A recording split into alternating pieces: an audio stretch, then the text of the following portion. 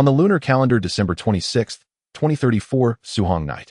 The sky hung low, heavy clouds veiling the light of the stars. Neon lights failed to dispel the loneliness. The new year was almost here.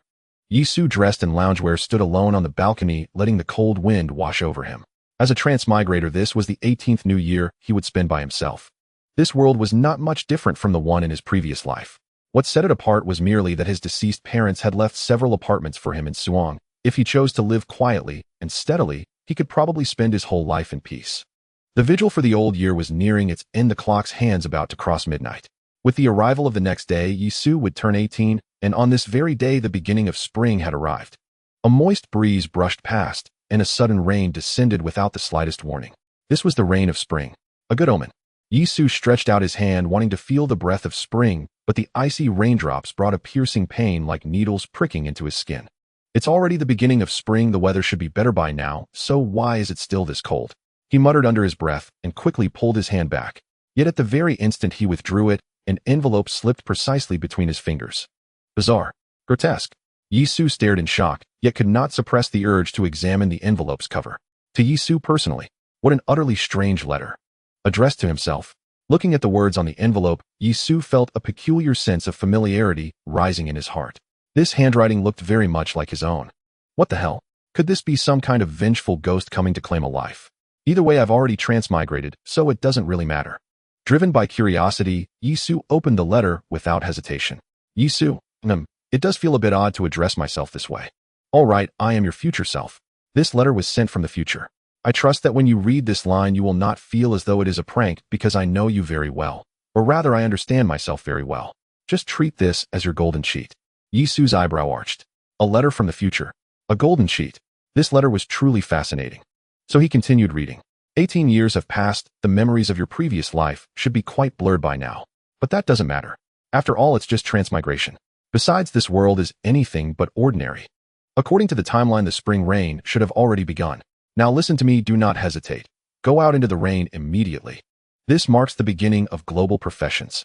The first people to bathe in the spring rain will obtain the earliest evolution quotas. When the spring rain accumulates to a certain degree of special power, professions will emerge accordingly. Alongside the spring rain, all sorts of opportunities will descend: treasure chests, profession scrolls, martial arts skills, spiritual medicine, spell manuals, and more. Due to cause and effect constraints for now, I can only give you 2 hints at most.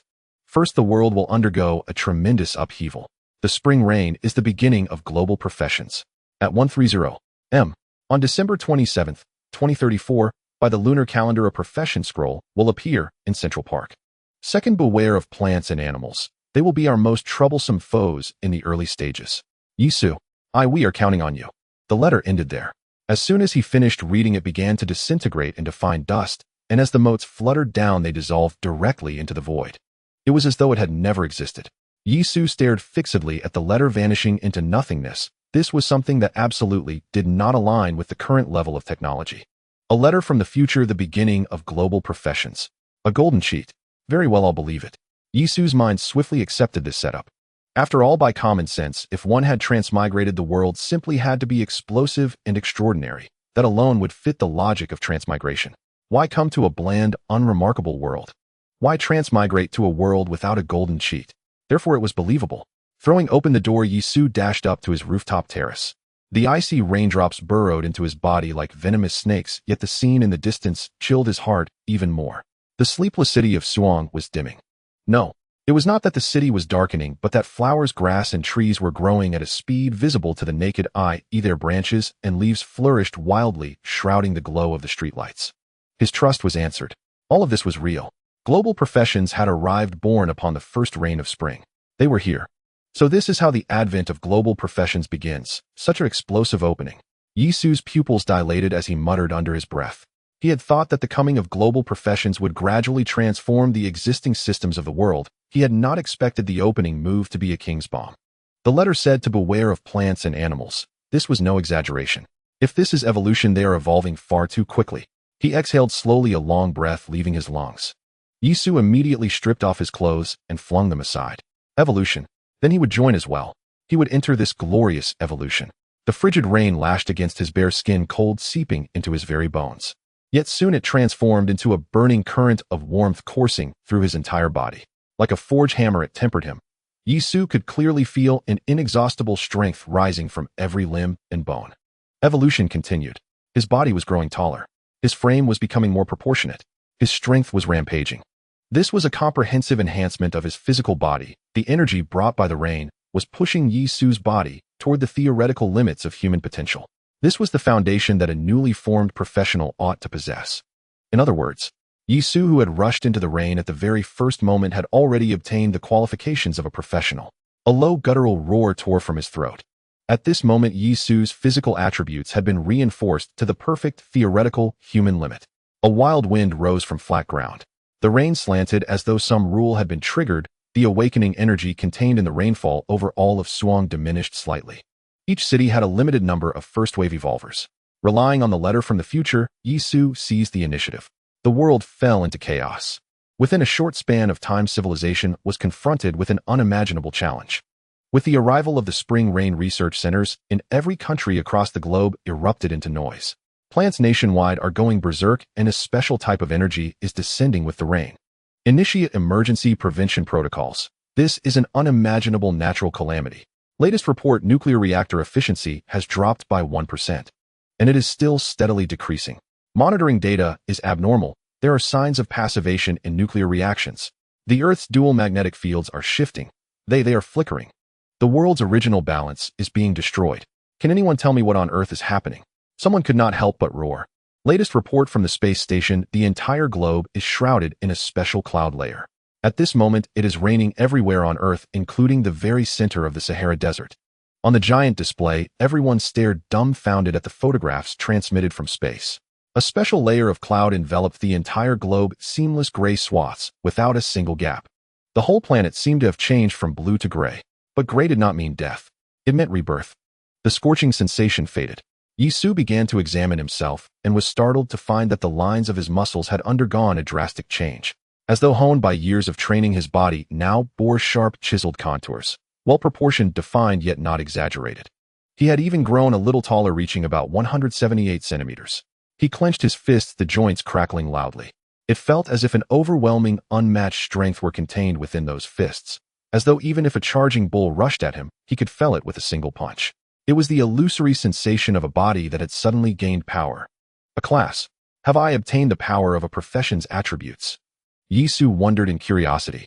As his voice sounded, a light screen appeared within his mind. Yisu class: none. Obtainable physique 10, standard human limit intelligence 5, standard human limit martial arts none, can be learned skills none, can be learned. An extraordinary world. This is the beginning of an extraordinary world. A meaningful smile appeared on Yisu's face. Crossing into this world as an utterly ordinary person would never do. This was precisely the outcome he desired. Moreover, in this extraordinary world, he also possessed a golden finger, letters from the future. A dreamlike start. Wait. Yisu's expression shifted, and he pulled his phone out from his trouser pocket.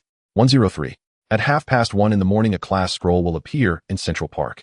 Right now, I only possess the qualification to have a profession, but I have no class yet, and certainly no martial arts or skills related to any profession.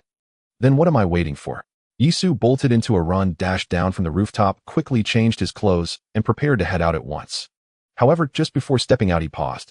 Turning back into the kitchen, he wrapped a boning knife in his clothes. Only then did he head out. Outside, the world was already on the verge of upheaval. Without something hard and solid in his hand, he felt no sense of security. Central Park was some distance from his home. He had more than enough time to run there. The real difficulty lay in searching. According to the letter from the future, this beginning of spring rain would bring not only the class scroll, but also treasure chests, weapons, martial arts skills, spiritual medicines, and other resources. He held a first-mover advantage and could not afford to waste even a moment. Breaking into a full sprint, Yisu discovered his speed was astonishing. Wind howled past his ears, scenery on both sides blurred by, and his stamina seemed almost inexhaustible. Gaining qualification for a class has pushed my physical attributes through a qualitative leap, Yisu thought to himself.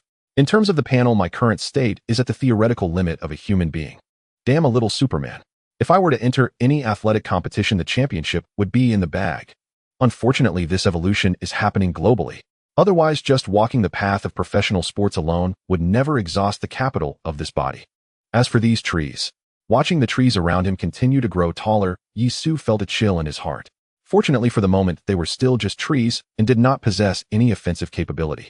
The boning knife wrapped in his clothes lent him a small measure of security. Before long, Yisu arrived at Central Park. It was practically a landmark of Suhong, vast and sprawling. Now with the grass, flowers, and trees growing wildly, it had taken on the feel of a primeval forest. Gritting his teeth, Yisu did not slow his steps at all and charged straight in. The faint lamplight did nothing to hinder Yisu's vision as he swept his gaze rapidly around him.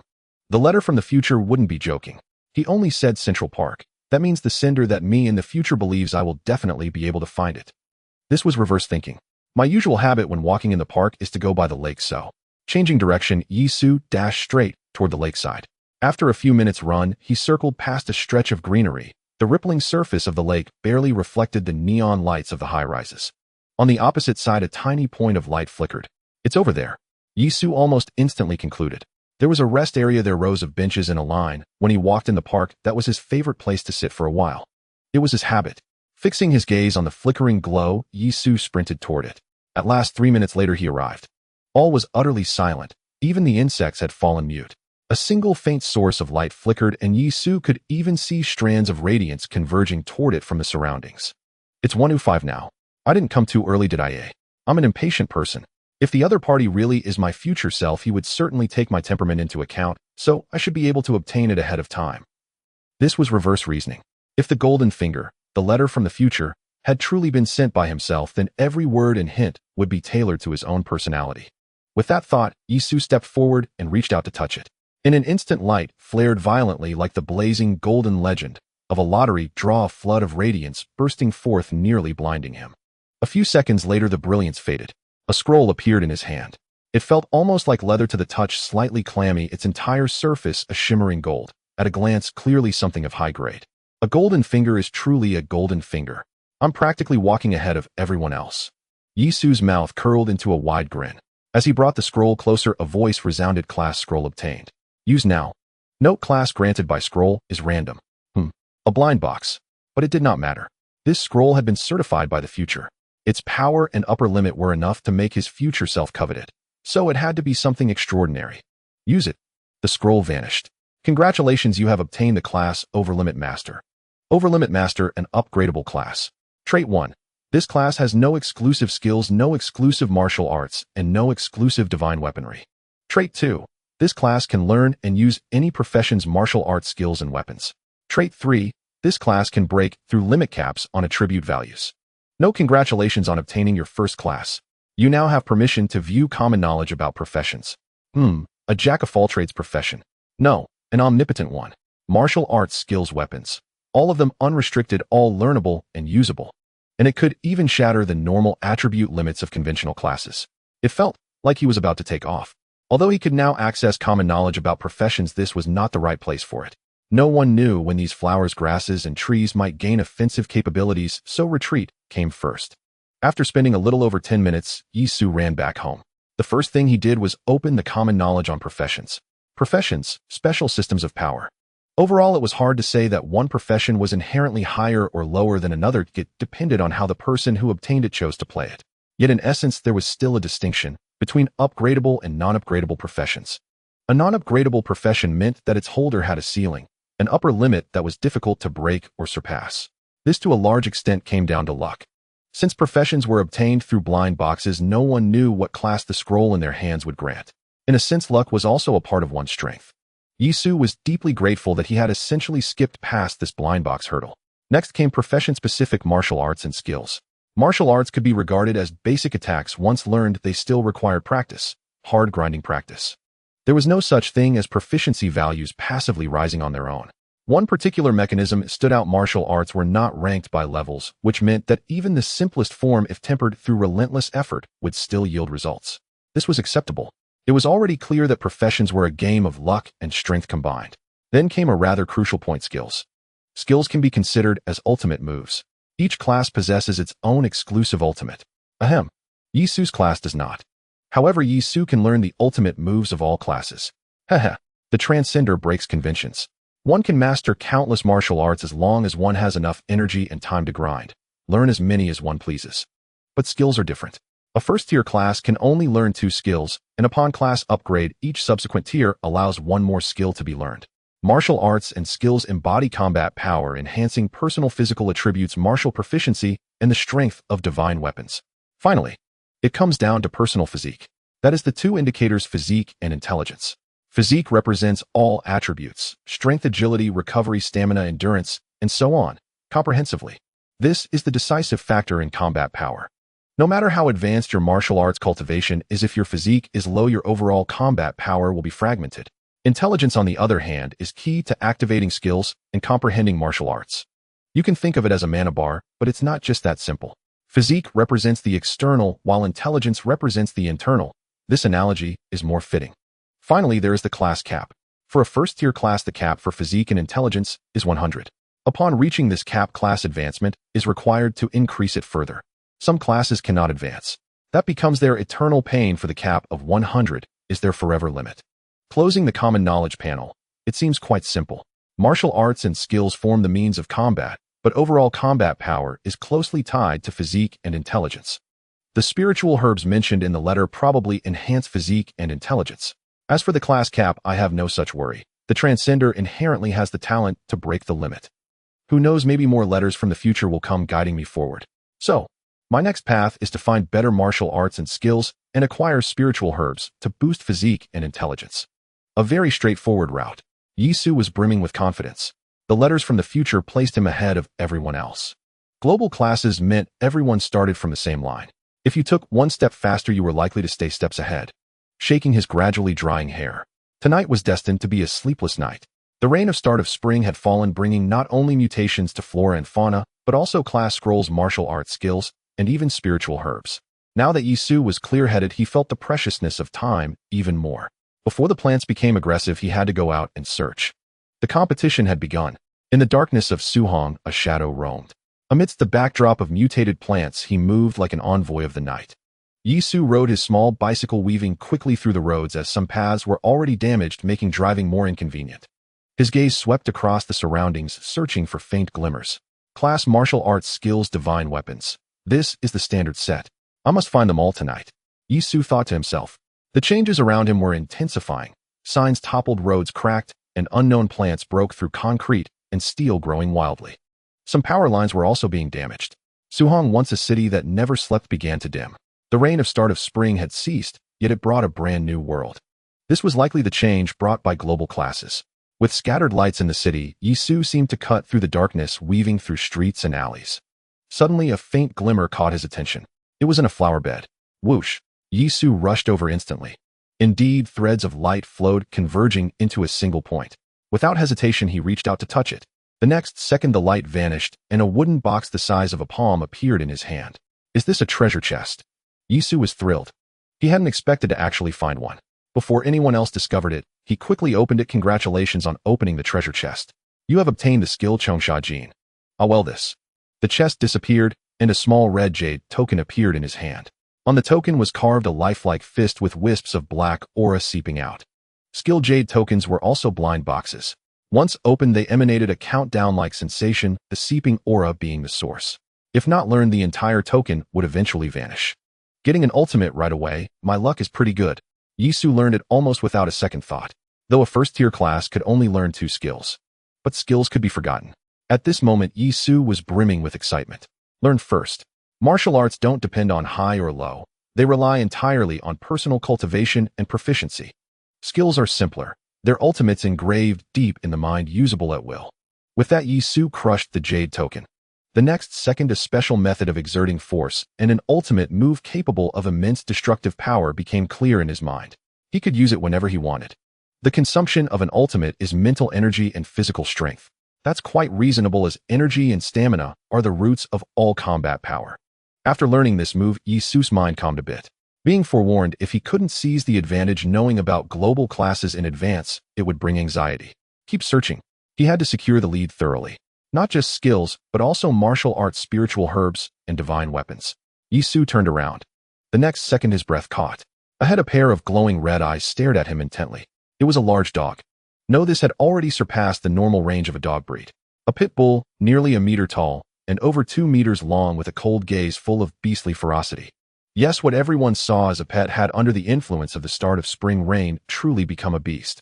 Beware of flora and fauna. They will be our most troublesome enemies in the early stages. The words from the future letter began to show their weight. Human patience with pets only extended to their size. This pit bull had clearly exceeded that. So fast. Plants have the natural advantage of absorbing rain, so rapid mutation makes sense, but this is an animal. Could it be? Yisu stared at it. Between its bared teeth, he saw a few faintly glowing root tips. A spiritual herb. This pit bull by sheer coincidence had devoured a spiritual herb. Damn it, that was mine. Yisu's face changed color. This big dog, from a certain perspective, had consumed a spiritual herb that belonged to him. A low growl sounded.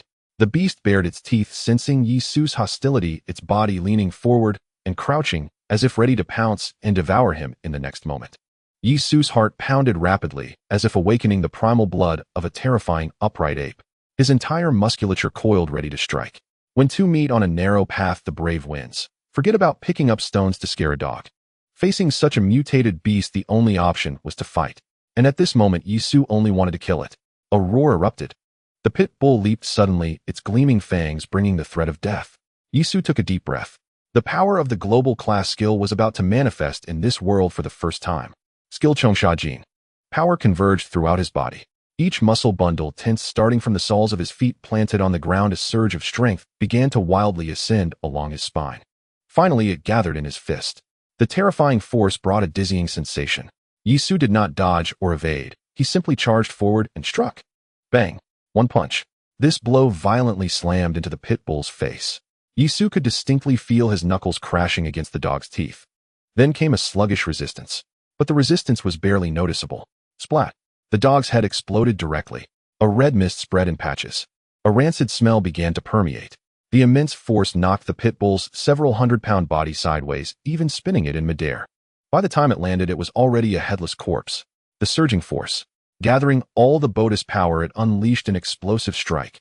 This was an ultimate move that complemented physical fitness. As long as the physique grew stronger, its power would continuously increase as well. With Yisu's peak human physical limits combined with this skill, killing a large dog was naturally a trivial matter. Even if the canine had a copperhead, iron bones, and a tofu-like waist, it could not survive this punch. Pure brute force. Yisu shook his hand. It was a bit sore. The surging force had protected his hand upon impact, but it was still only at the limit of human physical capability. Only when his physique rose again, surpassing the theoretical limit, could he truly withstand the recoil of this strike. He took a deep breath. The blood mist entered his lungs with the air. Yisu found it surprisingly comfortable, as if he had eaten a ginseng fruit. His whole body felt relaxed. This is the effect of the spirit medicine. By the way, if this dog ate the spirit medicine and I eat it, is it possible to absorb the medicine back? Early-stage resources were exceptionally precious. After searching extensively, Yisu had only just found a skill chest. In his eyes, the corpse before him had already become a substitute for the spirit medicine. Never mind, take it away. It's not me stealing the dog, okay? This dog dared to eat spirit medicine today. It might dare to eat people tomorrow. I'm doing a good deed. So saying, he hoisted the headless corpse onto the back of his small bicycle and sped away. While the little bike was quite sturdy, as soon as the spring rain's influence appeared, the entire national machinery sprang into action. The impact was too great. Who had ever seen plants visibly growing at such a rapid pace? The military had already mobilized. A nationwide emergency response had been triggered at a wartime level. Official personnel quickly formed an emergency task force directly led by the highest authorities. At the Modu Institute of Natural Sciences, Director, the latest news. A secretary-like staff member reported, police reports have come in from all over the country. The rampant growth of plants has affected road transport, and some animals and pets have mutated, leading to incidents of injury. In major provinces like Chuanshu, Daijing-Minjia, and Kunlun, unimaginable things have happened in the zoos. The military has been deployed to begin culling. The top leadership is about to declare a national state of emergency. Our institute has received orders to form a research team led by you to fully analyze the changes brought by this rain. A military plane is ready to take you to Daijing. The director, Li Qing, the most renowned scholar in Dashan, nodded. This response was reasonable. With the research team established, various pieces of information began to converge. Li Qing adjusted his glasses, a peculiar light flashing in his eyes, and said softly, plants and animals are mutating, so what about humans? The secretary was stunned, as if grasping a crucial point. Dawn arrived. Yisu returned home. The few hours of searching had yielded results. He opened two chests. One contained a martial art ape fist. The martial art was also presented on a jade slip, but it was white. This was a basic stance framework that needed to be learned. It seemed to be a form of Xingyi Quan. Unlike the Xingyi Quan passed down in this world, this martial art had an internal foundation, a method for circulating qi and blood. If he could truly cultivate something from it later, using weapons like spears or sabers would be very smooth. But as always, it required actual practice. The other item was an ordinary weapon, a long saber. This long saber was different from weapons forged from steel in this world. It had patterns that could conduct qi and blood force. It was a true weapon for professionals. Of course, this was just an ordinary long saber, not a divine weapon. It seemed that the so-called divine weapons still held significant value. Currently, Yi Su's panel was Yi Su class Transcendent Physique, 10 Intellect, 5 Martial Art, 8 Fist Skill Surging Force, plus 1 Ordinary Professional Grade Long Saber. This was the result of one night's work, quite fruitful. Oh, and there was also a headless dog corpse. The first thing Yi Su did upon returning home was prepare to cook. After all, this thing had eaten a spirit medicine plant. The dog's physique had been altered, its fur and hide were tough. Fortunately, using the professional grade long saber to cut the meat wasn't difficult.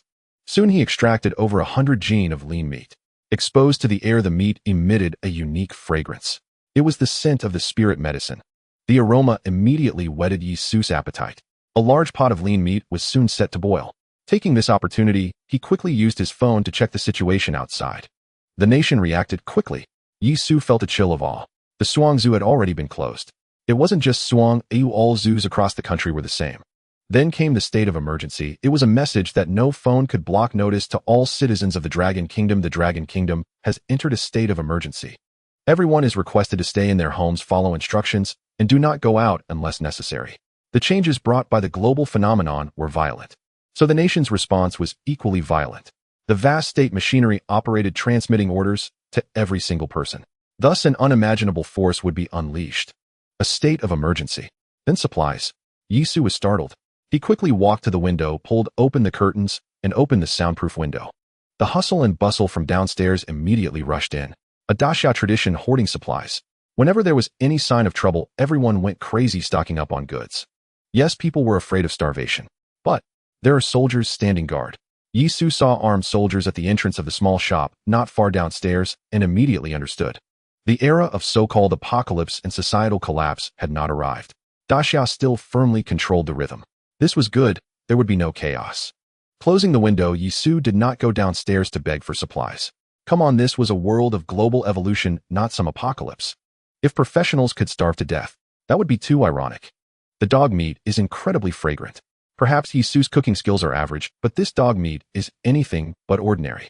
After all, it had consumed spiritual herbs. With a large pot weighing over 10 gene, Yi Su picked up his chopsticks and began to eat heartily. As chunks of meat entered his mouth, he felt a warmth spreading throughout his body, unsure if it was just his imagination. Then the surge of qi and blood.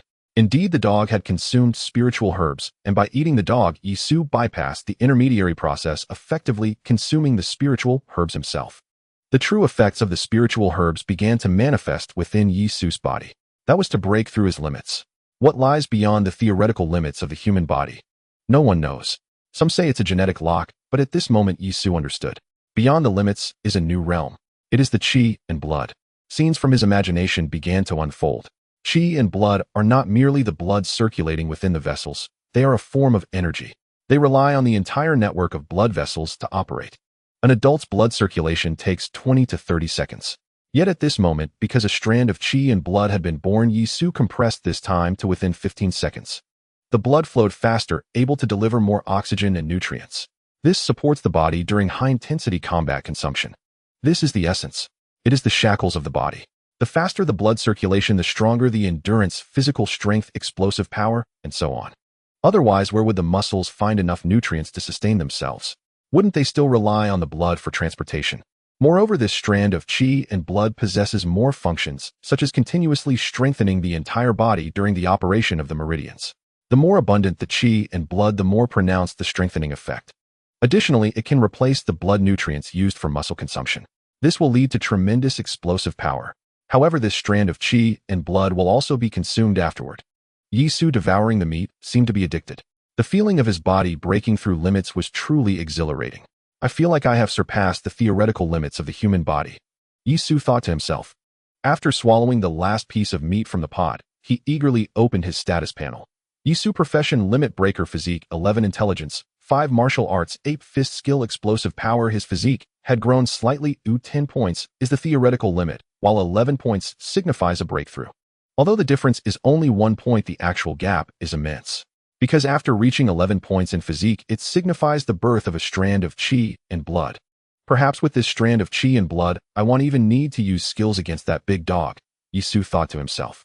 However, after using a skill aside from a slight pain in his hand, he felt fatigued and his head was heavy. After all, skills rely on physical strength and energy to unleash their power. If Yisu were in his prime at that moment, he could have fought Hiden. This is the difference between limits and chi and blood. Perhaps once the chi and blood strengthen, I might form a protective layer of blood energy capable of withstanding the assault of thermal weapons. Yisu envisioned this, completely unaware that he had consumed 10 jin of meat in one go. The strengthening of chi and blood is comprehensive. Without realizing it, his internal organs were the first to benefit. Huff, huff. Yisu's entire body was now radiating heat. This was the effect of the spiritual herbs contained in the meat. Did I really eat a whole pot? Yisu finally realized, no, my whole body is burning up. He felt restless. Following the guidance of his martial arts, he began to practice in his home. Ape fist. Yisu began with a long knife. Weapons can serve as an extension of the form and intent of the fist. Practicing directly with a knife is not inappropriate, and it even appears more refined. Ape fist emphasizes flexibility and variability, and when executed with a knife, it becomes even more agile. Of course, this is also attributed to Yisu's physique having broken through its limits. Otherwise, he wouldn't have the physical strength to perform such knife techniques. With the rich heated energy surrounding him, Yisu became almost entranced by the glimmer of the blade. Martial arts talent. This is the most indescribable thing. After all, new era materialists cannot cultivate immortality because they do not believe in the principles within it. Yisu, however, did not have such barriers. Please, I have crossed over from another world. Not to mention that martial arts can yield results. Even cultivation of immortality is something I believe. If you believe it exists, if you do not believe, it does not. The most challenging step has already been crossed by Yisu. A set of knife techniques gradually became proficient. After becoming familiar, it would lead to the cultivation of a certain aura. This is something that requires time to refine slowly. Lost in practice, Yisu was unaware of how long he had trained. Finally, he was awakened by a notification from his phone. It's already noon. Did I train for nearly 4 hours? Yisu, drenched in sweat, chuckled bitterly as he checked the information on his phone. At 1 p.m., every household on Benhai Street must come out to clear the trees on the street. This was sent by the street office. The official organization capabilities are incredibly strong. No matter what industry you are in, there are corresponding organizations that can find you. This kind of activity should have been imposed from above. In light of the global occupational impacts, it is quite normal for a nationwide mobilization. Yisu decided to go. It was because he didn't dare not to go. If you go, perhaps they won't remember you. But if you don't go, they will definitely know you. At this stage, the official forces are still the only dominant power. Yisu still did not want to expose himself. Perhaps he didn't want to get too deeply involved with the official forces until the future letter clarified his relationship with them. At 1 p.m., after filling the refrigerator with the remaining meat, Yisu went downstairs. Outside, the greenery was lush. The flowers, plants, and trees have stopped growing. However, their size has reached an astonishing level. There was even a building that had been pierced by tree roots, becoming a dangerous building. The community was filled with familiar faces now gathered in small groups chatting. They were discussing some internal news, appearing quite serious. Yisu knew this was merely gossip. The officials were also quite distressed. After all, they had never encountered such a situation. Soon a street official came to organize the people. The situation was that the officials were cutting down the trees on the road and everyone was helping out. It may seem meaningless, but it is very significant. People cannot be left idle. If left idle, rumors will abound, and with more rumors, it becomes difficult to maintain stability. People need to be kept busy to prevent overthinking. It should have been a few hours. The officials saw that the trees were no longer growing and began a nationwide cleanup. Yisu thought to himself, but the wave of evolution has already appeared. With the trees stopping their growth, who knows what developments will begin in another aspect. The wave has already emerged. The opening act was explosive. The follow-up won't be this simple. Just don't know where the real danger lies. What a huge bird. Suddenly someone exclaimed. Yisu looked up sharply. A gigantic bird with a wingspan of over 2 meters flew across the sky. It looked like a sparrow. Damn, are they cheating? Yisu narrowed his eyes. It was reasonable for plants to grow many times faster as their roots were absorbing the water element and gaining more evolutionary energy. But what about the animals? Their evolution was too rapid. Sparrows had turned into giant eagles. This was utterly unreasonable. Wait, now that sparrows had reached such a size, did they count as birds of prey? Birds of prey stood at the top of the food chain, and any creature they could kill was on their menu. A sparrow this large could probably kill an ordinary person. So, would humans start appearing on its menu? Don't say they were herbivores. Being herbivorous was a last resort. Who wouldn't eat meat if they had the choice? A piercing cry rang out. Then came panicked screams. Everyone saw the sparrow, no the mutated raptor, dive down fiercely. Its talons gleamed with a cold light. If it caught someone, it would undoubtedly pierce through a human skull. Watch out, Yisu shouted.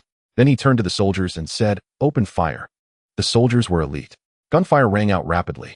Rat-a-tat-tat. They were just shooting around me.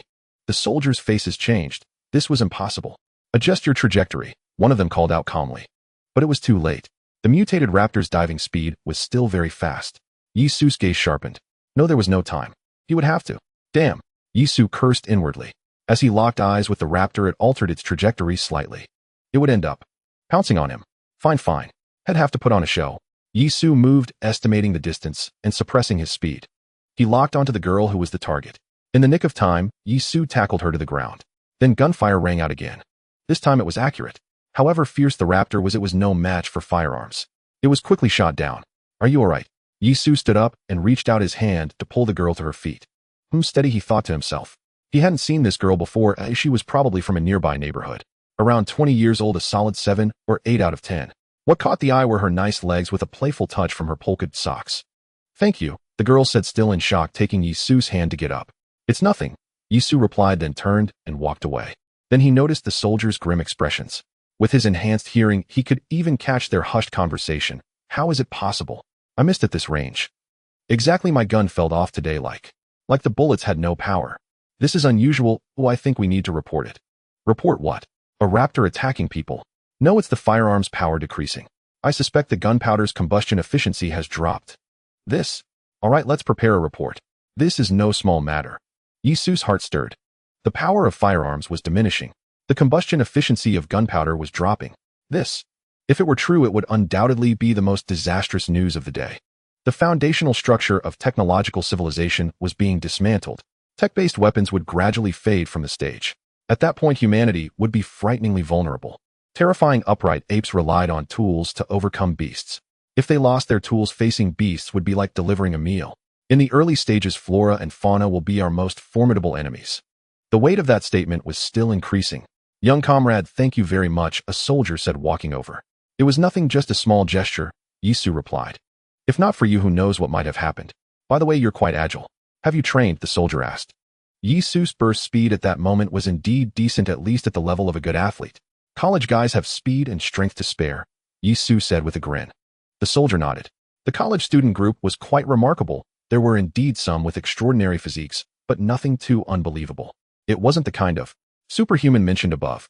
They nodded to each other and went about their own business.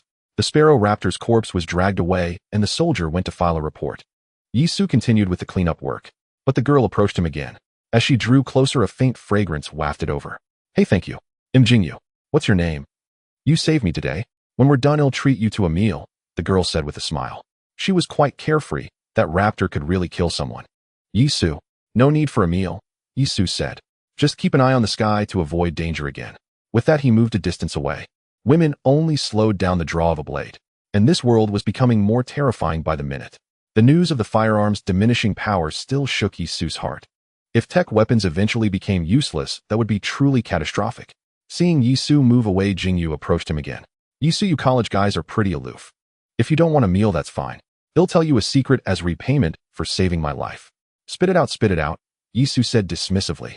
My family lives in Jinyuan community nearby. Early yesterday morning, I saw a glowing mass on a tree. Then it grew bigger and bigger, and the glowing mass was swallowed by it. Jinyu said. Yisu's eyes narrowed. A treasure chest. The glowing mass was indeed a treasure chest. If one had fallen on a tree that was growing rapidly, it could indeed have been engulfed. So how about it? That's a pretty good piece of news, right? Jinyu said with a hint of pride. Male psychology. No, it was child psychology. Curiosity. It controlled men their whole lives. A mere college guy. Handled. This news is indeed good, Yisu nodded. If it was a treasure chest, it was certainly valuable. Then let's make a plan. Let's add each other on WeChat first. They'll call you when we're done here. Okay. The two took out their phones, scanned the code, and added each other as friends. The cleanup continued. The authorities were determined to cut down the trees. When the whole nation mobilized its power was terrifying. The trees in the city were quickly pruned and the roots blocking traffic were dug up and cleared away. In just half a day the city was mostly restored. However, the towering trees remained, creating a striking contrast between the ancient-looking landscape and the modern city. This environment could best be described as humanity and nature in harmony. Yisu didn't have much time for sentiment. After returning home, he made plans with Jingyu to go to her place. He had to get that treasure chest. Yisu was still short one skill, didn't have a divine weapon, and one martial art set wasn't enough. After setting the time, Yisu prepared to leave. He walked to the door, then turned back, wrapping up the professional's long blade to take it. But on second thought, he put the long blade down and went to the kitchen to wrap a foot-long boning knife. He concealed it at the small of his back, and only then did he head out. Using her positioning ability, she located the Jingyu residential complex. Then she personally came out to welcome him. At the entrance of the building, she pointed to a massive tree beside them and said, "See, it's this tree. Don't climb it. Come through my room instead. One of its branches reaches right into my living room. The trees in the complex won't be cleared until tomorrow, so we still have a chance tonight." Her planning was thorough. Yisu nodded and followed Jingyu into her home. It was a standard girl's room. The moment he stepped inside, the air was sweet and fragrant. The decor was simple and white, with a bookshelf on the living room's accent wall that was most captivating. Yisu glanced over. They were all popular web novels from this world. This girl was actually a homebody. Entering the living room, there were still some shards of glass. A thick tree branch had squeezed its way in, adding a touch of green to the pure white minimalist world. Following this branch, one could indeed walk all the way to the main trunk of the giant tree. Moreover, from here, he could see a huge hollow in the trunk. A faint, barely perceptible glimmer flickered within the hollow. Plants couldn't open treasure chests. The chest must be stuck inside there. All he had to do was climb over and reach out a hand, and the jade token representing a skill or martial art would appear in his grasp. Beautiful. Yisu was already eager to try. He kept checking positions on the branch as if searching for the best foothold. "Oh, don't rush. I've already prepared a camera for you. You can hang it on your chest to record your adventure," Jingyu said. Her arrangements were very thorough. It was indeed quite tempting. Yisu was stunned for a moment, then nodded. "By the way, you're a homebody with all those books." "Oh, I just read them when I'm bored." "Good taste, they're all very popular books. Let's not talk about that. Have some water first. We'll move when it gets a bit darker." Yisu took the glass of water, but he didn't drink. As if remembering something, he asked again, "By the way, shouldn't I act now? Otherwise, once it gets dark, I won't be able to see the tree trunk clearly. What if I miss a step and fall?" Jingyu was taken aback. She seemed to subconsciously believe that darkness would become a professional's protective cloak. Because after becoming a professional, one's body is fully enhanced, able to see the path clearly with just a sliver of light. Seeing Jingyu stunned, Yisu grinned. "Girl, the devil is in the details." The next second, the water glass slipped from his hand. Yisu suddenly erupted. Blood energy surged through his body, bringing with it terrifying power. He assumed the stance of the ape, fist moving with explosive speed. With his sudden burst, he was as swift as a startled hare. Jingyu was shocked. Faced with Yisu's abrupt assault, she couldn't dodge at all, merely crossing her arms to block the punch he thrust out. Bang! A deafening sound rang out. Jingyu was sent flying directly. Her body smashed through the glass door of the dining room and slammed heavily into the refrigerator. Shards of glass scattered everywhere, a scene of utter chaos. At that moment, her arms were bruised black and blue, her bones fractured, her fingers trembling uncontrollably. This single punch had crippled both her hands. The impact of her back against the refrigerator brought an excruciating, terrifying pain. As she looked up, a chill touched her neck. A sharp boning knife was already pressed against her throat. Pat! At that moment, the water glass Yisu had dropped finally hit the ground. The sound of shattering exploded like thunder in Jingyu's heart. Strong. Too strong. Inhuman. Even awakened, I couldn't last a single move against him. Wah! What are you doing? Jingyu's lips were tinged with red, a trickle of blood flowing out. The backlash force had shaken her internal organs. She stared at Yisu, her face full of disbelief. "I told you the devil is in the details," Yisu said. His gaze was as calm as an ancient well, yet carried a distinct chill. "Suggesting we act at night shows you're well aware of an evolver's night vision. That was your subconscious thought. So your identity is exposed. Also, you gave me too much time to observe. Looking out from your window. Hell, last night I killed a dog over there. You should have seen it, right?" Jingyu was stunned. The world of evolvers was completely different from what she knew. She looked at the bookshelf on the accent wall, filled with numerous web novels. She was well versed in their tropes. After awakening unexpectedly last night and witnessing Yisu kill that dog, a cliched melodramatic plot surfaced in her mind. The protagonist, the one who seizes the upper hand, is the protagonist. Now that she knew Yisu's identity, she had countless ways to destroy him. Whether it was using him to slay the monster in that tree hollow, tricking him for information, or extracting more opportunities from him. As long as she had the upper hand, she held the initiative. She couldn't lose. Yet, the real world wasn't a plot twist. Yisu was colder, more cautious, and more violent than she had imagined. Taking that glass of water had almost pinned one of his hands, making his sudden explosive attack utterly unexpected. Now the tables had turned. I don't believe you dare to kill, Jingyu said, staring into Yisu's eyes. In fact, I never planned to harm you. You're too sensitive. Why can't we just sit down and talk? At least you and I were the same kind of people. Oh, the same kind. Yisu heard this. He nodded unexpectedly. Then he withdrew the knife. Turning around, he pulled out a few tissues from the box on the floor and spread them over the spot where the shattered glass lay. Soon the soft paper soaked up the water. Yisu picked them up and walked toward Jingyu. What are you doing? Jingyu suddenly thought of something and couldn't help but scream. Actually, I've been quite courteous, Yisu said. Order hasn't collapsed yet, and it seems I have a duty to maintain its normal stability. So as long as you didn't intend to kill me, I wouldn't kill you. But of course that's contingent on you proving this water is clean, isn't it? Jingyu's face was filled with terror.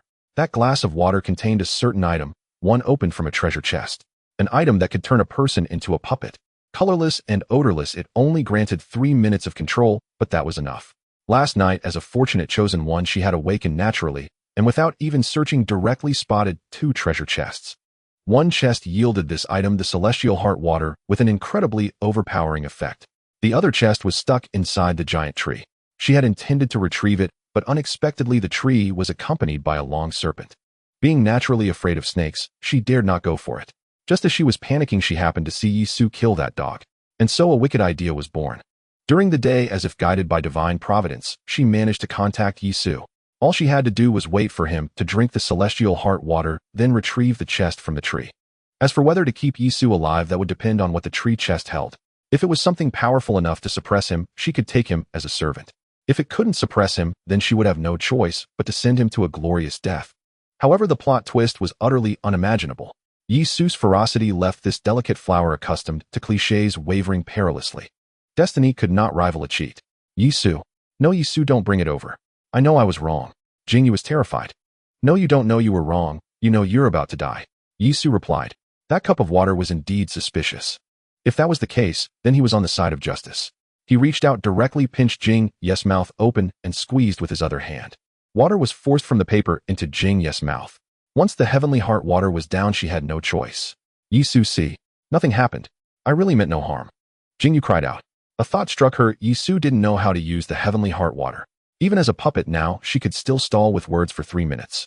Once 3 minutes passed, a glimmer of life would appear. Though she had made many mistakes and her schemes were crude, she wasn't at a dead end yet. Yisu blinked. No poison. Could it be that she genuinely wanted to partner up? With the global professions activating, everything was an upheaval. Exploration was inevitable.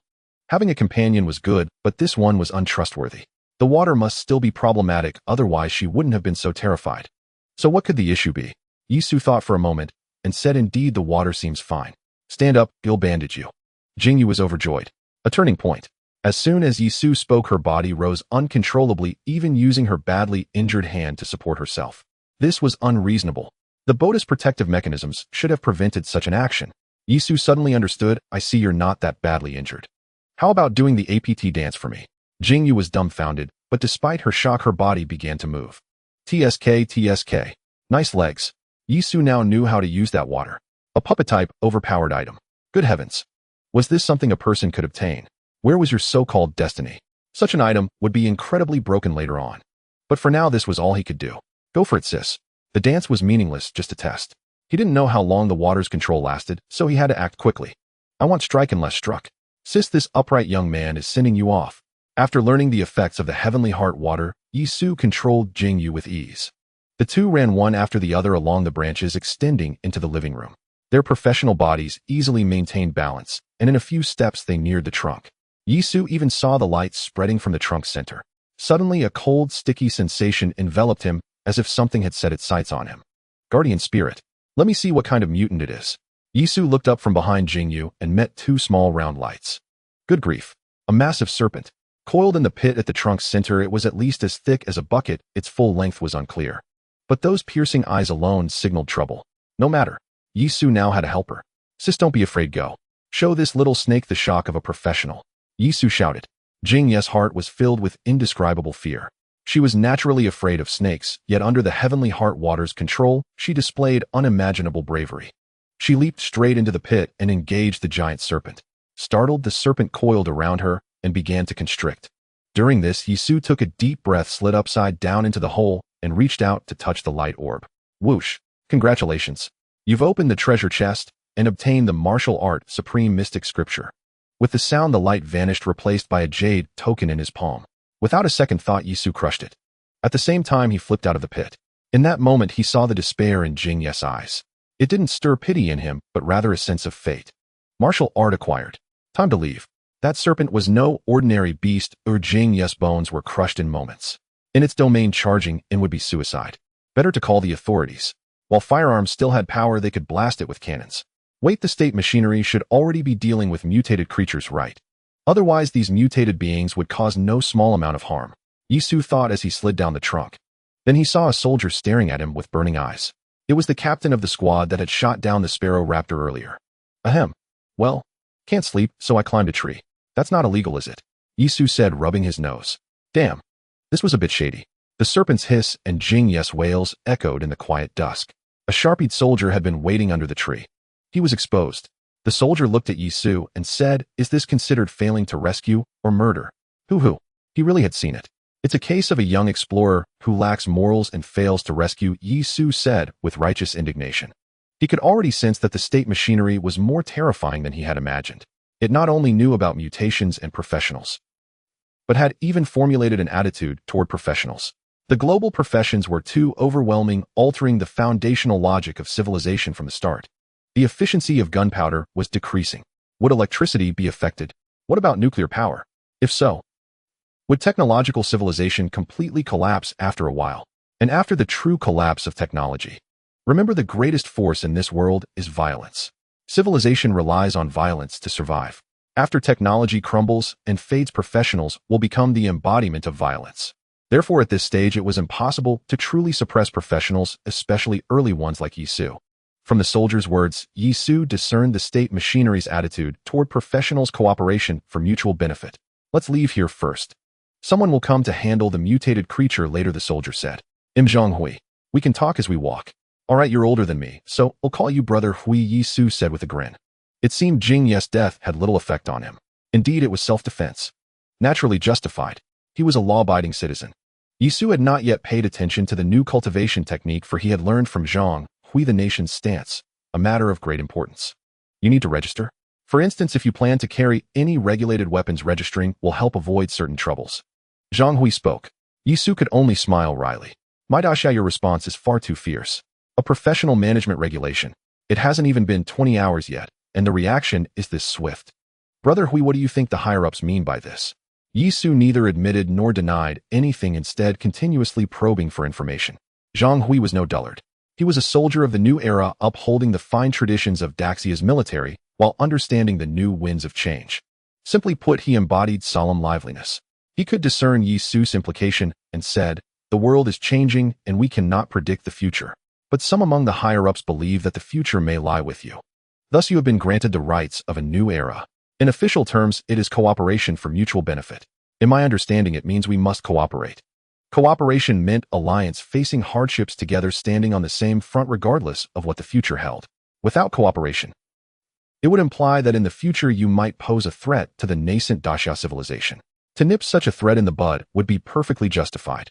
After all, the ultimate consideration for the higher-ups was this: Daxia civilization must not perish in this catastrophe. They would use every means and method to ensure survival. Cooperation, yes, of course, cooperation.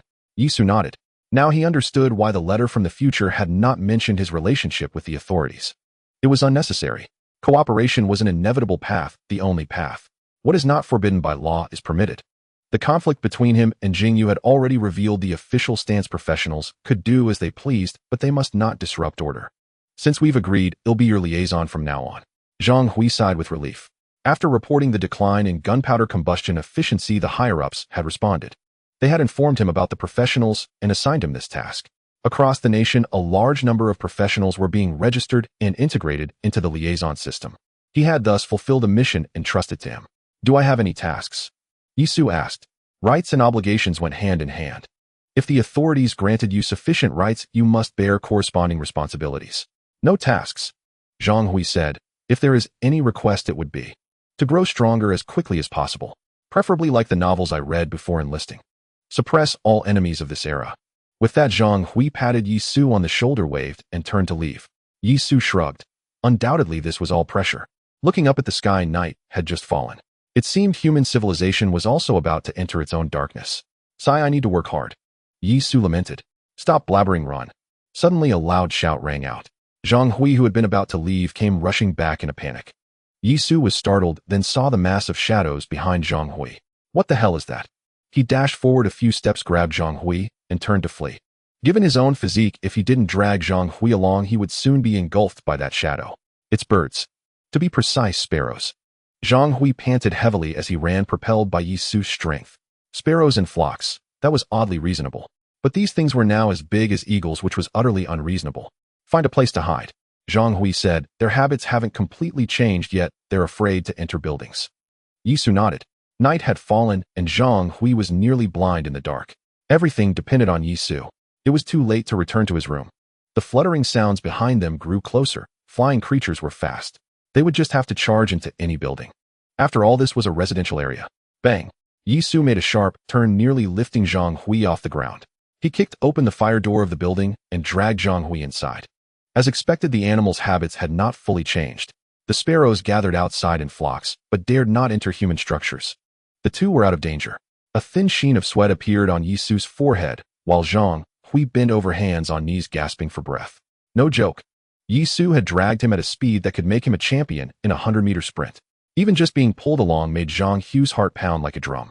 Once he caught his breath, Zhang Hui immediately took out his phone to report the information. Mutated raptors flocking and attacking humans was a monumental event. Seizing the moment, Yi Su began to examine the cultivation technique he had just obtained. Tai Xian Jing description, a cultivation method that effectively circulates blood and qi within the body, allowing for rapid generation. A fine thing.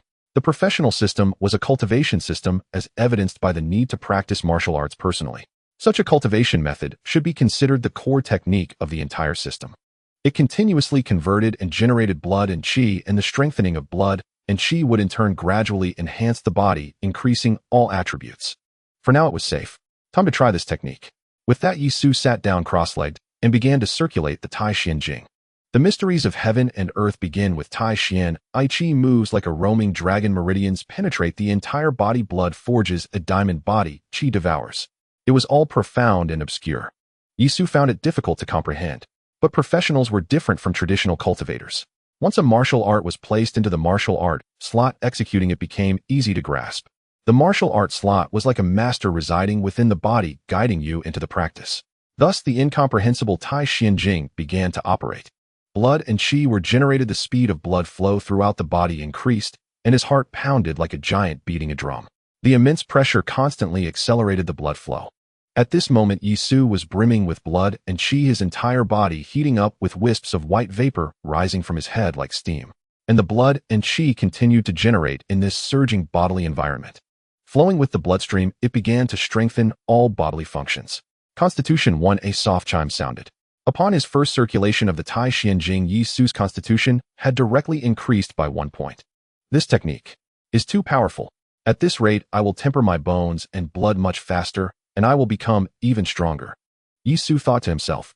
The body was the foundation of everything. No matter what martial art or skill, it ultimately relied on the body to support it. Without the body, all is nothing. Ahem. Zhang Hui hung up the phone and coughed lightly, indicating he had something to say. Yi Su opened his eyes. Is there a situation? Zhang Hui nodded. I just finished a call. The military stationed in Suong has decided to eliminate the raptor group. Are you interested? Zhang Hui's eyes sparkled. To put it plainly, Yi Su was his achievement, his political merit. To speak correctly, this type of superhuman, or rather professional, naturally stands in opposition to mutated beasts. Early exposure is better than groping in the dark. The contact person system entails Zhang Hui needs to provide information allowing Yi Su to engage in various battles and benefits nurturing him to become even stronger. This isn't a mandatory mission. You can decide on the battles and training yourself, Zhang Hui added. He wasn't blind. Yi Su's state just now was clearly one of cultivation. Therefore, ultimately, it still depends on Yi Su's own attitude. Let's go take a look together, Yi Su said after some thought. He wanted to witness the current military power and see how strong the mutated beasts could be. This information would be quite helpful for future considerations. It wouldn't do to operate in isolation. All right. After Yisu and Zhang Hui glanced at the situation outside and found that the mutated beast group was gone, they ran out directly. However, Yisu still returned home once. He wrapped the long knife adapted for professionals in cloth and strapped it to his back.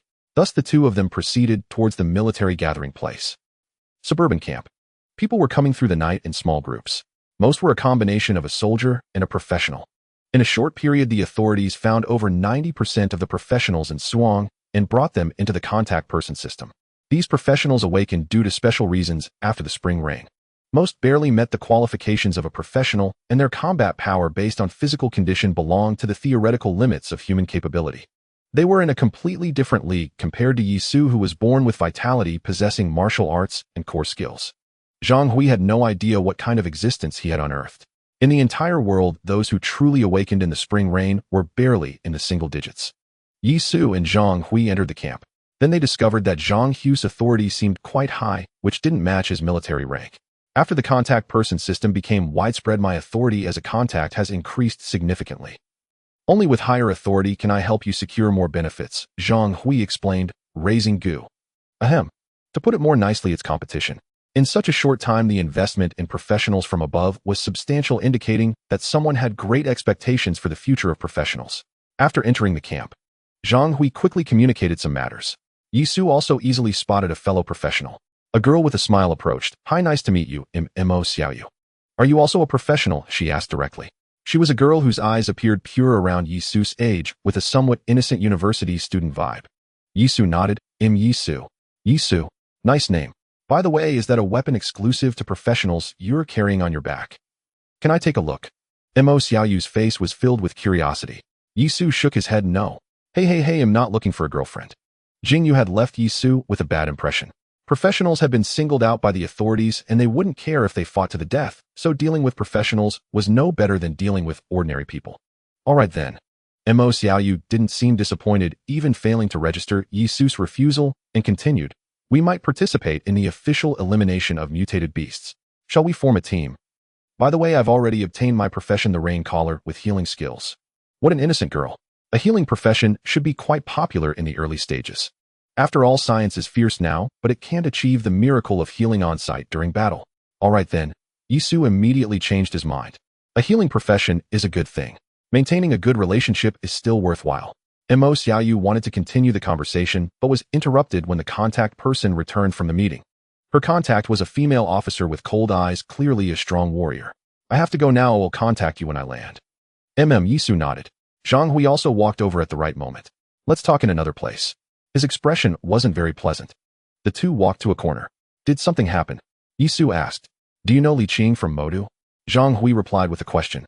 Moi. Yisu was startled. Li Qing, a scholar of the Daxia Kingdom, was exceptionally intelligent and talented with expertise in multiple fields, even being an absolute authority in those areas. Currently, he served as the head of a research institute in Modu. Many technological problems in Daxia had been solved under his leadership, and his status was almost transcendent.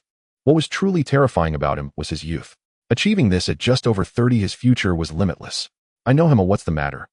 Director Li's plane passed over Suang and was attacked by unidentified mutated raptors, currently making an emergency landing in a certain area, Zhang Hui said. This time there are two missions. One is to eliminate the mutated sparrows in Suang City. The other mission is to rescue Director Li. The higher-ups want you professionals to participate in the rescue mission, especially since during Director Li's emergency landing, he mentioned that there were large quantities of light orbs in that area. So, Yisu nodded. I understand. I agree. Li Qing. This person will become a shining star of this era. Don't think that with the global arrival of professionals, research is no longer needed. Oh, on the contrary, the role these individuals can play is enormous. The most straightforward spiritual medicine absorption is still in its primitive state. How to maximize the effects of spiritual medicines still requires researchers to experiment and analyze. Moreover, the establishment of the professional system and its various derivatives cannot be accomplished by professionals alone. It relies on the power of research. The goodwill of such individuals can yield significant benefits in the long run. Furthermore, since the spring rain has just arrived and it hasn't been a day, yet even if the outdoors are dangerous, it wouldn't be insurmountable. Walking ahead of everyone gives you a definitive advantage. All right, I will start making arrangements, Zhang Hui said. As a contact, I want go with you, but our communication will not cease. This is the equipment you need to carry. Saying this, he handed Yisu a mobile phone and a pair of earplugs. This is a specially made communicator. Drones will ensure signal coverage in the air, and there will even be nuclear-powered drones for wireless charging passing by. You don't need to worry about the signal and power. Also, the most critical point is. At this point, Zhang Hui said solemnly, I can swear on my honor as a soldier, Yisu, you can absolutely trust me. The establishment of the liaison system is not for anyone in particular. It's for countless individuals, it's for the great Xia. Yisu nodded and smiled, I understand. All right, I will take you there now, Zhang Hui continued. Along with you there will be a small team. The elite quality of this team will definitely exceed your imagination. Don't worry, so far you are not the main force. The reason for bringing you along is largely because of those light orbs. I heard that you can draw power from those light orbs, Yisu nodded. The official information has been compiled. They certainly know no less than professionals, or rather the number of professionals truly belonging to the official ranks is probably not small. Soon, Zhang Hui took Yisu to the departure team. This was a team fully equipped with special gear, without any insignia, looking very mysterious. And mystery often signifies combat prowess. Along with Yisu, some other professionals were also brought over, both men and women. Excitement was evident on their faces. The transition in identity was too rapid. Suddenly, they had the qualifications to say, by the ancestors above, whom they could accomplish great things now. A group of people gathered together facing the fully armed team, remaining relatively quiet. I am Hu Hai, the captain of the rescue team. Fully equipped, Hu Hai approached and spoke. He was aware of many inside details. After all, their team had a high specification with full loyalty and much intelligence would be reported. So he knew that these were the fortunate ones. Professionals. For this rescue, I have only one request, follow my orders. I need you all to act according to commands, understood? Hu Hai's presence was very strong enough to suppress these newly minted professionals. Understood. Yisu responded loudly. He appeared to be a very obedient young man. At the same time, it drew the attention of other professionals. Some even looked at him with disdain. Power brought arrogance. Yisu sneered inwardly. Did they really think themselves destined? Stop pretending. Without combat it's fine, but when real fighting occurs, the scenes of carnage will be enough to make them drink their fill. Professionals are not the source of respect. Power is. Oh, right, they still do not have professional weapons. Damn, are they just putting on an act? Hu Hai glanced at Yisu. He could sense the half-baked military aura from him. A young man, it seems military training does have its effects. Taking a bunch of kids is really troublesome. I hope they won't cause me trouble. Hu Hai thought to himself. He then nodded to the various liaisons. Prepare to depart. Finally, he shouted loudly. Team members came forward, each taking a professional onto a vehicle. The sound of roaring engines erupted. About 10 vehicles swiftly moved through the night. In the suburban mountains of Suzhou and Hangzhou, fierce flames burned, reflecting off the wreckage of a shattered plane. Black Tiger, you've worked hard, said Li Qing, whose clothes were tattered, to the burly man beside him. Protecting the director is my duty. Black Tiger said in a deep voice. Standing at nearly 2 meters tall, he resembled an iron tower, providing a sense of security in the darkness. This guy was covered in blood. The plane made an emergency landing and then disintegrated in an explosion. He firmly protected Li Qing, ultimately tearing open the fuselage and escaping from the dangerous cabin with him. After rescuing Li Qing, Black Tiger surveyed the surroundings and then proceeded to rescue all the crew members. This was a private plane, and there were only these few people. Moreover, all these people are professionals. That the great Xia could assemble such a lineup in a short time is already quite extraordinary. Only such an extraordinary combination could ensure Li Qing's safety. There is currently no immediate danger to life. The strength of the professionals has allowed them to survive. Black Tiger said, at most they will only be left with some scars. Of course, this is provided our rescue arrives quickly.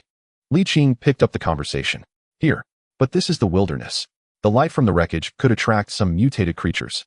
The rain of early spring. For flora and fauna, it's simply a gift from heaven. The mutation rate is incredibly fast. Someone from Suzhou and Hangzhou should be dispatched. Be careful. Black Tiger suddenly shouted. Pairs of green pupils appeared in the darkness. Li Qing's expression changed. Wolves. If it were the past, he wouldn't have cared at all. But now it was truly deadly. Do you know? I don't like your kind. Professionals. Hu Hai said to Yisu. When the rescue team was assigning seats, Yisu was placed in Captain Hu Hai's vehicle. The reason was simple. At least Yisu understood some military conduct and knew to follow orders. He wouldn't become a burden at critical moments. Yisu grinned. Is it because the power we obtained is too opportunistic? Hu Hai was taken aback. This statement struck a chord with him. His confidence stemmed from years of training and various life-and-death missions. And professionals, almost in a stroke of luck, obtained powers that he envied. This is a disparity. It's also an unfairness. You kid have some guts, Hu-Hai said. This rescue doesn't require you to exert any effort, just watch with peace of mind. Yisu nodded. Don't worry, I'm very obedient. Men's competitive spirit I can understand. Hu-Hai still believes the true era of professionals has not yet arrived. At this stage, the real combat power still relies on them. Yisu also saved himself the pretense. His starting point was different from others. He had advantages. In the future, he would certainly have his place. He just needed to wait patiently. After saying this, Yisu closed his eyes and began to run the Tai Xian Jing. Martial arts still require practice. As the Tai Xian Jing circulated, Yisu's blood surged. On the open-top vehicle, the mist that was evaporating could not be seen, and others only felt a bit of warmth. The journey was quite smooth. They were not pursued by a sparrow that transformed into a giant eagle, nor did they encounter any other chaotic mutated beasts. The vehicle adapted to all terrains as it moved forward. Hu-Hai occasionally checked the positioning coordinates. He did not let down his guard due to the smooth journey. Suddenly, Yisu's eyes snapped open. A flash of brilliance was contained within. I heard gunfire, Yisu said in a deep voice. Hu-Hai's gaze sharpened as he looked at the combat panel, his position nearly overlapping with the rescue location. All personnel prepare for battle. Almost without thinking, the soldiers' professional instincts took over. Click, click, click. Bullets were chambered. The rescue team instantly entered a combat state. Strips of fabric scattered. An ancient long knife appeared in Yisu's hand. It would be best if they could lie down. Cannot lie down. He has never had the habit of leaving his fate in the hands of others. Hope. What Zhang Hui said about the rescue location being filled with light orbs is true. With the cat cart advancing, the sound of gunfire echoed in everyone's ears. Hu-Hai cast a glance at Yisu. This kid really has something. He could hear the gunfire from that far away. Yisu, follow orders and obey commands. Don't worry, I'm very well behaved. Yisu gazed into the distance. The faint glow of fire in the distance already illuminated the surrounding scene. Mutated beasts. They were. A pack of wolves. Damn, where did a wolf pack come from near Suong? Forget it, let's see what's happening. The wolf pack was besieging a group of people. That group formed a protective circle guarding one individual. Good, the target was still there. Then there were light orbs scattered all over the ground. Yisu frowned. The thought of light orbs everywhere was too much to hope for. There couldn't be such density. However, there were indeed light orbs nearby. The higher-ups hadn't lied about that. At just the right moment, Zhang Hu's voice came through the earpiece. Yisu, I've received a report. Director Li is still alive. No matter what, you must ensure he survives. This is a great achievement. In the future, it could earn you unimaginable rewards from Li Qing's experiments. Of course, stay safe too. The wolves after mutation are incredibly fierce. They can even dodge pistol bullets. Don't worry, Yisu hummed in response. The rescue team immediately relayed the battle situation, which was analyzed by the command post, and then the liaison contacted each professional. The overall command was highly efficient. Despite the distance, the earpiece allowed the professionals to receive guidance. Don't expect the rescue team to fight and command the professionals simultaneously. That's unreasonable. 4-2 systems working together for the first time, remote command was the best approach. Prepare for battle. As the cat cart neared the battlefield, it slid sideways. Hu-Hai leaped out and shouted, professionals, stay put and protect yourselves. Fire team suppress with gunfire. Assault team charge into the battlefield. Understood. A chorus of crisp voices rang out. Immediately, dense gunfire erupted. Accompanying the roar of guns was the whistling sound of Yisu's terrifying speed. So far, Yisu's physique had reached 12 points, a number surpassing the limits of the human body. Not only that, but he also possessed blood and chi power. This further widened the gap between him and other professionals. It could even be described as the difference between heaven and earth. There was no way around it. Being at the limit and breaking through it were two entirely different matters. Yisu's burst of speed was so fast that by the time Hu-Hai reacted, Yisu was almost upon Li Qing's battle group. Damn it! Hu-Hai cursed under his breath. This guy kept saying he was well behaved, but he was the first to move. Yisu paid no heed. First, he wanted Li Qing's favor. Zhang Hui had connections, and Li Qing seemed to hold a significant position. In the future, he would occupy a high-ranking role in the Global Professional Research Institute. This favor was valuable, so Li Qing couldn't die. Then there was the matter of making an impression. The people around Li Qing were all professionals. Don't underestimate the authorities. They could still muster a team of professional bodyguards. And this team wouldn't remain obscure in the future. By making an impression and getting acquainted, Yisu might later glean some insider information.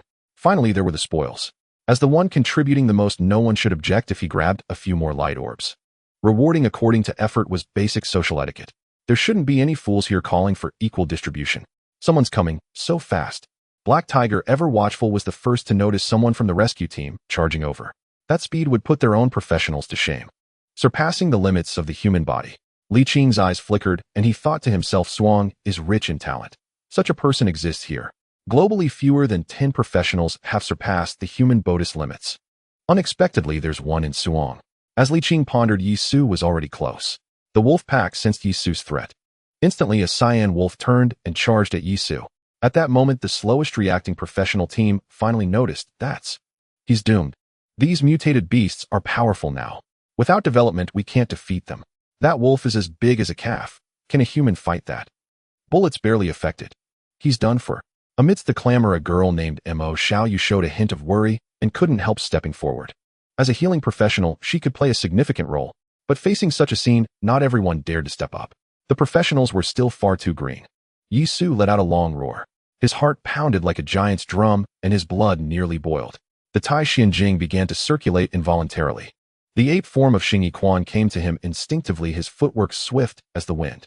Facing the charging giant wolf, he felt no fear. It was the rush of adrenaline. Yi Su entered a peculiar state. It's so slow, he thought. The cyan giant wolf's sprint seemed agonizingly sluggish. Every step, the splashing mud, the breaking grass blades, all were vividly clear. This was bullet time. In truth, it was the effect of the Tai Xianjing. Yi Su had no idea what Jingyu had brought him. From one perspective, Su Hang's destiny wasn't Yi Su, but that Chinibyu girl Jingyu. In bullet time, Yi Su's battle intent surged, his aura magnificent. With a sharp blade in hand, the killing intent arose. The cyan wolf leaped, lunging directly at him. Yi Su could easily see the brutality in its eyes, yet he evaded the lunge with ease. Confusion flickered in the wolf's gaze. When it turned back, there was only a flash of blade light. A faint red light like a red knife cutting through butter. With a soft thud, the massive wolf head was severed. Crimson blood splattered, and the air filled with the scent of gore. With a light spin and nimble steps, Yi Su continued toward Li Qing. The battlefield, however, froze momentarily at Yi Su's strike. Holy crap! Blade light. How is that possible? The professionals farthest away fell silent like quails. This defied common sense. In their understanding, professionals were merely stronger, physically a cut above ordinary people. To truly break away from the norm, they needed to consume spiritual medicines and acquire professional skills later. Even Mo Xiaoyu, with her innate skill, only emitted a warmth when healing. In combat, force was invisible and intangible. To make force visible, to see light appear, that instantly elevated the standard by several levels. This was what it truly meant to be a professional beyond ordinary humans. Hu Hai was startled. What the hell? Was this some kind of movie shoot? With special effects? Could a single slash truly produce a blade of light? Was this even reasonable? Or perhaps, this was the true essence of a professional. A faint sense of frustration surged within him.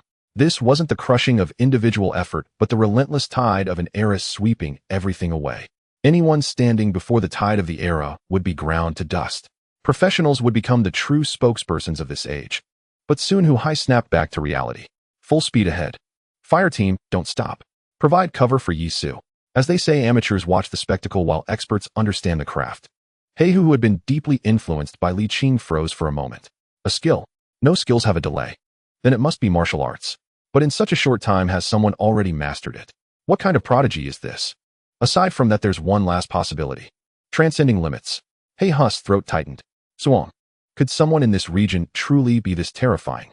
Li Qing was momentarily stunned, then quickly understood. Transcending limits. Only by transcending limits can one unlock the true power of a professional. Yi Su, however, was oblivious to the thoughts swirling in their minds. After slaying a giant wolf, his breath remained steady as he swiftly approached Li Qing. Excuse me, Director Li Qing. He spoke. Hello, Li Qing. The man replied, nodding at Yi Su. But there was an unmistakable fervor in his eyes. Yi Su shuddered. Damn. Did this researcher have some peculiar hobby? Please don't tell me he wants to dissect me. So you might want to tone down that look. It feels like you're planning to slice me open. Yi Su said. Li Qing paused, then burst into laughter. Young people sure had a way with words. Slice him open. As if this was a national treasure. He had broken through the limits at record speed, grasping the essence of a professional's power. The trials ahead would need pioneers like him to blaze the trail. Who would dare to dissect him? Relax, I'm more than grateful for you, Li Qing said. Yi Su nodded, merely trying to lighten the overly serious atmosphere. Stay here, I'll be right back. With that, Yi Su charged straight into the wolf pack. That sensation from earlier was too incredible. It felt as if someone was explaining the essence of martial arts directly into his mind. Or rather, in this global era of professionals, martial arts weren't about practicing stances at home. They were about real combat. In real combat, martial arts truly advanced. Take the ape fist, for example. Its agility was steadily emerging with nimble and shifting footwork. And techniques like grabbing, seizing, hooking, and hanging when applied with a blade seamlessly transformed into slashing, cleaving, sweeping, and thrusting. Only real combat mattered. Any technique or martial art could only truly manifest its power through actual battle. Yisu was growing rapidly. Throughout this process, the Taishan scripture operated on its own, aligning the flow of blood energy with the blade's movements. The core martial art and the offensive martial art were harmonizing on their own. From that point on, Yisu's blade techniques were no longer merely physical, they were fueled by an inner surge of blood energy. To put it simply, in martial arts novels, it was like having inner strength backing up your moves. Easy to say, but the boost to combat power was nothing short of revolutionary. As his blood energy surged, every slash Yisu made was accompanied by a crimson blade light. This light was the pure color of life force. If Yisu were to learn an elemental auxiliary attack technique, the color of the blade light would shift with the element of that technique. Swish, swish, swish. As the long blade swung, blood splattered everywhere. The wolf pack was bewildered. A single fierce warrior wielding a long blade was tearing through them like a one-man army. Agile, the wolves couldn't match him. Attack power. The sharpness of a professional's exclusive weapon was unstoppable. In the heat of battle, Yisu in his bullet-time state was nearly invincible. A long howl rang out. The wolf pack faltered, then retreated frantically. They lurked hundreds of meters away, lying in wait. Only pairs of green eyes remained. Damn, they're tailing us. Yisu frowned. Wolves were troublesome creatures, cunning and treacherous. When they could win, they swarmed in, tearing their target apart with pack tactics. When they couldn't, they hung back, biding their time. Moreover, that howl suggested the pack had an alpha, a wolf king. Yisu stopped in his tracks. This strategic retreat by the wolves was truly infuriating. Yisu wanted to clear the area and collect the various light orbs and treasure chests. But with them still alive, it was hard to gather anything. If Li Qing were to be ambushed and killed, Yisu would suffer a huge loss. Firearms are losing their effectiveness. Pistol bullets can barely threaten mutated beasts anymore. Only rifle rounds deal some damage. The rescue team has some combat power, but not much. Given the overall situation, picking up treasure chests will be tough unless... Yisu turned to look at Li Qing. Li Qing met Yisu's gaze, paused for a moment, then stepped out of the protective circle, much to Heiha's astonishment. It seems you intend to keep me tied to your belt, Li Qing said with a smile as he approached. Holy shit. Sir, you read my mind perfectly. In the current situation, Li Qing was the base. Yisu couldn't afford to lose him. Running off alone risked the base being overrun. If the base could be carried along. Tisk TSK. Invincible. Unable to contain himself, Yisu gave Li Qing a thumbs up. Director Li, you're a legend. Director this. Heihu followed, confused. He was strong, but he hadn't crossed that threshold. His actual combat power was far inferior to Yisu's. Against the wolf pack, he could hardly protect Li Qing. Just follow him, Li Qing said to Heihu. Soon the rescue team arrived. Thus the group gathered with Yisu, who naturally assumed command. There was no formal handover. This was a testament to strength dictated by the tide of the era. Brute force was the greatest power in this world. Huhai, the rescue team leader, had already become subdued. A single speck of dust from the changing times weighed on him like a mountain. Traditional weapons and tactics were being crushed by sheer physical might. Everything built by technological civilization would one day be swept into the trash heap. There was no helping it. At that moment, the desire to become a professional quietly took root in Huhai's heart, waiting to sprout. Thank you for your hard work, everyone. Yisu didn't explain further. He led the group toward one side. Over there was a light orb. Yisu's purpose was all too clear. It was simply to obtain more light orbs. None of those present were fools. A single glance sufficed for comprehension. Even the professionals who had remained behind stealthily made their way over. Firstly, following the group offered a sense of security. Secondly, the allure of the light orbs was too potent for them. They yearned for the chance that Yisu might leave behind some scraps for them to savor. However, Yisu paid no heed to their longing gazes. His heart was filled with nothing but elation. He had touched the first light orb. A faint hum filled the air as it trembled. The light orb vanished, and in his hand appeared a palm-sized treasure chest. Yisu opened it without a moment's hesitation. A spirit herb. The chest disappeared, and in his hand lay a fruit the size of an apricot. As it appeared, a subtle fragrance permeated the entire area. A gulp sounded. This aroma possessed an astonishing allure. Even Li Qing couldn't help but swallow. The others found their mouths watering. Yisu paid them no mind. He consumed it on the spot. It was slightly tart, but the texture was pleasant without any residue. As the flesh entered his mouth accompanied by its rich juice, it slid smoothly down his throat. Instantly, a warm current rose from his lower abdomen, coursing through his entire body. The Tai Xianjing began to circulate, frantically channeling this warmth to continuously nourish his blood and qi. His blood and qi surged. Yi Su's body radiated astonishing heat. With each breath, white vapor rose. Physique 1 excellent. Yi Su rejoiced inwardly. On the digitized panel, the physique value jumped once more. This was proof of his rising power. It wasn't a vague feeling of being stronger, it was a tangible, concrete enhancement. Each increase in physique caused his combat power to rise exponentially. This was an immutable fact. The potential of a professional was truly terrifying. He's getting stronger, becoming even stronger. Hey Hu's voice rang in Li Qing's ear. A head start leads to continuous advantages. Growing ever mightier, he will ceaselessly plunder the blessings of the global profession, eventually surpassing us entirely, reaching a level we cannot comprehend. Li Qing nodded. This was the law of development. Those who seized the initiative would inevitably snowball, growing stronger and stronger. Wait. Li Qing suddenly spoke. Leave the pit. He saw Yi Su about to discard the pit after eating the fruit and quickly stopped him. Spirit herbs were non-renewable items. Or rather, they were non-renewable at this stage. Keeping the pit might offer a chance for cultivation later. Relying solely on treasure chests would yield too few spirit herbs. If they could be cultivated on a large scale, it would truly nurture and prosper this new era of global professions. All right. Yi Su handed the pit to Li Qing. If there's really a chance to cultivate it, don't forget me. Li Qing carefully took the pit, wrapped it in paper, and chuckled. You little rascal. Hee, let's continue. Yi Su smiled lightly and continued. Why else would he have brought a blade out? The primary goal was still the treasure chests. This was currently the fastest way to gain combat power. This area was a true land of opportunity. Several light orbs were visible to the naked eye. If each orb yielded a spirit herb, Yi Su's combat power would surge dramatically, creating a terrifying gap between him and other professionals. The group moved forward. Li Qing's people and Hu Hai's rescue squad showed no reaction. That group of professionals, however, grew increasingly envious. This was too satisfying. Watching someone's strength increase before their very eyes, growing more terrifying by the moment, while they could only stand by and watch. Unfair. Slowly this thought took root in many hearts. Naive youths still dwelling in their ivory towers. They seemed yet to grasp the principles of this new era. About 10 minutes later, the second light orb was secured. Yi Su reached out to touch it. Hold on. Someone called out. Yi Su, you've already taken one orb. This one should be for us to open. With that voice, a chorus of agreement arose. Yi Su's hand paused slightly. Then without hesitation, he continued to touch the orb. The next second, a red jade slip appeared.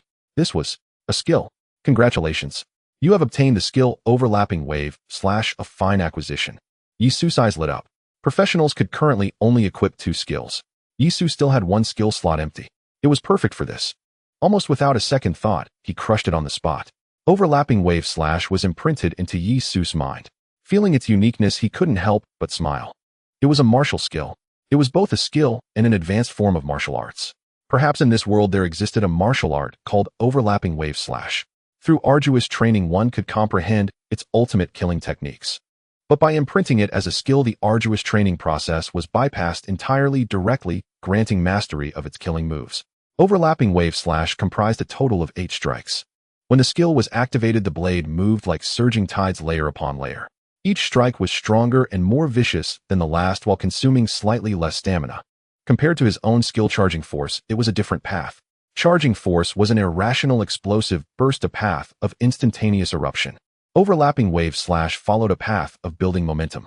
The two complemented each other, greatly filling the gaps in Yi Su's combat capabilities.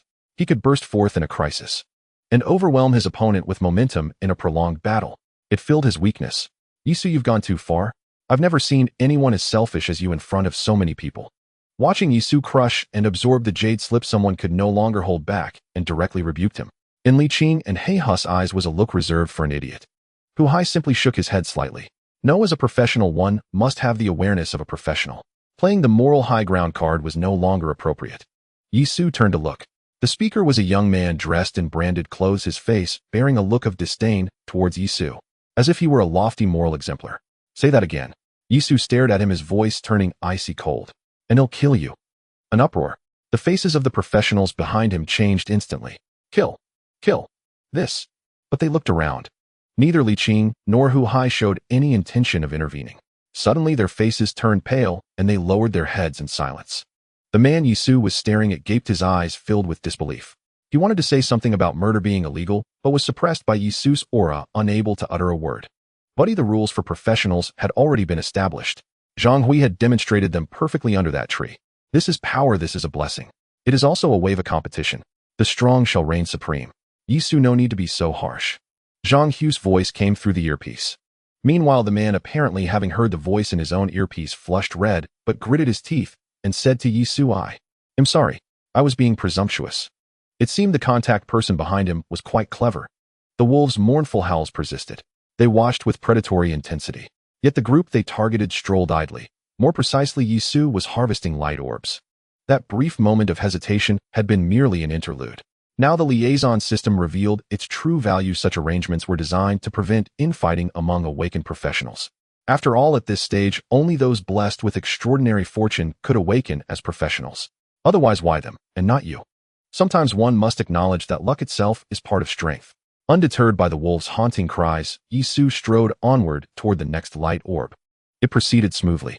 Though cunning, the wolves had yet to awaken true sentience. They failed to comprehend Yisu's growing power. Else they would have either charged to strike or fled outright. Indeed, their threat diminished sharply before Yisu's ever-strengthening presence. In no time he secured the next light orb, and radiant brilliance erupted. A small wooden chest materialized in his palm. If it holds spirit herbs, martial manuals, or weapons, I can use them all. But if it's another skill, I'll need to pass it on. Yisu mused inwardly. After all, this was a blind box. No one could predict its contents. Other items posed no dilemma, but a skill. The chest opened. A crimson jade token shimmered into view. Damn, it truly was a skill. Yisu hesitated. That instant of pause triggered Li Qing's swift realization. Professionals in their early stages could equip only 2 skills. Yisu's refusal to use this one meant his skill slots were already full.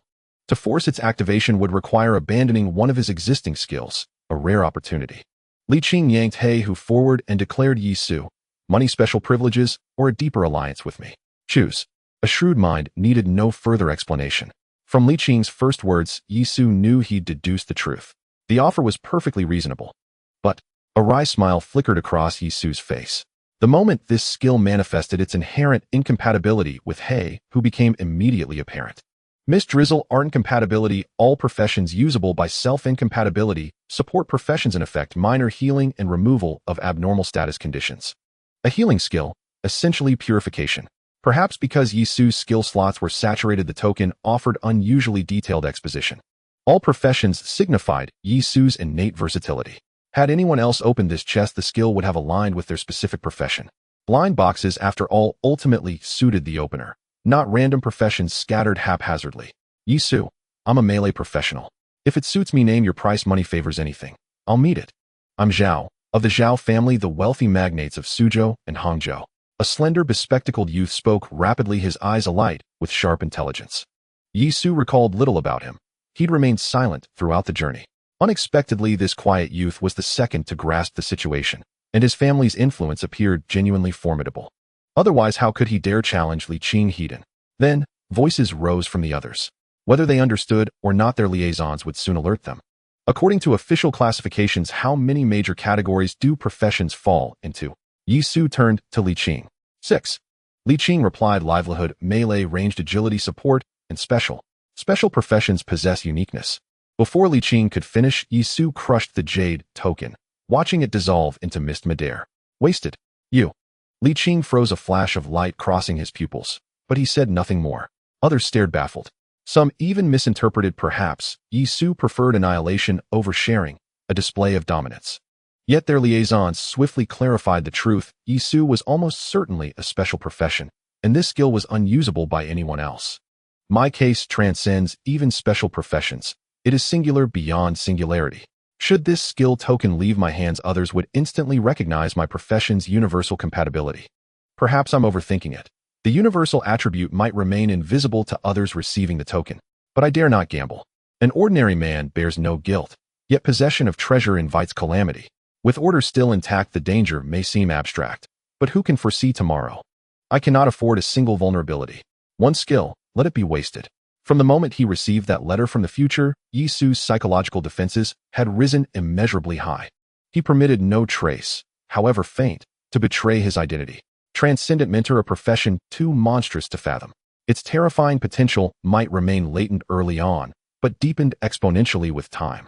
His growth demanded countless defensive moats, walls to shield him utterly. An unproven prodigy is no prodigy at all, merely discarded potential. The next light orb will be opened by someone else, Yisu announced. Yet whatever emerges belongs to me. Anyone wishing to acquire it may negotiate terms. Nods followed. Their gaze upon Yisu shifted. This man was a special profession, and from Li Qing's earlier remark, uniqueness seemed intrinsic to such roles. No wonder he's so formidable. None now objected. The strong forged rules, and the foundation of that authority had already taken shape. The group pressed onward, under the watchful emerald glint of surrounding eyes. The wolves themselves were absurd. Prolonging this standoff only made Yisu's party stronger. Alas, they lacked human-level intellect, acting solely on instinct. Soon the third light orb appeared. Hey, who opened it? Li Qing's stature in Yisu's eyes grew markedly. Unfurling from within was a scroll, igniting immediate covetousness. A profession scroll, astonishing. Hey, who hadn't even claimed a profession yet. No wonder. Yisu read the subtle glances exchanged among the others. He discerned that among this cohort of professionals only two possessed formal professions, one being the seemingly innocent, guileless Emo Xiaoyu. Melee profession Great Shielder. And it grants a unique, innate skill. And Hey, whose grin stretched nearly Erdo ear. This profession fit him perfectly. Yisu, thank you. He bowed slightly. Li Qing added, you'll find my compensation fully satisfactory. Li, who belonged to the military, but also functioned as part of Li Qing's team. Compensation. He would provide it, and abundantly. Yisu nodded once. This profession scroll promised substantial returns from Li Qing. Maintaining ties with a top-tier scholar from the Research Institute would never prove disadvantageous. Then, onward to the next. Yisu smiled. This foray had yielded exceptional rewards. Truly, this land teemed with auspicious energy and gifted individuals. Two more light orbs remained visible. After stepping forward a few paces, Yisu halted abruptly, freezing the entire group into tense alertness. Tell me, where are the wolves? Yisu asked suddenly. Something felt off. The emerald eyes had vanished without warning. Li Qing's mind raced. He dropped his gaze and crouched low, fingertips brushing the grass.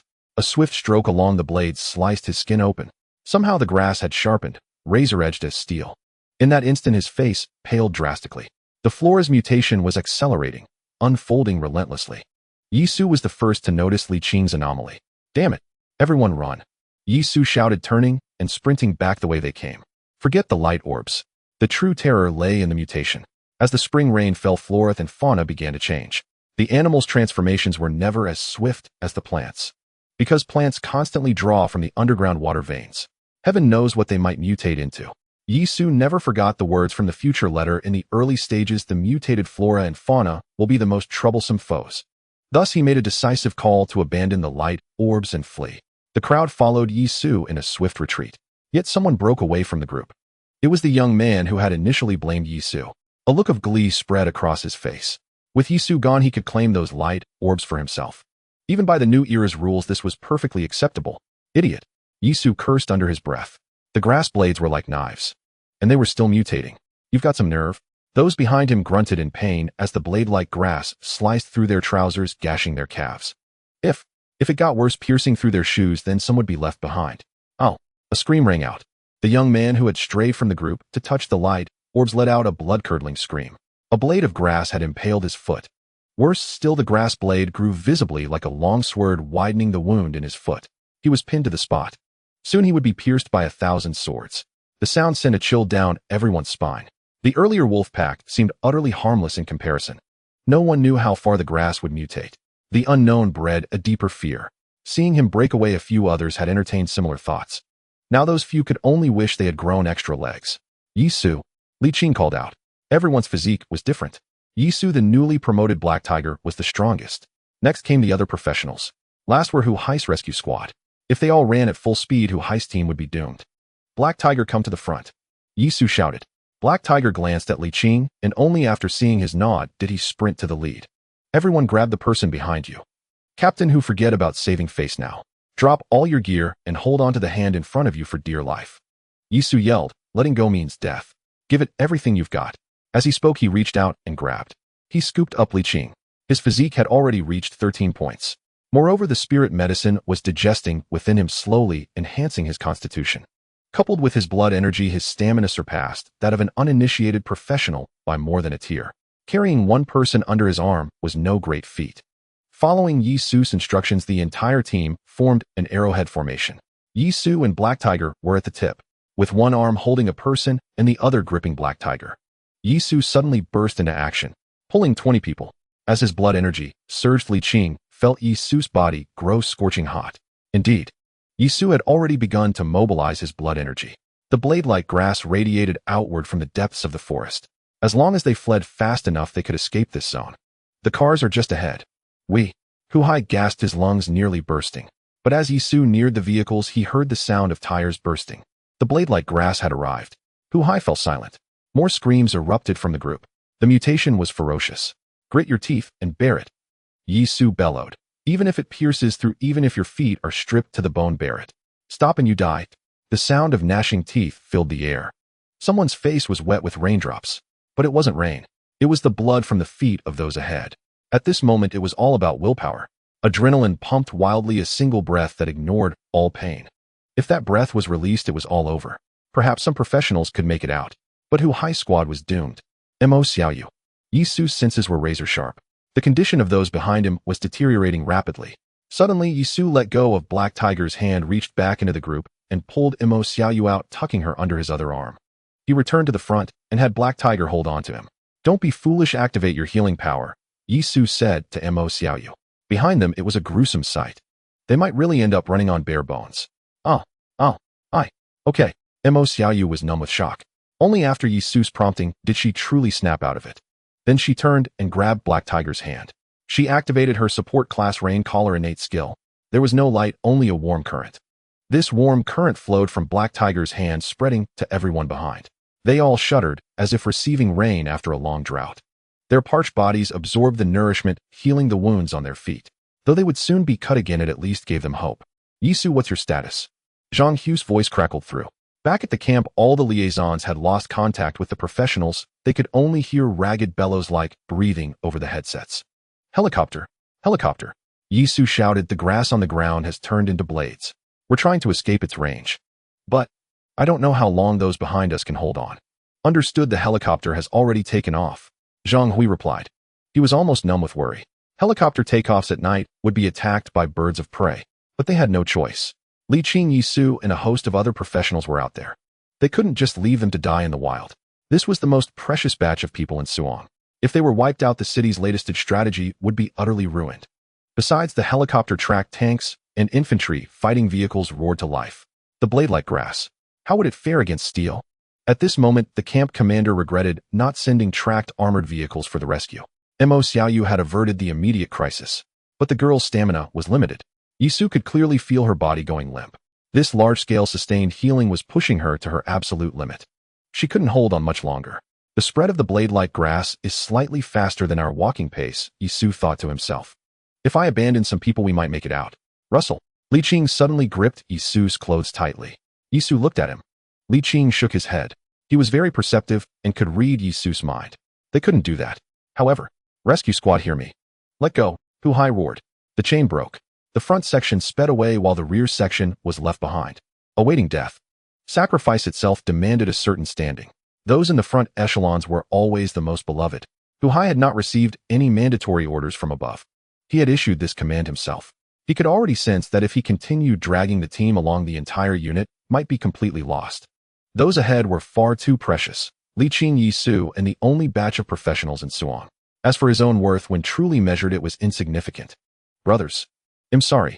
Hu Hai stood frozen like a statue, murmuring softly. He dared not look back. The death command had been his. Yet the rescue team's eyes held no blame. It was as if this were only natural. Yi Su's pace quickened. With nearly half their number gone, he managed to drag the team out of the radiation range where blades of grass were like knives. Now the entire team was deathly silent. Especially those at the rear. They had been clinging to the rescue team. A strange, complex emotion began to spread.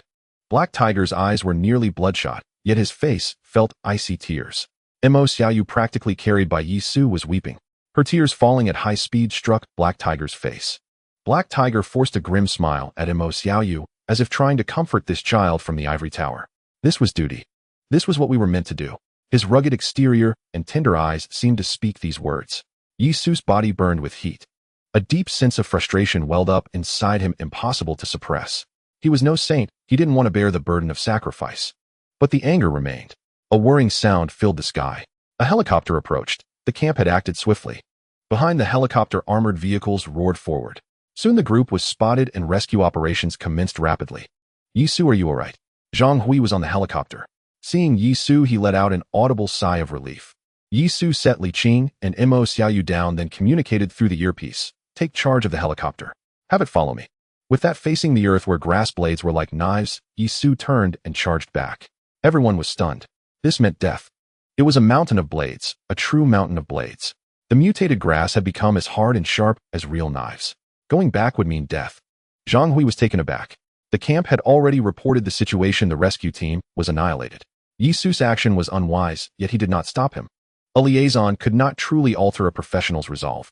He quickly directed the helicopter to follow. The grass blades were razor sharp. Ordinary flesh could not withstand them. "Activate!" Yisu roared inwardly. The Taishin Sutra ran at full capacity, his blood and chi surging, all channeled into his steps. Grass blade shattered. Yisu's vision turned crimson. Martial insights poured forth, deepening as they merged with the Taishin Sutra's blood and chi circulation. Too fast, too fast. The helicopter pilot was astonished. This burst of speed was inhuman, like a roaring sports car on a highway. A crimson trail of blood and chi trailed behind Yisu like a tail flame. This was a full-force burst of blood and chi, the result of a professional exerting everything in high-intensity combat. The consumption was immense. Without the support of a previous spiritual herb, Yisu could never have sustained it.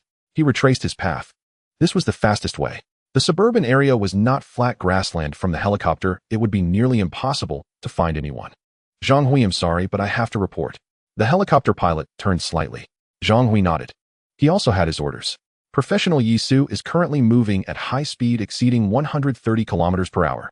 A red aura surrounds him like a god or demon. Seconds later, the camp contacted Zhang Hui. "Zhang Hui, what are you doing? Call Yisu back." A stern voice. "My comrades are ahead." Zhang Hui's voice was almost choked with tears. "Face reality. Zhang Hui, this is a brutal era. You and millions of our comrades have all prepared for sacrifice. Do you know? Those lofty mushroom clouds now have only a few dozen days of shelf life left. Professionals are the future. Yisu is too exceptional. Director Li has reported to the capital. Yisu's evaluation will reach SS level. He is qualified to become a torchbearer of civilization." But Zhang Hui wanted to find a reason to convince himself. But reason told him Yisu was too important. His potential was boundless. "Listen, in this era, we must learn to bid farewell to our comrades." The voice from the camp gradually fell silent. Life and death were matters of great importance. The next second, Zhang Hui's expression hardened. "Yisu, come back. The helicopter will lower a rope. At this moment, preserving yourself is paramount." Then a voice came through Yisu's earpiece. But at that moment, a fire burned in Yisu's heart with every step he took. In his mind, a giant ape seemed to gallop within the martial arts slot. "You can't persuade me. I won't go back until my thoughts are clear." Yisu's voice was low. Zhang Hui fell silent. The helicopter pilot fell silent. The commander at the camp fell silent upon hearing this. A tearing sound, his pant leg ripped.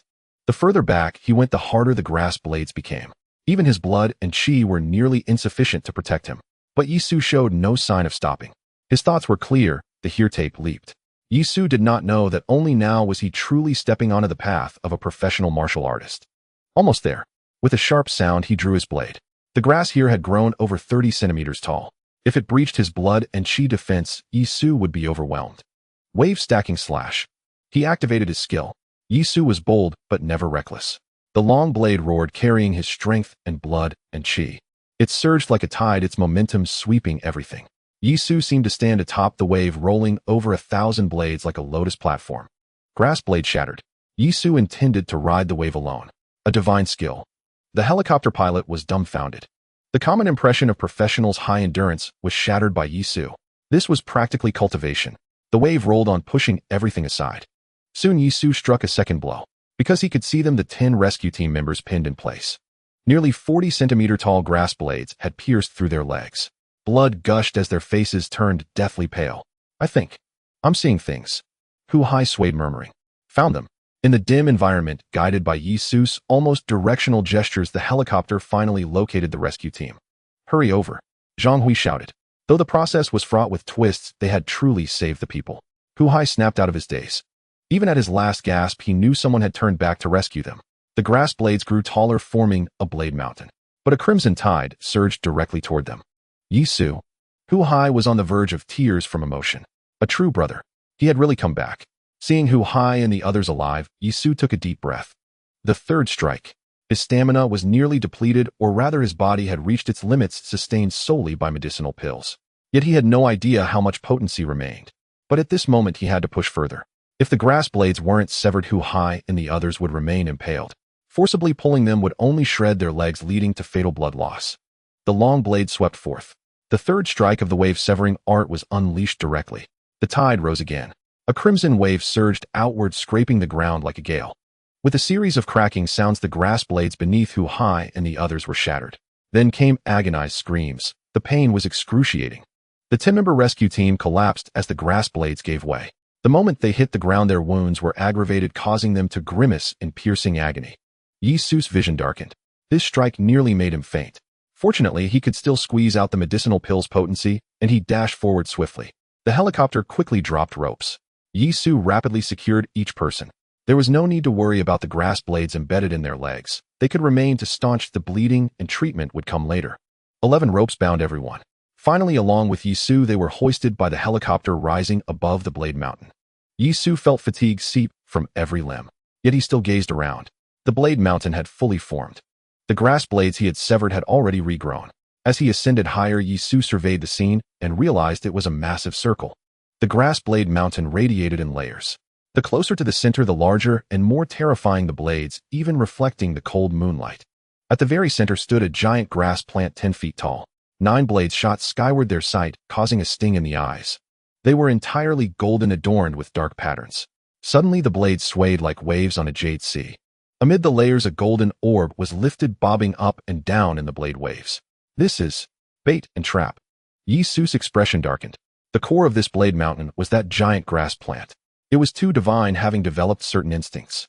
Using a light orb as bait for hunting was beyond reason. Fortunately, it was merely instinct, not true sentience. Otherwise, who knew what would happen? The blade mountain's endless expansion would eventually threaten all of Suzhou. Yi Su climbed into the cabin along the rope.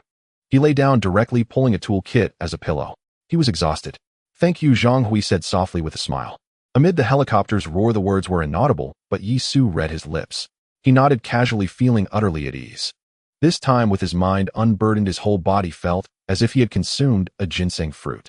Looking inward, he saw a change in the skill slot for Ape Fist in his mind's image. A small white ape seemed to gallop within the martial skill slot. Upon close observation, insights into Ape Fist flowed continuously. "My, an ape tutor, huh?" Yi Su quipped. He didn't understand this change, but it seemed beneficial, though it drained his energy. After just a glance, Yi Su felt mentally weary. Still, this phenomenon would likely persist. He would examine it slowly later. It seemed that a professional's martial arts held some depth. In truth, Yi Su was unaware that he had truly touched the path of martial arts. Among professionals, mastering martial arts was exceedingly difficult. It wasn't just about techniques, it was a state of mind, a calm, immersed state. But in the global professional era, strength could be easily gained through medicinal pill skills or even more powerful ones. This contradicted the essence of martial arts. Turmoil versus tranquility. This was a minor hurdle the global professional system presented to humanity. Restless plunging versus a calm mind. The two were hard to balance, suppressing a professional's true combat power.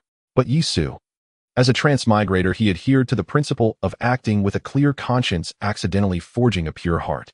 The here tape emerged. The chaotic state of the human heart began to manifest. If Yi Su could understand how to restrain the here tape and settle his mind, his martial arts mastery would advance by leaps and bounds. Global professions. Reason hidden within absurdity. The helicopter hummed. The greatest luck that night was the absence of fierce birds. Otherwise, it would have been truly calamitous. Yi Su caught his breath and turned to look down from midair. On the ground, square shapes were moving. Those were tanks. Are they going to wipe out that blade mountain? Yi Su reacted quickly. "Yes," Zhang Hui said. "It's spreading fast, and though it's paused for now, the threat is too great." So, before he finished speaking, like shooting stars, trails of fire streaked across the night sky toward the blade mountain. "Kate Yusha." Yi Su's eyes widened. The state machinery moved swiftly. Long-range fire strikes had begun. In this world, humans were still the protagonists. It wasn't the turn for flora and fauna to run rampant. Feel the wrath of technology. Perhaps one day it would fall, but not today. Today humanity still ruled the blue planet. The stage for the protagonist was not for you to show off. Whoosh whoosh whoosh. Like a night of east wind scattering flowers, stars fell like rain. Time for saturation. Heavy firepower roared. Let's see if your blade mountain can withstand a sea of fire. Heavy rockets landed. Massive clouds of fire rose. Firepower with full destructive potential roared like the thunderous wrath of gods. Dust billowed. Countless grass blades snapped and even burned. Even the giant grass at the blade mountain center couldn't withstand such an assault. They broke and burned one after another. After the heavy firepower came the armored division's sweep, clearing the stubborn grass blades. And so, amid the flames in the era of global professional descent, the battle for dominance over the world stage began for the first time. The flames on the southern outskirts of Suong blazed through the night. With heavy construction equipment moving and not even a single blade of grass would be left unrooted. Eradicate the roots completely. This also served as a stark warning. The rain on the day of Lichuan had brought far too many unsettling factors. The most obvious of all was that Daxia had entered a state of war. It was indeed a war for dominance over the world. Of course, all of this felt somewhat distant to Yisu. At this moment his eyes were fixed firmly on the large pot. Another large chunk of dog meat had been cut from the freezer and was now bubbling away in the pot. The previous night's exertion had been severe. The medicinal power of that spirit herb had been nearly depleted. Had it not been for the energy consumed during that rescue journey, the residual medicinal power might have allowed Yi Su's physique to improve a little more. Now, he could only make up for it with this pot of dog meat. Soon an exotic fragrance filled the air. Yi Su immediately began to feast. The meat infused with the spirit herb's essence was incredibly satisfying, making him eat with greasy lips and sweat pouring from his body. Sensing Yi Su's physical state, the heart ape within his mind leaped out from the skill slot again, galloping about, as it revealed the profound mysteries of the ape fist. Little thing, let me finish eating before I deal with you, Yi Su thought to himself. This heart ape was quite intriguing. On one hand, it brought insights into the martial art of ape fist. But on the other hand, it also stirred restlessness, hindering Yi Su's comprehension of the true essence of martial arts. Nevertheless, Yi Su was attempting to suppress and capture it. For now, however, this idea remained just an idea, utterly impossible to realize. Fortunately, the benefits outweighed the drawbacks. Yi Su decided to ignore it for the time being. After all, could something that leaped out of the martial skill slot devour him? The morning passed without incident. Yi Su practiced ape fist while consuming the mutated meat. He barely used the fist techniques themselves. Instead, he integrated all the insights from the heart ape into his blade arts. It sounded esoteric, but in truth, it was simply treating the blade as his own fist. He simply practiced continuously. Mastery through repetition of its myriad forms would naturally reveal its true meaning. A crude method but effective. Suhong Provisional Research Institute. Li Qing gazed at the palm-sized boxes before him, marveling at their wonder. As soon as an awakened professional touched them, these boxes would open, revealing the items within. But what exactly those items were remained unknown. They were blind boxes in nature. Li Qing reached out, but having not awakened, he couldn't truly open them. Do you think there's a possibility we could break through the blind box nature of these containers? Li Qing asked Black Tiger beside him. Black Tiger scratched his head, having no idea. Well, not a single clue. After a moment, Li Qing was speechless as well. From the outside, it was truly impossible to tell what was inside. Fine, let's set this research topic aside for now. Notify Zhang Hui to have Yi Su come over this afternoon. Li Qing said, you'll open these boxes later. If there are any spirit herbs, give them to Yi Su. He expended a tremendous amount yesterday. Even as an ordinary person, Li Qing could see the explosive power Yi Su had displayed the night before. For his body to be so scorching hot, how much energy must have been unleashed. With the global advent of professions, the law of energy conservation could hardly be broken. All right, I understand, Black Tiger said. He held immense respect for Yi Su. He had also changed professions, becoming a true professional. Suong had even allocated a blind box for him from which he obtained a spirit herb that allowed his physique to break through its limits. However, even with the same breakthrough, he still felt that Yi Su was entirely different from him. In terms of pure combat capability, it was hard to estimate how many of him it would take to truly contend with Yi Su. Too inhuman. Li Qing set down the box and began studying a blade of grass, a golden blade with what appeared to be veins on it. The lifeless golden blade now seemed as ordinary as any other, completely lacking its former blade-like sharpness. It was essentially the corpse of a mutated plant. Currently, Li Qing was intensely interested in this corpse. In the afternoon, Zhang Hui came to find Yi Su. Let's go to the Suong Research Institute together. Director Li seems to have something for you. Yi Su's expression shifted. Here it comes. This was what they called compensation. He had taken a huge loss yesterday, and Li Qing must have noticed. There had to be some recompense, right? Even the emperor doesn't send his troops out hungry. By the way, how are Hu Hai and the others? Yisu asked. He had rescued them. They shouldn't be dead, should they? Zhang Hui had a smile on his face. They've already undergone surgery. All the blades of grass have been removed, and they're out of danger. Thanks to Yisu. Otherwise, they would have been doomed. That's good to hear, Yisu nodded. He then packed up, wrapped his long blade in cloth, and headed out with Zhang Hui. It was the second day after Lichuan. The weather was pleasant today, though the trees outside had grown a bit taller. Many cracks in the concrete roads had been patched up, making everything seem to have returned to calm. But Yisu knew that the true competition had already begun. However, human cities had stabilized. As for the wilderness, well, it was a long story. Watching people busily clearing away tree debris, Yisu suddenly asked, "What's the situation nationwide? It seems Suang has stabilized." Zhang Hui paused for a moment, then shared inside information. Across the country, the mutations on Lichuan Day were indiscriminate by region. But since last night, the mutations have changed. In cities, towns, and villages, there have been virtually no disasters. But in the wilderness, the situation has reached an almost incomprehensible level. Even barren mountains have turned into primeval forests. All national scenic spots have been closed, zoos are shut down, and directives have been issued to avoid the wilderness and stay in densely populated areas. What was this? A division of stages. Humans, plants, and animals, each struggling within their own arenas. If I'm not mistaken, today is the 28th of the lunar month. In 2 days it'll be New Year's, Yisu said. It's almost New Year's. What are the official plans going forward? No news, but there are rumors of a large-scale migration if the mutations continue. The two fell silent. The impact of this global advent of professions was too immense. If the mutations persisted, the true concern would become the survival of civilization itself. The authorities' attitude toward professionals was largely rooted in this very reason. Mushroom bombs were beginning to have a shelf life. This didn't mean a quality issue, but a principal problem. After a certain point, nuclear fusion or fission would no longer be possible. Physics was ceasing to exist. That was utterly terrifying. Soon the two arrived at the Suang Provisional Research Institute. However, when they got there, Black Tiger was outside directing the installation of a sign. Suang Research Institute. The word provisional had been removed. Li Qing, for certain reasons, had abandoned his plan to conduct nationwide research, and he was preparing to settle down in Suang. This was good news for Yisu. Yisu, you're here. The Black Tiger immediately revealed a smile upon seeing Yisu. Last night, Yisu's turn had left an indelible impression on the Black Tiger. He was very willing to interact with Yisu, hence his good attitude towards him. However, business came first. The boxes he found in the grass leaf knife mountain were extremely tempting, but he couldn't open them without Yisu. Now that Yisu had arrived, he couldn't help himself. Black Tiger. Yisu greeted with a smile. Hurry up, I've been waiting impatiently.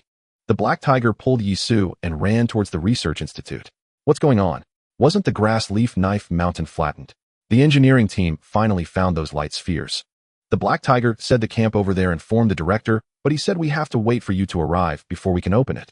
Yisu rubbed his hands together. Ha ha ha. Good news. Indeed, after becoming familiar with Li Qing and the officials, good things now seemed to involve him. Then hurry up, I can't wait either, Yisu smiled. Since they were waiting for him to open it, they naturally wouldn't let him be just a witness. What's going on? Let me come over and take a look. That wouldn't do. Naturally, there would be a profit sharing. The two of them ran like a gust of wind. Only then did Yisu notice that the Black Tiger seemed to have broken through his limits. There was a faint sign of blood and chi circulating within his body. However, compared to himself, it was still far too lacking, if calculated in strands. The Black Tiger had a strand of blood and chi flowing, while he had at least 200 strands. Aside from his body constitution being high, the effects of the Tai Xian Jing were truly astonishing. The two of them arrived in front of Li Qing like a gust of wind. Li Qing smiled with irritation. What are you in such a hurry for? Hee hee. Yisu and the Black Tiger rubbed their hands together, opening blind boxes, enhancing strength. It was truly irresistible. Li Qing waved his hand, and a staff member brought out a safe. After opening it, 3 boxes were revealed. Here, just 3. They'll say this first: if it's martial arts that you can use, Yisu, you get to choose first. If it's a spirit herb, then it directly belongs to you. If, saying this, Li Qing paused, if it's a divine weapon or item, then we'll negotiate. Yisu nodded. Divine weapon. Item. Had the officials encountered them? Yisu knew the drop rate for divine weapons was very low. The problem was with the items. Such things were against the heavens. The type of water that Jing Yu could control still left Yisu feeling apprehensive. Perhaps from a precious perspective, divine weapons and items were the highest tier. The Black Tiger rubbed his hands together and looked at Yisu. Then he'll open it now. Yisu nodded. Others were still a bit confused.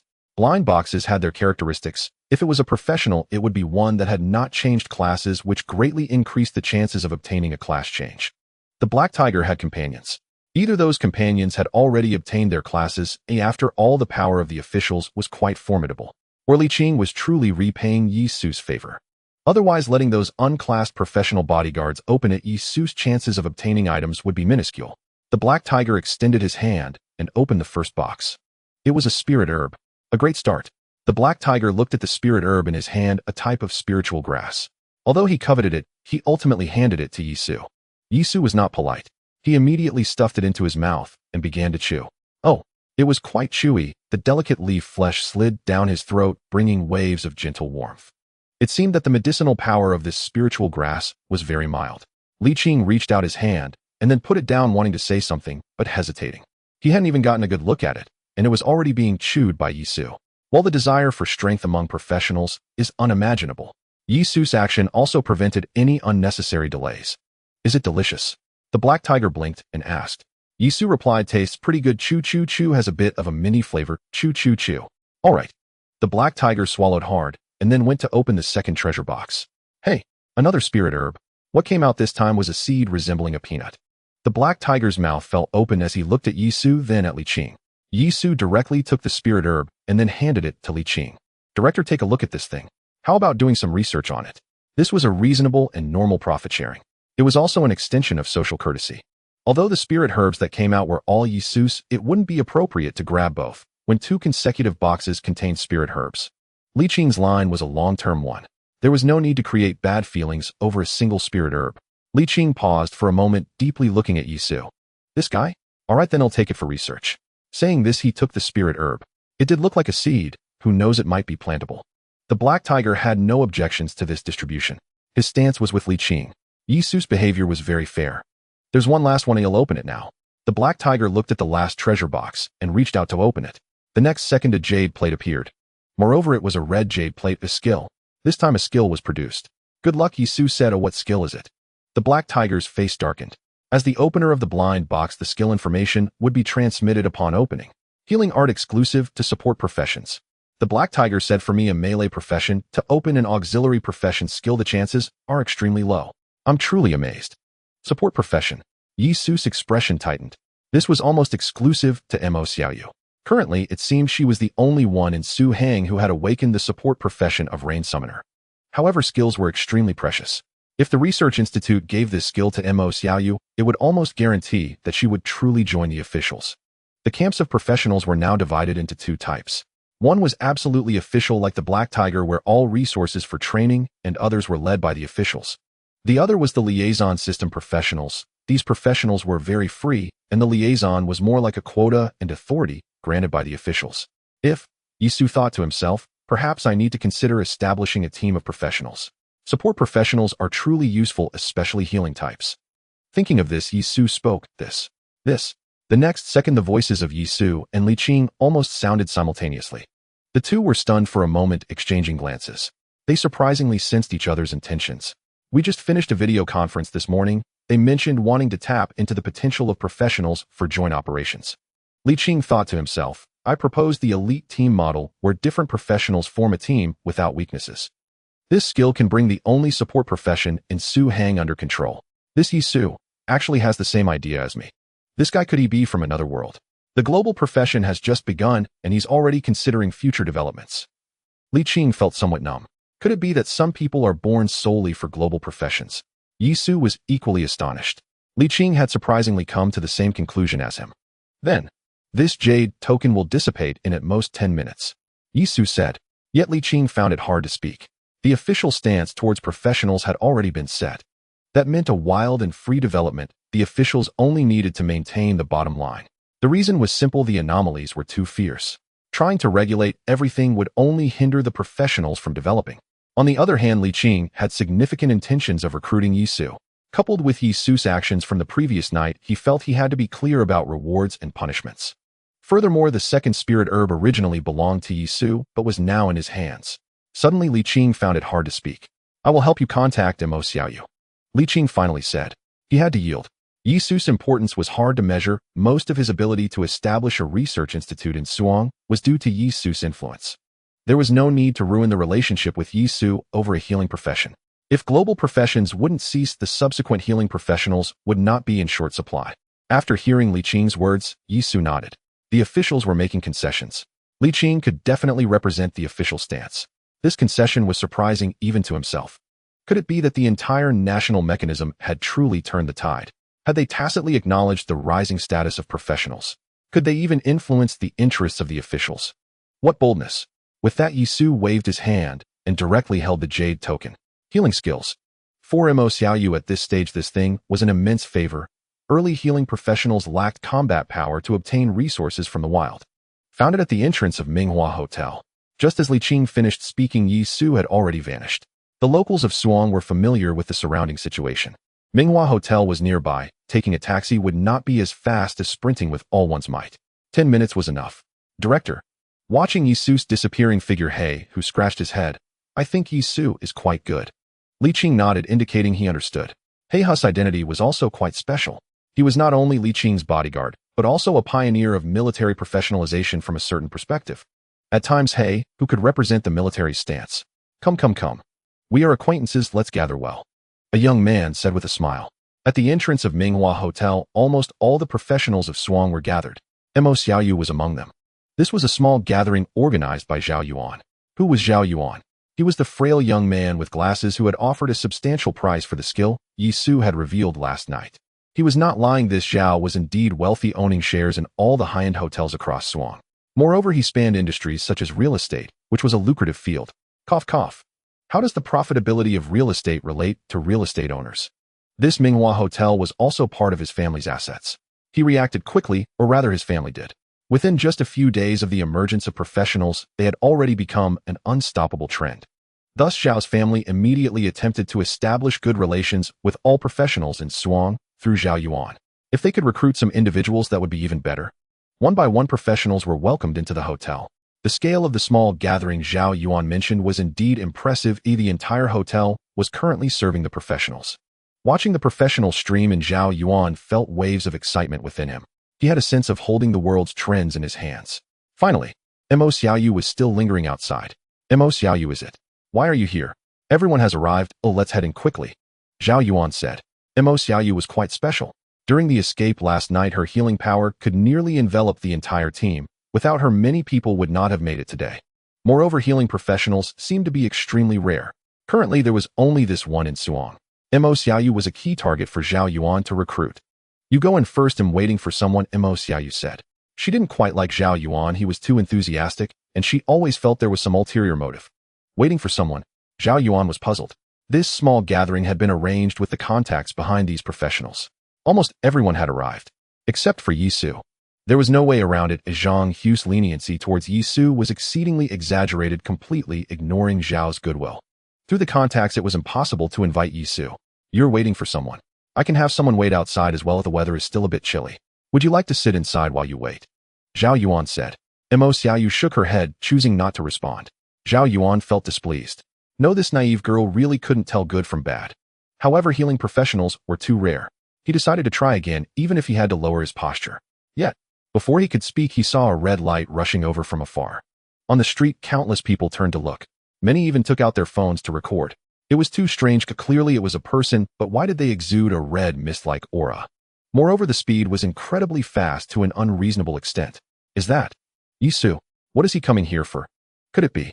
Zhao Yuan glanced at Mo Xiaoyu, who seemed to be bubbling with excitement, and an unsettling thought couldn't help but arise. Recruiting. Perhaps Mo Xiaoyu, the only healing professional in Suhong, was about to fall into someone else's pocket. Extend your hand. A clear command rang out.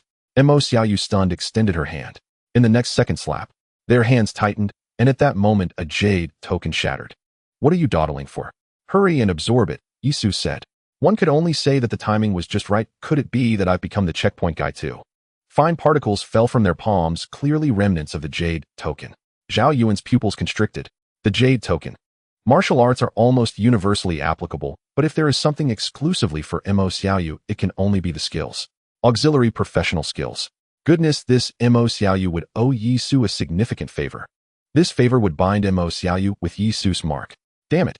Meanwhile, Mo Xiaoyu had come to her senses and began to absorb it with all her might. This was a skill that belonged solely to her. In terms of value, it was beyond words. Yi Su, I'm done. Finally, Mo Xiaoyu with her small face flushed said, this is a single target healing skill, just like this. Saying that, she waved her hand. A green light extended from her hand and ultimately landed on Yi Su's head. The green glow shimmered, dyeing Yi Su's black hair green. Yi Su's face darkened. Hey. Don't smash it on my head, okay? This was not a good omen. Mo Xiaoyu quickly reacted and let out a chuckle. At that moment, Zhao Yuan approached with a smile saying, Yi Su, you arrived just in time. The professionals from Suang are having a small gathering today. Thanks to you for saving us last night, we haven't had the chance to express our gratitude yet. Yi Su shifted his gaze to Zhao Yuan's face. It seemed like a harmless smile, but the timing was rather precise. Did he not realize that I was about to hold him accountable for his kindness? Or was this intentional? Mo Xiaoyu had acquired a skill, and naturally Yi Su was supposed to seize the opportunity afterward, but Zhao Yuan was diverting the topic, breaking the atmosphere. This was a common tactic in business negotiations, playing the fool and changing the subject.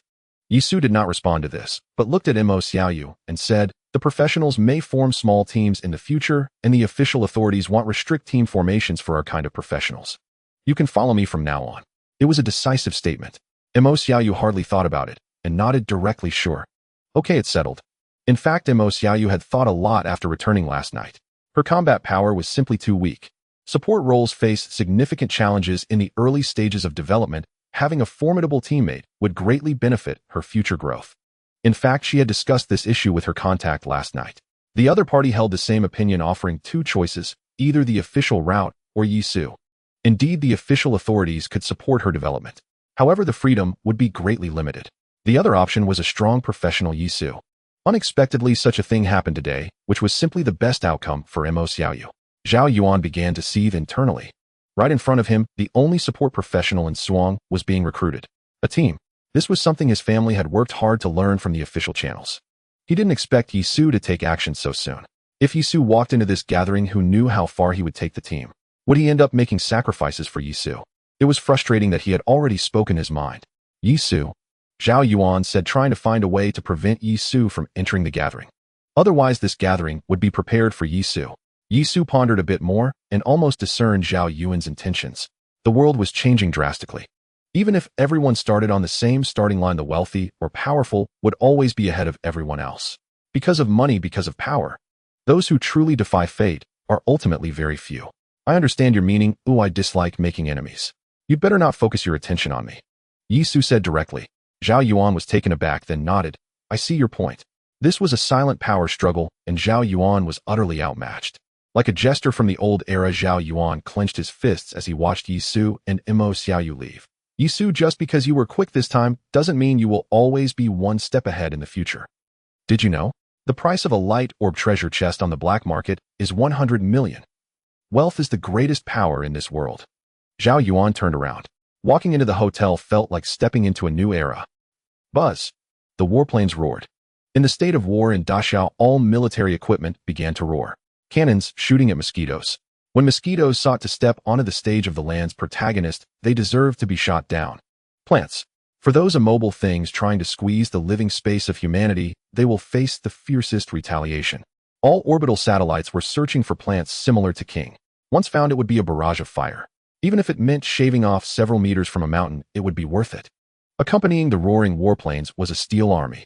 Drones, armored vehicles, tanks, robots, robotic dogs, individual flying devices, and so on, crazily purging the ground. After this purge, a large amount of light orbs were seized. Most of these light orbs were in the hands of the officials, but there were also special circumstances that allowed them to flow into the black market. Thus, the price of a light orb reached 100 million. Moreover, this price was still skyrocketing. Those with a bit of sense already knew what such light orbs represented. This is the ticket to the future, the guarantee of future status. Wealth at this moment wielded unimaginable value and power. Soon, professionals breaking limits emerged like spring bamboo shoots after a rain. This was a stacking of resources. This was the support of the residual power from the previous era.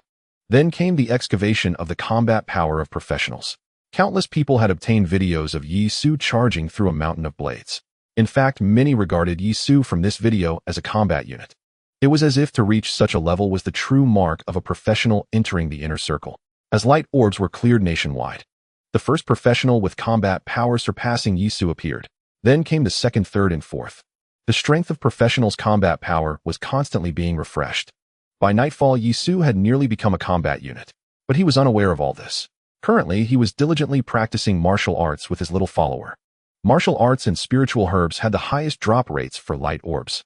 After returning from the hotel, Li Qing had provided several martial arts jade tokens gifted to him by the military under the National Purge.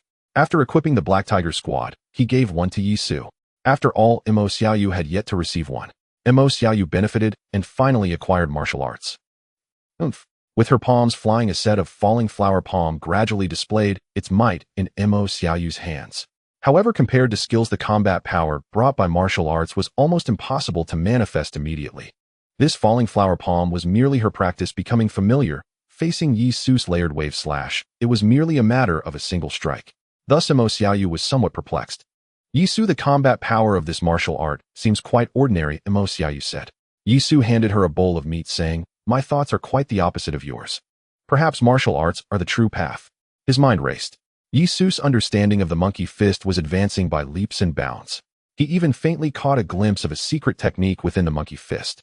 Martial arts, once cultivated to the point of giving birth to secret techniques, could rival skills. No, it could even surpass skills.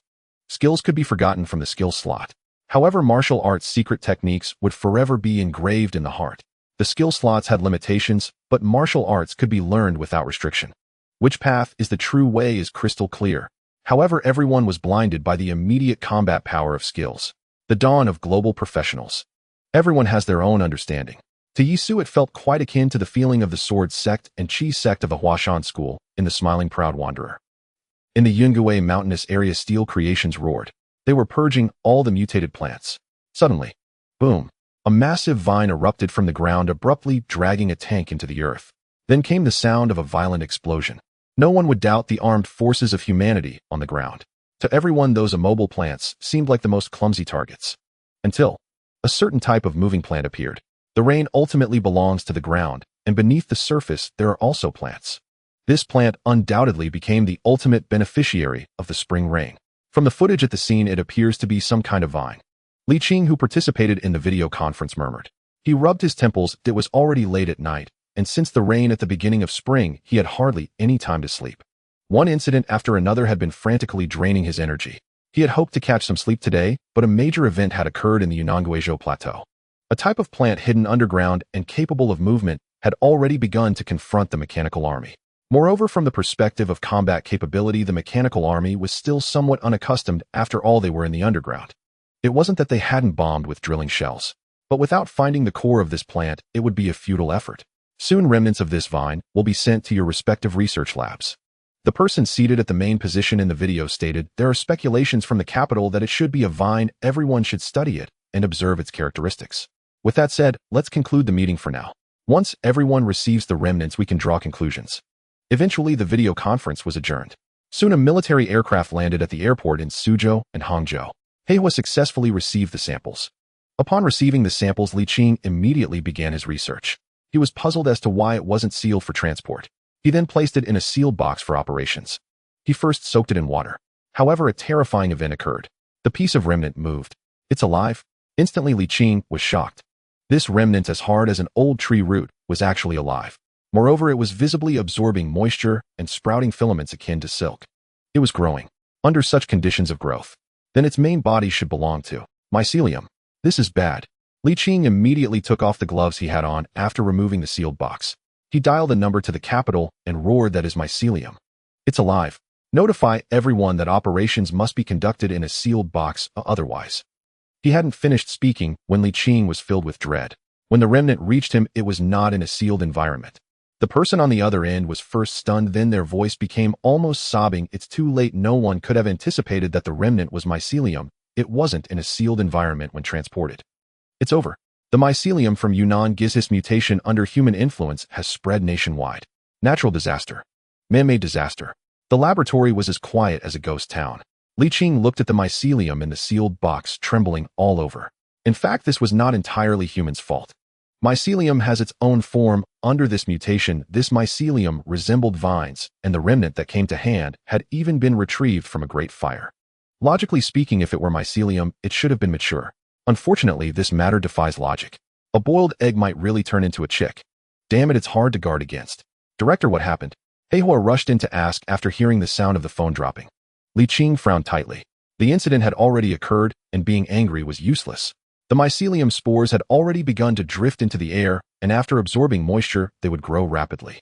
Moreover, the characteristic of mycelium is that even if a little bit is left, it will still regenerate. It is nearly impossible to completely eradicate it on a physical level. Thus, there is only one way left. Medicine. A specially formulated medicine to counter it which can dissolve in water, as long as the medicine's lethality is strong enough, even if the mycelium spreads underground nationwide, it can be completely eradicated. Prepare, I want to initiate a video conference. Li Qing said. The atmosphere in the video conference was very heavy, as everyone must have realized the problem. Therefore, the core of the next discussion was the medicine. Within 3 steps there must be an antidote. This ancient saying became the focal point. In the end, to untie the bell, one must be the one who tied it. Let's set off towards the Yunnan-Guizhou region. Yisu, the authorities have a significant task now. Would you like to participate? Zhang Hui quickly sent a message to Yisu. The earphones were still in use, but generally Zhang Hui wouldn't disturb Yisu. What task? Yisu said. He wanted to probe into the official information first before deciding whether to participate. However, Zhang Hui did not immediately mention the task, but instead spoke about another point regarding contributions. In this manner, the authorities will have tasks issued, but they won't let you work for free. So a reward system was established regarding contributions. Currently, it is divided into small contributions and large contributions. The value of a small contribution can be calculated in money. One small contribution is 1 million. As long as you participate in the task regardless of the details, the minimum guarantee is 1 small contribution. Then there's the large contribution, which is valued at 10 million. Of course, exchanging contributions for money is quite a loss. I will give you a table later that has the exchange rates of contributions. Zhang Hui explained clearly this was essentially an official reward system. There is one interesting point. Large contributions can be exchanged for items in the small contribution exchange table, but small contributions cannot be exchanged for items in the large contribution exchange table. The most eye-catching item in the large contribution exchange table is the light sphere treasure chest. One could say trying to accumulate small contributions to exchange for truly valuable light sphere treasure chests is simply a pipe dream. Besides that, at the top of the large contribution exchange table is a divine weapon worth 10 large contributions. Good heavens, the national machinery is indeed different. The reward system is quite perfect. Now tell me about the task. Yisu said. Alright, this task is to go to the Yunnan-Guizhou plateau to investigate a substance that counters a certain type of mycelium. As long as you go, the minimum guarantee is 1 large contribution. Zhang Hui said. A minimum guarantee of 1 large contribution. Such a high premium. The danger of this task. Mycelium. Holy crap, mycelium. Based on the plant mutation, mycelium is simply overpowered. This task with such a high reward offered by the authorities, doesn't it mean that even they find it troublesome? Zhang Hui, to be honest, is that mycelium something even the authorities struggle to handle? Yisu asked. Zhang Hui was taken aback for a moment, then replied the situation is worse. For some reason this mycelium has already spread nationwide. Yisu was directly stunned. Natural disaster. Man-made disaster. Spread nationwide. What about Suzhou and Hangzhou? Yisu asked. To ensure he could still receive future messages, he was quite concerned about the safety of Suzhou and Hangzhou. What if he was no longer in Suzhou and Hangzhou and couldn't receive future messages? Suzhou and Hangzhou are also among them. I'm in. Yisu shook his head and smiled bitterly. Sigh. Are they not going to let anyone sleep? It was already night, and Yisu had just sent Mo Xiaoyu away when he received a message from Zhang Hui. This event is a nationwide phenomenon, and there is basically no possibility of not participating. Immediately he glanced at his panel in his mind. Yisu occupation limit breaker physique 16 intelligence 6 martial arts ape fist Tai Xian classic skills burst strike wave slash. The increase in physique was not slow. After consuming a spirit herb at the research institute and then indulging in a feast, it was normal for his physique to rise continuously. As for intelligence, he was unsure when it had increased slightly. It was probably related to martial arts.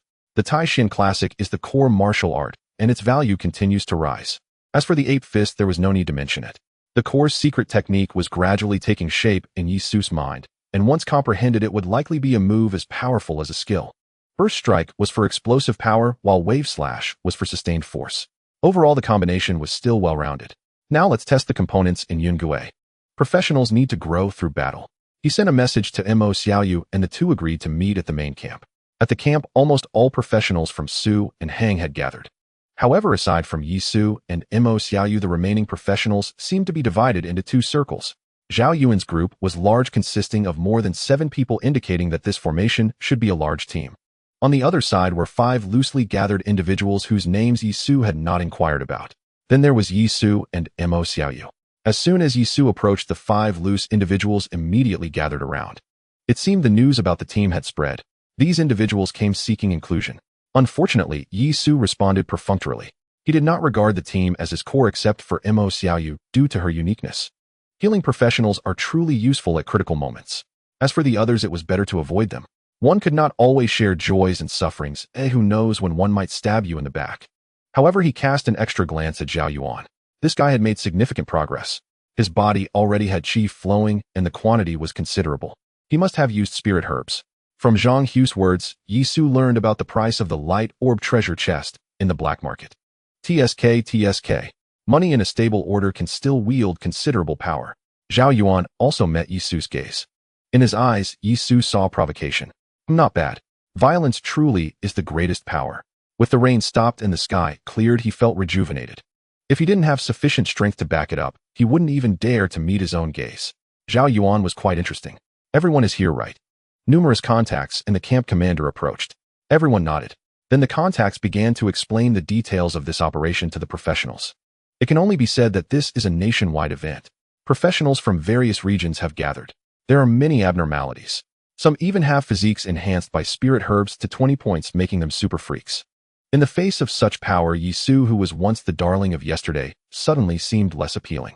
However, Zhang Hui also secretly revealed some insider information to Yi Su.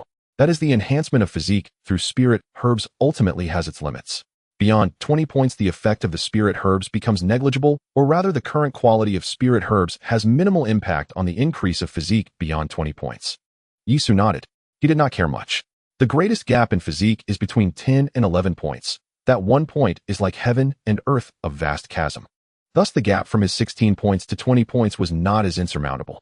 Actual combat power still depends on the on-site performance of the professionals. After the liaison explained for a while, everyone boarded the military plane and set off.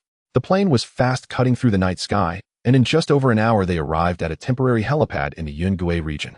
Yi Su looked at all these professionals. Mo Xiaoyu marveled at the bustling crowd at the temporary helipad. Each city has some professionals. If they were gathered, the number would be considerable. Look, those are from the imperial capital, Mo Xiaoyu said, her eyes darting towards several professionals. These individuals wore uniforms with a unified insignia. One must admit the imperial capital is indeed the imperial capital. There is a certain flair. Yi Su looked over and sensed the surging qi within these individuals through their attire. TSK. That's a semi-official team from the imperial capital called Songlong.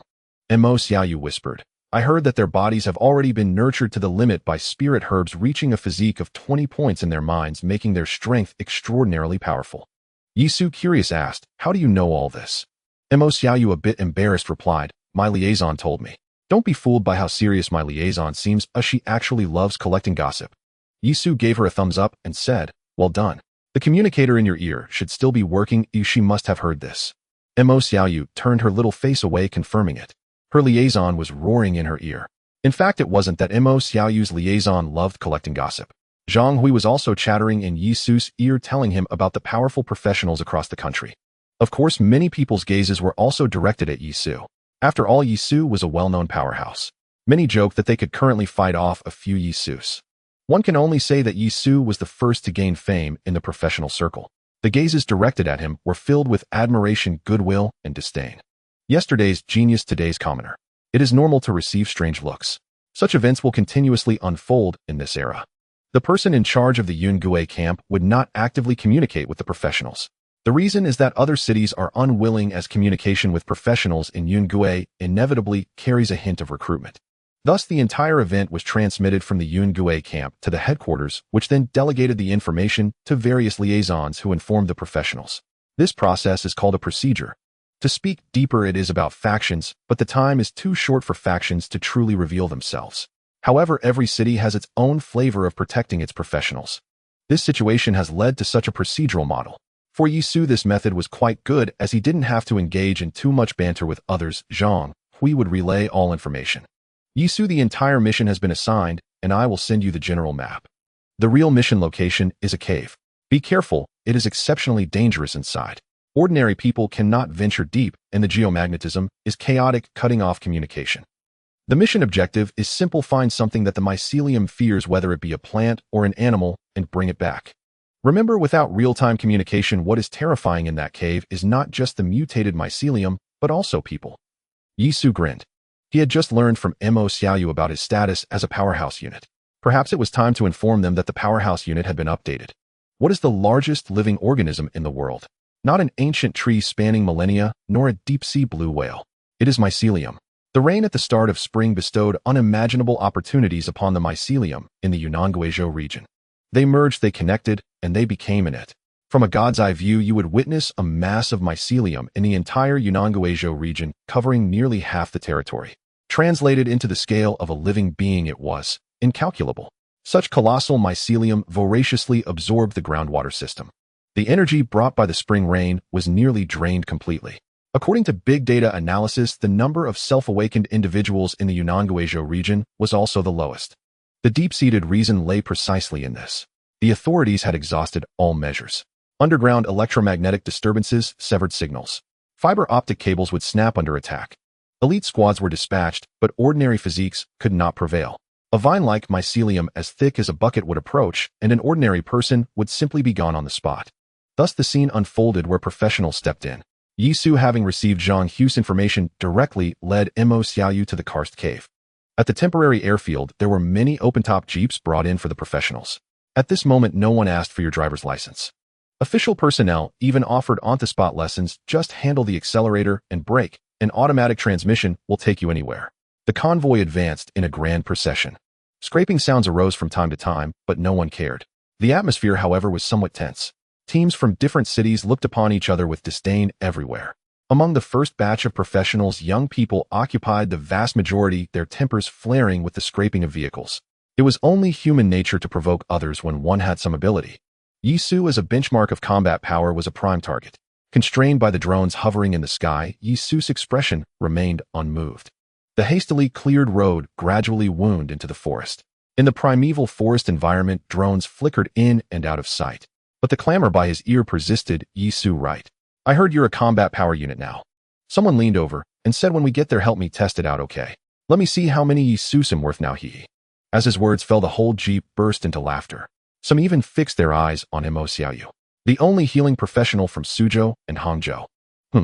This profession was quite rare nationwide, let alone a pure college girl. Yisu cast a glance at them. Not bad, young people were full of vitality. All right, I'll be your measuring stick, Yisu replied with a smile. A fight. Excellent. His ape fist was stuck, feeling like that so-called secret technique was still missing something. Martial arts only truly advanced through battle. What's the point of just testing? Another person sidled over. Where all young tempers run high, it's normal. How about we fight and add a little wager? At these words, the surrounding crowd immediately began to cheer. Some were intrigued, others just wanted to watch the fun. What wager? Yisu responded. Bet your teammate. The man continued. Professional teams are becoming the trend, and teammates are crucial, especially for some special professions. Special professions can only grow better by following the strong, right, Yisu? Yisu looked at him. He was a slightly older youth, around 25 or 26, with a sunny appearance, but an indelible gloom in his eyes. The strong rule. I like that, Yisu replied directly. Mo Xiaoyu tugged at Yisu's clothes and whispered, Li Mingyuan has a criminal record. He's ruthless, but lucky. Without official support, he broke through his limits the day before yesterday on his own. Then he assisted the local authorities with a mission, got resources, and is now a formidable figure who has also reached the 20-point physique threshold. Yisu nodded in response to Mo Xiaoyu. Paper strength and actual combat were two different things. A mere 4-point difference in physique. Yisu trusted his Tai Xian scripture and ape fist more. Or rather, since the heart ape emerged, a peculiar aura had begun to influence him. That aura was overwhelming domination. The heart ape's brutality, refined by Yisu's cautious nature, manifested as a mindset of invincible conquest. Banter continued among the crowd. Thus the convoy drove on. Soon ahead lay a jumble of rocks and a lingering smell of gunpowder. It was a large mountain whose belly had been hollowed out. The convoy inadvertently drove into this vast, monstrous maw. Geomagnetic forces began to take effect. The headphones emitted a crackling sound. The following drones fell directly from the sky. A ball of sparks rose. With the rising flames came the unbridled savagery of the crowd, no longer needing restraint. Beneath, order civilization. Beyond, order barbarism. All the female professionals subtly moved closer to the core of their teams. The brute animality of team members only slightly receded around their own women. But towards female members of other teams, it was almost undisguised. Yisu took a deep breath. This feeling, perfect. A wild primal aura surged within his heart. Like a beast breaking free from the chains of civilization, it roared, it howled. It thirsted for blood. Yisu. Mo Xiaoyu stared at him in shock.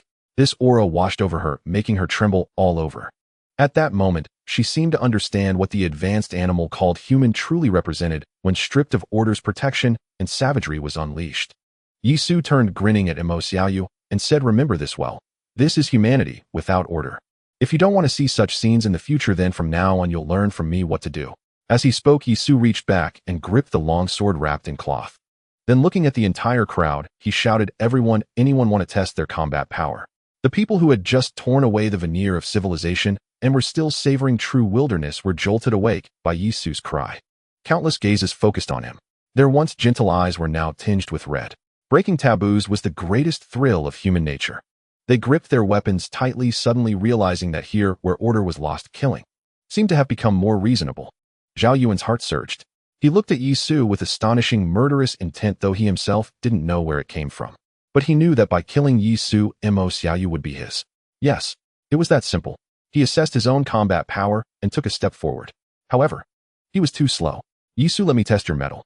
It was the young man who had earlier asked to see how many Yisus he was worth. Looking at his smiling face, Yisu only wanted to laugh louder. "Perfect," Yisu said. Brutality spread like wildfire. The Tai-Shin Sutra churned violently within Yisu's body, while the white giant ape in his martial arts slot had already gone berserk. Yisu now understood the source of the uncontrollable aura emanating from him. It was a martial art that upon reaching a certain threshold began to manifest its true essence, influencing the external atmosphere. After delving deeper, he realized this influence ceased to be a mere effect. Yet Yisu did not suppress it, instead he allowed it to radiate freely. "My name is Zhou. Fair warning, blades have no eyes. We professionals are nothing like ordinary folks," Zhou declared. He hadn't lost himself entirely, or rather he was laying down safeguards. Fearing he might accidentally kill Yisu, he preemptively fortified his mind. "Makes sense." Yisu nodded, reaching out to tap the blade, eliciting a crisp ring. In the next instant, countless onlookers watched as the two squared off. Yisu stepped a few meters away from his jeep and stood still, awaiting Zhou's approach. Zhou seethed with anger. Yisu's arrogance was insufferable. "My physique is at 18 points, Zhou stated. "So you'd better be careful or you really might die." Psychological safeguards and behavioral patches were all in place. Everything was fully constructed. Zhou no longer needed to hold back. With a roar, he lunged forward without activating any skills. With his physique advantage, why would he need skills? What a joke, facing merely a combat unit. In fact, he should focus more on guarding against Yisu using skills. Blood energy surged, and the hearts of those present raced. All eyes were fixed on the scene.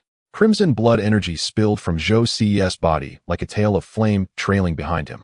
His speed was immense. The strength of an 18-point physique was evident on paper. Linear acceleration required no finesse, just a fierce charge. With long strides, his momentum was unmatched.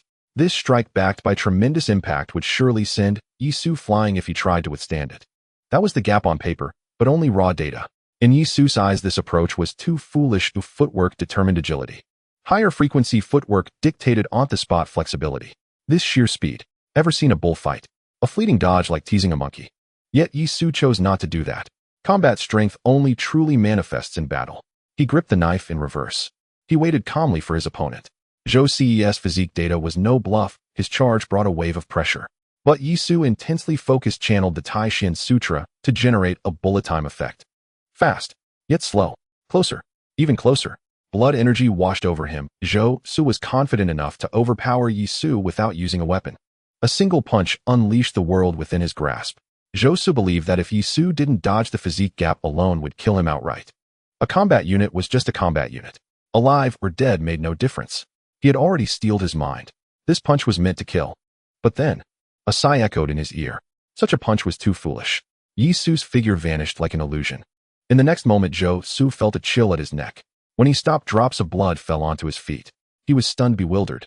He reached up and touched his neck, finding a thin line encircling it. His fingers parted the flesh and blood gushed forth. "You. This." Zhou gasped, utterly at a loss for words. Only an indescribable terror surged from the depths of his heart. Between life and death lay great dread. I. Gurgling sounds erupted as blood burst forth like a spray. A head rolled to the ground. In the instant they crossed paths, Yisu's knife had slipped from his hand, circling Zhou Ce's neck like a juggling act. Zhou Ce's own momentum drove him into the blade. It was hard to say whether Yisu had killed him or he had committed suicide. At that moment, silence fell over the crowd. A chill shot from everyone's tailbone to their crowns. It was terrifying. In the blink of an eye, the two clashed. Yisu had actually severed Zhou Ce's head. Was this human? They were all professionals, and Zhou Ce's physique was higher yet when it came to a fight. Could the gap really be this vast? What was even more horrifying was that days ago they were all ordinary people. For professionals, life hung by a thread. A profound stillness fell, the scene was icy. The primal brutality that had been unleashed seemed to be suppressed. The figure standing in the center had seemingly caged the wolves in everyone's hearts. Either go wild or die. The choice was yours. Clap, clap, clap, clap. Someone began to applaud. All eyes turned to Li Mingyuan. Martial arts, right, he declared. Professionals aren't bulls, nor are they Superman from DC Comics. Paper stats don't mean everything. He didn't even glance at Zhou Ce's separated body. Death had become commonplace to him. Among professionals, his awareness was ahead of the crowd. Indeed, with extraordinary combat power, even the state machinery would yield. Behind privilege lay life and death. What was there not to see? As he walked forward, he continued, combat strength. Only in battle does it truly manifest. Yisu, I have high hopes for you. How about joining me? The future will belong to us. Li Mingyuan voiced his ambition without hesitation. Professionals knew many things, even that nuclear warheads had expiration dates. In the future, technology would inevitably collapse. The era of personal power would surely arrive. Then whoever had the bigger fist would have the louder voice. As the first batch of professionals, they were uniquely positioned. Li Mingyuan dared to say this because he had backers behind him. At this moment, he had both money and people. He had opened many light orb chests, each worth 100 million on the black market, which was how he had been saturated with spiritual medicines. He had his eye on Yisu. His keen understanding of martial arts was rare among professionals, and with a healing professional backing him. TSK. Recruiting him would be a great deal. Combat strength only shows in battle. Yisu said, looking at Li Mingyuan. How can I submit to you without fighting you first? Good. Li Mingyuan rejoiced. Then let me show you my strength. Yisu was also pleased. Finally, the violent here tape rampaged within him, as if it hadn't had enough release. Moreover, the secret technique of ape fist remained stuck, an uncomfortable limbo. He desperately needed blood to witness the birth of that secret technique. The battle at the entrance of the cave in the Yunnan-Guizhou region did not go unnoticed. News quickly spread to the city camps of all factions. Zhou Su is dead. He Hu said to Li Qing. Li Qing didn't even pause his work and directly asked who killed him.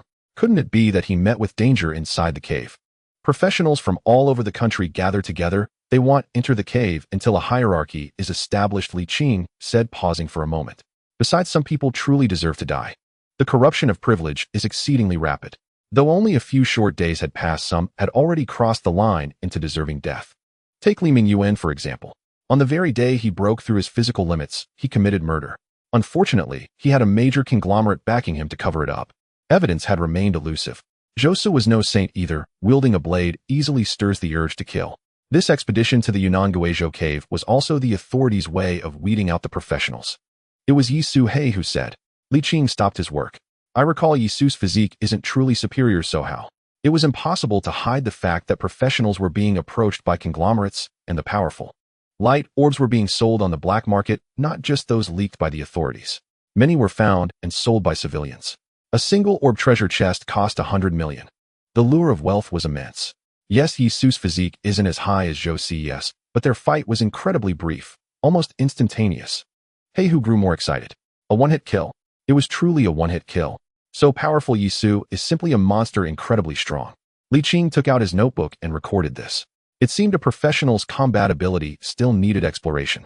Mere surface-level data couldn't serve as a true benchmark. Combat power. It must be proven in battle. A professional long blade, quite a fine weapon. Li Mingyuan smiled. He was very confident. He wasn't a mere believer in data either. He was naturally aggressive and combative. Mastering a martial art was addictive for someone like him. Moreover, he was nearly the only one present who could see Yisu's movements during his fight with Zhou Su. He had to admit martial arts were truly miraculous. All of you here are professionals, so I don't mind elaborating, he said as he stepped forward. Skills quickly boost combatability, but remember martial arts are what truly strengthen your foundation. Blind faith in data leads to a dead end. Everyone was enlightened. The battle between Yi Su and Zhou Su had been too fast, they had no idea what had happened. With Li Mingjuan's explanation, they finally realized how Zhou Su had been killed. Knowing the reason, Yi Su suddenly seemed less terrifying. Martial arts. I know them too. My blade is not dull.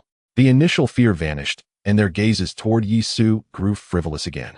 Everyone knew martial arts, so ultimately it still came down to one's physical data, didn't it? Yi Su, your physique hasn't even reached the limit that elixirs can push. What a pity he'll die at Li Mingjuan's hands, Zhao Yuan thought to himself. It wasn't out of mutual respect. What he regretted was that Mo Xiaoyu would be taken away by Li Mingyuan. A support professional was still very valuable. Come on, let me measure your worth, Li Mingyuan said, walking to the center of the field and taking his stance. He meant for Yi Su to strike first. Yi Su let out a scoff. Martial arts. In most people's minds, it probably remained at the level of mere forms. Li Mingyuan had said all this only to become the leader. Most of the country's independent professionals were gathered here. The leader holds the right to speak. His ambition was truly undisguised. Then come, let me see if your strength can support your ambition. Yi Su said as he walked straight over. Isn't it just posturing? I can do that too. Just like this. The distance between them steadily shrank. Almost everyone held their breath, sensing that this battle would decide the strongest professional of the moment. Li Mingjuan's smile faded. He was serious. He was indeed devoted to martial arts, but he was completely unlike Yi Su, who had truly mastered its essence. In his eyes, it wasn't Yi Su approaching, but a savage primordial beast. Yi Su is a special professional. He must have a terrifying exclusive skill. He thought to himself, this aura that changes his very temperament, pressing down and making it hard to breathe. Without a doubt, his profession must be an enhanced version of a melee class. What a fine fighter. Li Mingyuan couldn't help but grip his long blade tighter, and the two were now face to face. Come on. Come on. Come on. Come. Boom. Two streams of red aura exploded outward. In an instant, from utter stillness to explosive motion, their blood energy erupted fully. From the very first move, neither held back. With the sweeping of their long blades, a single careless moment could cost a life. A spark flared within the melee, the result of their weapons clashing. The low-frequency sound, laced with vibration, nearly stopped the hearts of all onlookers. Yi Su's blade carried a primal savagery. It was the frenzy of the white ape's rampage, the sword techniques, derived from ape boxing, flowing freely from his hand, each strike aimed at Li Mingjuan's vital points. A flicker of surprise flashed in Li Mingjuan's eyes. Yi Su's physique was inferior to his, yet the momentum of his blade work compensated for this. Could it really be the enhancement brought by martial arts? Damn it, he had only been talking. No matter how exquisite a child's blade technique, facing the full-force strike of an adult, the child would still kneel. It was just lip service. And you actually managed to cultivate something real. Yes, Li Mingyuan was the true believer in data, and it was perfectly logical. A strike with 100 gene of force is fundamentally different from one with 500 gene. No matter how skilled the technique, it's just overwhelming force overcoming all finesse. In theory, he wasn't wrong. But a physique of 4 points wasn't enough to achieve that. If you had a physique of 30 points and Yi Su had 16, then yes, Yi Su would concede immediately, because a near double gap is insurmountable. But 4 points doesn't warrant the notion of overwhelming force. Their martial arts realms were different, their physique data were different. Each had their strengths and weaknesses, yet bizarrely they were locked in a stalemate. Yi Su's eyes practically gleamed. This was a perfect sparring partner. The comprehension of martial arts soared during battle. Amidst the rampage of the white ape in his heart, an indescribable momentum began to coalesce. The Taishan Sutra adapted itself to the flow of martial arts. In bullet time, Yi Su was nearly multitasking, fighting on one front while grasping at the secret technique beginning to take form. I feel as if a force is gathering within my body. Yi Su roared in his heart. Just a little more, just this one point. What exactly is gathering within my body, and how do I unleash it? Just this one point. Suddenly, Yi Su recalled the skill he used on the blade mountain of grass, the layered wave blade. One strike after another, continuing with a sense of momentum. Thus, just like the layered waves, each strike grew stronger. A remarkable synergy. The brutality of the white ape surged violently within him. The blood energy tainted by this brutal aura could not be unleashed through the means of blood energy explosion. It could only run rampant within his body. This made Yi Su feel as if there was a force within him that could not be released. It seemed. This is the principle of martial arts secret techniques, formed from the core of martial arts, but it requires blood energy to be utilized. Then let's give it a try. Yi Su's mind was made up. Red energy surged forth, carrying out all the chaotic, brutal aura within his body. Then it wrapped around the blade. With one slash. Roar. The red blood energy howled. It actually emitted a sound. The brutal aura spread, directly affecting the state of the heart. The mind flowed. The white ape sent forth the blade. The first secret technique of the martial arts, ape fist. White ape delivers blade. Li Mingyuan heard a deafening roar of a savage beast, nearly causing his heart to stop. The momentum suddenly dropped. As he looked up, he saw a wave of red energy being cleaved by Yi Su. A great terror of life and death surged in his heart. The greater the disaster, the stronger the will to survive. Swallow the tiger, he shouted suddenly. The red blood energy receded, and a white energy wave surged. The phantom of a mountain lord was slashed out. The furious tiger roared, exuding great prestige. It collided with the red energy wave directed at Yi Su. Boom! A tremendous sound erupted like an explosion. The fierce wind swept through, rustling the clothes of those present. Dust and stones flew, forcing the onlookers to shield themselves. After this slash, both paused, and Li Mingyuan even took a small step back. Impressive. The connection between martial arts and skills is impeccable, Li Mingyuan exclaimed. He could not comprehend that this was a secret technique of martial arts. He thought Yi Su was merely linking skills in his attack. Of course, if it were truly a connection of martial arts and skills, it would indeed deserve such praise. Yi Su remained silent. He merely cracked a smile. TSK. He had truly grasped it. White ape delivers blade. This was the name of the secret technique established in that fleeting moment of inspiration. The brutal aura within him was completely expelled, and Yi Su felt a sense of unimpeded flow throughout his body. But as his mind gathered, the white ape in the martial arts slot responded to his intent and began to unleash the brutal aura once more. In this way, he could accumulate and use this secret technique again. So that's how it is. Martial arts secret techniques are like ultimate moves fueled by anger. In battle, they naturally flow effortlessly. Moreover, they consumed very little compared to those skills that required a forced and massive expenditure. Yi Su shook his head. His whole body cracked and popped. With the brutal aura gone, he felt as if he had consumed a ginseng fruit, completely transparent. Congratulations, your constitution won. A voice suddenly sounded in his mind. Double happiness arrives. It should be that the battle was exhilarating and the medicinal power stored within his body was fully activated, coupled with the rapid flow of blood energy, pushing his constitution forward a bit. Comfortable. Li Mingyuan, if you want to be the big brother, you must show your true abilities, Yi Su said. One could only say that it was just getting exhilarating. Do not stop. Moreover, what he said was not without reason. The connection of martial arts and skills is indeed a direction. Just right. Li Mingyuan was an excellent sparring partner. Make full use of it. All right. Li Mingyuan felt as if he was riding a tiger. Once the skill was activated, his stamina would drop significantly. Although Yi Su's physical attributes were slightly inferior to his own, his martial arts compensated for this. Moreover, if he could not subdue Yi Su today, he would find it difficult to attract more professionals for this nationwide event. These are all the first generations. For the ambition in his heart, Li Mingyuan gritted his teeth and charged in. The battle between the two reignited. Everyone was already dumbfounded. Many among them were merely ordinary people who had gained extraordinary strength, and their mentalities could shift.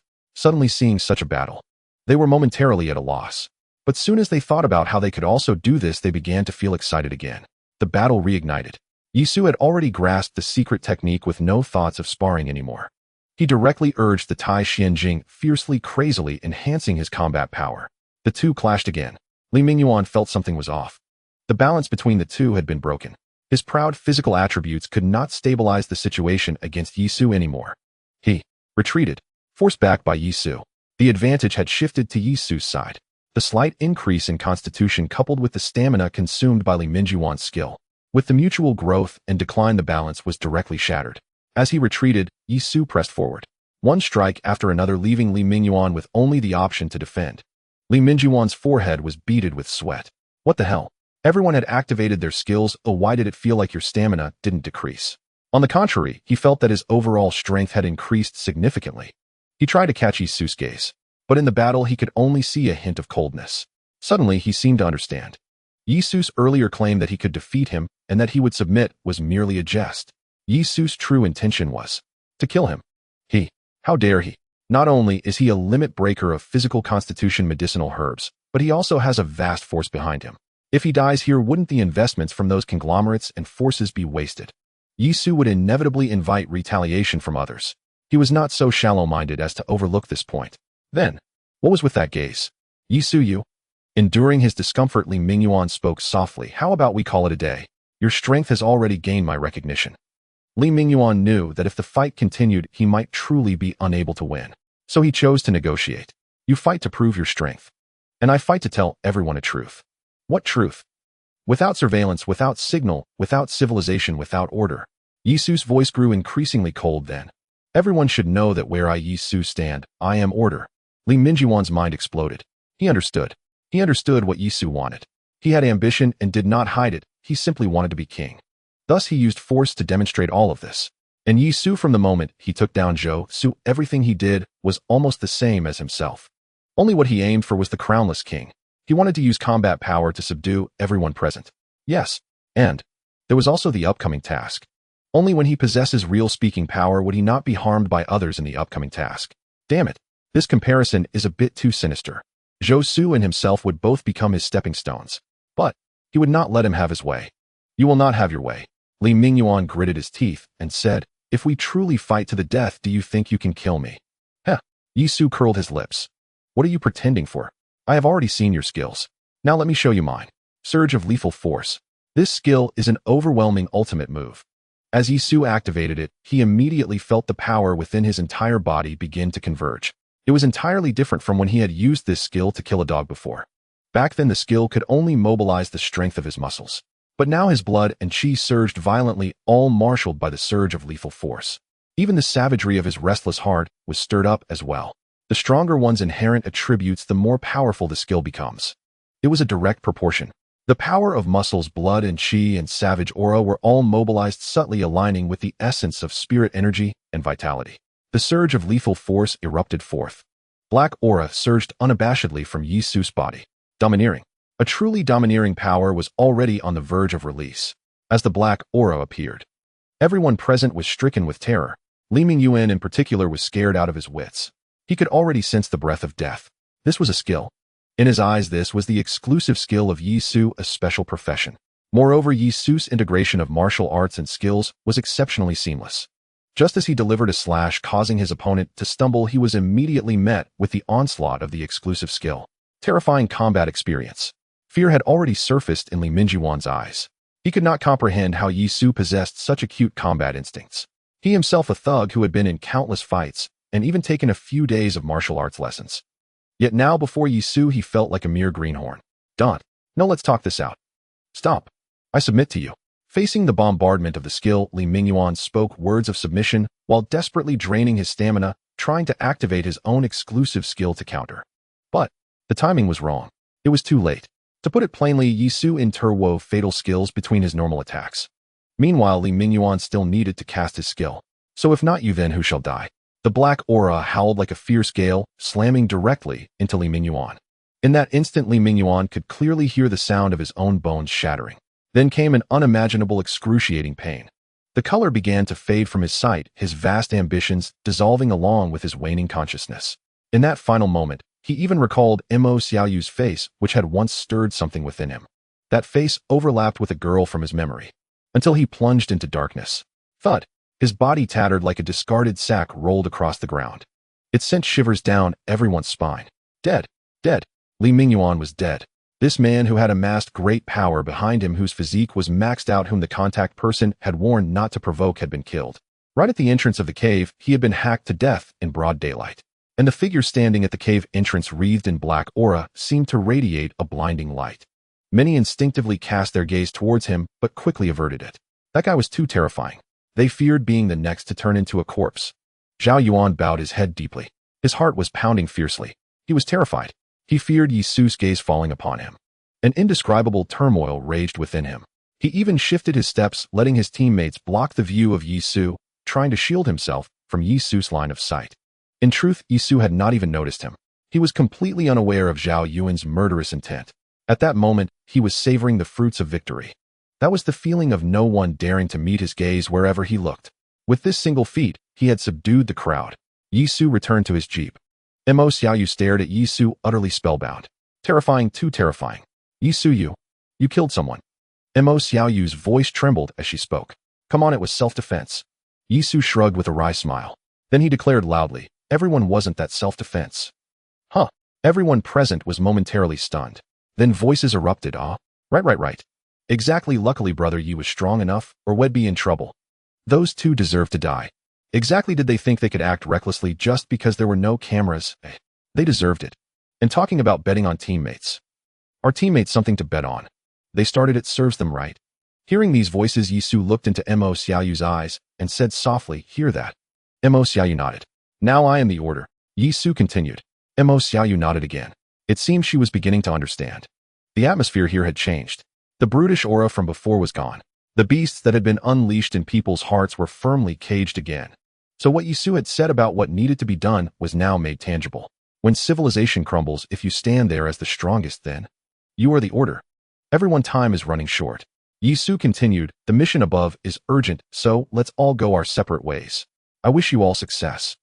With that, Yisu floored the accelerator and drove straight into the cave. The others exchanged glances, then drove into the cave as well. It seemed the earlier agitation had been suppressed. Everyone had returned to a state of civility. Yisu let out a long breath. Order must not collapse. There was a core reason for Yisu's actions. That was the future letter. There would definitely be more than one future letter. Next time it would appear again, revealing the most crucial opportunities to him. If order collapsed and cities became fragmented, what if an opportunity lay in another territory? He would go there only to find it had become someone's private domain and the opportunity might have already been plundered. Professionals were the root of chaos and he needed to suppress this trend. Because of this, many would resent him and come to challenge him. Well, good. Combat strength was honed in battle. His martial arts would only be quickly comprehended and improved through combat. It was like setting himself up as a target. Finally, there was a heartfelt thought. The global profession was an opportunity, one fraught with immense danger. It should not be the end of the world. He would do what he could. It was a small way to shoulder some responsibility. I hold hope for the future, and I hope the future will not disappoint me. This thought drifted through Yisu's mind. He finally snapped back to reality. Yunanguejo mycelium. Let me see for myself. Is it really so easy to be laid low by it? Director, the latest update. Black Tiger burst in once again, shouting loudly. Go on. Li Qing showed no impatience. The two of them operated through separate channels. Li Qing's channel was official. Black Tigers belonged to the military. Certain intelligence reached the military faster. Li Mingyuan is dead, Black Tiger declared. Right at the cave entrance, slain outright by Yisu, Li Qing froze. This time he was genuinely stunned. Li Mingyuan, undisputed elite among cultivators, firmly seated at the apex of China's hierarchy. He enjoyed backing from restless conglomerates and ancient clans. Thus his advancement along the cultivator path had been astonishingly rapid. Coupled with his fierce combative nature, his extraordinary power only intensified his ruthlessness. Such a cultivator, and slain outright. Nan by Yisu. Unthinkable. I need confirmation. Has Yisu's physical data reached the limit of spiriturb infusion? Li Qing asked. Absolutely not. Black Tiger replied. Zhang Hui's team, an official oversight. Both have precise records of Yisu's movements. Moreover, the luminous treasure chests are finite. Yisu has no alternative source, and therefore we can conclude definitively Yisu's physical parameters remain well below the infusion threshold. Li Qing nodded. It appears Yisu has independently discovered a unique path. Combat prowess reveals itself only in actual battle. When he returns, instruct him to see me. We may pursue deeper collaboration. Understood. Black Tiger affirmed. What? Li Mingyuan is dead. Atop a high-rise building, an elder sat rigid at his desk, brow deeply furrowed. Several others sat around the same table. Upon receiving news of Li Mingyuan's death, they convened an immediate discreet meeting. Specialized cultivator, unique skills, martial arts, cultivator grade weaponry, spiriturb infusion limits. All combined place him indisputably among China's elite. Even those elite cultivators from the capital wouldn't claim certainty in defeating Li Mingyuan. Yet you say he's dead in global cultivator emergence, non-near public secret. Now it dominated online discourse among the general populace.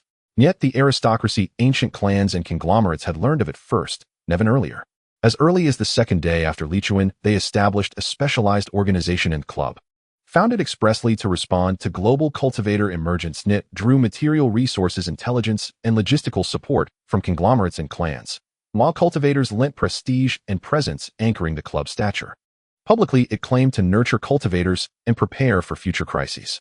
Privately, each party harbored calculated ambitions. After all, when technology collapses, cultivators will become the new mainstream. These clubs represented preemptive positioning. The Yungue cave incident is essentially state-sanctioned cultivation bicombat. An elder remarked.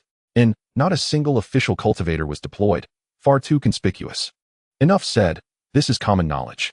What matters now is gauging Yisu's true strength and determining our next course after Li Mingyuan's fall.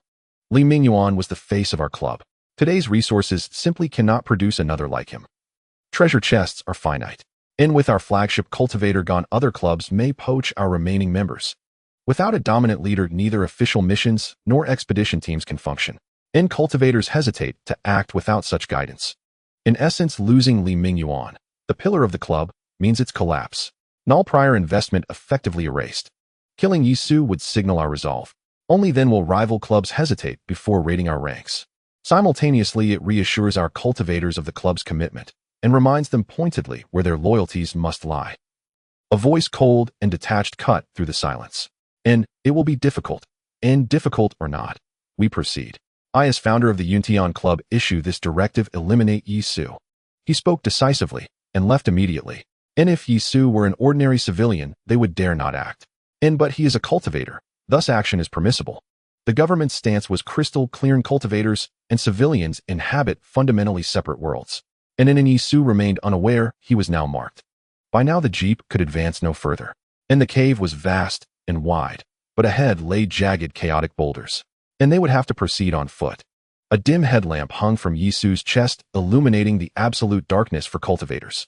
And Yi, team leader Yi, what exactly are we searching for? Mo Xiaoyu, uneasy in this oppressive environment, asked. Nisu shrugged. I don't know either. Let's explore first. We haven't encountered any mycelial filaments yet. Yisu had long discerned the government's cultivation bicombat strategy. It was chillingly logical and facilitate growth, yet suppress opportunity, ensure survival, yet engineer elimination. Contradiction was reality. Team leader Yi, look ahead, and suddenly Mo Xiaoyu cried out in alarm. Nisu raised his gaze, only to see emptiness, a labyrinth of interconnected caverns. Yet Mo Xiaoyu's eyes widened in awe. Nisu remained impassive. What is it? My night vision isn't particularly strong. Unhesitating, Mo Xiaoyu answered, a mycelial carpet. Ahead lies a vast expanse of white mycelium stretching deep into the cave's heart. Nisu nodded. Yes, I see it too. Proceed with caution. We've entered the mycelium's domain. In truth, Yisu saw nothing at all. They continued forward. Mo Xiaoyu kept reporting details. Yisu's admission about his weak night vision had lodged in her mind. So she described distant features constantly, enabling Yisu to reconstruct mentally the cave's true topography from her words. An illusion, Nisu mused inwardly.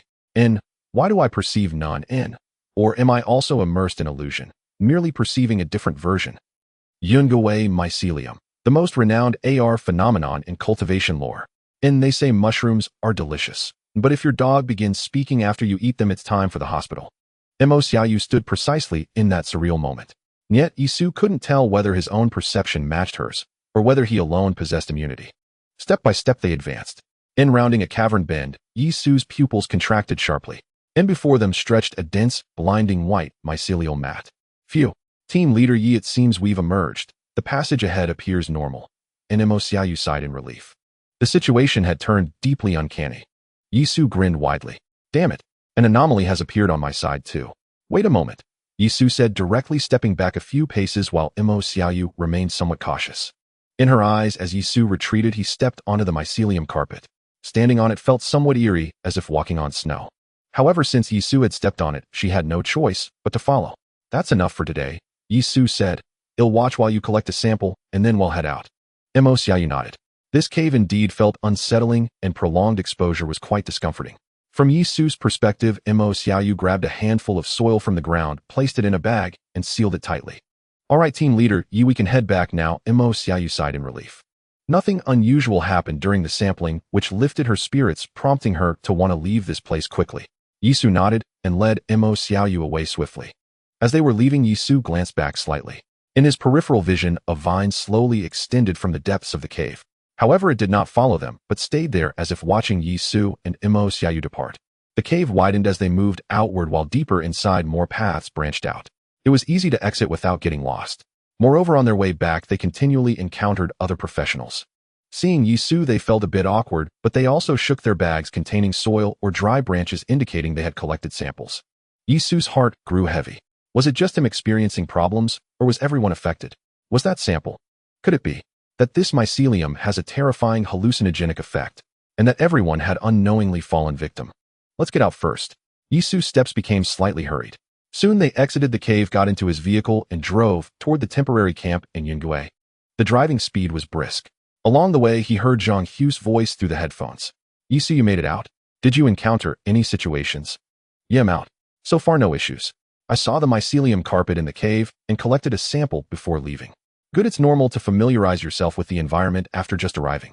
Zhang paused for a moment, then continued. Actually, there are still others working on this task.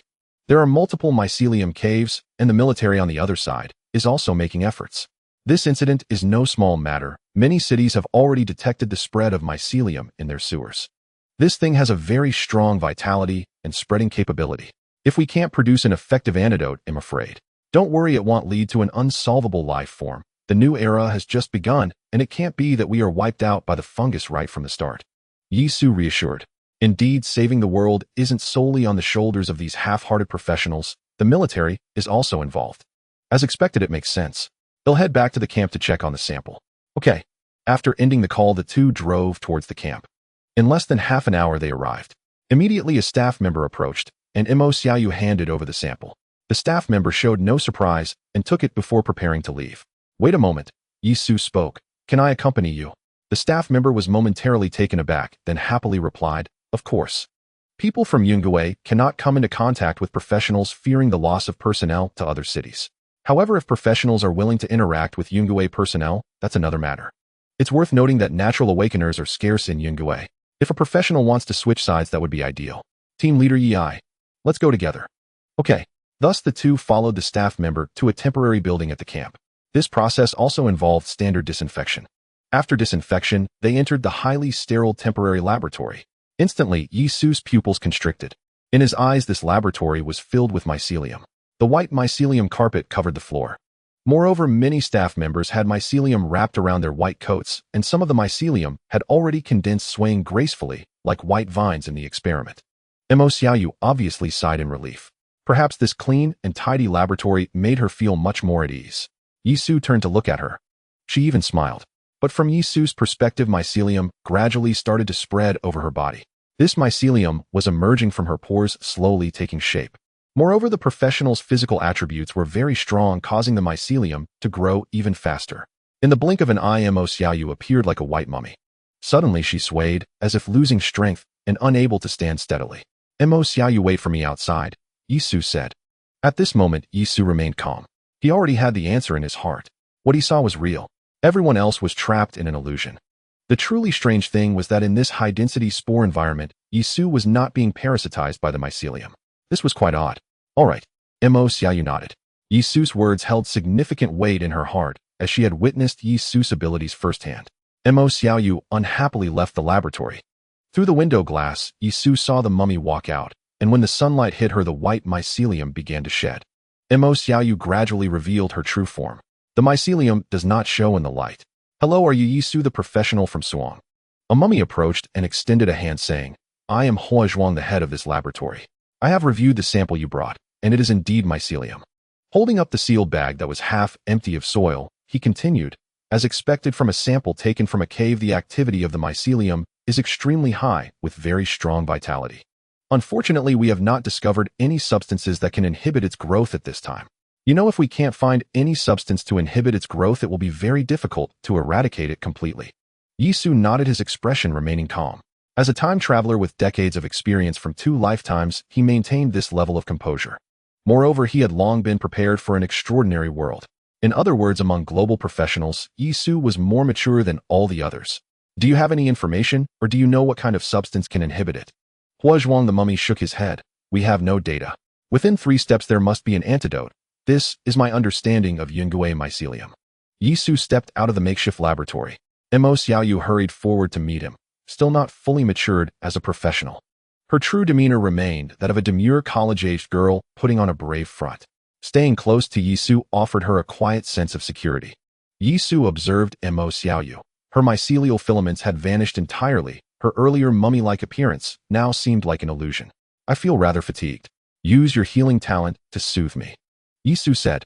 If his memory served him right, Mo Xiaoyu possessed 2 skills, one granted by him, and the other her innate signature ability. All right, Mo Xiaoyu harbored no hesitation. She reached out and touched Yisu's arm, activating her innate skill. Instantly, a wave of cool serenity surged through him, relaxing his entire being. Yet, Mo Xiaoyu's pupils dilated sharply. Oh! A piercing, guttural scream tore from her throat. Yisu reacted in a flash, clamping a hand over her mouth. Her face contorted with raw terror, as if she had glimpsed a specter. She writhed, struggling to break free from his grip. Enough! Stop screaming. It's just some mycelial filaments after all, Yisu said. Hearing this, Mo Xiaoyu gradually calmed. Yisu released her. Cloud Caller, an auxiliary healing profession. Remarkable. Her innate skill possessed purifying properties, and when activated she herself benefited from its effect. Thus, the illusion dissolved, revealing the world as it truly was. No wonder auxiliary professionals were so fiercely contested. They were genuinely invaluable. Team Leader Yi. Team Leader Yi. Mo Xiaoyu stammered, nearly incoherent. Though sunlight caused mycelial filaments to slough off professionals' bodies, ordinary people still harbored them in shadowed areas. Yisu himself didn't understand the mechanism. Perhaps professionals simply possessed greater resistance. Combined with sunlight, the filaments became imperceptible. In darkness, however, even professionals would be enveloped by the mycelium. Don't panic. You yourself were wrapped head-to-toe like a mummy just moments ago. Yisu teased. Mo Xiaoyu shuddered involuntarily. Let's go. While we walk, we'll talk, Yisu said. As they walked, he continued. So far, these filaments exhibit only extraordinary reproductive and parasitic capabilities. I've yet to observe any sign of intelligence. If they were intelligent, we'd already be doomed. For now, we cling to the one phrase every researcher agrees upon: within 3 steps the antidote must lie. But we must move swiftly. This mutation is ferocious. If it develops cognition, the crisis will escalate beyond reckoning. Reproduction and parasitism were divine arts, capable of reshaping heaven and earth itself. Yet without intellect, only instinct, the threat remained merely inconvenient, not apocalyptic. So what do we do now? Return to the cave. Off. What about it, little one? Saving the world falls to you now, since your skill alone dispels illusion. Sudden immense responsibility weighed upon Mo Xiaoyu, but she wasn't slow-witted. She quickly caught on. Wait, Team Leader Yi, you weren't affected at all from the very beginning. Mo Xiaoyu stared in astonishment, yet that astonishment swiftly gave way to quiet certainty. Of course, Team Leader Yi was invincible. The jeep rumbled back to life. They drove toward the cave entrance. Nearby professionals watched and scoffed. What now? Saving the world? We freelance professionals are merely official goo, bred and released for observation. Real salvation belongs to the authorities. A token effort suffices. Great merit is never easily claimed. After the battle at the cave mouth, even the dullest professional had grasped the truth. Thus this mission had devolved into sheer negligence. Seeing Yisu's urgency, they muttered inwardly. Yet, in Mo Xiaoyu's eyes, faint mycelial threads clung to each of them. Where sunlight failed to reach, the filaments swayed like fine down. A chill crept up Mo Xiaoyu's spine. Recalling Yisu's remark that she had once been cocooned like a mummy, her dread deepened. En route, her earpiece crackled to life. The device had an on-off switch. Zhang Hui couldn't monitor Yisu continuously. But just now Yisu hadn't muted it. Zhang Hui must have heard everything. Yisu, I can't tell. Huh? Hey, what are you saying? Yisu pressed the voice key. What did you say? About the illusions. I can't distinguish reality anymore. Zhang Hui's voice carried a strained, fractured timbre. I've reported it upward. The higher-ups responded with grave concern and issued strict orders. Weapons are to remain holstered for now. Even operations against mutated creatures are suspended. I suspect the authorities are already aware. But I cannot trust whether what I see is real, or whether even this official directive is itself an illusion. Well, over-immersed aren't we? Brother, we don't overthink it, Yisu replied. These spores infect and proliferate rapidly, but no fatalities have occurred yet. So hold steady, no action required. I'll scout the cave myself. Relax. At worst it's life or death, and since we're still breathing, just wait patiently. Zhang Hui paused, then let out a wry chuckle. Yisu, your heart truly is vast. Then silence fell. Yisu's composure wasn't born of carelessness. His future letter stated it plainly: early-stage mutations, flora and fauna alike, posed only persistent vexing complications. It followed then that far more terrifying phenomena lay ahead. That mycelium held apocalyptic potential, yet the letter never mentioned it. Proof that to his future self this was trivial, a mere footnote. How to render someone immune to present despair. Simple. Remind them that far greater trials await. Damn it. The route was familiar. Yisu arrived swiftly at the cave entrance. As soon as they disembarked, Mo Xiaoyu turned toward the dense thicket. Hey, wrong way. Can't you see the enormous entrance? Yisu called out. Mo Xiaoyu froze, staring fixedly into the woods. Isn't the entrance here? Then, she jolted awake. She activated her innate skill upon herself. Sure enough, the world turned white. She'd been ensnared by illusion. Roughly half an hour, Yisu said. Your innate skill sustains lucidity for 30 minutes. Set a reminder, like an alarm, to renew it. Watching the surroundings visibly shift into whiteness, Yisu sighed inwardly. Yes, Mo Xiaoyu affirmed. She was beginning, genuinely, to mature. After all, professionals faced ever more bizarre phenomena. Stay calm. Then, both stepped back into the cave. Team leader, I'll provide visual guidance, Mo Xiaoyu declared earnestly upon entering. Guide what exactly? Didn't you say your night vision is poor? What do you think? Oh, right. I see. Mo Xiaoyu suddenly realized. At that time Yisu had said it intentionally. If only she had been a bit more alert, then she could have discerned that Yisu was lying. It should be noted that at that time in the grass and leaf knife mountain, Yisu's night vision ability was impeccable. In fact, it was much stronger than her own. How could he suddenly claim that his night vision wasn't very good here? She truly hadn't paid attention to these details. Let's go be careful, Yisu said. Now we should be heading to the core of the mycelium. The two quickened their pace. Although the path was winding, Yisu had an excellent memory. They soon reached the point of their first retreat. They entered that forked cave again. In an instant, a white mycelium carpet covered the cave, resembling a spider's lair. Captain Yi, I see the mycelium carpet. It's not time yet. I'm going to treat myself for a bit. Mo Xiaoyu said. No need for treatment. I see it too. Yisu replied. From here on, we are truly entering the core of the mycelium. If the core of the mycelium is the mycelium carpet, then finding the task won't be too difficult. Wherever there is a vacuum, there will be something that restrains the mycelium. It's quite simple. Without intelligent mycelium, living organisms have too many vulnerabilities. Let's go. The two stepped onto the mycelium carpet, which was as soft as snow. That feeling of stepping in something unpleasant returned. Mo Xiaoyu suppressed her discomfort, while Yisu seemed unbothered. Thus they continued to advance through the carpet of mycelium. However, this time, Yisu drew the long knife from his back. Last time they left, a vine had appeared, and it was no illusion. Swish! A faint sound of air being sliced echoed. Yisu suddenly turned, slashing the long knife fiercely. Rip!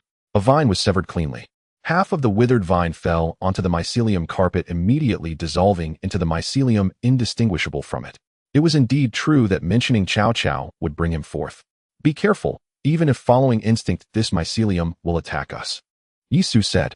This was the instinct of predatory organisms. Once they got too close or sensed a threat, they would enter a frenzied mode. His face grew serious. Because the journey ahead would involve combat. Mo Xiaoyu nodded. The two continued onward. Just as Yisu had said, the number of vines began to increase. Moreover, with the cover of the mycelium carpet, the vines thrusting up from the ground had a jarring effect.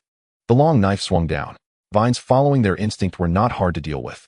Well, it should be easy for professionals. If it were ordinary people or mechanical devices, they would undoubtedly be decimated. Captain Yi. After a while of moving forward, Mo Xiaoyu hesitated. What is it? I feel like a burden. Mo Xiaoyu said.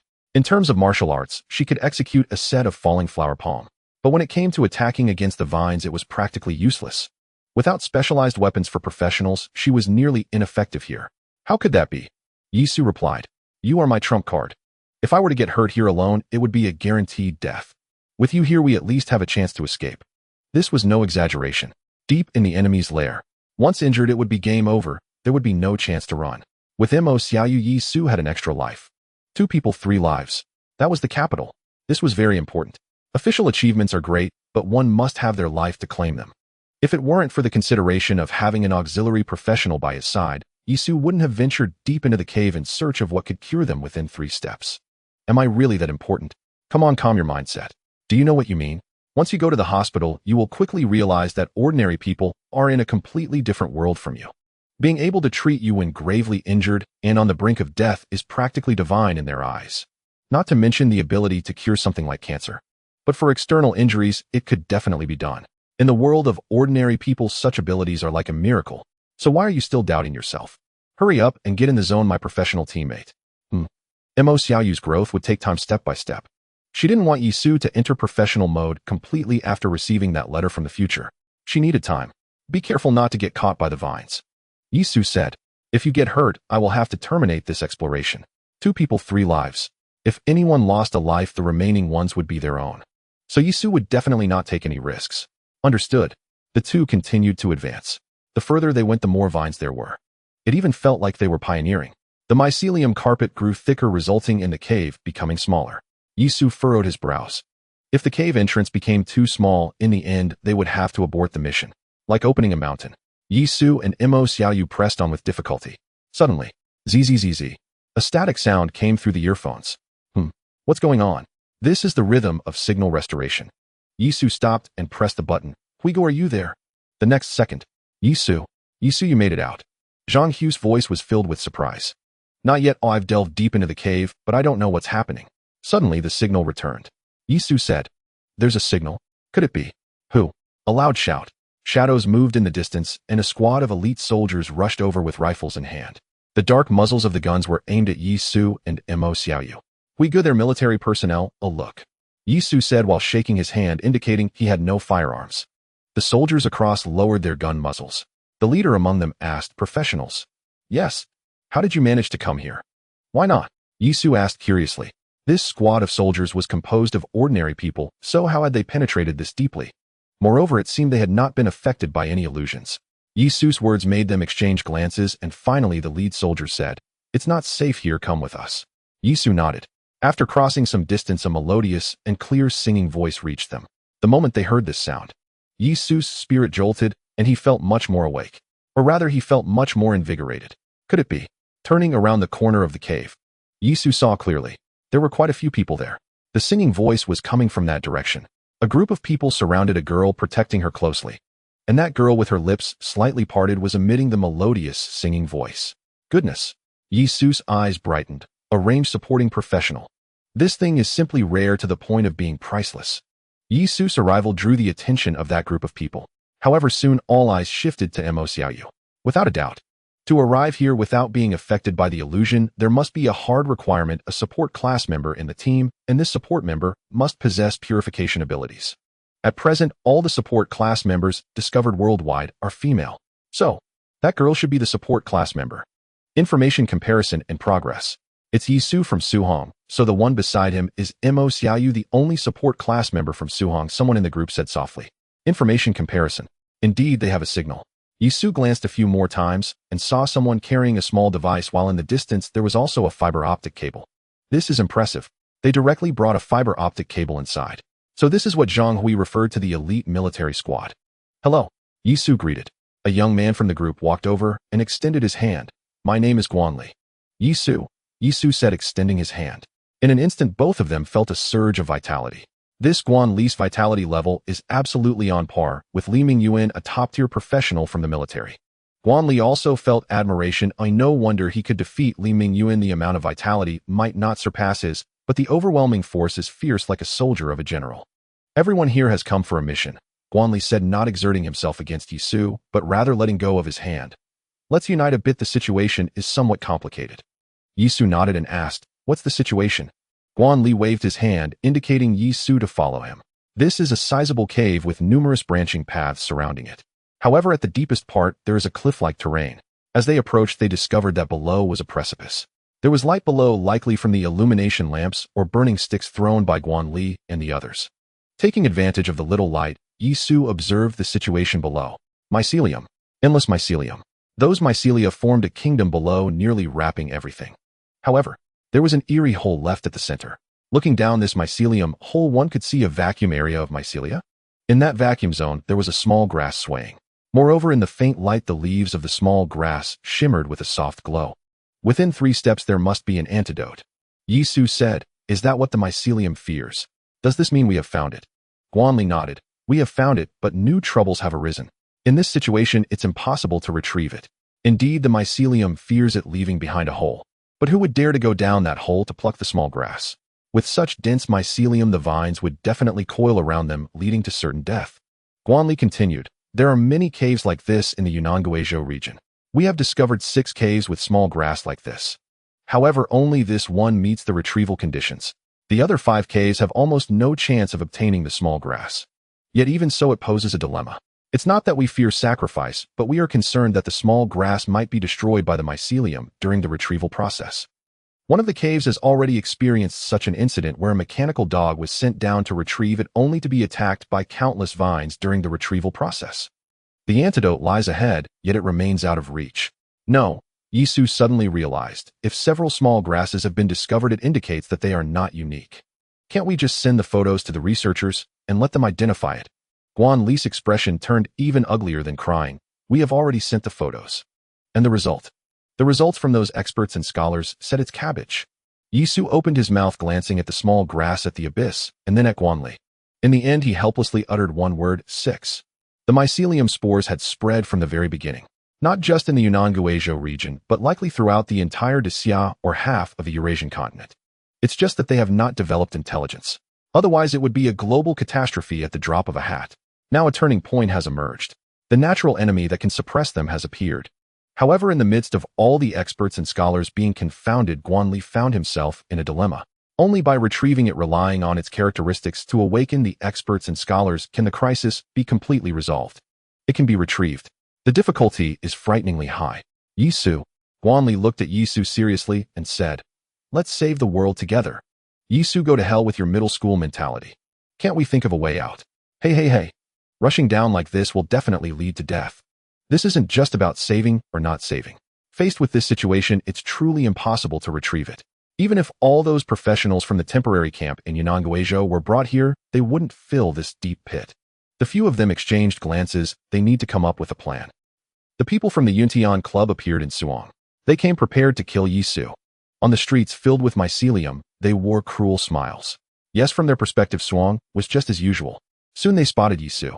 "Captain, we found Yisu," a professional from the mercenary group shouted loudly. This shout indeed alerted Yisu. "You idiot," the captain leading the team yelled, and such a loud voice had already awakened Yisu. However, thinking of the reputation of the Yuntian Club and the subsequent developments, he had no choice but to charge forward. Armed with the exclusive weapon of a professional, he charged forward fiercely. He slashed down at an armored vehicle. "So strong," he exclaimed in shock. As he slashed down, Yisu remained unmoved while the impact made his hands numb. "What are you still hesitating for? Let's surround him together."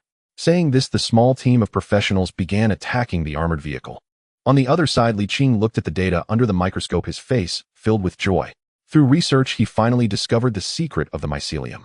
It turns out that the seed of the spiritual medicine Yisu gave him contains components that inhibit its growth.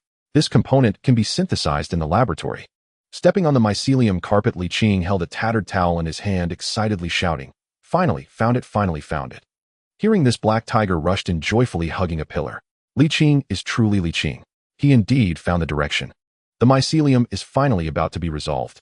Although Li Qing seems a bit rigid at this moment, Black Tiger completely overlooks this detail. The world has gone mad. The imperial capital. Chui, who walked along the street covered in a blanket of fungi, constantly fiddling with his phone. "Professor Zhang. Fungal threads. I have already developed the antidote for the fungal threads, haven't I? Don't worry, it is currently being sprayed from the plane, and I am on the plane." The voice on the other end was quite excited. Chui, who looked up and saw Professor Zhang from the Research Institute riding a broom, spitting out water with a sound of woo woo woo. "Pu pu pu." Chui, who spread his hands. "Oh no, it's over." At this moment, at least half of Asia had gone crazy. Or rather, under the influence of the fungal threads, everyone had entered a frenzied illusion. The only benefit was that for the time being there were no large-scale casualties. Everyone's illusions were merely their innermost desires. The overall manifestation was one of revelry, happiness, and other emotions. Chui, who grabbed a mummy. After prying open the fungi, he checked his pulse. Not bad. Overall, he was quite healthy, even very healthy. Or rather, the fungi had chosen a symbiotic system, drawing nutrients from the blanket without consuming the host. The regular instinct of living beings. The disseminators would be favored. Just like how fruits first carry their seeds far away, edible flesh grows around the seeds, allowing other beings to eat the fruit and take the seeds away. But if this continues, it won't work. Chui, who continued fiddling with his phone, dialing one acquaintance after another, checking who had not been affected. As for why he was not affected, Chui, who speculated it might be due to a core technique in his martial arts. This martial art is called Tai Shou Jing.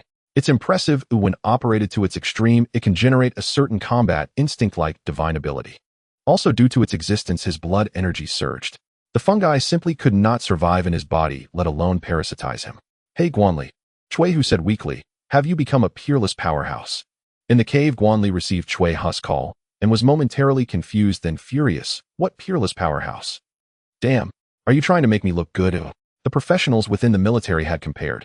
Even if everyone had reached the limit of 20 points in constitution, But Chui's combat power was simply outrageous. And it wasn't just a bit strong, it was significantly stronger. That guy seemed almost born for battle, possessing a terrifying combat instinct.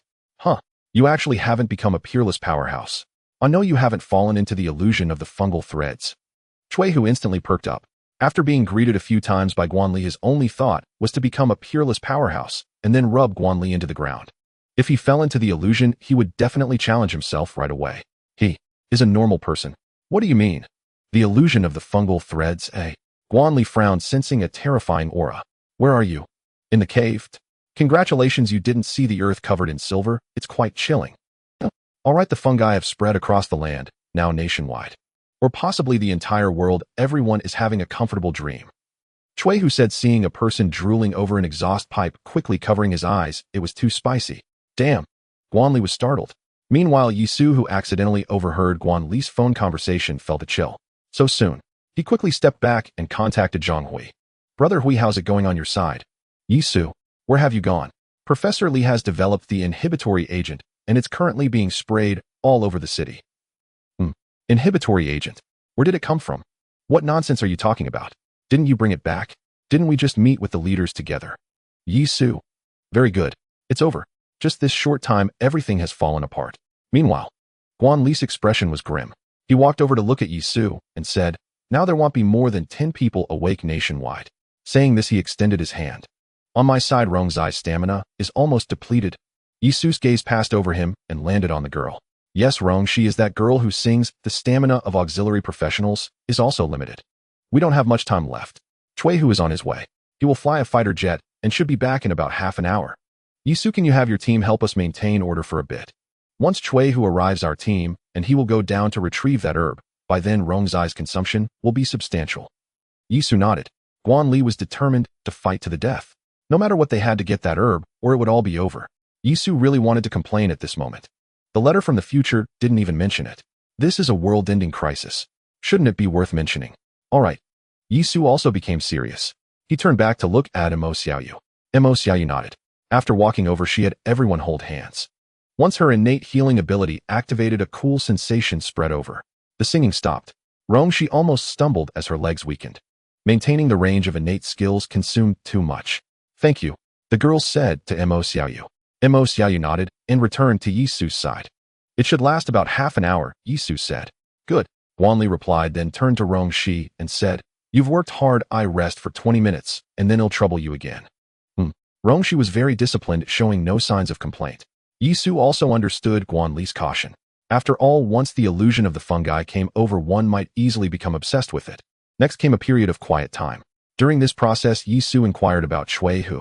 In an environment filled with a blanket of fungi, he was surprisingly able to remain awake. Could it be that he, like himself, had something special? From Guanli's words, Chui was very strong. This made Yisu somewhat curious. In the 20-point constitution range, the disparity in combat power should not be too outrageous. Of course, if he reached 20 points in constitution, his combat power would definitely be strong. Thanks to martial arts and the special ability provided by the core technique, bullet time. Relying on this, he could far surpass ordinary professionals. That Chui. Boom. Just as Yisu was pondering this, a loud explosion suddenly sounded from outside. In less than half an hour, a figure came sprinting. Guanli, I parachuted in like a badass. You must testify for me later. Don't make me pay for the plane. That was an electronic warfare plane I can't afford. He shouted while running. His blood energy surged, and there was a sound reminiscent of rivers rushing. That was blood energy. Similar to Yisu fully activating Tai Xianjing. The blood energy surged like a tide. Chui ran all the way and saw Guanli. But somehow his gaze suddenly shifted and fixed on Yisu. He felt a sense of similarity in Yisu. It was as if the two had something in common. You? Chui walked directly towards Yisu. Yisu also stepped forward. The two reached out their hands, almost simultaneously grasping each other tightly. Indeed, both had the intention to test each other. As expected, their blood surged. This was the result of the core technique in operation. Tai Xianjing. Chui said directly. Yisu was taken aback, thought for a moment. Tai Xianjing. Sometimes things are just that wonderful. The two showed each other their cards without any negotiation. Chui nodded. It felt somewhat like seeing a fellow disciple. I'll forget it. What matters is the main issue. Guanli, where is that herb? He hurriedly asked. Deep down under the cliff, Guanli replied. You can see it at a glance, but retrieving it is extremely risky. While speaking, Guanli organized his equipment. His team of professionals did the same. They removed their heavy protective gear, trying to lighten their load. Let's go down together. Brothers will support you, but you must bring it back. Guanli did not make any demands on Yisu. It's really impossible to impose demands on a casual profession. Moral coercion is meaningless, and it might even provoke the other's resentment. After all, their teammate as a support profession is still useful. All right, Chuehu replied. There was no hesitation here. If the risk is high, then there will be sacrifices. However, if a little sacrifice can overcome this crisis, then it is worth it. Is the situation outside very dire? Yisu asked. Very dire, Chuehu responded.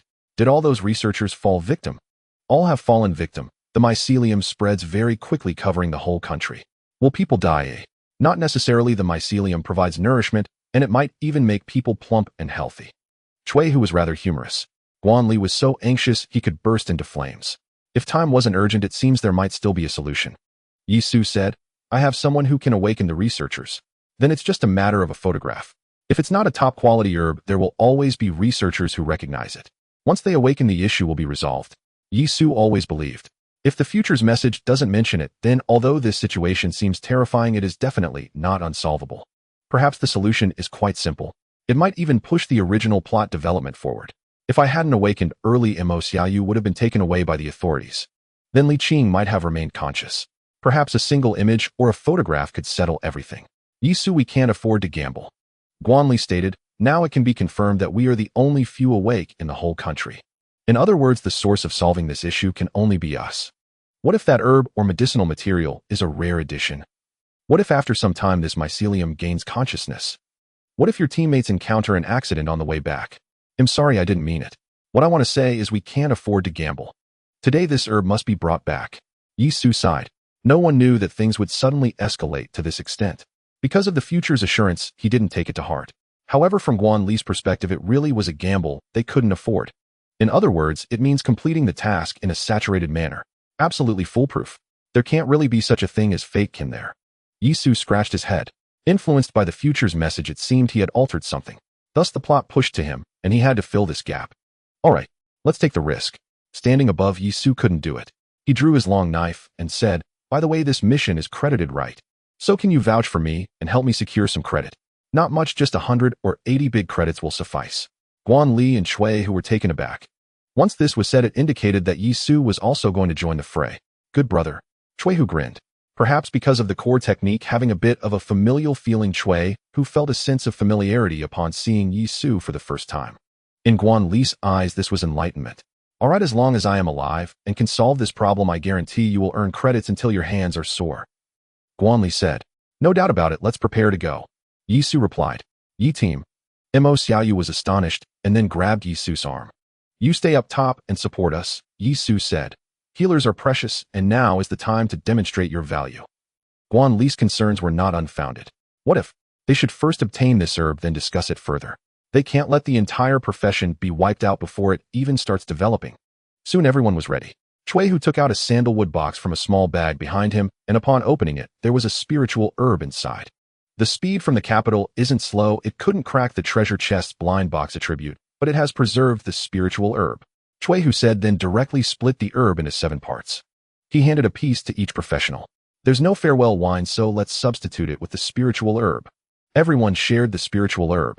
Suddenly, a rush of medicinal power spread throughout their bodies. Rongshi! Guanli shouted loudly. The next second, the battle song began. Suddenly, Yisu's body trembled, as if his entire physical state received a peculiar amplitude. This support profession is amazing. Brothers, there's no task that cannot be completed. Charge! With that, Guanli tossed down the rope and was the first to go down. Following him, everyone descended in single file. Cui Hu and Yisu went down last. The cliff wasn't very deep, only about 40 to 50 meters. However, the mycelium layered upon itself, leaving only an opening of less than 3 meters in diameter with the herb at the bottom of the opening. Soon Guanli's feet hit the ground. However, at the very moment he landed, countless vines surged up. As expected, the instinct of the mycelium was here. That little herb it feared or hated must not let any life take it away. Swish, swish, swish. Cui Hu and Yisu almost simultaneously released the rope. With only a height of a few meters left, their physical strength could hold out. Thus the two quickly fell while drawing their blades to cut through all the vines. Quick! Cui Hu shouted. Guanli immediately dug away the soil around the little herb, and wrapped it with his clothes, forming a package. Yi Su and Cui Hu landed. Cui Hu tied the package around himself. Go! As he looked up, despair instantaneously hit. A vast darkness. This vacuum opening had already been filled with vines. Below was the world of the mycelium. Jumping down means entering its world. Facing the extensive reach that covered the entire country and even Asia in this world of its own, it is the absolute ruler. Damn it. Cui Hu's blood and chi surged throughout his body. Indeed, maxing out his physique at 20 points made him incredibly powerful. Yet compared to the sheer mass of the mycelium, it was utterly insignificant. Yi Su frowned deeply. Had he failed? No, it couldn't be. Was his future self truly reliable? Or perhaps, in that instant, all sorts of conspiracy theories flashed through Yi Su's mind. But based on his understanding of himself, he ultimately chose to trust his own judgment. So that herb. Yi Su abruptly tore off the bundle on Cui Hu's back. As he untied it, his finger accidentally brushed against a blade of grass, and instantly a sharp sensation struck him. His finger was cut. Staring at the familiar blade-like sharpness of the grass, an earth-shattering realization surged within Yi Su. This was utterly absurd. Blade mountain grass. This herb was actually that rare variant, the blade mountain grass. My God. In an instant, Yi Su was jolted wide awake. This type of grass could suppress the mycelium. Then the mycelium problem would be incredibly easy to solve. Pushing forward the timeline from his future self, the blade mountain grass wouldn't have been destroyed. Because back then he hadn't awakened, so there was no time wasted searching for the light orb. Li Qing and Hu Hai would have easily returned. Then, as the mycelium spread and encountered the blade mountain grass, it dared not advance. With Li Qing casually studying it, the mycelium would be directly eradicated from Suzhou and Hangzhou before it could even begin to cover the entire nation. The past lives plot was that simple. So in the letter from the future, it wasn't even mentioned. The butterfly effect, the true butterfly effect. Because of his existence, the blade mountain grass was destroyed. Consequently, the entire nation fell. Damn it all. Yi Su. Cui Hu watched Yi Su snatch the rare herb, his face full of confusion. Guan Li and the other squad members watched him warily. I've seen this thing before, Yi Su said helplessly. And look up. As he spoke, everyone looked up. After the rare herb was taken out, the vines stopped their assault. Of course, if they tried to leave the cave, the vines would fight desperately. What's going on? Cui Hu was baffled. Well, I don't know how to explain it in a few words, Yi Su said. I suspect it's an ecological niche. This rare herb and the mycelium have nearly identical propagation methods, but the mycelium came to the surface and usurped the herb's niche. The mycelium ruled underground while the rare herb ruled the surface. Their ecological niches didn't overlap. Everyone shook their heads. Ecological niche. What the hell was that? Come on, they needed to find a way out. Hey, can we stop talking about this? We can't get out, Guanli said. Don't rush, Yi Su said, crouching down. The ground felt almost like weathered sand and gravel. He touched it with his fingers. There wasn't a trace of moisture. The mycelium had absorbed all the surrounding moisture, thus suppressing the growth of the rare herb. As for why it didn't just come over and crush it, one would have to ask the mycelium. Or rather, attacks and slaughters in the plant kingdom weren't about physical destruction, but about environmental suppression and siege. Did anyone bring water? Yi Su asked. No, Guanli said. They had brought some originally, but once they descended to fight for their lives, they left it behind. Then there's no other way, Yi Su said. He placed the rare herb on the ground and unbuckled his belt. Everyone, you'd better pray you still have something left in your tanks. Everyone. A moment later, the grass surged like a tide. Nourished by the moisture, the rare herb began to spread rapidly, and the mycelium started to retreat frantically. On the fungal carpet, the grass blades were like knives. The rare herb began to seize the ecological niche, competing for water resources. The knife-like grass blades sliced through the mycelium, and it kept growing taller. Everyone hung on the swaying vines, cold sweat dripping down their faces. Yi Su, I feel like you've opened Pandora's box. Cui Hu was even stuttering. The mycelium was terrifying, but this rare herb was no less formidable. It was visibly growing, directly seizing territory occupied by the mycelium. The grass blades were like knives, directly cutting apart the fungal carpet. Damn, are we still talking about this? Yi Su said. For the mycelium, we use pesticide. For this grass, it's paraquat. The researchers will handle these things. What we need to do now is survive, and then take a few blades of this grass back. The ecological niche was just Yi Su's conjectural theory, not a conclusion from scientific research. Survive first, then let the researchers solve these problems. Never mind how fiercely the grass was spreading. Compared to the global illusion of the mycelium, the blade-like grass was easier to deal with. By now, the mycelium had forgotten about attacking Yi Su and the others. The Great War of the Plant Kingdom had begun. It frantically fought the grass for territory and environmental resources. Meanwhile, Yisu and the others found a rope amidst the wildly swinging vines and started climbing up. Captain Yi, Mo Xiaoyu called out happily. When the mycelium had erupted and sealed the cave entrance, it had scared her badly. Thankfully, they had finally returned. Yisu, clutching a few blades of grass, urged, "Retreat, retreat, retreat." Once Cui Hu and Guan Li were up, they followed Yisu's lead, gathering their people and running for it. In less than half an hour, they burst out of the cave. "Incredible, that grass is amazing. There's not even any mycelium outside," Guan Li exclaimed excitedly upon seeing the outside environment. The crisis was resolved. Yisu and Cui Hu exchanged a glance, the corners of their mouths twitching. Then Mo Xiaoyu ran over and cast a purification spell on him. Guan Li stared blankly at the white world. Cui Hu rubbed his nose discreetly, took another box from his backpack, and secretly handed it to Mo Xiaoyu. Mo Xiaoyu looked at the box, then at Yisu. Yisu nodded. Only then did Mo Xiaoyu accept it. Throughout this journey, Mo Xiaoyu would have to keep so many people awake, which would be stressful. Cui Hu was essentially giving her an advance reward. As for Rongxi, she was nearly at her limit.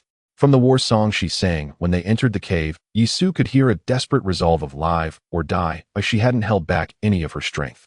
"Head straight back to the Yunnan temporary camp," Cui Hu said. "Then get the researchers awake to solve the mycelium problem as fast as possible." And then, Cui Hu looked back at the cave. Grass blades were poking through the fungal carpet. First deal with the mycelium's illusion, then douse the rare herb with paraquat. No one objected. They found their car, now covered in mycelium, floored the accelerator, and sped madly towards the Yunnan temporary camp. Yisu knew the way.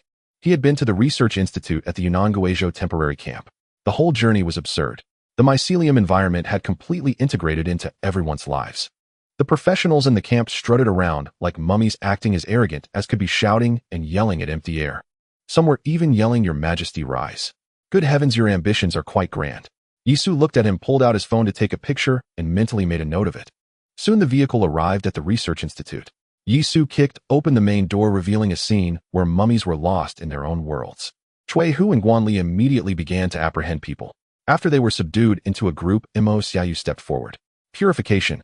The mycelium started to fall off on its own. This purification seemed to possess the ability to eradicate the mycelium within them. Then, the researchers who regained their senses looked as if they had seen a ghost. Mycelium. Mycelium. What is happening? What happened to us? What is going on? Didn't I remember the mycelium being dealt with? The country even issued wives. Where's my wife? Then Hua Zhuang regained consciousness. He was the most silent among them. So did the mycelium ultimately lead to an illusion, he murmured, then the whole nation. And then he saw Yisu. Yisu, we've met, we. He shouted. Professor Hua. Yisu replied without hesitation, stepping forward to hand him a blade of grass. Cast aside distractions, the lives of billions are in your hands at this moment. Hua Zhuang looked at Yisu, then at the blade of grass in his hand.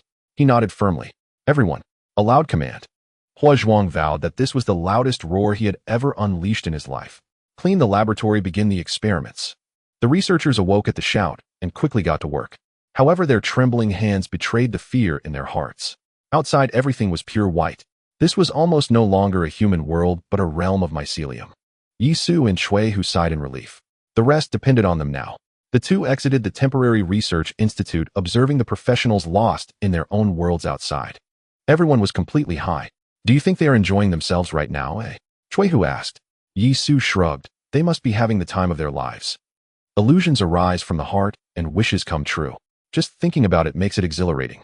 I'm actually curious, this mycelium incident is enough to destroy humanity, but you seem unconcerned. Cui Hu said, how are you so calm? You're quite calm too, Yisu retorted directly. I may appear stable, but secretly my hands are shaking uncontrollably. Cui Hu remarked, the destruction of the world. Haha, it came suddenly. If it weren't for Guan Li and the others being cautious enough, you and I would be the only ones trapped in the illusion. This statement wasn't wrong. While the whole world was self-indulging, their awareness was the greatest illusion. Yisu looked towards the distance. The white world became increasingly heavy. In fact, the future would undoubtedly be even more bizarre, more sudden, and more unpredictable. After all, it had only been a few days since the global professionals were affected. The two men fell silent. Until the sun set in the west, and the clear moon hung on the branches. Time passed like this, and Cui Hu began to show signs of anxiety. This delay couldn't go on any longer. The entire country was still white. Just then a cheer erupted from the temporary research institute. Cui Hu and Yisu almost simultaneously activated, rushing directly into the temporary research institute. Yes, they didn't appear as calm as they seemed. Have we succeeded? Chuihu asked. Meanwhile, Yisu saw Hua Zhuang holding a small spray bottle spraying a mist that dissolved the mycelium like falling snow. We succeeded, Hua Zhuang exclaimed excitedly. The blade of grass contains a special component that has an excellent extermination effect on the mycelium. Currently, I have created some formulas and prepared some raw liquids. If the research institute in the provincial capital of Yingui can use it relying on their equipment, we can mass-produce the raw liquid. Quick, gather the materials. We are heading to the provincial capital of Yingui. Let Yisu and the others take you there. I'll check which helicopter at the airport is still operational. By the way, give me the raw liquid. I'll take it on the plane and first clean the research institute upon arrival. This was a reasonable arrangement. All right, Hua Zhuang replied, then looked at Yisu. Yisu nodded. They just needed this last push. Then they split up to act. Yisu took Hua Zhuang and other researchers to the provincial capital of Yingui, while Chuihu led Guan Li's small team to the temporary airport to see if there were any usable planes. As the convoy headed to the provincial capital of Yingui, 2 planes took off from the temporary airport. One helicopter was piloted by Chuihu heading to the provincial capital of Yingui to ensure the operation of the research institute. The other was a fixed-wing aircraft which would carry some raw liquid to the imperial capital. The significance of the imperial capital was well understood. Thus they acted separately. Next, everything proceeded smoothly. Chuihu was the first to sprinkle the diluted raw liquid over the research institute in the provincial capital of Yingui, as if a part of the white world had been carved out. The researchers, parasitized by the mycelium, gradually regained consciousness, then fell into a daze. Hua Zhuang, under Yisu's protection, entered the research institute to take charge. Just like that, in the white world, the research institute began to take action. With the formulas already established, the synthesis below became quite simple. Even the pharmaceutical factory behind the research institute began to operate continuously, producing large amounts of raw liquid from the production line. Then it was a snowball effect. One by one, people began to awaken. One by one, people started to join the action of sprinkling the diluted raw liquid. The provincial capital of Yingui was visibly returning to normal. Then the momentum of civilization began to revive. The planes started to take off. 1 plane, 2 planes, 3 planes. The areas around were increasingly called back to civilization. There was good news too. The imperial capital had also cleared a battlefield. One must say the imperial capital truly is the imperial capital. Their response was quicker. After the raw liquid was produced, they focused on rescuing the research institutes in various capitals. Under the sprinkling of the diluted raw liquid, the research institutes in various capitals returned to normal. Finally, the formula was announced in the Yingui area. The great battle commenced. The national machinery started to operate. In the white belly of the next day, the country gradually returned to normal. Buzz. Buzz. Yisu's earpiece gradually filled with static. Yisu, are you there? Zhang Hu's voice came through. Su Hang has already sprinkled the raw liquid, and everyone has come out of the illusion. Yisu, are you still there? There's news from the imperial capital saying that this calamity is due to you. Hui Gu. Yisu responded, it might be a bit late, but I still want to say, Happy New Year. The voice on the other end, Zhang Hui, was instantly stunned, followed by silence. Yes, today is New Year's Day, January 1st, 2035 in the lunar calendar. A new year has begun. As soon as Yisu finished speaking, a streak of orangerd appeared in the east. Then a round red sun leaped forth, scattering orangerd morning light upon the earth. The song unfinished, the east turned white. Global profession. It has taught a lesson to people all over the world. A large quantity of the original liquid has been exported to countries worldwide. The reproductive ability of this mycelium is indeed astonishing. Surprisingly, in a short period it has broken through the territory of the Great Xia and begun to spread globally. Its bizarre illusionary ability is remarkable. It has directly shattered the underlying logic of technology. This time, if it weren't for the professionals who did not fall into the illusions, to put it bluntly, the world would have been lost. Yes, it is that simple. Although it is called mycelium, it is enough to truly overturn the world. During the global professional progression, it seems, the world has become very fragile. No, it is not that the world is fragile, but rather that humanity's dominion over it is weak. Once any flora or fauna gains a significant opportunity, they could easily overturn everything humanity has developed over thousands of years. With caution, after the new year, all countries around the world have started to become cautious. They are placing greater emphasis on scientific research. The plane roared. A private jet landed at Suwang Airport. Yisu and others have returned. Mo Xiaoyu happily followed behind. This time she has not lost out. Chuihu, who has been eating imperial rations, has given Mo Xiaoyu quite a few good things. For instance, spiritual herbs that have significantly enhanced Mo Xiaoyu's physique to 13 points. There are also professional weapons, a pair of gloves. Once worn, the gloves take on a color matching human flesh, making them nearly indistinguishable at a glance. They are exceptionally soft, yet incredibly resilient. Moreover, they possess excellent conductivity for blood energy. Chuehu has some strange principles. He will not give Yisu any items, believing that Yisu, being someone with great opportunities and possessing a unique skill set, carries an unspoken pride. Thus, he will not insult the strong. Instead, he invests resources in Yisu's teammates. In fact, Yisu can only click his tongue. Truly speechless, why not drop it on my head? My physique hasn't even reached the upper limit of 20 points yet. Fortunately, during this incident, Yisu has made a significant contribution. The rewards that will be distributed from above will be exceptionally generous. Therefore, Yisu has no objections. As Yisu steps out of the cabin, the expressions of Zhao Yuan and others following behind are incredibly complex. Just running errands is fine. They have indirectly saved one life. Nearly crushed to death. In this small area of Suhong, regardless of the professional, they would all be overshadowed by Yisu's achievements and combat prowess. In their hearts, there is a vague feeling of being like a tail between their legs. The scene at the entrance of the Yungue cave was too shocking. Moreover, the mycelium incident has made professionals feel that it may be too early to declare who the world belongs to. Hold back. Indeed, at this moment, Zhao Yuan's thought is to temporarily hold back. Yisu, welcome home. Below, Zhang Hui said happily. As previously stated, as Yisu's liaison, everything about Yisu is everything to him. This time, Yisu has made a great contribution, truly saving the world. Although there were official teams involved as a participant, the glory will absolutely not be lacking. Yisu smiled in response. Especially Zhang Hui, who during the mycelium illusion had learned about Zhang Hu's desires, the young soldier yearns to establish merit. This is a true reflection of Zhang Hui. Brother Hui, long time no see. Yisu replied. Although only a few days have passed, it feels like years. The world has silently turned between destruction and normalcy. Yisu, you are in big trouble this time. Who knows how much will be distributed from above? Zhang Hui said, however, I suggest you visit the research institute. Li Qing seems to be looking for you.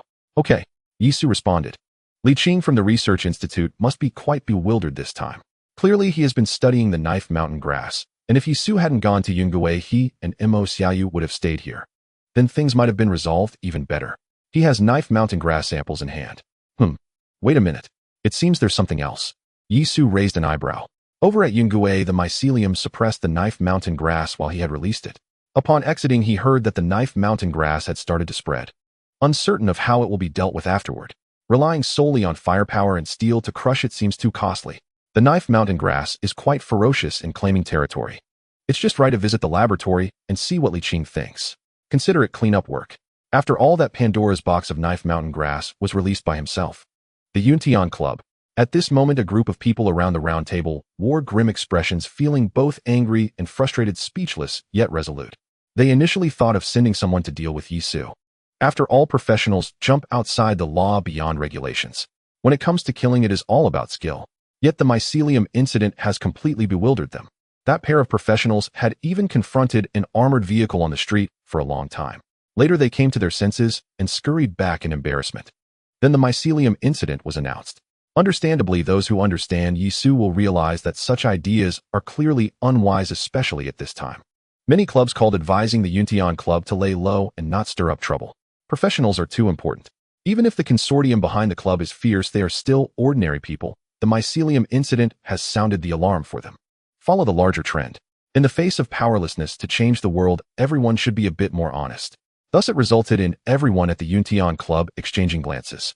But this is only temporary. The establishment of such clubs must keep their accounts clear, otherwise it will be difficult to stand in the future. Otherwise, when going out to work, someone might say your pillar was killed and directly break down defenses. At the Swang Research Institute, Director Li, Yisu and Black Tiger entered, calling out at the door. I heard you come in yourself. Li Qing's voice sounded a bit weak. It seems that long nights have taken their toll. After entering, Yisu noticed Li Qing's dark circles. Damn, Director Li, you need to take care of your health. Stop joking. Li Qing glanced at Yisu and said, you know I'm looking for you, and you rushed over. Speak, what good stuff have you got your eyes on from the exchange list? There's no rush on that. Yisu said, I want to know if there's any potion that can exterminate the knife mountain grass. Just like the mycelium, the knife mountain grass over at Yungue has started to spread. This time Li Qing truly looked astonished at Yisu. Goodness, are you so aware? Wait, could it be that you released the knife mountain grass? Li Qing shouted as if recalling something. Yisu nodded slightly. The situation is critical. If it weren't for the urine of a large group of men, our team would have been trapped and suffocated by the mycelium in that cave. This is called an emergency escape. While it seems that you encountered many unreported dangers during the mycelium incident, Li Qing remarked, his intelligence being exceptionally high. I could guess some things. Yisu thought he wanted to retort. The report was made by Cui Hu. He probably adhered to a serious attitude, leaving out many details. And indeed it was so. For instance, the loss of spiritual herbs, the disappearance of professional weapons, and so on. If it were all details, how could we operate? Come take a look at this. Li Qing said, leading Yisu and Black Tiger into a sealed laboratory filled with numerous samples. Mycelium, mountain knife grass leaves, all are present.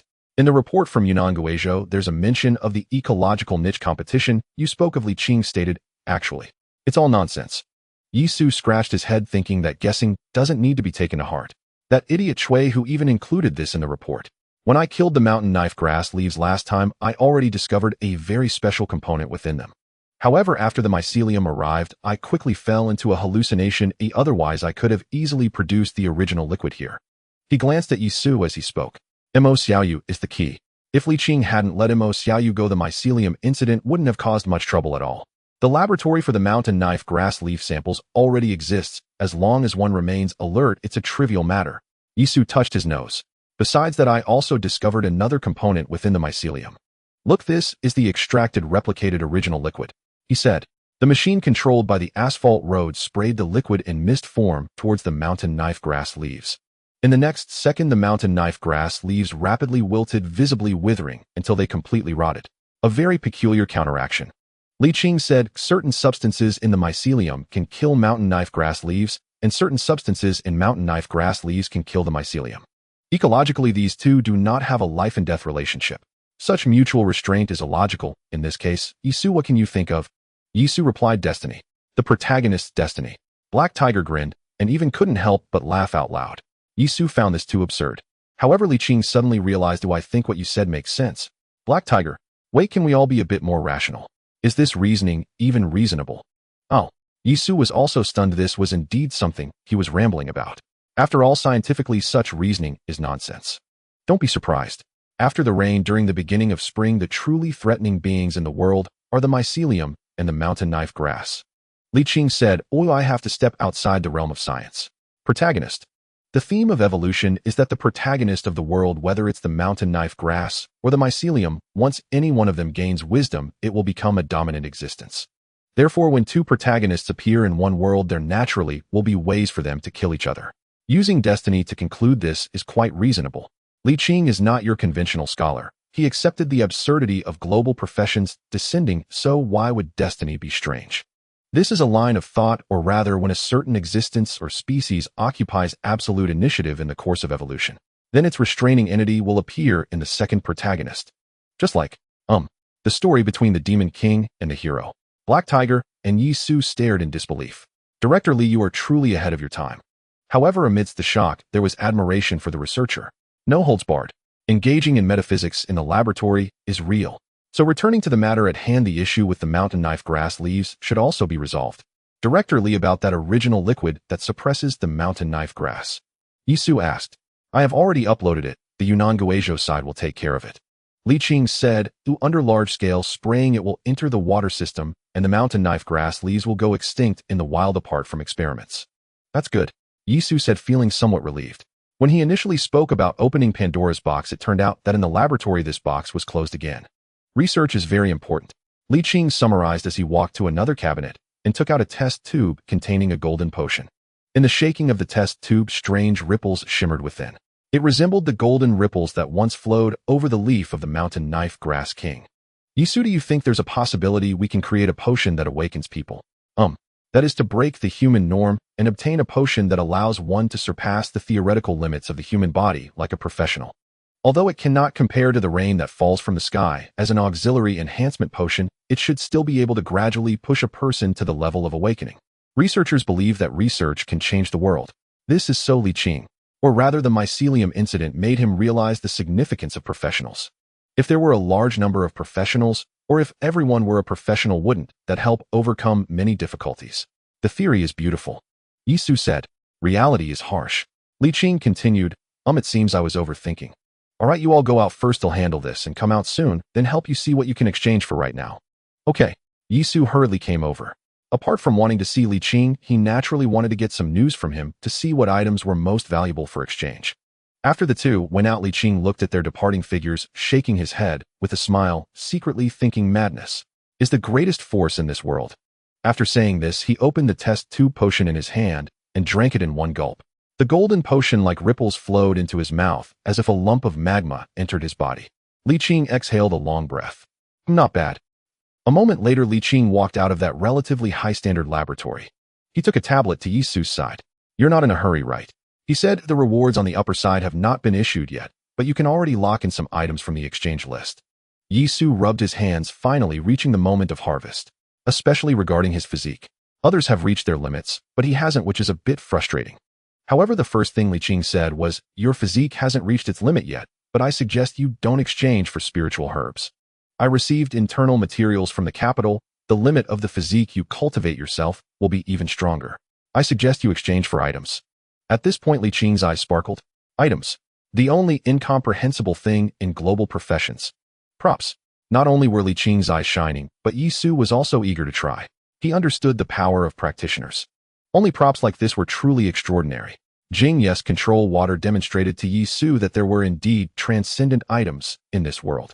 At this moment during the mycelium incident, he unexpectedly had the opportunity to acquire a prop. It was simply a windfall. Li Qing noticed the desire in Yisu's eyes. Without further ado, he took out a tablet and quickly scrolled through a plethora of exchange items. He finally reached the bottom. Here it is, Wu Sui.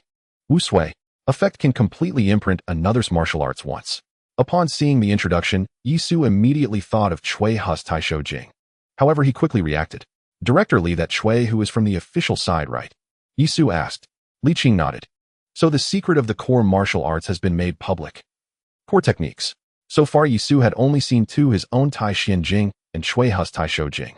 Chui who is from the official side, and after this incident, it is highly likely that he will report the special situation of the core martial arts. You think quickly indeed. Li Qing said. During the mycelium incident, Chui Hu and you were almost the only ones capable of resisting the illusion on your own. This is something only achievable by oneself aside from auxiliary professions. Moreover, your battle power and Chui Hus far exceed that of ordinary people, making it perfectly normal for the core martial arts to be unearthed. Unfortunately, things like core martial arts, whether for Chui Hu or you, can only be interpreted by yourselves and cannot be transcribed. Yisu scratched his head. This was indeed the case.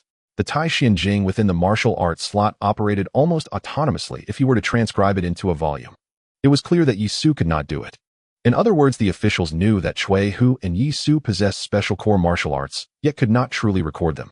However, within the exchange treasury, there was a prop that could achieve this. Don't blame Chui Hu, he is from the official side, so the reported information is quite detailed, Li Qing said. His core technique is different from yours, but has a similar essence. Therefore, I feel that if you learned his core martial arts, it would undoubtedly produce a synergy effect of 11 greater than 2. That's reasonable. Oh, let's lock it down then. Yisu said.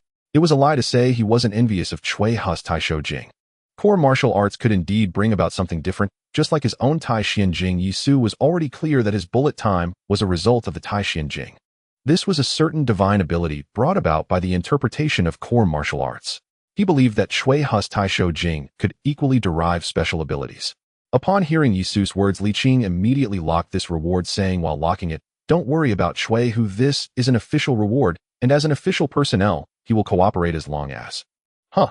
Suddenly, Li Qing let out a surprised sound. He was astonished to find that this reward could not be locked at all. What's going on? I have already communicated with the capital, how could it not be exchangeable? Yisu, please wait a moment. Oh, I need to make a call to inquire about this. Li Qing said. This exchange list contained only this item that caught Li Qing's interest, which was also the most valuable for Yisu at the moment. Spirit herbs were merely numerical values that he could cultivate himself. That divine weapon was not an authentic divine weapon and had its flaws. Opening blind boxes for light group treasure chests was unnecessary. It seemed that the first rain would hardly yield truly extraordinary items. Thus, this prop was the most valuable. He had clearly communicated with the capital before Yisu returned, so why was it suddenly not possible now? Soon Li Qing dialed the number to the capital. Then a heated argument broke out. This argument did not last long, but when Li Qing returned, he looked a bit grim. Yisu, this prop is a bit difficult. Li Qing said. What do you mean? Yisu narrowed his eyes. During the mycelium incident, both he and Chui Hu shone brightly, and if someone inquiringly dug into it, they might discover the matter of core martial arts.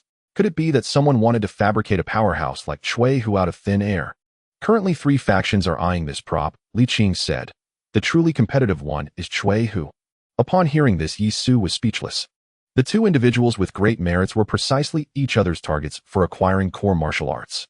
Frankly speaking, no matter how precious this prop was, there were hardly any competitors against these 2. The research institute in the capital is ensuring that Chui Hu obtains this prop, Li Qing said, and I am ensuring that you do. Both of you have made significant contributions in this incident, making it hard for the higher-ups. Indeed, it's difficult. If it goes to Chui Hu, wouldn't the official reward system collapse? If it goes to Yi Su, wouldn't the cultivated practitioners feel disheartened? So what? So the capital has a plan, Li Qing said. Let's hold a match. A straightforward proposal. Moreover, this match will not only involve the 2 of you, you will just be in the final round. Yi Su's mind was always quick to turn. He quickly grasped the key. The capital is going to hold a martial arts assembly. Li Qing was momentarily taken aback and smiled wryly. You certainly have a way with words, that's basically it. The others will basically just be there for the run. Ultimately, it will be one of you 2 who will claim the prize.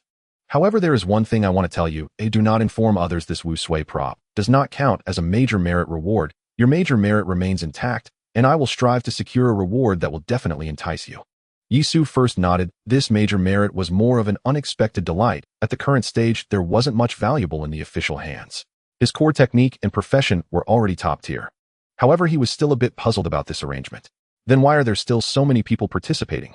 But Li Qing did not explain. Instead, he looked at Yi Su with a smile. Yi Su's expression shifted, and he quickly understood. So you guys are selling tickets, right? Ahem. Ahem. Selling tickets. We are providing a platform for practitioners nationwide to spar. After all, global practitioners have just begun. We are building a platform to give you a circle to get to know each other, Li Qing said. All right. The officials really know how to play such a platform and the rewards offered. The ticket prices must be quite high. In fact, Yi Su even doubted that tickets were sold for money. They probably sold resources like light group treasure chests or spirit herbs. And indeed, that was the case. The materials stockpiled by private clubs were considerable. The officials wanted to take this opportunity to reclaim some resources. As for the clubs, such organizations that skirt the gray area would require further observation before deciding whether to dismantle them. Rest assured, no matter what the final outcome is, I guarantee that you Yi Su will profit, Li Qing said. He agreed to the proposal from the capital. Thus, Li Qing would naturally strive to secure more resources for Yi Su. If you were to ask why Li Qing was helping Yi Su so much, it was simple. Landing. Research needs grounding, and someone needs to support it. Yi Su was currently just an ordinary person, but who could guarantee that he would always be just an ordinary person?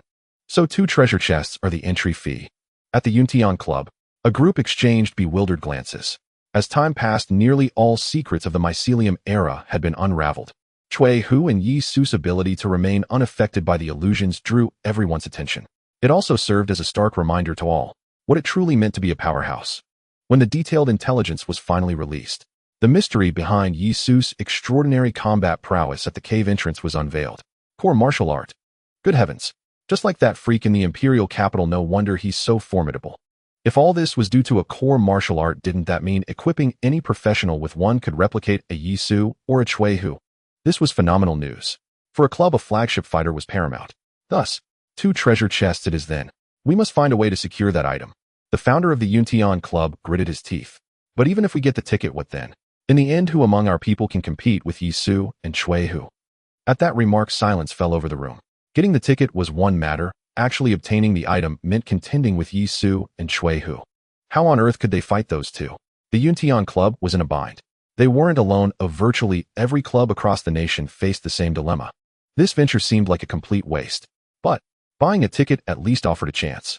Not buying it meant absolutely no chance. In the world of global professions, he who takes the first step stays ahead. I told you I'd be swimming in ticket sales. Zhang Xinzhong, director of the Imperial Capital Research Institute, said with a smile, patting Chui Hu on the shoulder. Chui Hu, we're going to make a killing this round. Even though that bastard Li Qing is taking half the profits, it's still a huge win. Chui Hu couldn't be bothered with these intricacies. His real concern was, Director Zhang, do you think Yi Su will really go all out? Naturally. Then I need to prepare thoroughly. Chui Hu cracked his knuckles. The moment he first saw Yi Su in the cave, a fighting spirit had ignited within him. But the timing wasn't right then. And after the mission ended, he felt awkward bringing it up. Taishin Taishou Jing. Which one would prove stronger? Or rather, this showdown would almost certainly determine who was the strongest professional at this stage. Chui, who hailing from the official system, placed great importance on this. So he ultimately agreed with Director Zhang Zhenzhong's plan. Use the martial marrow as bait to build up the hype. He would get his fight. The authorities could curb the club's resources, and the value of the official reward system would get a boost. It was a win-win situation all around. Captain Yi, are we really going to the imperial capital to fight that Chui who? Mo Xiaoyu asked, sweating as she practiced the falling flower palm. Yisu nodded. He was genuinely intrigued as well. The martial marrow was a fine treasure, but the prospect of a true battle against a strong opponent was exhilarating. After all, martial comprehension advanced by leaps and bounds in the heat of combat, and true combat strength could only be revealed through battle. As for the schedule, time was still on Yisu's side. Those who had bought tickets would have to go through the preliminaries first. Speaking of tickets, it was quite baffling. Who on earth thought they could eventually take on Yisu and Chui Hu? The official data practically stated outright that these two were in a league of their own. Yet a massive number of people still signed up. Perhaps some people just refused to accept reality. Yisu sat cross-legged on the floor of his home, gazing at the light screen in his mind. Yisu. Profession transcendent. Physique 17. Intelligence 6. Martial arts ape fist white ape offers the knife Tai Xian Jing. Skills Chong Sha Jin Dai Lang Zhan. His physique had already reached 17 points. The effects of Tai Xian Jing were nearly constant. As his qi and blood circulated, his physique naturally improved. Moreover, this naturally enhanced physique seemed to allow his qi and blood to flow even more smoothly. This was what Li Qing meant when he said self-cultivated strength was far superior to one bolstered by elixirs. I have about 3 to 5 days. I should be able to train up, especially since there's still plenty of dog meat in the fridge. Oh right, and there are items I can exchange from the authorities. Anyway, maxing out shouldn't be a problem. Yisu adopted a use it or lose it mentality. But speaking of combat power, Chui, who is definitely stronger than Li Mingyuan. Tai Xian Jing lets me enter bullet time. What is the function of his Tai Shou Jing? Chui, who is undoubtedly the most powerful opponent at this stage. Yisu wanted to win. He didn't know exactly how he would win, but he felt deep down that he would win. This was an inner conviction, an indestructible confidence. A clash of titans. Yisu grew more and more eager. Then he cast aside all distracting thoughts. Yisu began to fully circulate the Tai Xian Jing, generating blood energy to temper his physique. At the same time, he provoked the restless white ape in his mind, seeking to deepen his understanding of the ape fist. Beside him, Mo Xiaoyu's falling flower palm danced through the air. The contrast of stillness and motion was like a scene from a classical painting. A palpable restlessness surged through the professional community. The authorities had offered a rare treasure. The one who proved to be the strongest professional would claim it. Independent professionals buzzed with excitement, but after inquiring with their contacts, they could only sigh in despair. One ticket cost 2 treasure chests. Good heavens.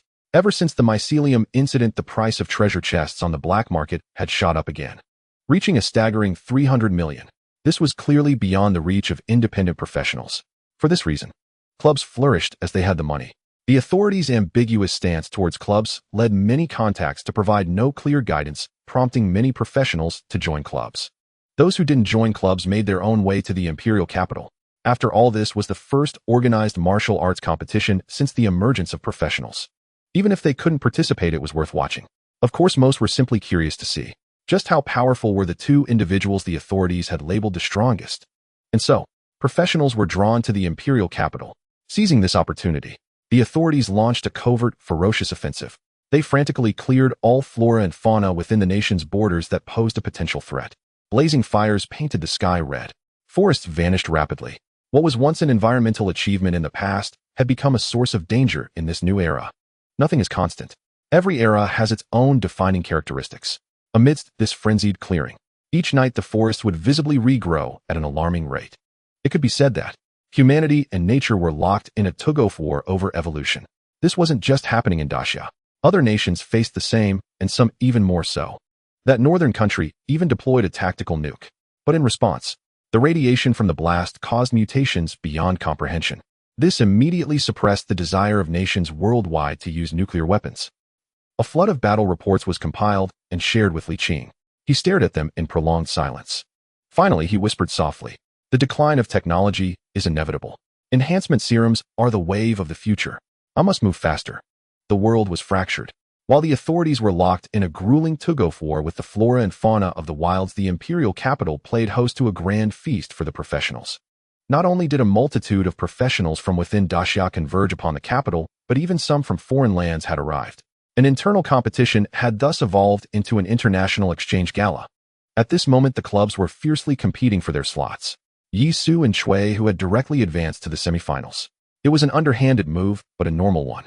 If not for the sake of ticket sales, they wouldn't have had a place at all. Thus, no one raised any objections. This meant the clubs had only 2 spots for their professionals. After a few days of clamorous contention, the 2 spots were finally decided. Zhang Xiao from the Modu Club and Chu Wanting from the Heihai Club. Both were masters who had achieved the ultimate physique of 20 points. Moreover, their skills were exceptionally brilliant, and most importantly, they were both special professionals. Now all that remained was for Yi Su and Chui who to show themselves. At the airport, Yi Su, are you confident? Zhang Hui asked, a hint of worry in his voice. Zhang Hui was not particularly concerned about Zhang Xiao and Chu Wanting after all the resources brought by that spring rain were limited. Yi Su and Chui who were the true protagonists. No matter what they did, the others were just making up the numbers. The truly formidable one was Chui, who a talent nurtured by the imperial capital. Not only did he possess the same core martial arts as Yi Su, but he also had the backing of the capital's vast resources. Relax, it's no big deal, Yi Su said with a smile. These past few days of cultivation combined with a spiritual herb secretly provided by the Suang Grand Camp. Yi Su had managed to pull his physique up to 20 points. This was the current limit for professionals relying on spiritual herbs for infusion, or rather the ceiling set by the spring rain. It seemed that 20 points in physique was the limit for this stage. Any further enhancement would require an exponentially greater amount of vital energy and time for nourishment. As if this were the rule of the version. Since everyone was at 20 points in physique, the core of combat power was no longer about strength. It was about the understanding of battle, the depth of martial arts, the resilience of one's will to fight, and other such factors. All right then, I wish you a triumphant return, Zhang Hui said with a laugh. The further Yi Su advanced, the greater the authority he would gain. The liaison system was intimately tied to the bound professional. Yi Su nodded, and then accompanied by Mo Xiaoyu took a chartered flight to the imperial capital. Watching the plane depart, Zhang Hui had just turned around when he saw Li Qing and He Hu. Director Li, you're too late. Yi Su just left. I came to see you, Li Qing said. Me? Zhang Hui was astonished. What couldn't be said over the phone? Is there something the matter? I have a potion here that can induce awakening. Would you like to try it? Li Qing said to Zhang Hui. Zhang Hui was immediately dumbfounded. His throat tightened, and a flicker of yearning passed through his eyes. A professional? Who wouldn't want to become a professional? What? A potion? Has such a potion been developed? Zhang Hui was shocked. Vaguely he knew from the Suang Grand Camp that Li Qing was researching a potion that could induce awakening. He hadn't expected it to actually be created. Well, it's still a little short, Li Qing said. I need some samples like a branch from that great tree in the Shinnong Forbidden Zone. Hearing this, Zhang Hui couldn't help but step back a few paces. The Shinnong Forbidden Zone. It was a place that even the nation found troublesome. If not for the unpredictable mutations a nuclear bomb would cause, they would have already dropped a bomb on it. He had heard that many kings existed there. Zhang Hui shook his head vigorously. Director Li, there's no way to manage that. I can't just go into the Shinnong Forbidden Zone to fetch it. Zhang Hui was not foolish. He had already grasped the core of the matter and knew what Li Qing was driving at. After the Imperial Capital Professionals Gala, the Imperial Capital Research Institute will organize a small team. Li Qing said, tell Yi Su about it then, and see if you can persuade him. Zhang Hui shook his head again. The Imperial Capital Research Institute was just a research institute. They dared to do this only because the great merit on Chui Hu's record could be exchanged for military action authorization. And Li Qing had approached Zhang Hui for the liaison system behind him. Ostensibly, it was to have Zhang Hui talk to Yi Su, but in reality, it was for Zhang Hui to report to the military. Finally, they would inform Yi Su of this situation. In this way, the entire logic would become Yi Su would also go to secure the potion, and then the potion would be used to win over the military. With the military's support, the path Li Qing was paving for Yi Su would be complete. Yi Su's share of the great merit would be exchanged for something unprecedented, a city. Only with the backing of the military could this astonishing exchange rule be established. Zhang Hu's throat moved slightly. Li Qing was constantly laying down a path for Yi Su. This was almost like going Allen on Yi Su. Zhang Hui was wavering. And then Li Qing's voice turned low. Nuclear bombs cannot decide the overall situation. Technology will gradually lose its position of supreme power. I need this potion. Daxiao needs it even more. Only by converting all of Daxia's billions of people into professionals can we ensure the nation's survival amidst this global upheaval. I came to you because you are a soldier. Faced with this situation, you have no choice. Zhang Hui fell even deeper into silence. Yes, Li Qing was right. Faced with this situation, he truly had no choice. All right, I will inform the military. You notify Yi Su. Zhang Hui agreed. In the imperial capital, Yi Su and Mo Xiaoyu stepped off the plane. Naturally, someone from the capital was there to receive them. Yi Su saw that it was an old acquaintance. Hey, it's you. Yi Su exclaimed in surprise. The person coming was actually Chui Hu. What, I can't come? Chui Hu said with a confident smile on his face. I came to receive you so that when I beat you soundly, you'll have fewer complaints. Yi Su gave him a thumbs up. Good. You're even more arrogant than I am. I only claim I'm sure to win. Ha! Both their words revealed a rare confidence and a mutual admiration. Some of the accompanying officials breathed a sigh of relief. The higher-ups had demanded that Yi Su must not harbor any resentment towards the nation or Chui Hu. After all, this guy was a key talent under special care. It wouldn't do to strain their relationship and affect the bigger picture. Besides Chui Hu, the welcoming party also included Guan Li and his team, and of course Rong, she the area effect support professional. Come on, I'll show you around the imperial capital properly. Chui Hu walked up and casually slung an arm around Yi Su's shoulder. Yi Su was helpless. The group thus left the airport. On the road, why do I see so many professionals? Yi Su asked curiously. They all came to see which of us is stronger. Us. Aren't there the other two who bought tickets? Do you think those two are a threat? Well, no. Wait. Foreigners. Yeah, quite a few professionals from other countries have also come. So, Yi Su narrowed his eyes. Did the authorities sell tickets to the foreigners? In the car, Yi Su spotted a professional with an East Asian face. From reading his lips, he seemed to be from the Sakura country. Chui Hu followed Yi Su's gaze and instantly understood his intention. He wanted to kill. Hold back for now. The international scene is in a huge uproar. The lighthouse even proposed researching professionals, demanding global blood samples from them. Chui Hu said, their excuse is that professionals are hard to control and too violent. Hell, I heard that over there professionals are running amok, killing left and right. And they still have the nerve to play world peace police. In response, Yi Su shrugged. After the global professionalization, the world situation had stabilized considerably. Fighting. What a joke, with extraordinary powers now at play, who would still engage in battles. Making money is nowhere near as exhilarating as having extraordinary abilities. However, the arrival of the extraordinary not only brought power, but also threats, as everyone was busy addressing their own national issues. At this time, everyone was troubled by internal strife, making external conflicts unnecessary. Yet Yi Su felt that there would always be opportunities. We've arrived, said Chui Hu, leading Yi Su to an outer ring hotel. Indeed, it's better for professionals to stay a bit farther from the power center to avoid raising concerns. You all should rest for now, Chui Hu said. I won't disturb you tonight. The process is simple. Tomorrow we will begin the duel. After we each deal with our opponents, we will gather for the final showdown. Yi Su, don't let yourself fall into the hands of the club. The corners of Yi Su's eyes twitched. You too. The two exchanged glances, their breaths stirring, a formidable fighting spirit exuding from them. This fighting spirit emanated from the martial arts, reaching a certain level. As expected, Yi Su has made progress in his martial arts. Chui Hu thought to himself, this guy can still focus on studying martial arts in the capital, he's got something. Finally, the two smiled and dispersed their momentum. See you tomorrow. See you tomorrow. The arrangements in the capital included a top-tier suite enough for Yi Su and Mo Xiaoyu to stay. Night fell. Yi Su sat down to organize himself. Yi Su profession: limitless master physique, 20 intelligence, 6 martial arts, 8 fist tai xianjing skills, charge of killing, layered wave, slash. The panel looked like this, and his physique had reached 20 points. However, his actual combat power was much stronger than when he defeated Li Mingyuan. This was due to the refinement of his martial arts. He had comprehended the first secret technique of ape fist, and the second secret technique was beginning to take shape. The white ape in his mind had become somewhat more amiable. Or rather, Yi Su was subconsciously moving towards the direction of taming his inner monkey, and now there was some progress. The calmer inner monkey did not hinder Yi Su's martial arts progress. In fact, it even accelerated his understanding. This was enough to prove that he was on the right path. The inner monkey does have a certain mystical feeling to it, Yi Su laughed. If one day the inner monkey truly acts at will, would that mean this martial art has been cultivated to perfection? Perhaps it really is so. Ape fist is good, the path is quite clear, but Tai Xianjing is indeed very profound. It's said to be a core martial art. I wonder if it could produce some secret technique like ape fist. I have a hunch that this thing is truly precious. I just need to see if my future self will reveal any information about the core techniques when I receive the next letter from the future. Lastly, there's my profession. This profession was chosen by my future self, and logically speaking, it is likely to be the one with the greatest potential, perhaps even the rarest in the world. However, at present I can't see anything special about it. I don't know when its uniqueness will be manifested. Tomorrow let me see how strong Chui Hu really is. After concluding his review, Yisu took a deep breath, immersing himself in the long process of taming his inner monkey.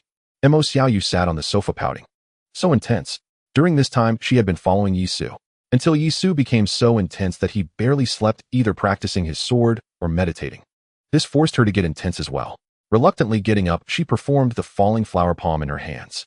The red aura surged like waves, creating ripples in the spacious living room. The next day, a knock sounded on the door. The reception staff politely informed Yisu about the upcoming procedures. Then Yisu and Mo Xiaoyu headed to the venue. This was an almost cube-shaped gymnasium. As soon as they stepped into the venue, Yisu saw countless moving figures. Among these figures were not only professionals, but also ordinary people. Chuehu approached with an awkward expression. Yisu looked at him in disbelief and said, "Don't tell me you are still selling tickets." Chuehu replied, "Haha. You know about research, right? Well, research really needs money." Yisu exclaimed, "6. No need to guess, it must be the Imperial Capital Research Institute that was responsible. Goodness, they really know how to make money. Actually, we aren't just selling tickets, we also sell broadcasting rights and such. Who knows, we might even sell merchandise later to make a profit. It's not shameful." Chuehu had already made up his mind and said directly, "Don't worry, we've set aside a share for you. We'll transfer it directly to the Suang Research Institute, and then you'll have shares there." Yisu blinked. Suang Research Institute has shares. That sounds good. But Chuehu's tone seemed off. There wouldn't be a pitfall in this, would there? So what now? Yisu was already resigned. Chuehu pointed to a person on the central stage. "First, let's take down that sand sculpture on the stage. Who goes up first, you or me? Isn't there a draw or something? A draw? Does their club even deserve that? Just letting their mainstay face off against us is already giving them face." 6. Are you going up, or am I? You go first, I'll adapt to the environment. All right. Chuehu turned and went on stage.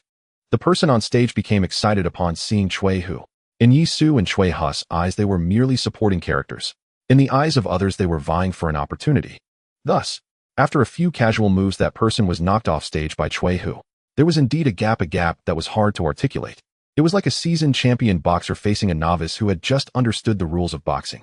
Setting aside the unified factor of strength, the gap lay entirely in technique. The atmosphere was roaring. Chuehu's attack seemed to validate the ticket price. Yisu shook his head and stepped into the ring. The opponent took a deep breath upon seeing Yisu. "I am Chu Wanting." Yisu nodded. Amid the countless flashes of cameras, Chu Wanting made his move. He understood that Yisu and Chuehu were on the same level, so his desire for opportunity faded. He just wanted to see. With the same physique data, he wondered where Yisu's strength lay. Chu Wanting did not use a weapon, so Yisu did not draw his sword. However, as soon as the opponent moved, he felt that the opponent's speed was incredibly slow. Bullet time. It had been activated. Chu Wanting had plenty of leg techniques, powerful and heavy. Yisu is strong, but my leg techniques are not weak either. Even if I can't win, I can last a few rounds and gain some experience. But it was too slow. Yisu seemed to teleport directly, dodging the kick and appearing at Chu Wanting's side. "I'm sorry, but your ticket was wasted." "What?" Chu Wanting was completely stunned. This kind of evasion. If it were a life and death struggle in that instant, he would have been killed by Yisu. Was the gap really this large? He stopped dazed for a moment, then cupped his fists to Yisu as he left the stage. Chuehu took the stage. At this moment, the entire venue was utterly silent. Two unique figures among national professionals were about to truly clash. A runner-up is always just a runner-up. The two from the Imperial Capital Research Institute and the Suang Research Institute dared to collude in selling tickets naturally because they were confident. It was hard enough to persuade the higher-ups to release the Marshal Marrow from the National Treasury. How could it possibly be taken by a mere runner-up? You have no idea how many teams behind these two research institutes have been calculating the combat data of Chuehu and Yisu. Technology may be on the verge of collapse, but it is not dead. Under the big data model, the clubs are nothing but lambs to the slaughter. It's finally starting. I want to see just how strong these two really are. We're all professionals, and there are so many who have reached 20 points of constitution. Why are they so much stronger? It's hard to understand. Could it be because they have special classes? But Zhang Xiao and Chu Wanting also have special classes. I've long heard that these two are backed by the Imperial Capital and Suang Research Institutes respectively. The officials are hiding something to trap the clubs. Watch closely. I suspect this match is meant to intimidate us on behalf of the authorities. The professionals began to clamor. They had originally thought the great upheaval of the world had given everyone a fresh start. But before long, a clear chasm had already formed between them. Of course, if the professionals were watching for the finer points, then the live audience and the countless viewers behind the broadcast were truly having their eyes opened to a new world. That rain had brought about such a transformation. Humans, once ordinary people, they were now able to transcend limits and engage in such a duel. The earlier rolling waves of red aura blood and chi had already made them wonder if special effects were being used. And now being told that these two were clearly a tier above.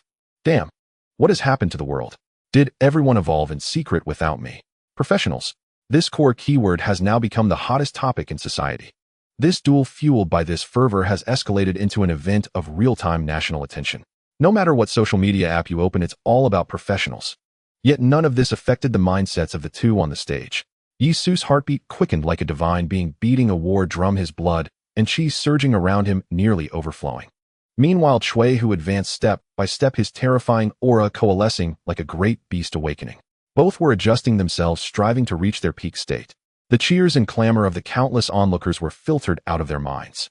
In that moment, for the two of them, it was as if only each other existed in the world. And their terrifying auras conveyed a single desire to defeat the other. Yisu, I have been looking forward to this. Chui, who laughed heartily. Come feel what it means to be a true powerhouse. Yisu let himself go completely, the white ape in his heart roaring, a savage and primal aura bursting forth uncontrollably. Like a giant beast roaring, the entire venue fell silent. Everyone's skin prickled as if pierced by needles. Ordinary people stared wide-eyed, while professionals broke out in a cold sweat. These two had already transcended the mere blows of superhuman physique. They were operating on another level entirely. Bang! The temporarily laid bluestone floor shattered, sending stones flying. The two erupted almost simultaneously. A wave of red aura swept across the entire venue in an instant. To ordinary people, the world had turned entirely red. Meanwhile, every single professional rose to their feet in unison. Holy shit! Are you two poets? How many times denser is your blood and chi compared to ours? Boom! Without weapons, Yisu and Chui, who began with barehanded clashes, each collision producing a low muffled boom, accompanied by rapid movements and shifts. Only a handful of professionals at the scene could barely follow the action. If that punch landed on me, I bet he'd immediately beg me not to die. Zhang Xiao's forehead beaded with sweat. Is this a 9010 split? One punch from him and I'd shatter into 9 pieces. Chu Wantang's spirit was utterly crushed by the exchange. Bang bang bang. The fight in the arena was rapid. Then after a few seconds, both chose to accelerate once more without hesitation. The initial probing was over. From now on, they would hold nothing back. Such orthodox boxing. Yisu thought to himself. Chui Hu's fists carried an aura of uprightness and dignity extremely orthodox. It was imbued with a certain sense of profound heritage. In fact, as the fight progressed, he seemed to merge with the very heaven and earth around him. His style was all about an overwhelming, majestic momentum. Savage. What kind of martial art has Yisu learned? It feels like he's suppressing a primordial beast inside him. Chui Hu's heart trembled. Beneath the shroud of red blood aura, a violent and brutal energy spread outward. Chui Hu felt as if a primordial beast were slowly unsealing itself, revealing its fangs to the world. Like the Monkey King charging into the heavenly palace with his staff, impossible to resist his high spirits. Momentum. It was constantly gathering. The bluestone slabs bore unimaginable pressure. Cracks appeared one after another, the sound of fracturing spreading throughout the venue like the opening of a celadone kiln. Yisu's ape fist was agile, yet explosively powerful, growing more terrifying with each accumulated surge of momentum. Chui Hu's Dao fist was orthodox. Beneath its grand and majestic momentum, he seemed to embody the authority of heaven. Broken stones rained down in the arena. The two were locked in the throes of battle. Their data has already surpassed the theoretical maximum destructive power of 20 points of constitution, a staff member announced loudly in the Imperial Capital Research Institute Hall. Research Institute Director Zhang Zhenzhong stroked his sparse beard and spoke seriously with a hint of reverence to the person beside him. It's only been a little over a week. Chancellor, it's only been a little over a week. Do you believe an ordinary person could achieve this level in just 1 week? With this level of combat power, ordinary soldiers with firearms are almost helpless against them. Professionals are truly the future. His gravity came from the status of the person beside him. The Chancellor of Great Xia. Since the reign at the beginning of spring, the Chancellor had been monitoring the situation of professionals with extreme focus. Even granting professionals special privileges from the start was a decision the Chancellor made against all opposition. The mycelium incident proved the Chancellor was right. If professionals had been suppressed or even arrested from the start, it's unimaginable how far the situation would have escalated during the mycelium incident. State your purpose directly, the Chancellor said. Lift the restrictions on the Shinnong restricted zone and let our military explore it, Zhang Zhenzhong replied. Impossible. The Shinnong restricted zone involved matters of great importance, including some secrets that could not be made public. Lifting the restrictions was absolutely out of the question. The Chancellor refused outright. Then I will apply for a military operation based on Cui Hu's great merit. The Chancellor fell silent. Besides, Yisu will also go. We truly need certain materials. The matter of the enhancement potion cannot be delayed. Zhang Xinzhong coaxed persuasively. You see, this is the power of professionals. Only when everyone in the nation is a professional can we truly resist the mutation. The Chancellor sighed. The people of Great Xia prefer compromise. You really know this trick. Fully opening the Shinnong restricted zone was not appropriate. Conducting one military operation was acceptable. There are many intelligent people in this world. One could say that once you reach a certain status, you are surrounded by them. Clearly, Zhang Xinzhong of the Imperial Capital Research Institute and Li Qing of the Suang Research Institute were among them. They were leveraging the situation. From the very beginning of this competition, they had been scheming to maximize their gains. Yet what was truly admirable was that they never forgot their original intentions. All they did was to make this nation stronger. The concept of forging a sword for the nation was still being carried forward among this generation of researchers. However, they only needed to consider how to make the country stronger. But the Chancellor had far more to think about. A military operation at the Shinnong Forbidden Zone. Damn it, who knew how to convince everyone at the meeting? The difficulty was immense. Yet watching the battle between Yisu and Cui Hu on the screen, the Chancellor felt it had to be done. Professionals were truly the future. In the cubic arena, Yisu and Cui Hu were now fully engaged. Their bodies were pushed to the extreme, escalating the intensity of the battle with each probing move. Cui Hu's blood and chi surged like a column of smoke piercing the clouds. Meanwhile, Yisu's heartbeat was like a giant beating a drum, its dense rhythm echoing through the arena. Come take your blade, Cui Hu shouted. The cloth strips on the long blade behind him shattered, and a torrent of blood and chi swept over the weapon, pressing down with an overwhelming momentum. Just what I was thinking. Yisu stood with his blade, a violent aura clinging to it like the fangs of a monstrous beast. Even though blades were merciless, both knew the other would not be easily felled. A feeling of true release raged within them, utterly exhilarating. With blades in hand, their combat prowess reached its zenith. Yisu's bullet time was now fully activated. Even Cui Hu's every movement slowed in Yisu's perception. Yet faced with such slow motions, Yisu found himself unable to land a decisive blow. Because Cui Hu possessed a terrifying combat instinct. No, not combat instinct. It was pure instinct. It was combat intuition. A talent, a gift bestowed by the Taisho Sutra. Indeed, these two core martial arts were truly formidable. They were the main reason he surpassed other professionals by several tiers, granting an immense boost to combat power. A feast. Any professional who could witness this battle was indulging in a grand feast. Bullet time versus combat instinct. Lin, unable to break through, Cui Hu let out a crisp shout. The long blade swept, and the overwhelming momentum peaked. Yisu's pupils contracted. A secret technique. So Cui Hu indeed possessed such an art, and Lin. Was this one of the Taoist esoteric 9-character mantras? Damn, you're really drawing on deep heritage. This strike carried millennia of mastery. An overwhelming momentum, a unity of heaven and man. This strike bore immense pressure like an inescapable net spread across the sky. White ape delivers the blade. Yisu murmured. A violent aura radiated outward. Heaven was pressing down. Then I will shatter the skies. The white ape roared. Brutality was its very essence. Reason. The savage white ape knows no reason. This strike seeks to crush me. Then I will shatter the heavens. Break. A silent roar seemed to echo. An indomitable giant beast howled at the heavens. No heaven, no earth, no law, no restraint. Let brutality reign supreme. Let brutality become the rule. Break. Shatter. The two blades clashed. Their strongest strikes collided with tremendous force. The deafening sound resonated in everyone's hearts. The true essence of martial arts transcended mere physical combat. It was continuously manifested through their unrestrained expression. In that moment, everyone understood. The true strength of professionals lay not only in skills, but also in their personal understanding of martial arts. Perhaps this battle would become a pivotal moment in the development of Daxia's professionals. For these two were demonstrating the true source of a professional's combat power. Their weapons separated. Both retreated, panting heavily from the immense exertion. It was a match of equals, a contest of titans. Cui Hu, who had received top-tier training from the Imperial Capital Laboratory, was somewhat convinced. No, Yisu, you really can fight.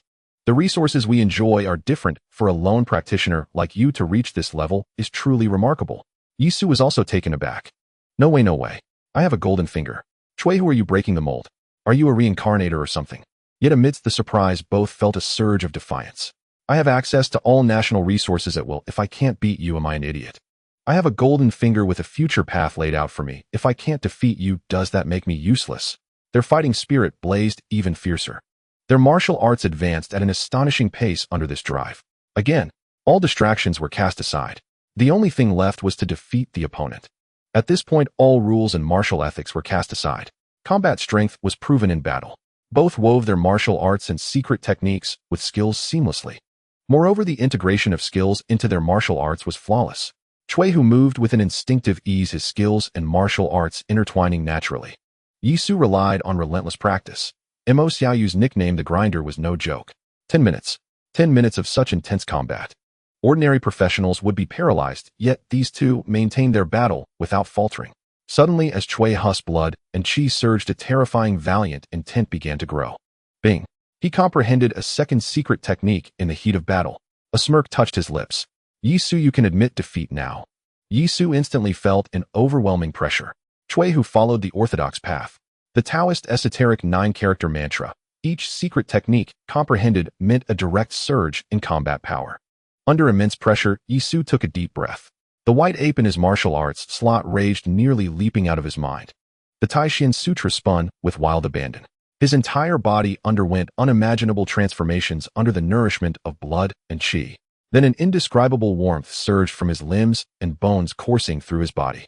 Suddenly, nearly infinite strength was born within him. Congratulations. Physique 1. 21 points in physique. Yi Su was stunned. No. Transcending the limit.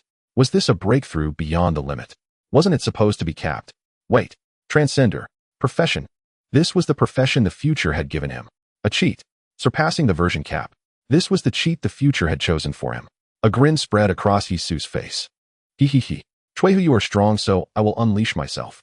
Their auras were intertwined. Chui Hu sensed the transformation in Yi Su immediately. He broke the limit. So Chui Hu was dumbfounded. Fine. So this is how it is. No more pretense. Just unleashing it outright, huh?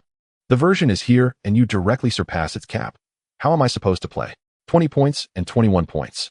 Just like 10 and 11 back then. A difference of 1 point, a world of difference. As his aura dissipated, Chui Hu shrugged helplessly and said, I concede. Instantly, the entire venue erupted in uproar. No one could understand. How could Chui Hu just concede so suddenly? Could it be conspiracy? In an instant, the entire venue erupted in an orderly uproar. True, just when it was getting exciting. Pants off, and this is what I get to see. The fact that Yi Su broke through his limits was known only to Chui Hu. Others were unaware, and it was normal for them to think so. But how does this relate to the two on stage? Can you really cheat? Chui Hu walked over while rolling up his long knife and said sulkily, just luck. Yi Su smiled and replied, but this is a secret. Don't worry, as professionals, everyone has their secrets. How about we make a pact to keep each other's secrets? All right. The two chatted as they left the venue regardless of the loud cheers from the audience. The research laboratory in the imperial capital. The group chatted casually as they went in. After the competition, Chui Hu genuinely took Yi Su to explore the imperial capital. However, the imperial capital had a heavy filter. Due to some ancient architecture, it lagged behind in modernization compared to Magic City. Yet it still possessed a rich historical charm, complementing each other nicely. The research institute was situated in the suburbs with high security. However, it seemed there was a prior arrangement allowing Yi Su and the others to enter easily.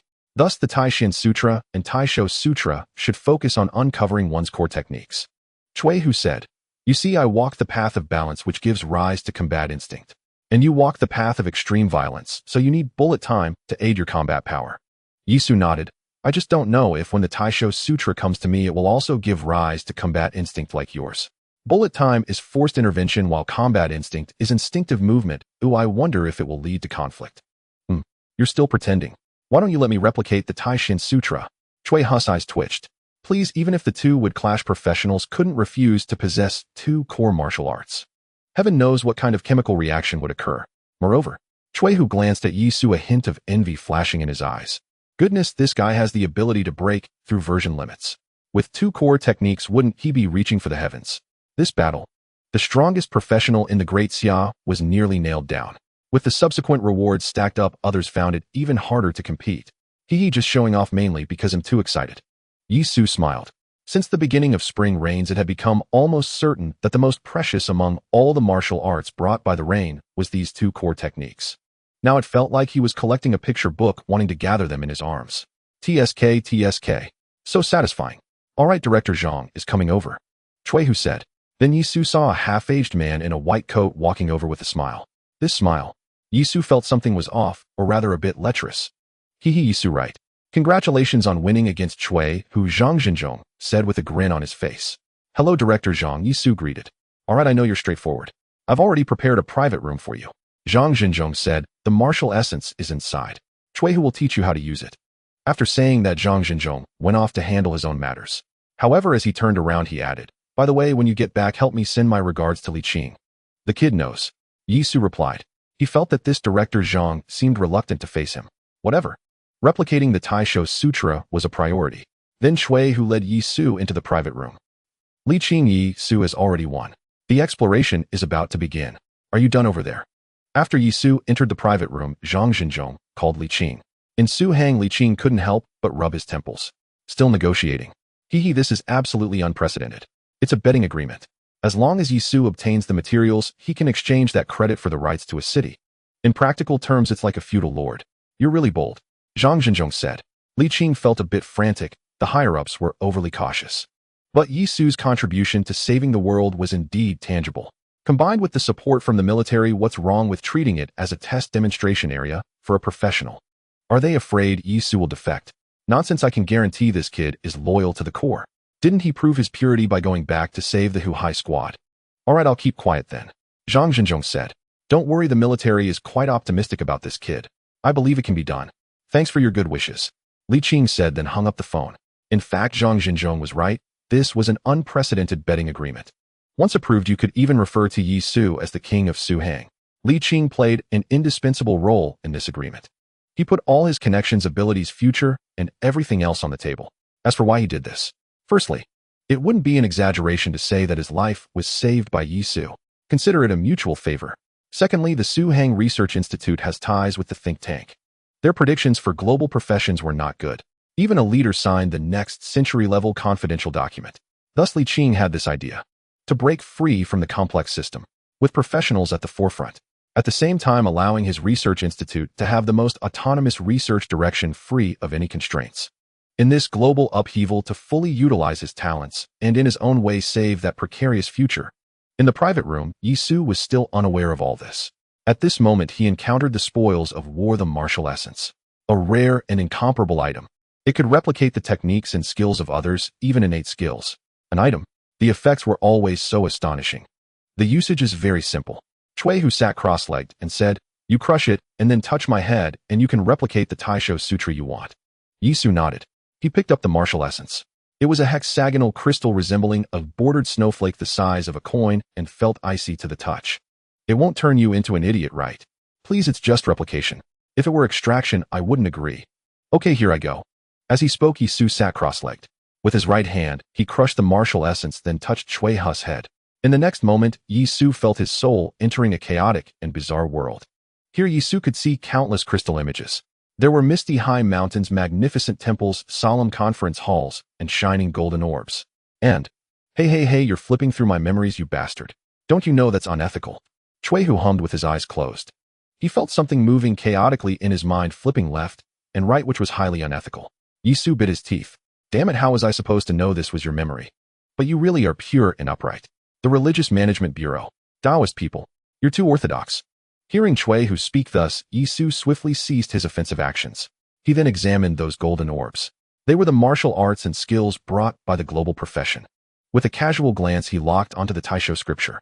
Immediately after the power of the artifact was activated, the Taisho scripture began to replicate. The next second, it was as if he had crushed a martial arts jade token. A martial art automatically locked itself into the martial arts slot. The speed was swift. The Taisho scripture. Acquired. Once the replication was complete, the power of the martial marrow vanished, forcibly expelling Yisu from Chuehu's conscious world. Then Chuehu opened his eyes.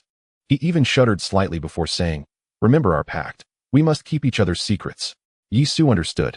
Well, so this was the catch. Chuehu's background was exceedingly orthodox, almost too orthodox. It was so orthodox that Yisu felt the nation must have long known about the impending global profession. Holy crap. If I dig deeper into this, who knows what immense secrets lie beneath. However, the patch had already been applied. Yisu too had to keep Chui's secret. And Chui would also keep Yisu's secret. Compared to his own origins, Yisu's secret was far more astonishing. You can actually break through the version cap and keep improving. Good heavens. You've got to cheat. He. The two exchanged a knowing smile, an unspoken understanding between them. After they stood up, things are basically settled. Are you staying in the capital to have some fun, or? Chui asked. Of course I'm heading back, Yisu replied. The future letter's arrival was uncertain, so staying in Suang was the best choice. What if the letter came in haste, and some opportunity was snatched away by another? Oh, there's actually one more thing, Chui said. An exploration has opened in the Shinnong restricted zone. Are you going? Not really keen on it. Yisu said, I can keep my curiosity in check quite well. All right, Chui shrugged. Then came the journey of Yisu and Mo Xiaoyu leaving the capital to return to Suang. Suang Airport. Zhang Hui and Li Qing came to welcome Yisu back. This battle had essentially determined the current strongest professional in the country. Having just disembarked, Yisu seemed somewhat impatient. The Taisho scripture was now in his hands. He needed to hasten his cultivation. And there was another matter. His transcendent master profession had already taken effect, allowing his physique to continue improving. He should exchange for some spiritual medicines to see if he could push further. They were trapped within the version. He, however, intended to leave everyone in the dust in the next version. Thus, having just gotten off the plane, Yisu was eager. Brother Hui directorly. It's good you're here directorly. Show me the exchange list, I need to get some things. Yisu stated directly. Li Qing wore a smile. Hold on, take a look at this first. This is what your great merit has earned you. Curious, Yisu took the document. But the moment he saw the first page, he was utterly stunned. It was a bet agreement. And the ultimate prize was Suang. Holy crap. They dared to offer this. The entire agreement was very concise, helped Daxiao obtain the Willow King material. As a reward, Suang was his. All previous merits would be wiped clean. Director Li, are you joking? Is this even possible? Great merit. What was great merit in the face of an entire Suang? One must understand. The authorities could declare you had great merit if they wished, or deny it if they didn't. They held the final interpretation. But obtaining the rights to Suang was an entirely different matter. With no official interference, he could rely on his own blade to take full control. After all, everyone fears death. Then the entire city of Suhong, along with the warehouses of the Suang military camp outside, would be his. Moreover, with the city as his stronghold, whether he needed future opportunities or to cultivate his own forces, it would all be too easy. Don't get too excited just yet. This is after all a bet agreement, Li Qing said. You can probably guess the higher-ups' intentions. You know about special economic zones, right? Suang is essentially on the same path, but you could see it as a professional special zone. The higher-ups intended from the start to let professionals develop freely, so they had to open up a region as a pilot. You didn't think you were going it alone, did you? Yisu shook his head. No kidding. Daxia is a whole, Suang is merely a pilot project. Ahem. Pilot project sounds nicer, doesn't it? Of course, I'm no restorationist, my core focus will be development. Plus, getting the resource tilt from Daxiao would be quite sweet. Moreover, to guarantee its authenticity, the high-level officials of Suang have already signed it, so its validity is absolutely assured. Li Qing continued, the real difficulty lies in its content.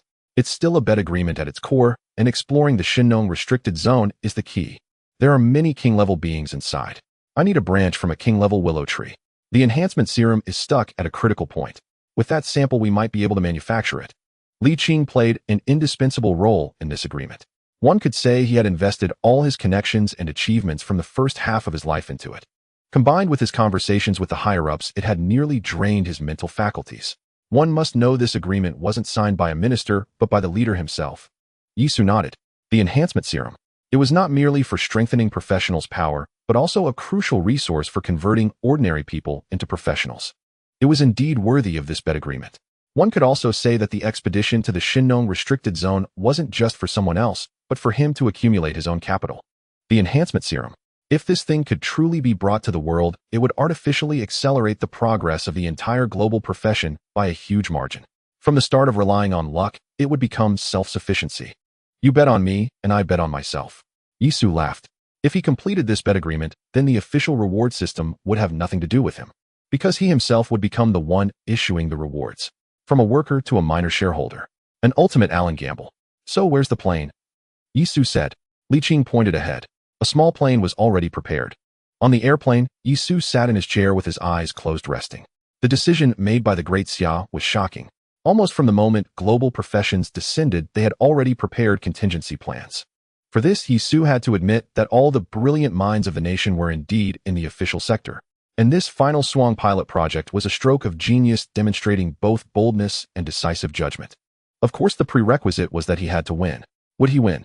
Absolutely. After sorting through these logical threads, Yisu began to take stock of himself. The Taisho scripture was already in his possession. In his martial arts slot, the Taisho scripture began to circulate according to Yisu's will. As it circulated, it started to merge with the Taishin scripture. It was as if they were born from the same origin, utterly wondrous. After the two merged, the speed of his qi and blood circulation increased once more. Previously, one full cycle took 15 seconds. Now the speed was compressed to nearly 10 seconds. This was already superhuman. With blood coursing through his entire body in 10 seconds, the nourishment, brought by such a high circulation rate, was almost visible to the naked eye. Of course, it also brought high body surface temperature and high energy consumption. My own body temperature has already changed, reaching about 38 degrees. Tisk, that means I'm in a constant state of fever. Yisu complained inwardly. As a professional's body temperature began to rise, it naturally led to the demise of common viruses. If this trend continued, he would likely become immune to all diseases. If his body temperature surged to 40 degrees, what virus could survive? The robustness of a professional manifested in every aspect. Organs and flesh nourished by qi and blood gradually adapted to this temperature, but viruses could not. It was a simple mechanism to prevent professionals from falling ill, truly immune to all diseases. And a higher body temperature also signified a more intense explosive capacity of physical functions. Everything operated within reason. Chui, who mentioned the Shinnong Forbidden Zone to me in the imperial capital, he was probably giving me a heads up. Li Qing said there is a king over there. So what exactly is the official definition of a king? Like that 10-foot blade of grass I saw in the mountain of knives and sea of leaves. Forget it, I want guess. They'll see it when I get there. The mysteries of this world are gradually unfolding before me. Then Yisu opened his eyes and looked at Mo Xiaoyu. He had been dragging her along everywhere he went. He wondered if the girl harbored any rebellious feelings about it. Xiaoyu, are you alright following me around like this? Yisu asked, looking at her. Mo Xiaoyu shook her head, a smile appearing on her face.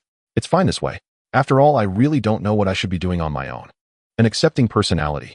That was Mo Xiaoyu's nature. She lacked strong opinions and was habitually dependent. Following someone with strong executive ability like Yisu was actually a good fit. Otherwise, as a professional, she truly wouldn't know how to plan for herself. It was fine for now, but later when professionals had to compete for resources on their own, she would be completely lost. Don't worry, this trip to the Shinnong Forbidden Zone will be beneficial, Yisu said.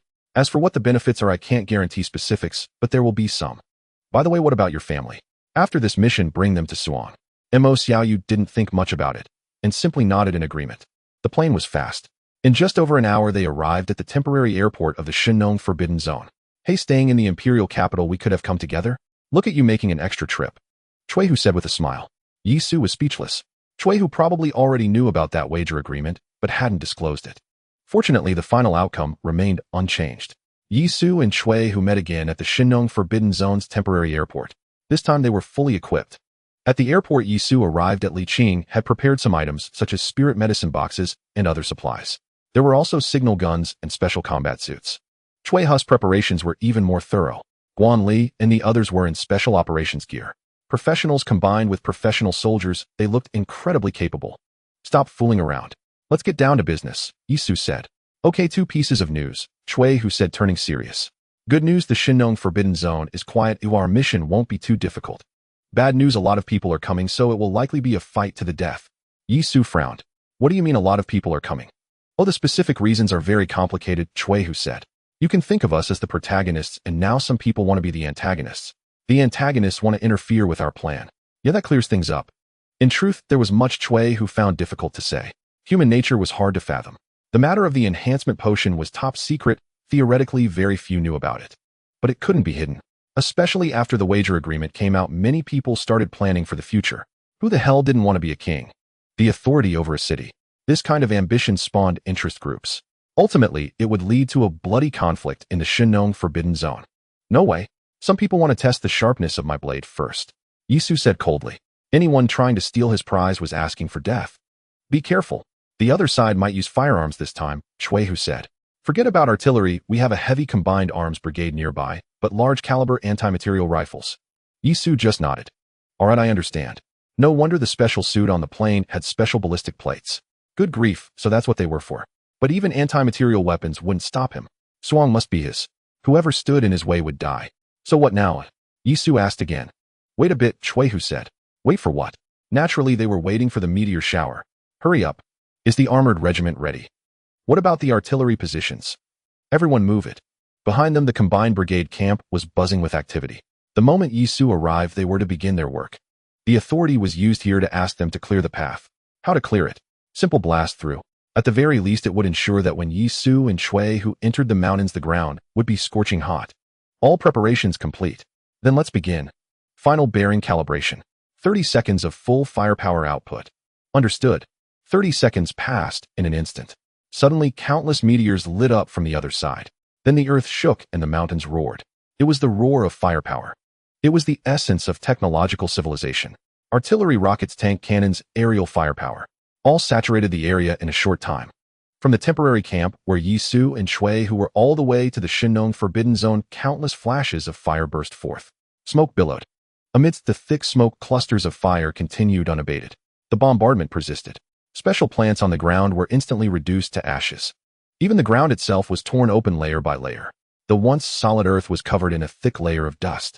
Stepping into it, the dust would submerge at least the height of a shoe. 5 minutes.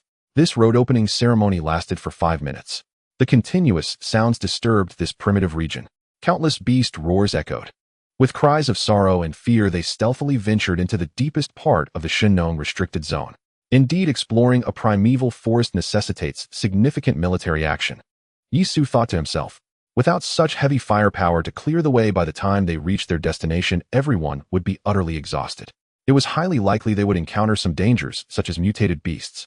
And with heavy firepower clearing the path, not only would the journey be smoother, but many mutated beasts would also be frightened away. Prepare to set off. Chuehu said. Yisu, a team cannot have two voices. I will command this time. Yisu expressed no objections. This was not merely a professional team operation, it involved a modern combined combat model. Buzz. Dozens of large drones flew overhead. They were responsible for early warning, surveillance, signal connectivity, fire support, medical assurance, logistical support, and more. After the drones passed overhead, the jungle stirred. Over 100 all-terrain robotic wolf units acted as vanguards scouting ahead. Chuehu listened to the reports coming through his earpiece. The orbital satellite has already located the target. The fighter jets and armed helicopters have reached their designated positions. We set off. In the next second, the team sprang into action. Yisu swallowed hard. TSK. This is the might of the national machinery in motion.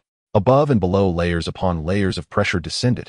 Crossing over 100 meters of underbrush, the team stepped onto the scorched earth. Dust billowed and the ground was scalding hot. The true essence of war was now exposed before Yisu. High above, large drones like Black Hawks surveyed the scene. Ground robotic wolves advanced crazily, clearing the path. At an altitude of 100 meters, there were also swarms of drones moving at incredible speeds, each equipped with self-detonation units. With such a scene, would anyone dare to come and pick fruit? Yisu did not believe it. Moved. Chuehu commanded. The group advanced through the dust. This strip, cleared by firepower, spanned over 1,000 meters. At the end lay the most mysterious existence of the Great Xia, the Shinnong restricted zone. Through the dust, it could be vaguely seen, resembling a mountain. It was not due to elevation, but rather the towering ancient trees that truly reached the sky. It was as if it were the mythical sacred tree from ancient legends. Gazing at that region, even though all present were the most elite and powerful professionals, they could not help but feel their scalps tingle. The scorched earth was a safe zone.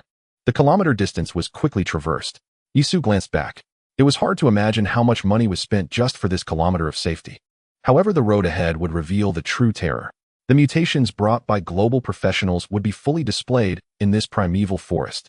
Everyone, the drones are traversing the forest, and the robotic wolves have already sustained some losses. Chuehu said, be extremely careful. After saying this, Chuehu was the first to step into this mysterious region. In just a few steps, Yisu caught up to walk beside him. Within the team, Rong Shi and Mo Xiaoyu as auxiliary professionals were enveloped by the team protected at the center. The air quality report has arrived. Chuehu's voice echoed in everyone's ears through the earpiece. There is miasma, but Guanli, report what you observe. 30 meters away, there is an ancient tree estimated to exceed 100 meters with purple flowers underneath. I can smell a faint floral fragrance, possibly the hanging flowers. That's enough. No hallucinogenic elements detected. Continue advancing. This knowledge was gained from the mycelium incident. The sharpness of Chuehu, who made Yisu feel embarrassed. Indeed, professional matters should be left to professionals. The team continued to advance. Be cautious, the losses of the robotic wolves have significantly increased. The drones have captured footage of a black panther. Over 5 meters long its speed. Exceeds 200 kilometers per hour. It's coming towards us. Prepare for battle. Whoosh. The long knife was drawn. Yi Su and Chui who held their long knives. The momentum surged suddenly. However, in the next second, damn it, it has stopped moving, hiding in the surroundings. It appears that the flora and fauna here possess sentience. Chui who said. Everyone's faces turned grim. Flora and fauna are mutating, and their speed of mutation is even faster. The only flaw is that they have not yet developed sentience. But once they do, they would no longer be mere flora and fauna, but rather another race.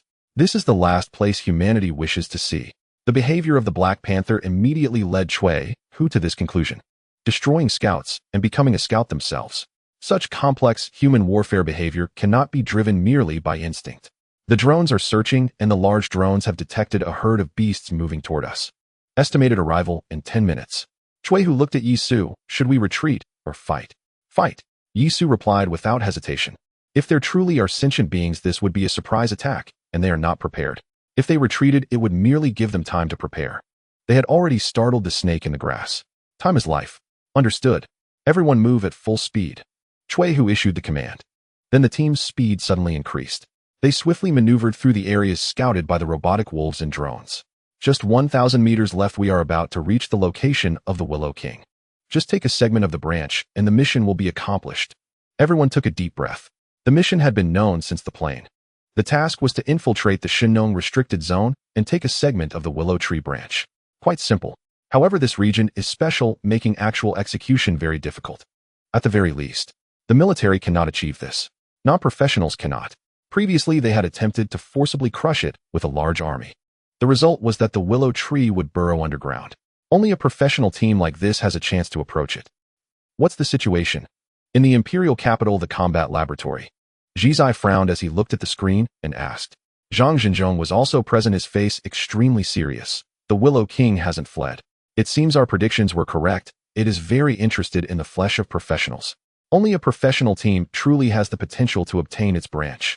Jizai rubbed his brow helplessly and said, this prediction was proposed long ago by Luoyang. They even proposed the evolution theory. If the Willow King absorbs a significant amount of professional flesh, it may evolve. Zhenzhong, you are opening Pandora's box. Zhang Zhenhong's expression was slightly grim. Pandora? How many masters does Pandora have? The Willow King better know its place. I have seen the configuration of this heavy armored synthetic brigade. Jizai, you better not tell me. That underground tactical mushroom is just a decoration. Jizai shook his head helplessly. As the helmsman of the Great Xia, behind his elegance lies a sense of responsibility to the Great Xia. The Willow King better obediently leave behind a segment of its branch. If it has any other thoughts, then don't blame the Great Xia for being ruthless. Some aspects related to reality will not be written too deeply. Later chapters like Rain and Shock will be much better. Charge, charge, charge.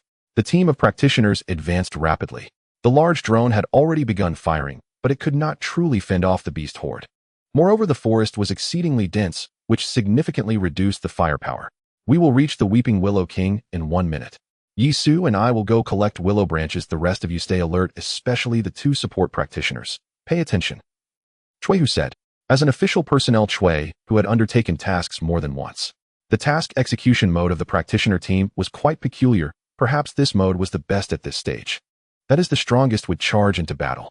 Others would protect the support practitioners, while the support practitioners focused on maintaining the strongest status. Essentially, it could be seen as the strongest health potion shells. This is also the reason why Chui Hu would always bring support practitioners regardless of the task. The reason for this should be that currently practitioners had too few means. There may be changes in the future, but for now this is the most suitable approach. They crossed a thicket. A tall willow tree appeared before them. The Weeping Willow King.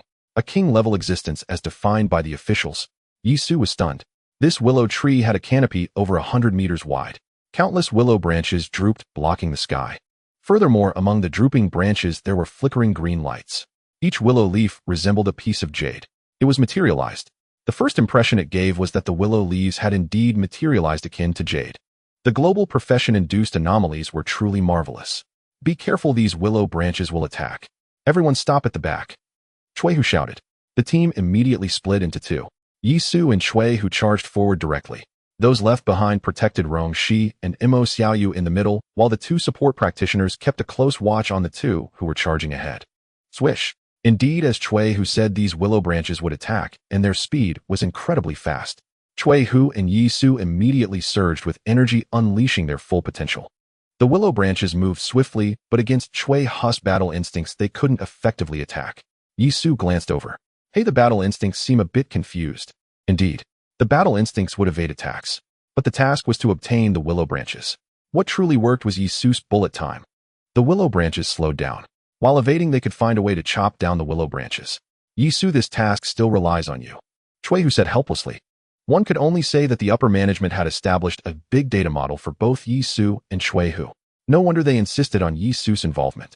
It was likely that while the two were competing, the big data model was already calculating the feasibility. Yi Su nodded. They would discuss this later. First, he used Cui Hu as a shield. Yi Su darted behind Cui Hu, attempting to chop at the willow branches with his knife. The result produced a sound like metal clashing. So hard. Yi Su exclaimed. Use all your strength, give it everything. All right. The long knife swept, slashing horizontally. The sound of crashing waves echoed. The willow branches were sent flying. Upon closer inspection, gaps began to appear on the branches. The Weeping Willow King should have awareness it. It has gone berserk. Cui Hu's expression changed. Indeed, the Weeping Willow King had awareness, albeit a primitive and naive one. Upon sensing the approach of Yi Su and Cui Hu, its first instinct was to absorb their flesh and blood. Then Yi Su's slash caused it to be injured. Without the threat of powerful weapons, the Weeping Willow King decided to retaliate. A multitude of willow branches began to whip toward them. Cui Hu felt a shiver run down his spine. A soft murmuring arose from behind. It was Rong, she channeling her energy. Like a shot of adrenaline, Yi Su felt his spirit surge, his blood flow more smoothly, and his body grew lighter. Rong Shi, as a support practitioner, truly embodied the meaning of support. Did she provide an all-around boost? Impressive. In this moment, Cui Hu acted as Yi Su's shield, fending off numerous willow branches. And Yi Su took the opportunity to slash with his second strike. Wave slash. This second strike was like a wave layered upon layers. Moreover, as the second strike passed, the third strike had already begun. Swish. The blade gleamed a stunning flash.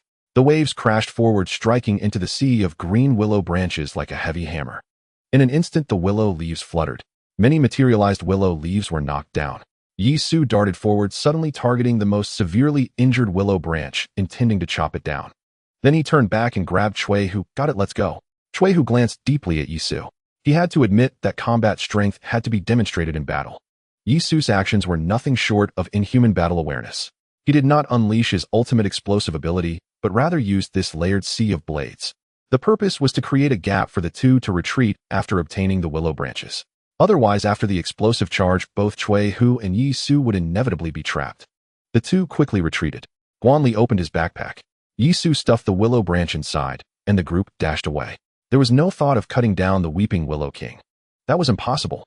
Its life level seemed to have transcended. Beautiful mountains, beautiful waters, and good seasons. The king, nurtured by such unique conditions, was certainly not simple. Suddenly, with a bang, Yi Su turned back to glance. He saw the canopy of the Weeping Willow King, which had been blocking the sky, had actually disappeared. Underground, underground. Cui Hu shouted, run, run faster. The Weeping Willow King burrowed underground. Who knows what kind of divine technique this is? But judging by Cui Hu's expression, it must be quite serious. The ground trembled slightly. Bang! Dirt flew up. A segment of tree root suddenly burst out. The tip was sharp, shooting toward Mo Xiaoyu with a whistle. Mo Xiaoyu's face changed slightly. Then almost instinctively she twisted her body to evade. Following Yi Su, the Wave King, her martial arts had nearly become instinctual. The falling flower palm itself emphasized a graceful form. Under instinct, Mo Xiaoyu directly dodged. Seeing this situation, Yi Su breathed a sigh of relief. Mo Xiaoyu was also silently growing. But this relief was short-lived. The willow branches had a limited range. However, the willow roots seemed to have an exceedingly wide range. The ground continuously erupted. Roots swept across. The team was instantly in peril. Yi Su tested with his knife. The roots were indeed absurdly hard. Unless one used skills to unleash a powerful attack, it was impossible to cut through. Hold on a bit longer. Cui Hu was sweating. The earth-penetrating shell is on its way. Firepower cover. The synthesis team in the safe zone was not to be underestimated. The earth-penetrating shell had already been launched. It was a matter of whether it could scare the Weeping Willow King. As for that earth-penetrating tactical mushroom, it wouldn't launch without orders. Moreover, if it were launched and the shockwave killed Cui Hu and his group, that would be a joke. Whoosh! The earth-penetrating shell streaked through the air at over 10 Mach. Like a long sword it fell from the sky. Poof! The ground was pierced open as if it were tofu. The earth-penetrating shell drilled 10 meters deep. The next second, boom! Sparks flew in all directions and rubble rained down like a storm. The sky seemed draped in a layer of gray. Immediately after, countless fragments of rock and soil cascaded down with a rustling sound. At the moment of the explosion, the entire team stumbled in unison. The shockwave swept across, causing tears in the leg muscles of everyone present. Damn it! Mo Xiaoyu. Yisu gritted his teeth and shouted. No choice, we're too close. Chuihu grimaced in pain. Mo Xiaoyu took a deep breath. Green orbs continuously flew from her hands, landing on each person's head. Green light flickered. The healing energy took effect, mending the torn muscles. Yisu extended a hand and tucked Mo Xiaoyu under his arm. After this treatment, Mo Xiaoyu's stamina was heavily depleted, so he held her to let her recover. It's working, the Willow King is scared. Chuihu remarked. This was Stockholm Syndrome. A few days ago, Daxiao had frightened the Willow King in this very manner. Repeatedly. The Willow King had become as timid as a startled bird. Suffice it to say, Li Qing and Zheng Zhenzhong had racked their brains for the strengthening potion, all to make the plan more foolproof. A beastly roar. The Willow King was startled, but the beast horde was not. Moreover, the flames and explosions ignited an even more frenzied ferocity within them. Yisu and Chui, who simultaneously gazed into the depths of the Shinong Forbidden Zone. Damn it! Could it be that a sentient beast king truly existed? This beast horde seemed to be commanded. Wait. Command. That Black Panther. A flash of insight struck Yisu's mind. In an instant he erupted with full force. At that moment, a dark light shot forth, charging straight at Rongshi. Animals possess a special instinct. They can discern the weakest member in a group. Undoubtedly within this squad the weakest in combat were Rongshi and Mo Xiaoyu. But Mo Xiaoyu was kept by his side. Thus, crushing force. In the blink of an eye, with barely any time to react, only the most explosive burst of power remained. A black wave of air rolled. Outpacing the dark light was Yisu's blade. Vast amounts of stamina were drained. With a single flash of the blade, a massive Black Panther's head was severed. Only when blood splattered onto Rong Zai's face did she realize what had happened. Instantly her face turned pale as snow. Damn beast. Chuihu, his soul nearly fleeing his body, couldn't help but curse. It was too fast. The change had occurred in a flash of lightning. If not for Yisu's reaction, Rongshi would surely have died. Yisu exhaled deeply. His heart pounded rapidly, drawing oxygen from his lungs. The beasts here are no longer mere animals. They have a commander. Moved. Yisu commanded. The team pulled themselves together and sprinted at full speed. The beasts roared. The sound of the ground trembling was already ringing in their ears. Rush to the isolation zone. The combined brigade will cover us. Chuihu yelled. However, figures descended rapidly from the sky. They opened parachutes and landed in the isolation zone. Minutes earlier at the Imperial Command Center. We have satellite access. Wait. There are flying objects near the Forbidden Zone perimeter. They have passes. The staff shouted. Impossible. Zhang Zhenhong's face changed color. The squad was in a critical moment. How could there be interference from others at this time? What's with the passes? He asked urgently. Someone used a large number of merits to apply for exploration of the Shinong Forbidden Zone. They deserve. Zhang Zhenzhong looked at the Chancellor. The Chancellor frowned. Zhang Zhenhong's heart sank. Damn. Rules. In this world, whether for nations or individuals' actions are bound by rules. The Chancellor had opened the exploration rules for the Shinong Forbidden Zone. Thus others could also trade merits for the same privilege. Moreover, Zhang Zhenzhong could only remain silent, for it was they who had nurtured this rule. If you used merits to apply for exploration, why couldn't I do the same? As for the combined brigade, well, thanks to the contributions of the Imperial Research Institute and Swan Research Institute, Zhang Zhenzhong pulled out his phone and saw a large sum of funds had already been injected into the Research Institute. There was also a note in gratitude for your combined brigade's favor, bastard. You tricked me. Zhang Zhenzhong was furious. The other party's actions were perfectly legal and reasonable. Clearly someone wanted to reap the rewards. Because when professionals met professionals, the initially established rules would trigger unrestricted slaughter. This rule had been fully demonstrated during the Mycelium Cavern incident. Moreover, official professionals were also bound by this rule. This was why during the Mycelium Cavern incident, official and independent professionals had been separated. Alas, people love to establish unspoken rules, and they also love to exploit loopholes. Zhang Zhenzhong and Li Qing could only turn pale with anger. Combined brigade. Zhang Zhenzhong muttered but stopped himself. Slaughter among professionals was legitimate. Could the military intervene with mass killing? They were checkmated. Unity comes at a cost, the Chancellor sighed inwardly. Zhang Jinzhong and Li Qing had sacrificed much to make this happen. They worked for the future, yet there were those who would leech off them. In essence, the virtuous can be deceived by their own integrity. If you act for the greater good, you are an honest person, and honest people are the easiest to bully. They suck your blood. They gnaw on your flesh. What's the matter? Order the combined brigade to open fire, break the rules, plunge the world into chaos. Come on, watch me use moral blackmail against you. At this moment, even if Zhang Jinzhong ground his teeth to dust, he could only watch as numerous figures jumped from the plane and used wingsuits to reach the isolation zone. Then they drew long blades, waiting for Yi Su and the others to appear. Yi Su, I'm sorry. Li Qing's voice echoed in Yi Su's ear. This puzzled Yi Su. What's going on? Yi Su asked. Then Li Qing recounted everything in the isolation zone. A large number of professionals were waiting to ambush Yi Su's team. Director Li. Yi Su's tone seemed largely unchanged, only the panting of stamina depletion audible. You people, you carry too many burdens. On a grand scale for the nation and its people, on a smaller scale you hold fast to your principles. That's not like me. Li Qing, you. Someone wants to take my fruits. Hard to appeal within the rules. Yi Su's tone gradually turned icy. That's simple. They'll just kill them all one ice. The rules allow professionals to slaughter each other, right? So, just how many fools can't see the situation clearly and dare to stand against me? Yeah. Fools deserve to die, so they won't waste any more rice. You like to bully honest people. Too bad. I'm anything but honest. As he moved, strands of brutal aura gradually leaked out. Mo Xiaoyu, being closest, felt it most deeply. This scene seemed familiar, as if seen at a cave entrance before. Cui Hu quickly noticed the change in Yi Su. Yi Su. They'll take command now. Yi Su interrupted directly. Everyone prepare for battle. All those ahead are enemies. Our objective is kill them all. The murderous intent permeated the air. Guan Li and the others felt a tremor in their hearts, and Rome, she even shuddered. Yi Su seemed to have become different. Understood. Mo Xiaoyu was the first to respond. A seed had been planted in her heart since the operation at the Yunanguizhou mycelium. Slaughter was inevitable. Understood. Cui Hu answered next, a nameless fire burning within him. Damn it all, were they doing this for themselves? It was for the enhancement serum, so that everyone in Daxia could become professionals as soon as possible, to give Daxia the foundation to weather the storms ahead. And what was the result? Honest people were just meant to be bullied, right? Cut down these bastards. Understood. Guan Li's squad's eyes shifted from doubt to resolve. Obeying orders was their duty.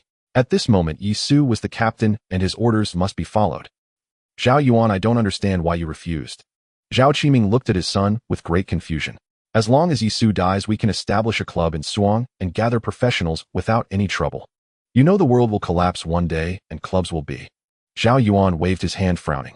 He knew his father was dissatisfied with his refusal of a certain faction's plan. He also knew how beneficial Yi Su's death would be for him. But he had a nagging feeling that Yi Su wouldn't die. No, he absolutely would not die. Dad, we should prepare to leave Suang. Zhao Yuan finally spoke. Liquidate the assets, convert them into wealth, and establish a club elsewhere. As long as the wealth remains, we will have a place in the future. But we must avoid Yi Su. You're insane. Zhao Qiming was utterly stunned. Leaving Suang meant divesting from industries and severing all connections.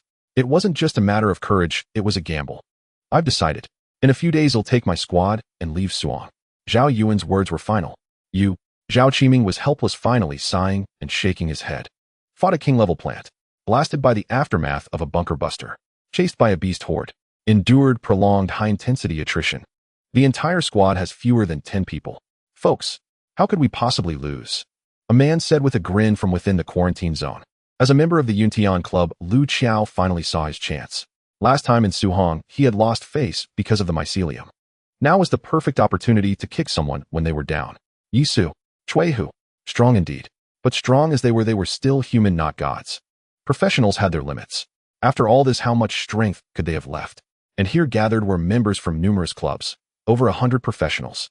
Lu Qiao greeted everyone while thinking to himself, I must secure the willow branches instructed. I need to be careful, these people all have their own agendas. Everyone nodded with feigned smiles. They were here partly due to their club's orders and partly because their opponent was hailed as the nation's strongest professional. Crushing a strong opponent. How exhilarating. They were gradually growing excited. The rewards offered were too generous. The atmosphere began to congeal. Yi Su. No. The priority was to seize that willow branch. Killing Yi Su was merely a side task. Here they come. Someone shouted. Instantly silence fell. Every gaze searched and locked onto the backpack on Yi Su's back. From a distance, they could even see a willow branch protruding from it. So many. Chui Hu's heart jolted. He turned to look behind them. The beast horde was almost upon them, close enough to see the shreds of meat stuck between the teeth of a giant Siberian hamster. What a damn mess. The mutated bear was like a wall nearly 4 meters tall. Standing upright, it would be 6 or 7 meters. Good heavens. It could probably take down a dinosaur. Now, with enemies ahead and pursuers behind, their only choice was to fight their way out.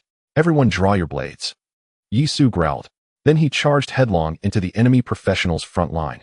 Because of the backpack, a particularly large number of professionals converged on Yi Su. With a thunderous boom, blood splattered. From the very first clash, it was the most brutal slaughter. Block Yi Su in the jungle, the beasts won't come out. Lu Qiao shouted amidst the chaos. He himself was just going through the motions, cleverly engaging in a flashy fight with one of Guan Li's squad members. On the jungle front line, a fierce battle raged. Drones in the sky recorded everything, transmitting the feed to countless unseen observers. A mist of red blood erupted instantly. Even through the screen, one could imagine its ferocity. Yi Su remained silent. His long blade, stained with blood, cleaved a man in two with a single stroke. Blood sprayed, instantly drenching Mo Xiaoyu's clothes as she stood behind him. She gritted her teeth, guarding Yi Su's back. Those trained by a workaholic were equally relentless. Mo Xiaoyu unleashed the falling flower palm she had practiced countless times, displaying the true might of martial arts. Petals seemed to flutter as she moved with ethereal grace. Her special gauntlets could parry long blades, and using their momentum, she shattered the bones of those who charged at her. Chui Hu wanted to help, but couldn't get past Mo Xiaoyu's position. In the heat of battle, she refused to let anyone stand behind Yi Su, because attacks from behind were the easiest to succeed. In a life-or-death struggle, no one else could be trusted. Not even Chui, who could encroach on her position. The nascent form of a team was perfectly embodied by these two. Soon, the scent of blood spread. The beast horde behind them went nearly mad, their instincts overriding all other thoughts. On the front line, the beast horde charged. In an instant, roars, wails, and screams interwove like a symphony. Within Yi Su's mind, the heart ape roared in fury. The aura of primordial savagery was undeniable. At this moment, the blood-soaked Yi Su resembled a monstrous beast. Roar! A furious howl erupted. Everyone's mind trembled. Looking at Yi Su again, their hearts quivered, and they involuntarily stepped back. A baleful aura surrounded him, as if a phantom of a colossal beast roared behind him. His presence was awe-inspiring, like a god of slaughter. In Yi Su's heart, the second secret technique of the ape fist surged forth, ready to be unleashed, as if by natural progression. You want to kill me here? You want to steal my prize? You want to doom me? Then I shall draw my blade and shatter this calamity with furious strikes. You want to kill me? Ha, a bunch of worthless scum. Yi Su chuckled, his fury coalescing. The long blade seemed to gain a will of its own as the heart ape's energy poured into it. It was determined to break this tribulation itself. Yi Su, you're asking for death. Die. Kill. The taunt infuriated the mass of professionals. They recklessly charged at him. And this was exactly what Yi Su wanted. The calamity arrives. Draw the blade. The calamity departs. Furious blade, calamity shatter. With one slash of the blade, the mountain forest trembled. A vortex of black and red energy swept across the sky, painting everything a bloody hue. Chui Hu grew stronger through battle. This was the latent attribute granted by the official suppression. Meanwhile, Yi Su underwent a metamorphosis amidst the bloodshed. This was the reward he reaped from embracing the brutality of the global profession at an early stage. The world of transcendence. Stepping into it meant wading through blood, no mistake there. Thus, in the moments between life and death, amid scenes of splattering blood, Yi Su's growth was at its swiftest. The long blade coiled with black and red energies. The roar of a colossal beast echoed in their ears. A massive blade light slashed forth, delivering a terrifying visual impact. Beyond that, the destructive power was astonishing. Blade energy crisscrossed within, and those near the blade light could almost hear the sound of their own flesh tearing. Indeed, this was a large-scale AoE attack. This single strike was enough to dominate the field. The beast horde behind, intimidated by the giant beast's roar, unexpectedly halted its advance. Deep within the Shinnong restricted zone, low growls continuously echoed, seemingly urging the beast horde forward into battle. Yet the beasts among the horde were ultimately governed by their instinctive fear. It was akin to that tiny figure ahead, also an inviolable sovereign beast. As for the professionals, they stood dumbfounded, their mouths parched. Once their spirit deflated, extreme terror arose from the thick stench of blood. The grand promises laid out before them suddenly lost their allure. No matter how splendid the promises, none were more important than one's own life.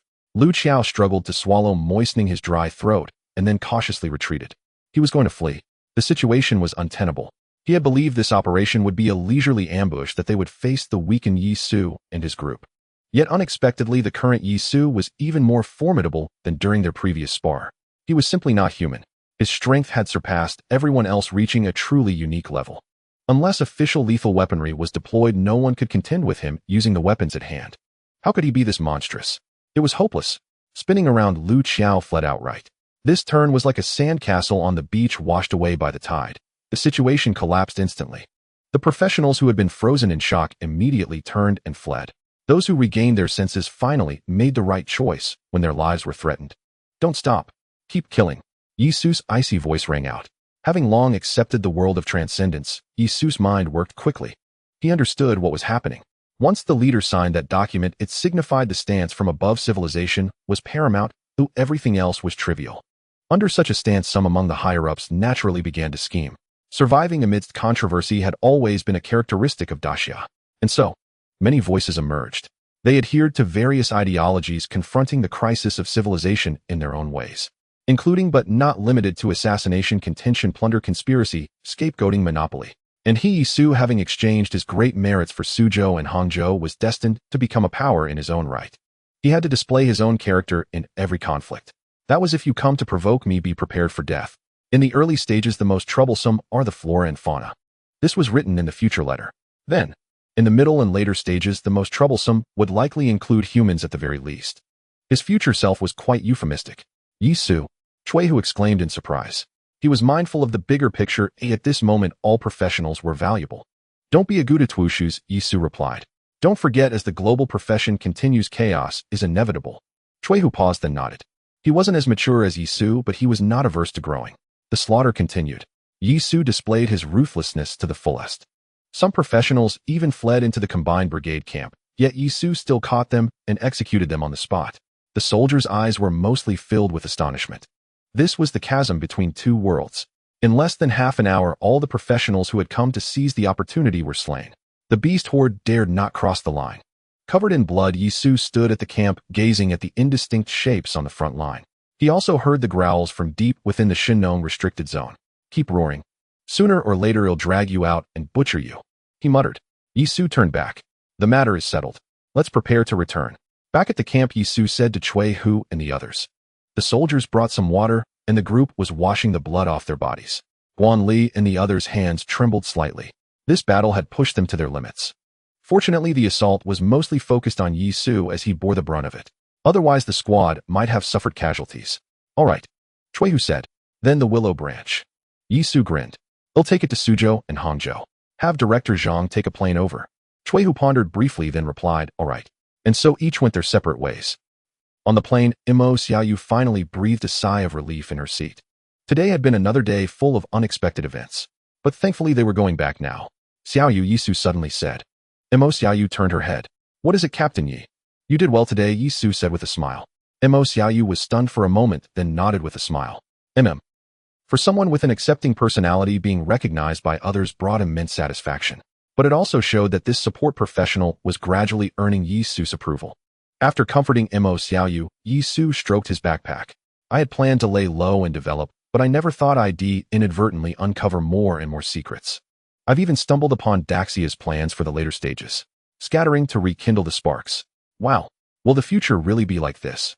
I'm a bit lost right now. Why hasn't the future letter arrived yet? I need answers. Yi Su rubbed his temples. Daxia was full of talented people, and above them were a group of wily old foxes. There must be some grand figures orchestrating things, making it hard for him to fully comprehend. Besides, he wasn't a master strategist. To avoid being used as a pawn, Yi Su needed the cheat of future letters to obtain information. But he didn't know when the next letter would arrive. Back in Suzhou and Hangzhou, it was already dark. After getting off the plane, Yi Su personally delivered the backpack to the research institute. On the way, he saw many people selling roses along the streets. This is Captain Yi. Tomorrow is Valentine's Day, Imo Xiaoyu said. All right. Today was February 13th. Spring had begun over 10 days ago.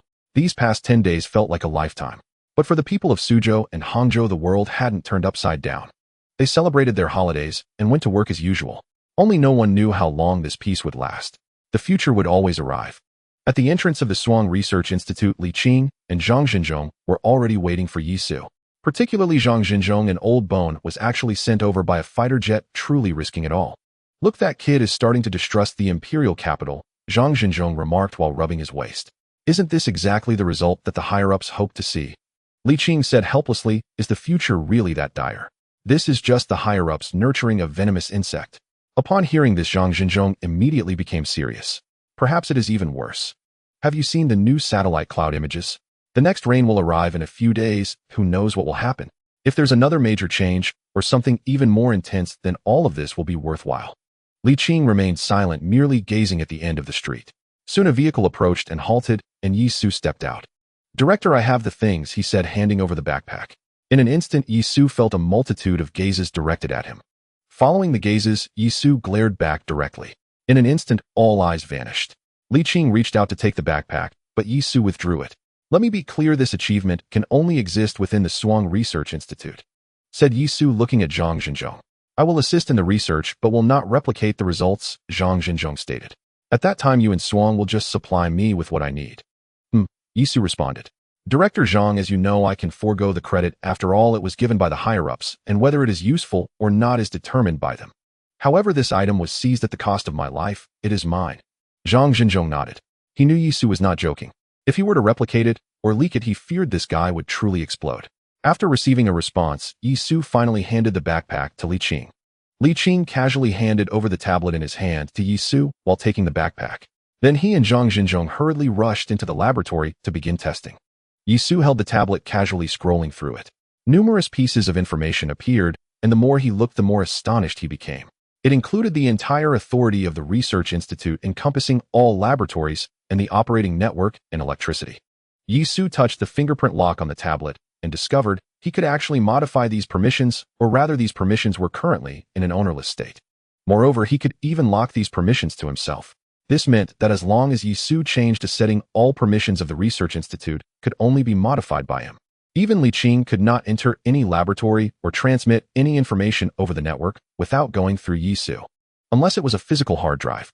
What's more powerful than moral coercion in this world is the binding of interests. Yi Su shook his head at the tablet. The Research Institute provided you with resources, you can't just not invest, right? Over the next few days, Yi Su hardly left the Research Institute, focusing entirely on his cultivation. He was accompanied by He, who brought along a large number of guards surrounding the Research Institute tightly.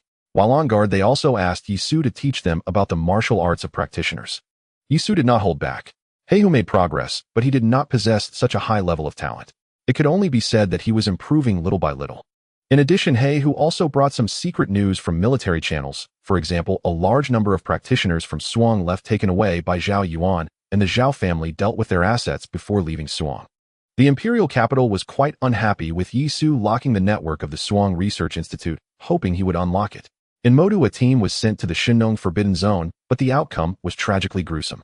The King of Willow Trees has already hidden deep within the Shinnong Forbidden Zone.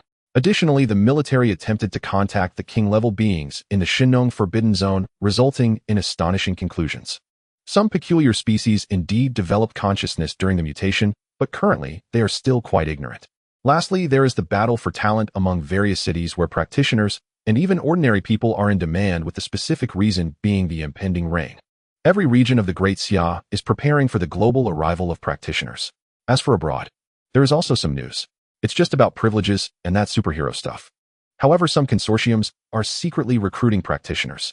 Moreover, the security personnel in Suang even caught someone from South America who came to deliver a message to Yi Su. He who handed that letter to Yi Su. Yi Su did not look at it, unable to understand the English. Meanwhile, Mo Xiaoyu went to pick up her family. Last time, Yi Su said to bring her family over, and Mo Xiaoyu complied. After settling them down, Mo Xiaoyu also came to the Research Institute. Upon seeing Yi Su working intensely, she joined in as well and helped translate that letter for Yi Su. It's for recruitment. Yi Su ignored her. Speaking of which, Mo Xiaoyu, as an auxiliary practitioner now, also possesses considerable combat strength. Unlike those practitioners who just loaf around, Mo Xiaoyu has truly put effort into martial arts. Moreover, through practical experience, her combat strength is assured. While not overwhelmingly strong, she can certainly protect herself. Mo Xiaoyu has reached 20 points in physique due to the spiritual medicine. It's a pity I can't get any higher. Yi Su, free of distractions, was both sorting himself out and complaining. After breaking through the bottleneck, he originally thought to use spiritual medicine to push further, but found it impossible. This was definitely not his issue. Once he breaks through the limits, he should be able to absorb it. So, the problem lies with the spiritual medicine. This means that the spiritual medicine brought by the rain during the start of spring has its grade limited here. It can only assist practitioners up to 20 points. Unless it's high-quality spiritual medicine, it's unrealistic for Yisu to rely on spiritual medicine to push further. This should be a stage issue in the global practitioner process. Unless another mutation occurs, the quality of spiritual medicine will not improve. Li Qing said the next rain will come in a few days, the exact timing.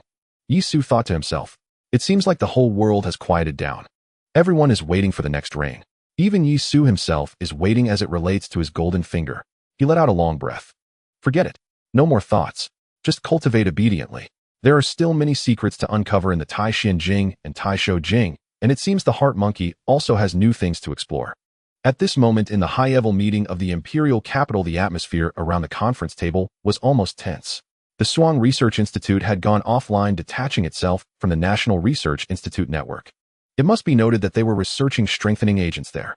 Such a detachment is simply a betrayal. Many were dissatisfied. The Suang Research Institute had gone too far. They should have shared their results. After all, it's beneficial for the country and the people. This statement was the main theme.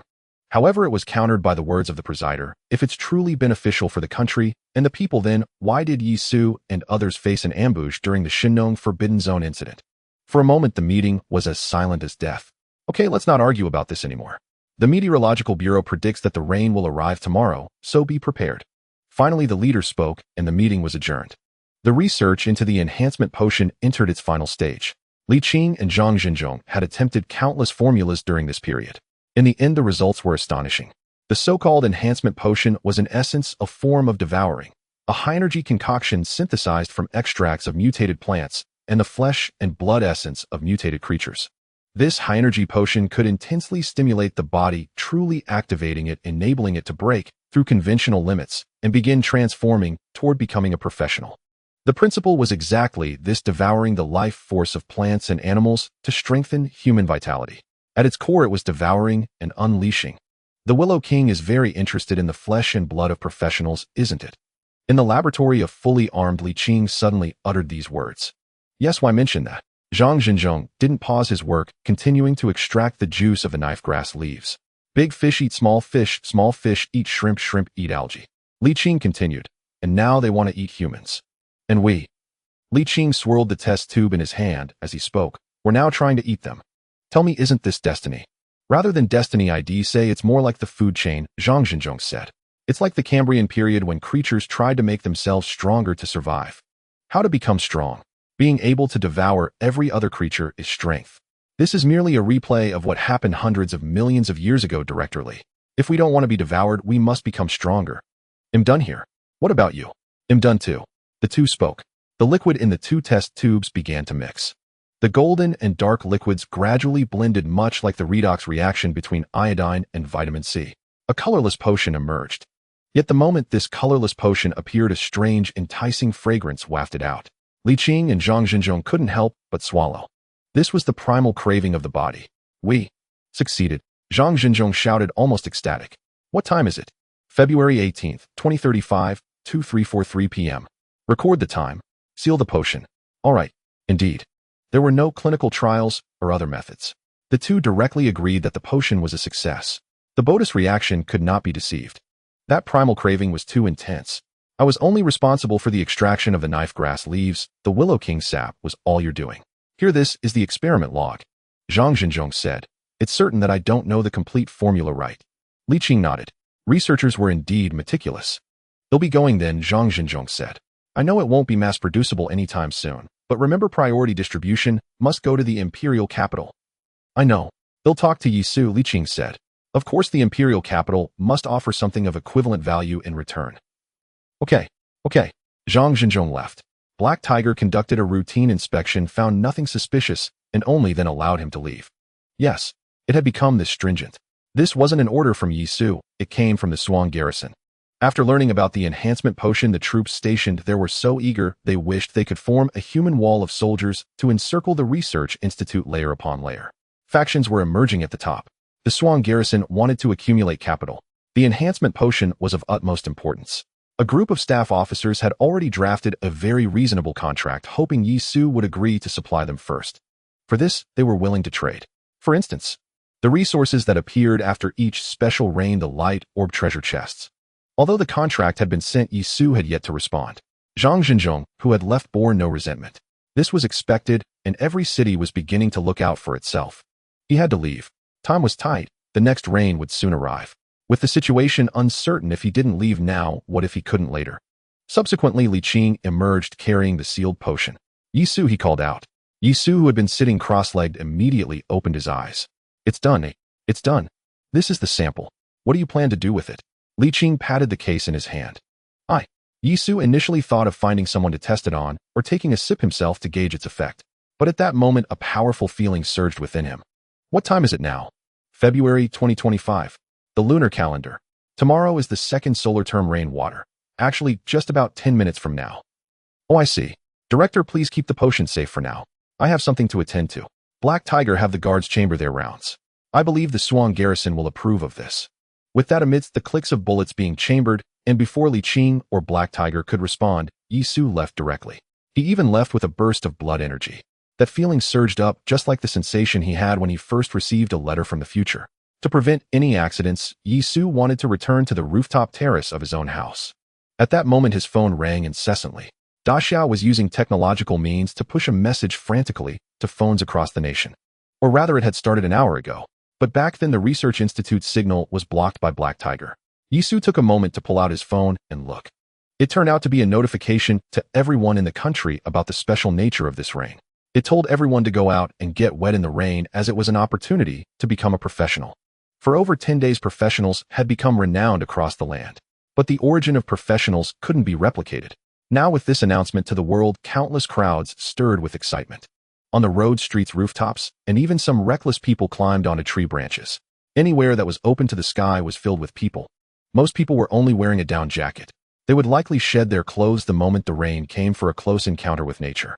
What was there to fear? This was the chance to become a professional. Yi Su quickly returned home and immediately went up to the rooftop terrace. From here, he could see the dazzling yet weary lights of Suang. Captain Yi. His phone rang. It was Mo Xiaoyu calling. Did you get the message? Should I go get wet in the rain, even though I'm already a professional? But some people say getting rained on can help professionals break the 20-point physical limit. Was that possible? Yi Su felt it was a rumor, but he had no evidence. Wait a moment. Don't hang up, Yi Su said. He checked the time. It was 2359. Yi Su took a deep breath. He raised his hand. The next second, as he brought it back down, a letter was precisely pinched between his fingers. A letter from the future. It had arrived. It was as if it came out of thin air, now held between Yi Su's fingers. He tucked the phone between his neck and shoulder. Yi Su opened the letter immediately. Rumble. A dull thunderclap sounded. Several lightning bolts streaked across the sky, illuminating the heavens while bringing the rain. Yi Su opened the envelope. The first line read, rain water. Getting wet in the rain again. You'll catch a cold. Yi Su's pupils constricted. It was too late. Damn it. Yi Su turned his hand, holding the letter and phone in one hand. With his other hand clenched into a fist, he slammed it down onto the ground. Boom. The rooftop platform collapsed directly, and Yi Su fell into the living room on the second floor. He turned around to prevent the rain from dripping onto himself from the hole, then quickly spoke to the phone, "Don't get drenched." A flurry of panic came from the other side of the phone. Mo Xiaoyu was very dependent, waiting for Yi Su's information. Upon hearing the final reply, she immediately stopped her family from getting drenched and ran to take shelter under the eaves. You call Black Tiger and the others, tell them not to get drenched. Yi Su said. Okay, Mo Xiaoyu replied, and then Yi Su hung up the phone. Yi Su threw the phone onto the sofa and continued reading the letter, always thinking that all benefits belong to oneself. Humanity is too greedy. This rain is for other beings. This rain will last for 15 days. Until the next solar term arrives, professionals may not have much of a problem getting rained on, but ordinary people will suffer from a major illness. Alright, this is basically not related to you. You should need me to help you sort out the current situation. This time the letter is a bit longer and allows yourself to express a few complaints. However, it quickly got to the point. Only one knows oneself best. He knows what he currently needs. Su Hang is a land of outstanding talents, producing many protagonists. The Infinite Empress Jing Yu, the Rain Summoner, Mo Xiaoyu, the Medicine Sovereign, Li Qing, etc. The Infinite Empress should be gone. You have obtained her core Limitless Master, while the remaining Rain Summoner and Medicine Sovereign are official. Maintain a good relationship with them, After all, for the large-scale wars to come, you will need them, and they will need you too. This rain will bring after-effects fish transformation, but don't worry, the authorities will take action. A powerful figure from the imperial capital will carry a mushroom to obtain branches from the Willow King, ultimately giving birth to a strengthening elixir. Although the yield will not be high because of this, there will be more and more professionals. In the sea-splitting war, 10 days later, several sea outlets will slay a large number of fish demons, and their blood will be the antidote for fish transformation. This is the change brought by the rainwater solar term. Ordinary people are restricted in their activities and confined at home, while professionals can move about. The overall major event will be the battles at several sea outlets. During this stage, I suggest you lay low, but when the great battle comes, you must go. Compared to the subsequent solar terms, the beginning of spring and rainwater are relatively mild. Disasters will become increasingly frequent and brutal, so try to preserve every living force. Upon reaching this point, Yisu rubbed his temples. The global anomalies had not weakened, instead they had grown excessively brutal. Preserve living forces. Having said this, it seems that a great conflict among populations is approaching. However, putting all that aside, Yisu had a slight guess about the future. It turns out it is not a time paradox, but a new timeline. The future version of himself cannot enjoy the changes brought by his alterations. He still progresses along his own timeline to guide himself. Mo Xiaoyu Li Qing. Hey, they may not belong to the authorities now. They belong to me. As for Jingyu, I'm sorry, but in the fate the two women were already dealt with by me from the start. Well, now I am the one with destiny. Taking a deep breath, he continued reading. After the major event, it was time for opportunities. Since this rain is meant for aquatic life, the opportunities will be almost all water-related. After the great battle, the medicine sovereign Li Qing will refine various strengthening agents from the fish demons' corpses, which you can exchange for by slaying fish demons. Then there is the martial essence. 3 days later at Daunting Lake, a large soft-shelled turtle causing a ruckus will emerge. Slaying it will yield a martial essence from its belly, which you can use to exchange for the Taisho Jing from that powerful figure in the imperial capital. This is one of the strongest of the 3 major scriptures from the previous solar terms. The other 2 are in the hands of a strong man at Jing Yes and Maozi's families in the Far East. I will arrange for you to obtain the martial essence. Combining the 3 major scriptures will be immensely powerful. Next is the Tianyuan fruit. The Shinong Forbidden Zone will erupt in internal chaos 7 days later, and a king-level life form, the dragon wolf, will emerge severely injured. Killing it will yield Tianyuan fruits that may not be seen in several solar terms. It has the most miraculous effect of energy absorption. After consuming it, you will become the only one globally capable of absorbing skills into secret techniques after reaching a certain level in martial arts. After obtaining the Taisho Jing and Tianyuan fruit, you will undoubtedly rise to prominence. Besides that, the remaining information suggests not to take risks. The oceans are rising, and the global maritime military forces have suffered devastating blows. The broad area silence will encounter a king-level life form, the dragon whale, on its return. Oh, if you can hunt it. TSK. Moreover, the Pacific Ocean will see the emergence of merpeople who will become the future royalty among oceanic races. If you have enough status, convince Xia to send a mushroom over. They will become your enemies in the future, so when they just emerge in their naivete, directly give them a whole jar. Finally, it is extremely rare to see the evolved form of the sea snake, the Jiao. On the 14th day, it will appear in the Yellow Sea. If you can persuade Xia to be willing to pay the price. Forget it, the price is too high. This Jiao holds the secrets of king-level life forms. Regarding king-level life forms, we will slowly plan for it. There will be an opportunity during the awakening of insects solar term. Well, that's about all I can say for now. Yisu, remember to make yourself stronger every moment. The next solar term, the awakening of insects, is the beginning of the disaster. Having finished reading, the letter began to fade and disappear. Yisu rubbed his temples. So this is how it is. Ordinary people have been sealed. During these 15 days, the rain will deliver a terrifying blow while also breaking through all existing medical systems. Although the future letter mentions an antidote, casualties may be unavoidable. It is becoming increasingly brutal. No, the real brutality has yet to arrive. The future version of himself suggests accumulating his own power, whether it be his own strength or Xia's forces.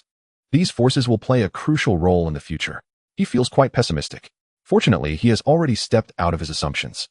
During the beginning of spring, he inadvertently made many changes to the current situation. Strengthening agents can now be mass-produced. The Taishin Jing and Taisho Jing are already in hand. Mo Xiaoyu and Li Qing are both under his command. The tremendous changes will ultimately affect the final outcome. Huff. Taking a long breath, Yisu stood up. The information from the future is now obtained. It is time to start moving. First, his own power. The martial marrow in 3 days, the heavenly origin fruit in 7. These were within his grasp. But now there was something more pressing: to investigate whether the rain in Suhang's waters would cause aquatic life to transform into fish demons.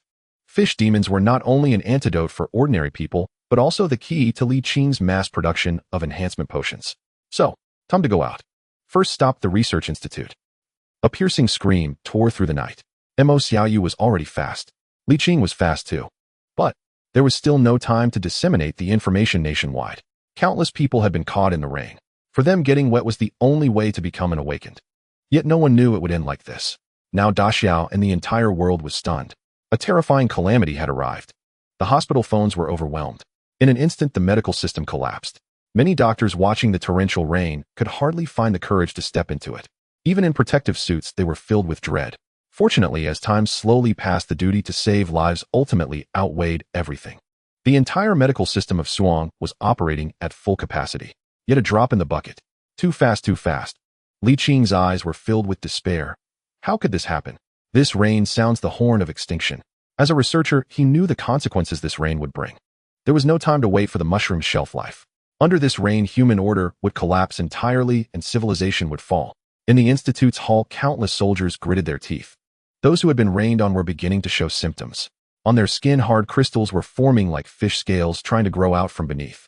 Director Black Tiger had been busy. As an awakened, he had rushed into the rain recklessly, only to find it had no effect on him. He looked at Li Qing. The only hope now was the enhancement potion. Awakened could withstand the rain's assault. With enough potions, everyone could be pushed to the level of evolved. Then, the threat of this rain would vanish. Li Qing knew exactly what Black Tiger was thinking. The yield is far too low, far too low. And there simply aren't enough raw materials to support production.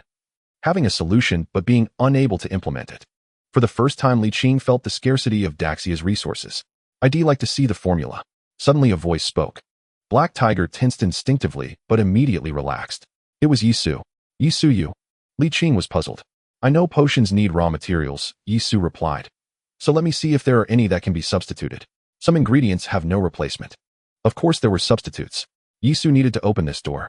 To let Li Qing spread the word using this news to stabilize Daxia. This rain wouldn't stop.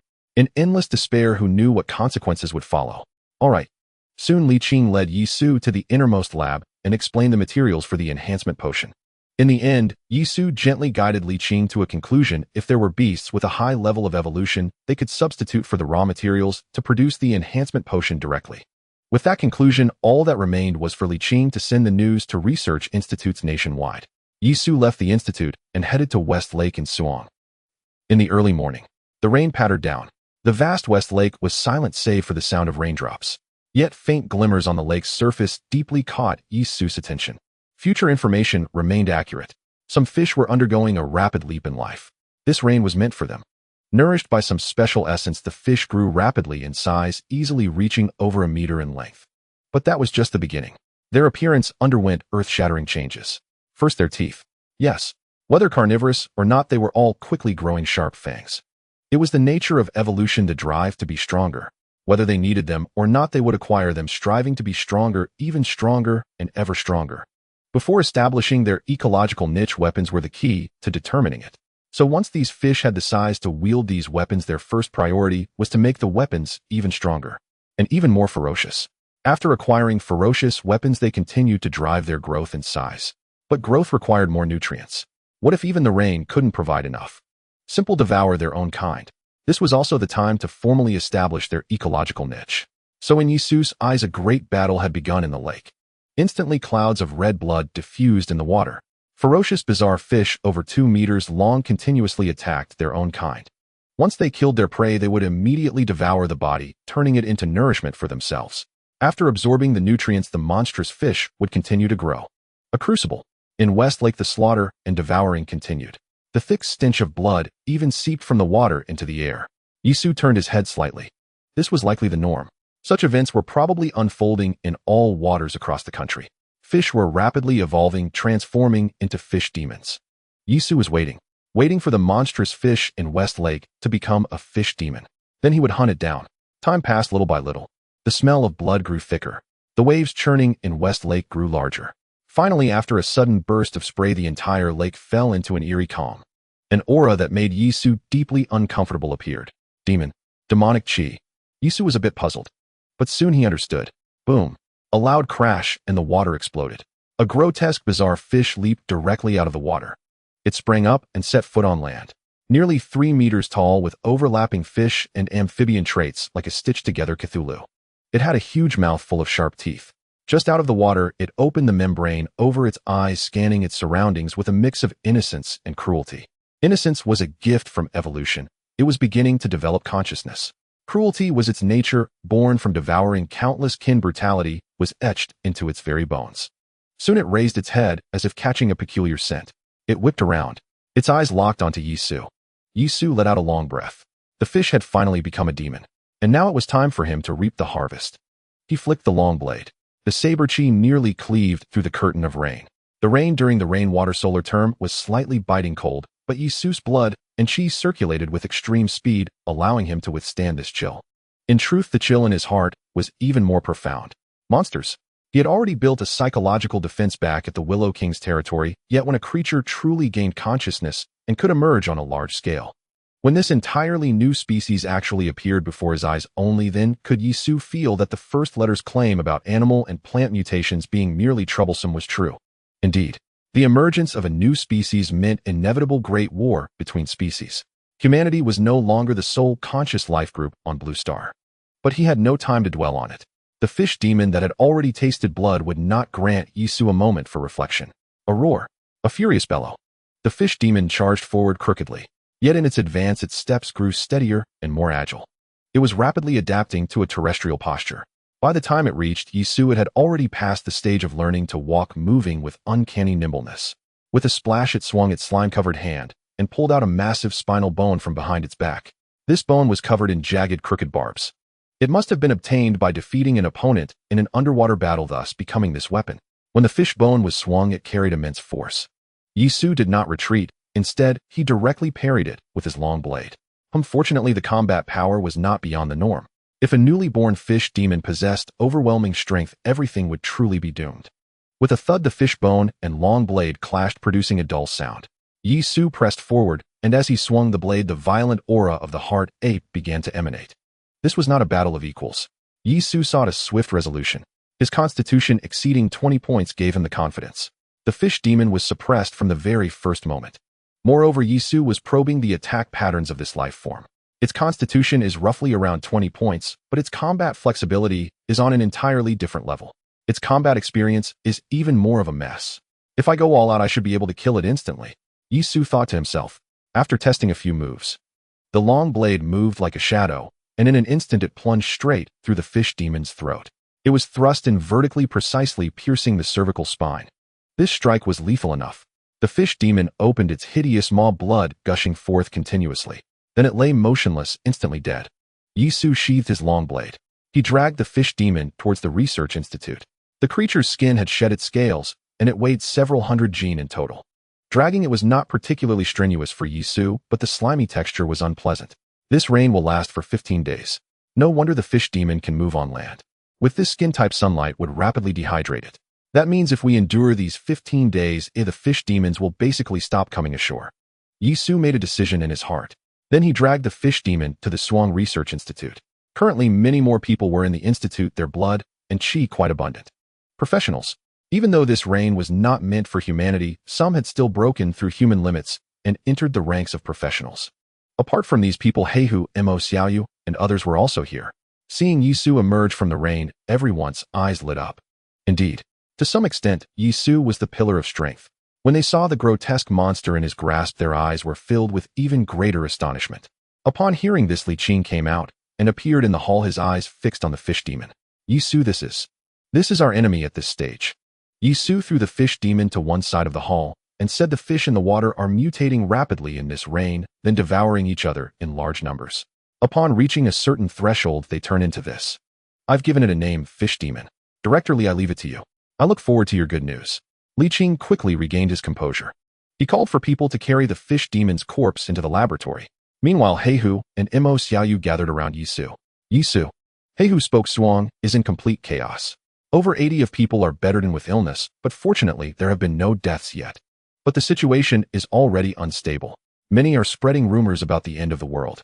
The chief official of Suang is at his wits' end, even requesting the suburban military camp to enter the city. The capital is in chaos too, with conflicting orders. At this moment, one had to mention the agreement signed by the leader at the very beginning. In every city once chaos erupted, those at the top always knew whom to listen to. How is the situation at the military camp? Yisu asked how many people have fallen ill. Many over 50. Heihu replied. But even with the remaining 50, if they come in with their equipment, they'll still be combat effective. Enter the city, Yisu said. Fish demons have appeared, and there will likely be more, especially in water areas. Strictly monitor them. This creature is extremely bloodthirsty. It wouldn't be an exaggeration to say it kills on sight. All right. Heihu responded, then contacted the camp. Captain Yi, these people. After Heihu left, Emo Xiaoyu approached. The people behind her stepped forward. They were the lucky ones. They had been rained on and fallen ill. But a sudden awakening had counteracted the sickness. Indeed, when Yisu had first awakened, he too felt his entire bodice, flesh and blood, undergoing a transformation. The authorities contacted and inquired. There are only a little over 100 people. Mo Xiaoyu continued. In a city of over 10 million with more than 80 of the population caught in the rain, only a little over 100 professionals had emerged. 1 in 10,000. Awakening through rain was pure luck. Wait a moment, Yisu said to Mo Xiaoyu, then called Heihu back. I know the camp will act. After this rain fell, have there been any light clusters? Yes, Heihu confirmed. But not many, far fewer than during the beginning of spring, and their locations are mostly near water systems. The camp has collected about a dozen so far. Low resources, high calamity. Damn was the rainwater solar term, this Ruthless. Let's wait for now, Yisu said finally. With so few light clusters, newly awakened professionals couldn't be trained. For now, all they could do was wait. Wait for Li Qing to produce an antidote. Once there was an antidote, the hellish opening situation would have a lifeline. Mobile people were the most important. Time passed by like this, little by little, until dawn. The sky was dimly brightening. Only then did Li Qing emerge, dragging his exhausted body. Though his expression was weary, his spirit was incredibly elated. It's a treasure trove from head to toe. Yisu, that fish demon is a treasure trove from head to toe, he shouted excitedly. Li Qing appeared visibly excited. It seemed that the gloom brought by the rain had been swept away, and he continued, its flesh and blood can be used to create enhancing potions, and I have already developed another model. Compared to the first initial model, the new model might not enhance energy as strongly, but it is easier to produce. Then there is its blood. I have extracted a special component from it which can counteract the strange illness brought by the rain. This means it is the antidote for the rain sickness. If we can obtain a large number of fish demon corpses, then this rain would not just be a disaster, but rather our capital for accumulating resources. Li Qing spoke rapidly, and this was also the reason for his excitement. At the same time, deep down, he was trembling. Everything was so fitting for the fateful theory he had initially proposed. When there are two protagonists between heaven and earth, there must be a reason for their mutual rise and fall. The fish demons are a tremendous threat, but also a tremendous opportunity. Yisu took a deep breath. Director Li, let's do business, although my words may be harsh. Li Qing was taken aback, unsure of what Yisu meant. Yisu, do you mean? To purchase a large quantity of fish demon corpses nationwide, we can create potions and sell them. Once our new model of enhancing potions is developed, we can sell the formula for this model of potions. I do not know how the higher-ups of the Great Xia think, but I need more resources, all kinds of resources. Upon hearing this, Li Qing fell silent for a moment before finally nodding. He also wanted to persuade Yisu to release the formula for the enhancing potions relying on the fish demons. But then he thought this is not appropriate. One must know that across the country there are numerous research institutes. If the formula is sold, the research capabilities of other institutes will decline significantly. What will happen when every city becomes an isolated island? One must grasp the greater good, and reasonable competition must exist. It is better to teach a man to fish than to give him a fish.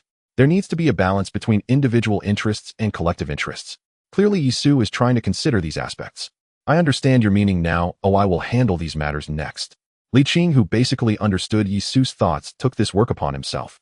After all, there are many social dynamics involved that Yisu cannot manage all at once. All right, then I will leave it to you. Now we need to produce the antidote and enhancing potions at full capacity. We need able-bodied individuals. Yisu said. Understood. Li Qing nodded. The morning light had not yet broken through the gray clouds. However, the bad news continued to spread across the globe. After several hours of chaos, the Great Xia gradually calmed down and began searching for a breakthrough. At this moment, the Suang Research Institute claimed to have developed the antidote and is capable of supplying enhancing potions. This was simply a timely reign. Every city was contacting Suhong, learning that fish demon corpses were needed.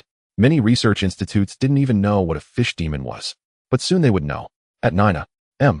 in cities nationwide, any city with a water system was under attack by fish demons. Casualties began to appear. At this time, the professionals began to showcase their abilities. Almost all professionals arrived at the front lines to battle the fish demons. At 3 p.m., the first batch of fish demon corpses was airlifted to Suang. The production line behind the Suang Research Institute began to rumble, producing large quantities of antidotes and enhancing potions. The antidote could liberate ordinary people from the rain's invasion. Thus, the labor force began to be liberated and the originally paralyzed Suang gradually recovered. As Suang recovered, it began to produce the antidote and enhancing potions even more vigorously and radiate them outwards. At 2 a.m. the next day, the situation appeared to be very promising. Every city was gradually returning to normal. However, the real bad news arrived. Coastal cities were under attack by sea demons. The aquatic biological group matured rapidly. The fish demons in the water system could not form a significant threat. The real terrifying threat came from the ocean. Sea demons. In a short time, they became the most terrifying disaster. Subsequently, nationwide reinforcements were dispatched. Troops rushed in and large-scale firepower was deployed.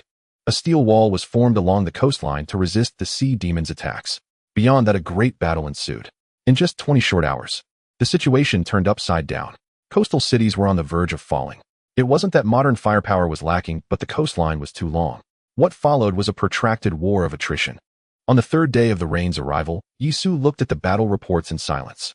The sea demons had formed a collective. The fish demons, being few in number, naturally merged into the sea demon group. What was even more terrifying was that after the initial chaotic attacks on human cities, the sea demons completely retreated today. This was highly unreasonable. This violated animal instincts. Unless a king capable of commanding the sea demons had already been born within their ranks. This was even more frightening. The ability to command the sea demons meant that this group not only developed consciousness, but also had a nascent form of civilization. Given the vastness of the ocean, humans had no means to kill the king among the sea demons. In just 3 days, a new race has emerged in this world. Li Qing trembled as he gazed at the battle reports. This mutation was too violent. It was as if tens of thousands, or even millions of years of evolution had been compressed into just a few days. This is just the beginning, Yisu said. By the way, what about our naval forces? Those warships. They are currently returning to port at high speed. We will soon have to withdraw from the oceanic domain. All maritime trade routes have been prohibited, and the ocean is gradually becoming a forbidden zone. Ever since the primitive forests on land became forbidden zones, the ocean will also become a forbidden zone. Call Black Tiger, I need to make a trip to Dongting. Yisu said finally. This was the trend of the times, an unstoppable tide. The area of the blue planet's oceans is far too vast. Who dares to claim they can clean up marine life? What a joke. Moreover, currently only the Great Xia is somewhat better off. Other countries are practically apocalyptic. Just like the Sakura country. Under the attack of sea demons, they are practically on the brink of life and death. If it weren't for their own clever people who created the antidote, this wave would likely wipe them off the blue planet. At this moment, they were experiencing a national crisis. If the sea demons launched a few more waves of attacks. TSK. Are you going to Dongting for something? The rain keeps pouring down. 800 miles of Dongting is no joke, Li Qing said.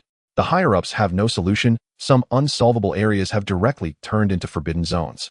The Dongting area has almost become a forbidden zone as well. I have something to do, don't ask. Have Suhang's camp prepare a plane for me. Yisu said, then called Mo Xiaoyu, summoning the rain goddess. She should have a great opportunity during this rainy season. So don't let her stay at home, let her go out for a walk. Regarding the setting of the letter, the first chapter made it very clear. In the timeline ahead, there is not just one Yisu writing letters. When the rainy season reaches its conclusion, the storyline will become very clear. On the airplane, Yisu habitually sorted through the current situation. The sea monsters were returning. They wouldn't launch a large-scale offensive for now, likely because the new race had just emerged, and some powerful sea monsters would gradually establish their ecological niches. This process would take time. Additionally, the letter mentioned that mermaids would emerge from the Pacific side. Clearly, the sorting of the sea monsters' ecological niches wouldn't happen quickly. Once they finished sorting themselves out, whether the sea monsters would attack again would depend on the will of the king within this race. So seizing the opportunity during this time to claim the fortune was essential. Dongting. The 800ly Dongting. Now it was no longer a rumor, the rain kept falling. Dongting's waters swelled, covering vast areas, showing signs of restoring its former 800ly expanse. The letter said that slaying that giant softshell turtle would yield a martial marrow. And besides the Taishan scripture and the Taisho scripture, the Russians had another scripture that could combine with them into one. After obtaining the martial marrow, using Su Hang's influence might facilitate a connection between the authorities and the Russians. A triple fusion. Heaven knew what effect it would bring, but it was bound to be formidable. After determining the next course of action, Yisu looked inward. Since the arrival of the rain, the 20-point physique limit had been broken. While others were slowly improving, his own progress was faster. After all, he had broken the limit first. I'm only at 24 points now, reaching the limit of this solar term is probably still far off. With the Taishan scripture and the Taisho scripture working together, my cultivation speed has increased considerably. It's a pity that even if the treasure chests from the rain yield spiritual medicines, they can't boost professionals at this stage. How otherwise I could rely on resources to push through. The spiritual medicines from the treasure chests haven't advanced in rank yet. They can only boost professionals to 20 points at most. The rest requires personal cultivation. Yisu wondered if there was a rain meant for humans, and when such a rain might come. Once it did, humanity's progress would leap forward. Li Qing is making continuous contributions. The naming of the enhancement potions has become simpler. Type 1 can neutralize the rain's effects and offers mild physical enhancement. Taking 10 doses gives a chance to evolve into an evolver. This potion is being mass-produced with the advantage of ample supply.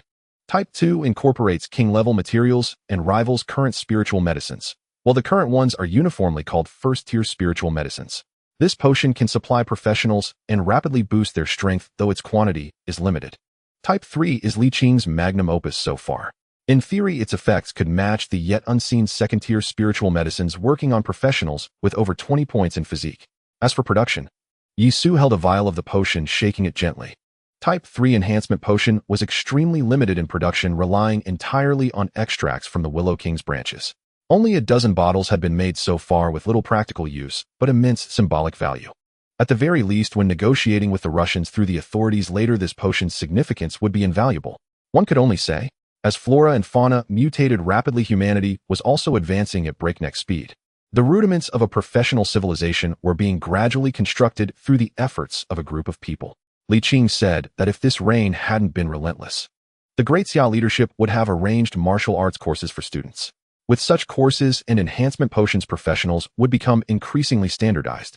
Unfortunately, the unceasing rain had hindered the implementation of many policies. Only by rapidly spreading Type 1 enhancement potions nationwide, through Su Hang, could the rain's effects truly be countered. Captain Yi, we've arrived. Mo Xiaoyu said. Yisu snapped back to reality. They were still at the temporary camp's makeshift airport. In fact, since the global professionalization began, Great Xia had established countless temporary camps and airports. Initially, they thought it was a world war, so these temporary camps and airports were prepared for that. Unexpectedly, they proved equally useful in the context of global professionalization. A liaison from Xiangjiang province was waiting. Upon seeing Yisu, he immediately approached. Mr. Yi, welcome. Yisu paused, noticing the man's troubled expression. Fish monsters. Without preamble, Yisu replied directly. The liaison was momentarily taken aback by this unconventional exchange, but quickly connected it to Xiangjiang's situation and nodded hastily. Yes, fish monsters. The fish monsters in Xiangjiang are behaving very strangely right now.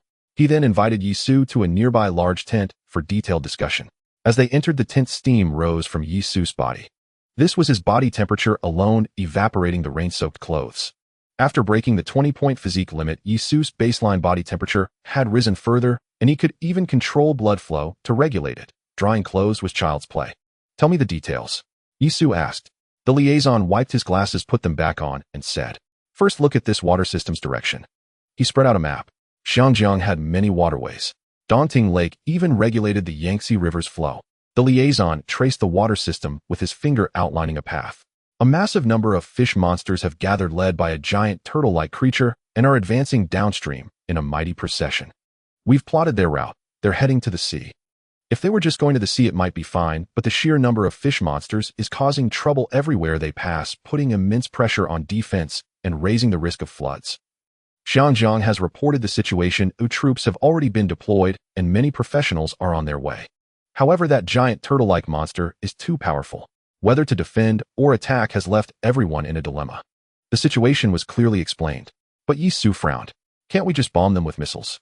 As he spoke, a voice came through his earpiece. It was Zhang Hui. Whenever Yisu went on a mission, he informed Zhang Hui to provide information support from behind. Yisu, missiles and other weapons can't be used for now. Zhang Hui's tone was cautious. Various high-energy propellants. Yes, the power of firearms is significantly diminishing, unless new materials are found in 2 weeks. 2 weeks. 2 weeks later would be Jingzha. Damn it. The situation was worsening by the day. Lead the way. Take me to see where this group of fish monsters has reached. Yisu said finally. The leading giant turtle was surely that giant soft-shell turtle. Marshal Marrow. Yisu wasn't about to give up. Great. The liaison's face lit up with joy. A man's reputation casts a long shadow. If Yisu stepped in, many other professionals would follow suit. After all, with someone leading, others would join in. The situation in the imperial capital was extremely dire. The combustion efficiency of gunpowder had been steadily declining since Zhang Hui reported it. This was a fundamental problem with physics at the lower levels. Although it had also spread to nuclear energy, the decay of gunpowder was faster. The range of missiles shortened day by day, and their power weakened with each passing day. Some radicals within the military suggested directly deploying nuclear weapons, striking while they could still detonate. It was too radical. Radiation would trigger even more ferocious mutations. Using nukes was merely a temporary fix. Coupled with the crisis brought by this rain, the overall situation took a sharp turn for the worse. The person in charge of Xiangjiang drove with Yisu following the water system. Soon they saw the monster tide on the Xiangjiang River. Mo Xiaoyu gasped sharply. Good heavens! The entire river surface, stretching for several kilometers, was constantly churning. Countless fish monsters densely packed together, moving downstream along the water system. At such a massive scale, one glance would make your scalp tingle. Originally, we didn't want to interfere. The person in charge said. We thought we'd let them go to the sea if they wanted. But as they gathered more and more, they began to harass the areas along the way. We could handle the flooding they caused. But if they decided to feed. At this point, the person in charge couldn't continue. It was still wishful thinking. Daunting Lake itself was a region extremely rich in aquatic resources. They should have discovered the massive fish monster infestation from the start. If they had reported it, then perhaps the higher-ups would have considered it and used nukes to reduce the numbers. Even if it was a temporary fix, they would have done it. Get through the immediate crisis first. But now it was no longer appropriate. Cities are built along water systems. You can't just drop a nuke. In times like these, not wanting to cause trouble for the higher-ups only leads to bigger trouble in the end. Xiangjiang was in a bind, secretly gathering people while begging for help everywhere. Unexpectedly, Yisu from Suang arrived uninvited. Has this situation been reported to the imperial capital? Yisu asked. Not yet, the person in charge said. Yisu's eye twitched. Nice. Clearly Xiangjiang wanted to handle it themselves since troops were stationed in the cities. But given the situation, don't delay and don't think about other things. Report directly to the imperial capital, Yisu said. Once these fish monsters come ashore to hunt and feed, it'll be a disaster. They had initially thought the giant turtle was just acting alone, but they never expected this. So many fish monsters once they came ashore. Without sufficient defensive force, the entire city would be devoured. The Xiangjiang person in charge had no choice but to report to the imperial capital. Afterward, the imperial capital gave him a thorough scolding. But scolding aside, the matter still had to be dealt with. A large number of troops were dispatched along with a considerable number of professionals. At the riverside tent. Hey Yisu. Chui Hu greeted Yisu. You guys came too? Yisu asked in surprise. At this time, shouldn't Chui Hu be guarding the imperial capital? We were pressured into it. Chui Hu said. Qinghai, Poyang, Taihu, and other places reported early and like the coastal cities fought a battle from the start and are now stabilized. But no one expected Dongting to have this problem. The timing is terrible. A few days ago our firepower was much stronger than it is now. Chui Hu complained. Xiangjiang was indeed troublesome. If they had reported earlier, it would have been easier to handle a few days ago. But now, look what a mess it's become. The decline in firepower meant more casualties. How many professionals are in the imperial capital now? Yisu asked. There are only about 300 naturally awakened ones, but 100 professionals awakened by potions, and the number will keep growing. Chui Hu said. Professionals induced by potions would peak in a few days. After all, potions take time to affect human evolution. For now, all the treasure chests we find are given to professionals for class scrolls. Chui Hu continued. There are no empty chests left for you to gamble on resources. My physique is at 22 points, barely breaking the 20-point limit. Guan Li and his team members have just broken through to 21 points. Evolution was too slow. It couldn't compare to that of animals and plants. What's the imperial capital's plan? Yisu asked. The giant turtle was now among the fish monsters, and Yisu needed to leverage official power. So he first inquired about the official stance. Focus on defense, Chui Hu said. You know, with your Suang production lines running at full capacity, the number of professionals nationwide will keep increasing. If we can drag this out for 10 days or half a month, the whole country could have hundreds of thousands of professionals. Maybe not enough class scrolls, but they'd still be far stronger than ordinary people. Gather them up, and we can do great things. Now, with firepower declining, a real fight could result in heavy casualties. That was the big picture. Time was money. They had fought the sea monsters earlier relying on firepower and obtained a large number of corpses. Suang had already maxed out its production capacity. If they kept proceeding step by step, the number of professionals nationwide would only grow. This was also a way to achieve rapid evolution through artificial intervention. But Yisu couldn't afford to wait. His schedule was packed. After dealing with the giant turtle here, he still had to go find that martial arts scripture from the Russians. And in 4 days, he had to enter Shenan's king-level area. Finally, there was the matter of the broad area silence returning to port. Yisu wanted to claim all the resources. But here, wasting so much time was truly unwise. Frowning, he turned his head and looked at the vast surging fish monster tide, feeling a bit of irritation inside. Suddenly, the fish monster tide paused. Countless fish monsters thrust their heads above the water. Then the giant turtle surfaced, its head held high. Immediately after, a low hum sounded. The frequency and tone of this sound were eerily similar to what they had heard in the Shinong restricted zone. A command horn. This was the command horn of a king-level life form. Not only Yisu, but Chui, who also changed color because he had heard that sound before. Damn it, the fish monsters are coming ashore. Chui Hu's face turned grim. Then the two of them rushed to the edge of the dike, ignoring the rain soaking them, and watched the fish monster tide's movements nervously. A large number of fish monsters began to change direction, trying to climb onto the dike. Enemy attack, Chui Hu shouted. He charged straight toward the front of the dike. Guan Li and his team rushed out of other tents following Chui Hu's lead. On the other side of the dike was the city. If the fish monsters broke into the city, it would be a devastating blow. The Xianjiang person in charge had already collapsed to the ground. This was a major decision-making failure. The piercing air raid siren sounded. The military began to set up defensive lines. Professionals were also organized into special teams. A defensive battle was about to begin. Captain Yui, Mo Xiaoyu, came to Yisu's side. We're going in too, Yisu said. His eyes were fixed on that giant turtle. The official response was always carefully considered. Though the situation on the Xiang River was urgent, numerous contingency plans were in place. Thus, when the fish demons turned their heads, the authorities acted faster than the professionals. Before Chui Hu and his team could reach the battlefield, the cannons began to speak. Despite some reduction in firepower, it remained formidable, still the mainstay of modern warfare. It would take time before professionals could shoulder the main burden. With a thunderous roar, the organized firepower clusters unleashed a relentless barrage. Flames burst forth, smoke and dust billowing. Yet compared to the initial wave of the grassblade mountain, the firelight seemed slightly dimmer, the haze a touch thicker. This was a tangible sign of the gunpowder's diminishing efficiency. Beyond this, countless convoys from neighboring cities rushed in their containers filled with meat. Pork, beef, lamb, chicken. The fish demons' ultimate goal was to return to the sea. Their landfall during this process was largely driven by hunger. Without a king to suppress the horde, the fish demons would turn on each other in a vicious contest. But with a king commanding them, they instead raided the shore for food. Given their size, any living creature fell within their diet, including humans. Thus, these containers of meat served as a line of defense. At least after breaking through the firepower front line, the fish demons wouldn't surge into the city like a tidal wave. The battlefield for the professional teams was set here. As the fish demons fed, chaos would erupt. Amidst this turmoil, the professionals could operate most effectively. Find a way to kill them. The more the better, Chui Hu declared. The corpses you slay become their food. Once they're sated, this wave will pass. Chui Hu's voice boomed audible to all the professionals. Yisu and Mo Xiaoyu entered this defensive line from the rear. Countless containers had their doors flung open or were tipped over, exposing crimson meat to the air, carrying a faint scent of blood. Yisu raised a hand to test the wind direction. He could only concede that fate wasn't too cruel. They were upwind. The faint fishy odor from the demons drifted over while the fresh meat's aroma was carried away from them. Thus, as the fish demons were lured by the food, their attempts to dodge the firepower grew weaker. When driven mad by hunger, they feared nothing. As time passed, professionals steadily arrived at the front line. Most of them were affiliated with the authorities. The elite squads were organized by clubs. These two operated within a reward system. The value of this reward system grew increasingly substantial, with the supply of Suzhou and Hangzhou potions compelling clubs to often follow official directives. If you did nothing, you received no potions, so you were forced to contribute. Gradually, fish demons began crossing the firepower front line, charging toward the meat field. The stench of fish wafted over.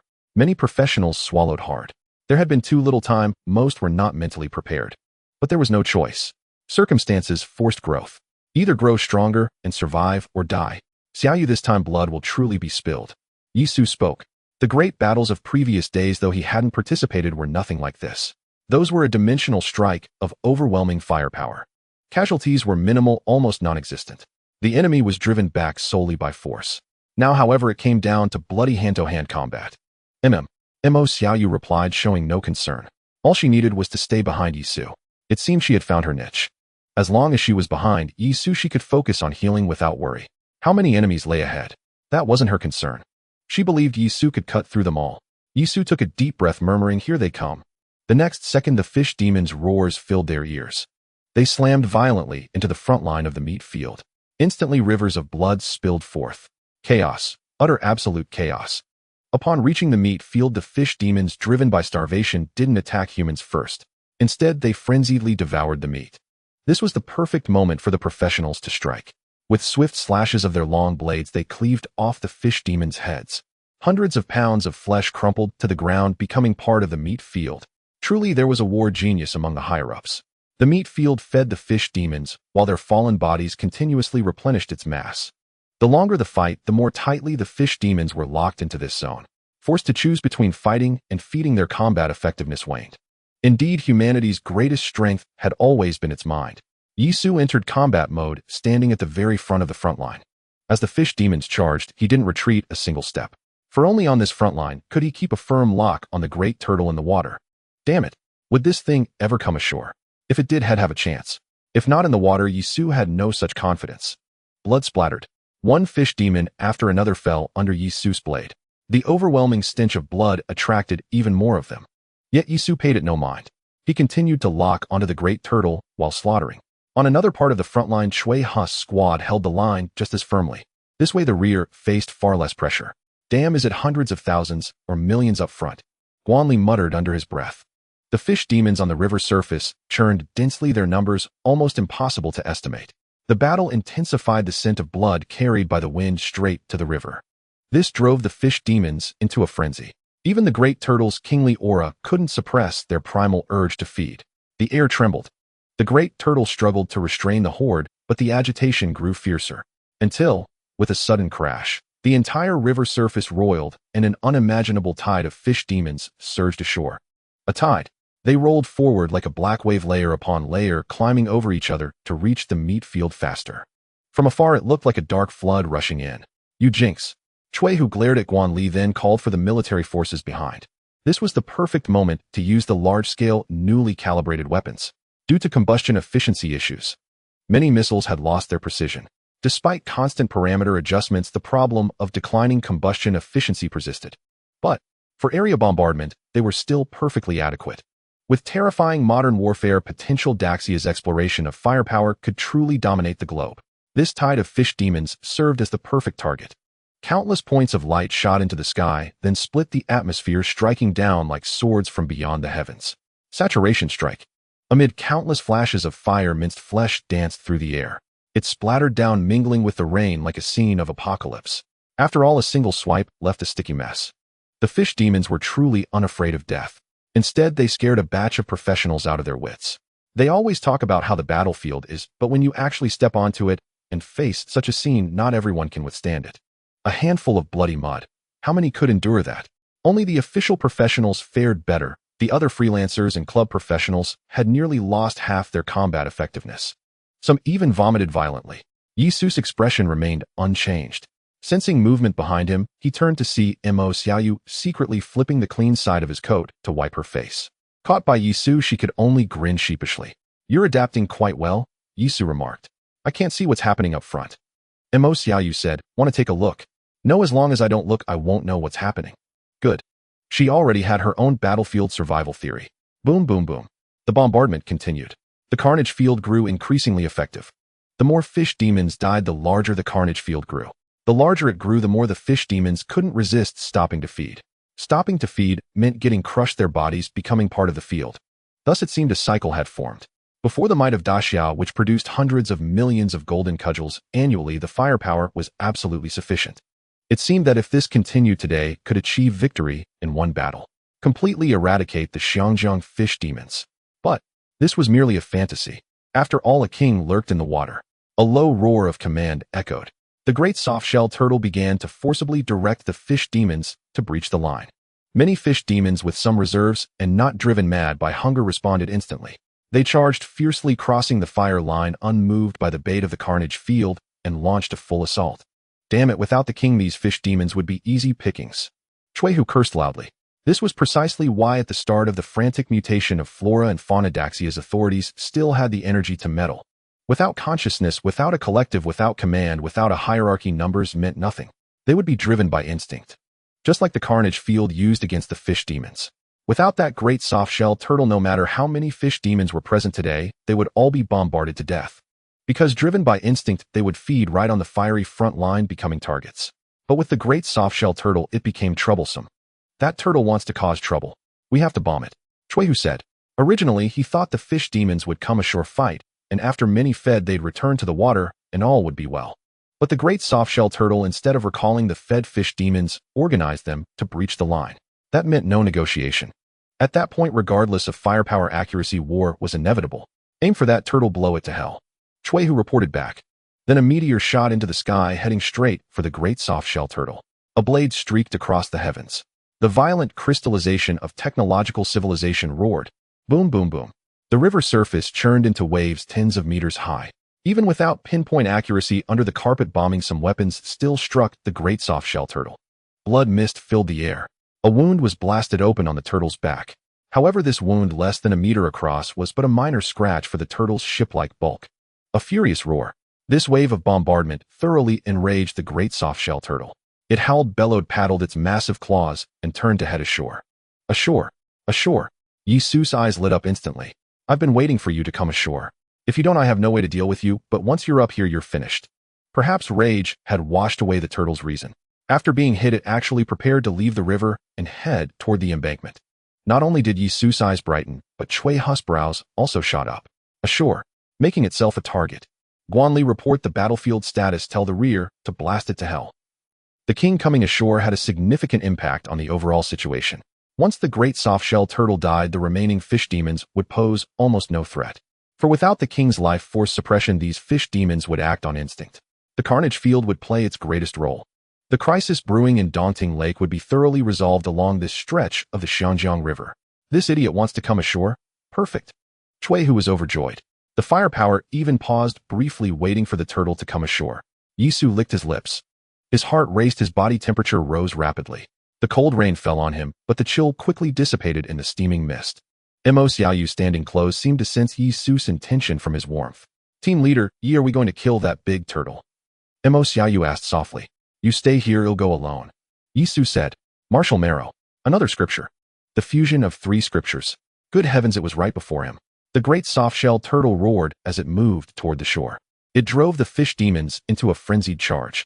The firepower had no choice but to continue. Relying solely on professionals to hold back the tide was unrealistic. Faster, faster. Almost at the fire line. Once past it, I can. Damn it. Yi Su cursed inwardly. The great soft-shell turtle had stopped at the riverbank, unwilling to cross the fire line. Right. The wound on its back still throbbed. Facing the fire line, it had no desire to be bombarded again. Yi Su immediately contacted Chuehu anyway to blow that turtle to death. Chuehu thought for a moment and said, adjusting the firing parameters might hit it. But there's no guarantee of killing it. After all, such a life form has a brain. If it senses a lethal threat, it will flee. If it runs. Yi Su knew what Chuehu meant. Such a sentient creature, if not killed this time, would hold a grudge. As it journeyed to the sea, it would surely cause trouble along the way. What's abundant in the water? Fish demons. It would launch attacks wherever it went, draining Daxia's resources. Diverting too many resources to guard against it was clearly inadvisable. So Chuehu felt his suggestion might not be adopted. The higher-ups might still prefer to scare the turtle into obediently leading the fish demons out to sea. Under such circumstances, it was best not to stir up more trouble. Stop at the right point. Daxiao is good at everything, but not aggressive enough. Yi Su took a deep breath. Unlike me, I'm very aggressive. Then he burst into motion, charging straight toward the great soft-shell turtle. Just as in Huai's car at the beginning. Once Yi Su made a move, it had to be with the swiftness of a thunderbolt, leaving no time for Chuehu and the others to react. Yi Su had already reached the bombardment front line. He turned his head. Gazing at the sky, the shelling points followed a trajectory. Bullet time activated. Locking onto the shell landing points in advance, he dodged preemptively. Weaving and twisting, Yi Su crossed the bombardment front line right before everyone's eyes. Of course, it was inevitable that some shrapnel would embed itself in his body. However, given the current strength of his muscles and skin, these fragments would soon be expelled by his flesh. This would not affect his subsequent combat effectiveness. What's more, a streak of green light drifted over from afar. It landed precisely on Yi Su, restoring his condition to its peak. Mo Xiaoyu had done well. Remote healing was indeed a divine skill. After completing this, Mo Xiaoyu began to move closer to Chuihu. She knew how to protect herself. In short, she couldn't stand on the front line alone to resist the charge of the fish demons. But blending into someone else's team, she was like a fish in water. Chuihu was also happy to let Mo Xiaoyu into the team formation, who would turn away a support class professional. However, Yi Su had already broken through. He actually dares. Chuihu couldn't help but exclaim in astonishment. In this situation, if someone could forcefully kill that giant turtle, the entire deadlock would be broken. Without the king's life suppression, the fish demons would be mere targets, easy pickings. A single meat grinder could finish them all. But could Yi Su really kill that giant turtle? Having crossed the bombardment front line, Yi Su charged straight into the tide of fish demons. The fish demons ahead were densely packed like a surging flood. An ordinary professional rushing in would be instantly overwhelmed. So Yi Su started with the cascading wave slash. With one slash of his blade, the momentum layered upon itself, forming surging waves. Using waves to counter the tide was the best method. One slash followed by another. The fierce momentum of his blade cleaved a path for Yi Su. Thus he carved out a passage, charging straight towards the great turtle. The great turtle's form was massive. Even stationary by the riverbank, it resembled a colossal ship. From a distance, Yi Su looked like a torpedo cleaving through water, heading directly for that giant vessel. The great turtle's high-raised head noticed this scene. It gazed at Yi Su, its eyes revealing a human-like disdain. In its understanding, what could such a tiny creature possibly do even if it came close? It was utterly unimaginable how a being of such minuscule size could pose any threat. So it simply watched coldly as Yi Su charged forward. The third slash. The blade's momentum was like a raging tide. Yi Su made his final charge. The tide of fish demons was violently parted, a clear path appearing before the great turtle. And the great turtle didn't even bother to defend. Arrogant. Yi Su's pace quickened as he dashed straight down this smooth road, confronting the great turtle. At this moment, Yi Su, having fought his way through, radiated immense momentum. His heart pounded rapidly, surging blood into every corner of his body. His body temperature rose, and mist began to emanate. His blood and chi roiled, forming a flame-like aura around him. Then he leaped with all his might. Yi Su aimed to jump onto the great turtle's back. If he succeeded, the great turtle would have no room to fight back. He could even enter its body through the wounds on its shell, wreaking havoc from within. A massive size meant a massive vulnerability. In terms of agility, it was definitely. Damn, what the hell? Yi Su's pupils contracted as he felt a sinister wind rushing towards him. A palm as large as a house came slamming down. Fast, incredibly fast. So fast it seemed incompatible with the great turtle's size. Still in midair with no leverage, Yi Su could only curl up and brace for the blow. Heated. Boom. Yi Su felt as if he had been hit by a train. His entire body ached unbearably. Damn it. This thing had no sense of honor. With such a huge body, how could it move so swiftly? Was this reasonable? Was this the benefit of a king-level life? Was it not constrained by size, evolving without any blind spots? Good grief, you're trying to ascend to heaven. The great turtle's eyes locked onto Yi Su. That slap was basically like swatting a fly. Yet logically it should have easily crushed this tiny creature. However, after rolling on the ground, Yi Su got up as if nothing had happened. The great turtle began to regard Yi Su with a bit more seriousness, finding it somewhat peculiar. Having only recently gained consciousness, the great turtle had no concept of threat. It felt it had encountered a very interesting life form and wanted to probe further. Thus the great turtle moved. Like a predator, it began to employ its hunting techniques against Yi Su. As it moved, all the surrounding fish demons scattered, leaving a vacuum zone. Yi Su took a deep breath. He didn't know how his future self had managed, but he was certain he could do it too. Large size, formidable vitality, swift movements, immense strength. These were the great turtle's strengths. As long as he couldn't get close or climb onto its back, these strengths would be amplified without limit. A serious slap from it was simply deadly. Just now, even a casual slap had made Yi Su feel like he was falling apart. There's only one way: I have to be faster than it. Yi Su muttered to himself. A small size was both a disadvantage and an advantage. After all, it offered greater agility. If he could increase his speed, everything would change. So faster. Yi Su needed quicker bursts of power and greater speed. Whoosh! A red shadow flickered. Yi Su rapidly adjusted his position. Each time the great turtle's massive palm slammed down, it shook the ground. Fortunately, with his explosive speed, Yi Su barely managed to dodge each time. But this meant the great turtle could make countless mistakes while Yisu couldn't afford a single one. Suddenly a flicker of panic crossed Yisu's face. It seemed he could no longer avoid it. The great turtle was gradually getting serious, the combat power of a king-level life form slowly unfolding. His blood and chi surged. His individual will erupted, and deep within Yisu's mind the heartape howled. This battle made it feel displeased, suffocated. This displeasure and suffocation acted as a catalyst, accelerating the flow of blood and chi within Yisu's body. The rain was being pushed aside. The quality of his blood and chi seemed to be rapidly increasing. The consequence of this rapid increase in blood and chi was Constitution 1.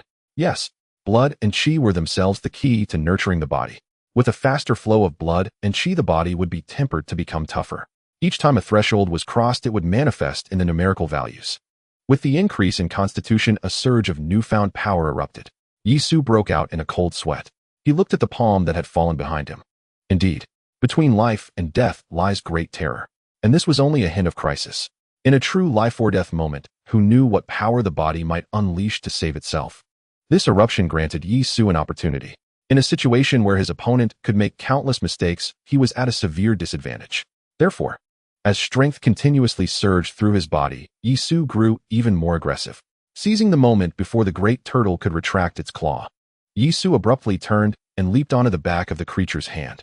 He sprinted swiftly across its surface, heading toward the great turtle's blind spot. Instantly, the great turtle began to shudder violently, as if a bug had crawled onto its body. Yisu felt the tremors beneath his feet, his body hunched as he occasionally used his long blade to steady himself. The great turtle's defenses were formidable. Each strike required all of Yisu's strength just to sink the blade in. Thus, step by step, he made his way onto the creature's body. And the great turtle's shaking grew increasingly fierce. At times, Yisu found himself dangling from its claw, flailing wildly in the air. What a terrifying sight. Many professionals witnessed this scene. Few understood Yisu's actions. This wasn't his city, though everyone was just here to earn a great merit.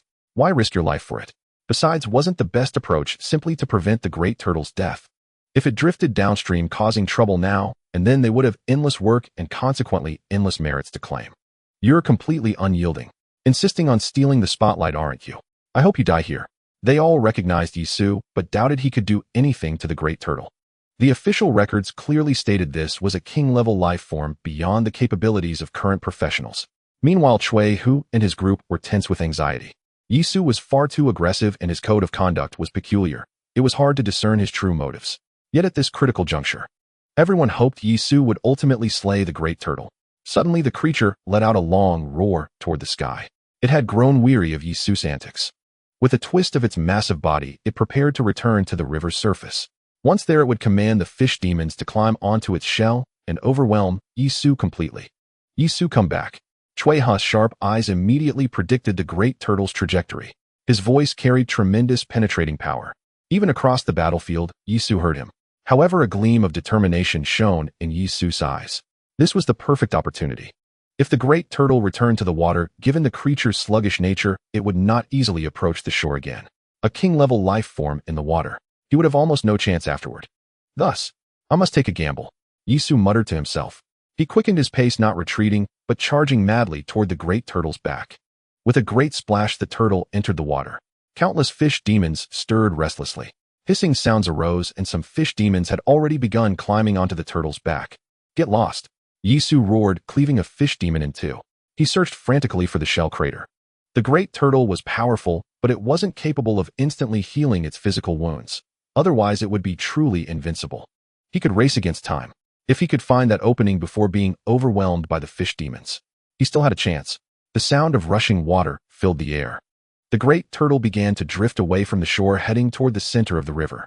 Yisu still had a slight chance to turn back, but it was clear he would never retreat. The ground beneath him was sinking. Not only was the great turtle sending fish demons onto its back to hunt Yisu, but it was also submerging itself. Submerging meant no escape above or below. In its limited intellect, this was the best it could conceive. Yet, even with that limited mind combined with its natural advantages, this move was nearly a death sentence. Yisu remained calm. The letter from the future was highly reliable. Therefore, the great turtle could certainly be slain. And that confidence kept Yisu from panicking. The turtle's back was broad and vast, but Yisu's speed was considerable. The fish demons could not impede his advance. Soon, just as his feet were about to touch the river water, he spotted the massive blood hole. No, someone on the shore cried out. The great turtle had entered the water. Its colossal hill-like body plunged directly into the river. The fish demons retreated as well. But one person never returned. Yisu. He did not come back. The professionals clicked their tongues. What a grand spectacle. Cui Hu and Mo Xiaoyu were dumbfounded. Could it be? Would Yisu die here? Was this a joke? The global profession evolution was still unfolding. Could Yisu, who had shone so brightly in the early stages, really perish like this? Guan Li relayed the news to the capital and Suzhou Hangzhou. A heavy silence fell. Nevertheless, operations in Suzhou Hangzhou continued. Li Qing suppressed the news, telling no one. In his eyes, Yisu was not so easily killed. I will follow the fish demon horde. Captain Yi will return. Mo Xiaoyu's tone was resolute. Just moments ago, her contact had informed her that many teams, upon hearing the news, immediately sought to recruit Mo Xiaoyu. Although professionals were now more numerous and support classes were gradually emerging, none could match the effectiveness of Mo Xiaoyu, trained by Yisu. She was one of the first 2 support professionals. Her talent far surpassed those who came later. Alright, I'll accompany you, Cui Hu said. He too refused to believe Yisu had died. Thus a convoy tracking the fish demons of the Xiang River journeyed downstream. Surging qi and blood coursed through Yisu's body. His flushed face carefully controlled the flow of qi and blood. He was nearly suffocating. After charging into the great turtle's massive flesh wound and being besieged by countless fish demons, Yisu could only dig deeper. Like a parasite, he burrowed directly into the turtle's flesh. But oxygen was scarce. Just as he was about to suffocate, he found a use for his qi and blood. The great turtle's blood must contain oxygen, so he used his own qi and blood to seize it. This was the classic method of a parasite. Carefully controlling his qi and blood, he managed to extract oxygen from the turtle's bloodstream as it flowed. Along with oxygen, a trace of the turtle's vital essence was also drawn in. In an instant, Yisu's entire body blazed with heat. Even that tiny amount of essence made him feel overwhelmed, as if his body couldn't handle the bounty. Martial marrow. A strange smile crossed Yisu's face. What is martial marrow compared to the great turtle itself? My God! Was this the intent of the future letter? In the process of seizing the martial marrow, this would happen, allowing me to consume the entire great turtle from within. Just like when I ate that dog meat, absorbing a vast amount of essence. Remember, during the rainwater solar term, there are no second-tier spiritual herbs. The great turtle is the colossal spiritual medicine that my future self prepared for me. I am about to hit the jackpot. Yisu was ecstatic. The future letter had its limitations regarding opportunities, yet it still illuminated a path for him in this way. Spiritual herbs bring about a transformation of the body. The great tortoise evidently is a life form that has undergone such a transformation. So what distinguishes it from a second-tier being? The only difference is that it is alive and can move. When hungry, it eats. This is simply the natural order of things. Yisu felt no discomfort in his heart regarding this. As the blood and qi circulated, they continuously absorbed the life essence of the great tortoise. This life essence was more explosive than spiritual herbs, and even had the potential for demonic energy to invade. However, in the face of the demonic energy invasion, the inner monkey merely shrugged it off. Its ancient violent aura was even more ferocious and intense than the demonic energy. After being immersed in it for a long time, Yisu's immunity to demonic energy was nearly maxed out. Now the only problem was his appetite was too small. A wisp of the great tortoise's life essence caused Yisu's whole body to heat up as if flames were igniting from every part of him. He could almost feel every cell screaming in agony within the flames, shriveling and then rejuvenated by the life essence bursting back to fullness. This was a process of forging. During this process, the vitality of the cells was increasing, their endurance was enhancing, and their resilience was growing, refined through hardship. Thus, in this relentless process of forging, Yisu felt that his physique was strengthening by the moment. In the background, his physique was rapidly increasing at a rate of 0, 1, 0, 1, 25, 30, 35. So fast, too fast. Yisu's physique was rapidly improving. This speed was nothing short of a transformation. The great tortoise's precious medicine felt hardly anything at all. It merely felt a slight discomfort. It was simply too large. Like a cruise ship, how much could the small Yisu possibly consume? Time passed slowly. Yisu soon reached the physical limit imposed by the rain season of 40 points. Now he stood at the pinnacle above all professionals. There were no resources globally that could elevate a professional's physique to such a level. It's not that they didn't want it was simply a lack of resources. 40 points is the limit of this world, but not my limit. Yisu took a deep breath and thought to himself. As an overlimit master, his true extraordinary nature was gradually revealing itself, breaking through the limits. The breakthrough in values is not merely a transition from 0 to 1. It is a genuine leap forward. This signifies that among the ranks of professionals above the pinnacle, there lies another expanse of sky. And Yi Su will always stand upon this expanse. A physique of 40 points allows my combat power to increase exponentially. However, to complete the transformation from quantity to quality, I need to push my physique above 40 points. I have a premonition that beyond 40 points there seems to be another realm. Stuck at 40 points, Yi Su grew increasingly enlightened. The stuttering royal life in the letter should refer to life transformation. Perhaps humanity's first transformation is a physique of 41 points. Who? In a void, Yi Su continuously adjusted his state. The Taishan scripture and Taisho scripture rapidly circulated. Even the inner monkey stopped howling, occasionally pounding its chest in anger. This was preparation complete and utter preparation. In the next moment, after taking a deep breath, Yi Su's gaze suddenly sharpened. As the blood and chi surged, red mist, as if alive, established a cycle around him. The blood chi connected to the great tortoise's blood chi cycle, initiating the wildest plundering. Torrents of life essence surged into his body, bringing with it a tearing kind of pain. It was akin to awakening on the rooftop for the first time. Yi Su began to enter the life transformation phase. Yi Su died. This is a fact that many are unwilling to admit, but must. The great tortoise glided smoothly with the Xiangjiang fish demon. In the center of the river, the great tortoise resembled a ship. It swam leisurely, exuding a nonchalant demeanor that was truly infuriating. It occasionally twitched, making it feel somewhat strange. It didn't mind.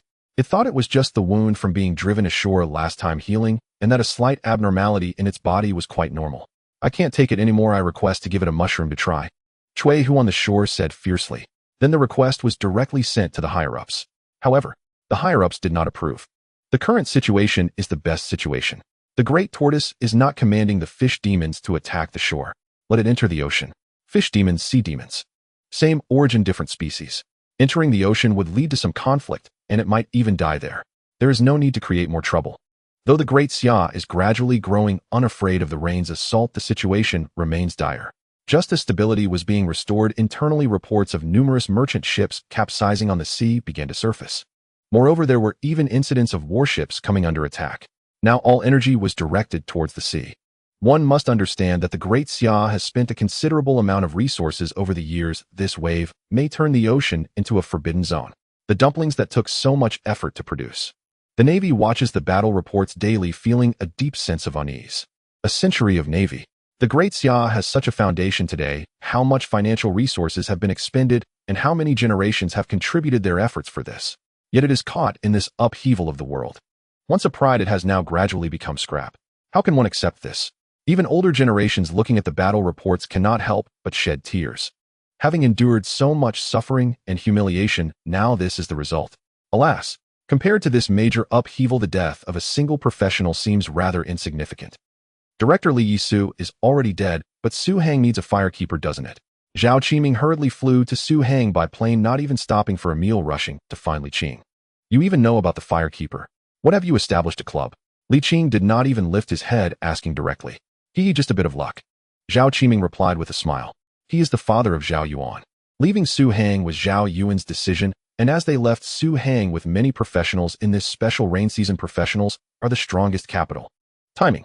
Relying on timing and the substantial funds, he brought Zhao Yuan, immediately established a club, and actively participated in official tasks. Thus he had the right to know about the firekeeper plan. Responsible for the future chaotic legacy of the great Xia, the flame shall be reignited, and currently the official authorization is given to a city for responsibility minimum plan. My goodness, knowing this, Zhao Yuan's face turned red. This is no longer as simple as merely opening a family tree. It is the history of a civilization to be divided into two parts. The beginning of the other part might even feature his own name as the start. One cannot imagine the temptation this brings. And upon learning this, Zhao Qiming was even more excited. When the news of Yi Su's death arrived, he knew even more that destiny was beginning to turn and the opportunity had come. Su Hang is too rich. This wealth refers to the riches of the era of professionals. The Research Institute enhancing potion technology is truly an incredible cash cow. As long as Suang is firmly in hand, the entire force will be like a continuous source of military supplies with a constant influx of professionals and resources. In the future, these things will undoubtedly take the initiative. That is why he came. You cannot take Su Hong, Li Qing said calmly. Yi Su will return. Li Qing's tone was very certain, as if he knew Yi Su was still alive. Zhao Qiming was momentarily stunned. Has Li Qing gone mad? Dreaming. Yi Su's death has already become a foregone conclusion. And how can a city operate without a leader? Once technology falls, the city becomes an isolated island. Who will they listen to then? With Yisu gone, who can take charge of Suhong? Only Zhao Yuan, who was born in Suhong, is capable. Currently, Zhao Yuan is no less than others, acknowledging that your club has dozens of professionals under him. This is already a considerable force.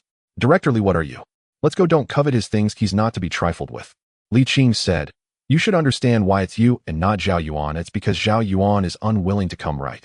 You are not as smart as Zhao Yuan. Li Qing glanced at Zhao Qiming. The more he researched, the more Li Qing believed in fate. What fate? To put it bluntly, it's superstition. To put it nicely, it's fortune. He has studied numerous reports. The first batch of awakeners who have not perished are gradually emerging. Clearly, from the perspective of fortune, these individuals are the fortunate ones. The most obvious is Zhao Yuan, this playboy who used to only know how to party with women, but is one of the first awakeners. His rapid growth is astonishing, controlling the situation and holding down his father, who has been immersed in commerce for decades. Yi Su's rise is inevitable. Zhao Yuan's decision to leave Suhong for another development is truly frightening. This theory is valid. So, Yi Su will not die. Li Qing firmly believes this. The end of science is metaphysics. Li Qing is gradually becoming a mystic. Yi Su's death has stirred some waves. However, in this world of great changes, there has been no uproar. Now only a few people are pursuing the great tortoise towards the sea: the Chui, Hu Team, and Mo Xiaoyu. These days, Mo Xiaoyu seems possessed. She speaks not a word, just staring at the great tortoise on the river. In her eyes, Yi Su is a wall, a safe zone, a sanctuary. He is her support in facing the world. She doesn't have to think about how to act. Yi Su will teach her. If Yi Su is gone, then what should she do? She doesn't know. She has no experience in facing this world, and her personality prevents her from learning how to confront it. An accepting personality to some extent is flawed. They have little initiative and only act according to orders. But once the orders vanish, it feels like the end of the world. Xiaoyu, hey. Rome, she wanted to advise her, but didn't know what to say. Hey, that tortoise has been shaking a bit more these days. Chui, who is also watching the great tortoise, said curiously. Over the past few days, the great tortoise has been twitching occasionally, as if having convulsions. As time goes on, these twitches have become more frequent. Chui Hu's words stirred a commotion among the few. Mo Xiaoyu's eyes sparkled as she murmured, Yi Team is coming back. Yes. The great tortoise couldn't help but twitch its body. Damn. Was the last wound this severe? Is it really that hard to mend a wound? It feels like its body is being hollowed out. The great tortoise indeed feels weak, as if a bottomless pit is continuously draining its life essence. Logically speaking, for a life form like it, a minor wound is hardly a concern like a human with a minor scrape. But now it is clearly feeling something is off. Unfortunately, the naive creature cannot think too much. Thump, thump, thump. Yi Su has already become accustomed to a parasitic life. In fact, his heartbeat overlaps with that of the great tortoise, slow, strong, and vigorous. He has also entered a state of turtle breath. One could even say that Yi Su and the great tortoise have become one. No, not merged into one. The thief has completed the disguise. The wolf has donned grandmother's clothing, gradually consuming Little Red Riding Hood. Yi Su is in turtle breath, but his body is not. At this moment, his body is like a furnace. His temperature has long exceeded 40 degrees. His blood is circulating frantically, plunging the great tortoise's essence to nourish itself. This is the final moment of metamorphosis. The iron block in the steel furnace is beginning to reach its melting point, qualifying to embark on the path of steel. Constitution 1. 41 points. Life has completed its leap. This is another evolution of a professional. Yi Su's bone density is increasing and his organs are being further strengthened. Yi Su is stepping further towards an inhuman level. Suddenly his eyes opened. A divine light flickered in his eyes.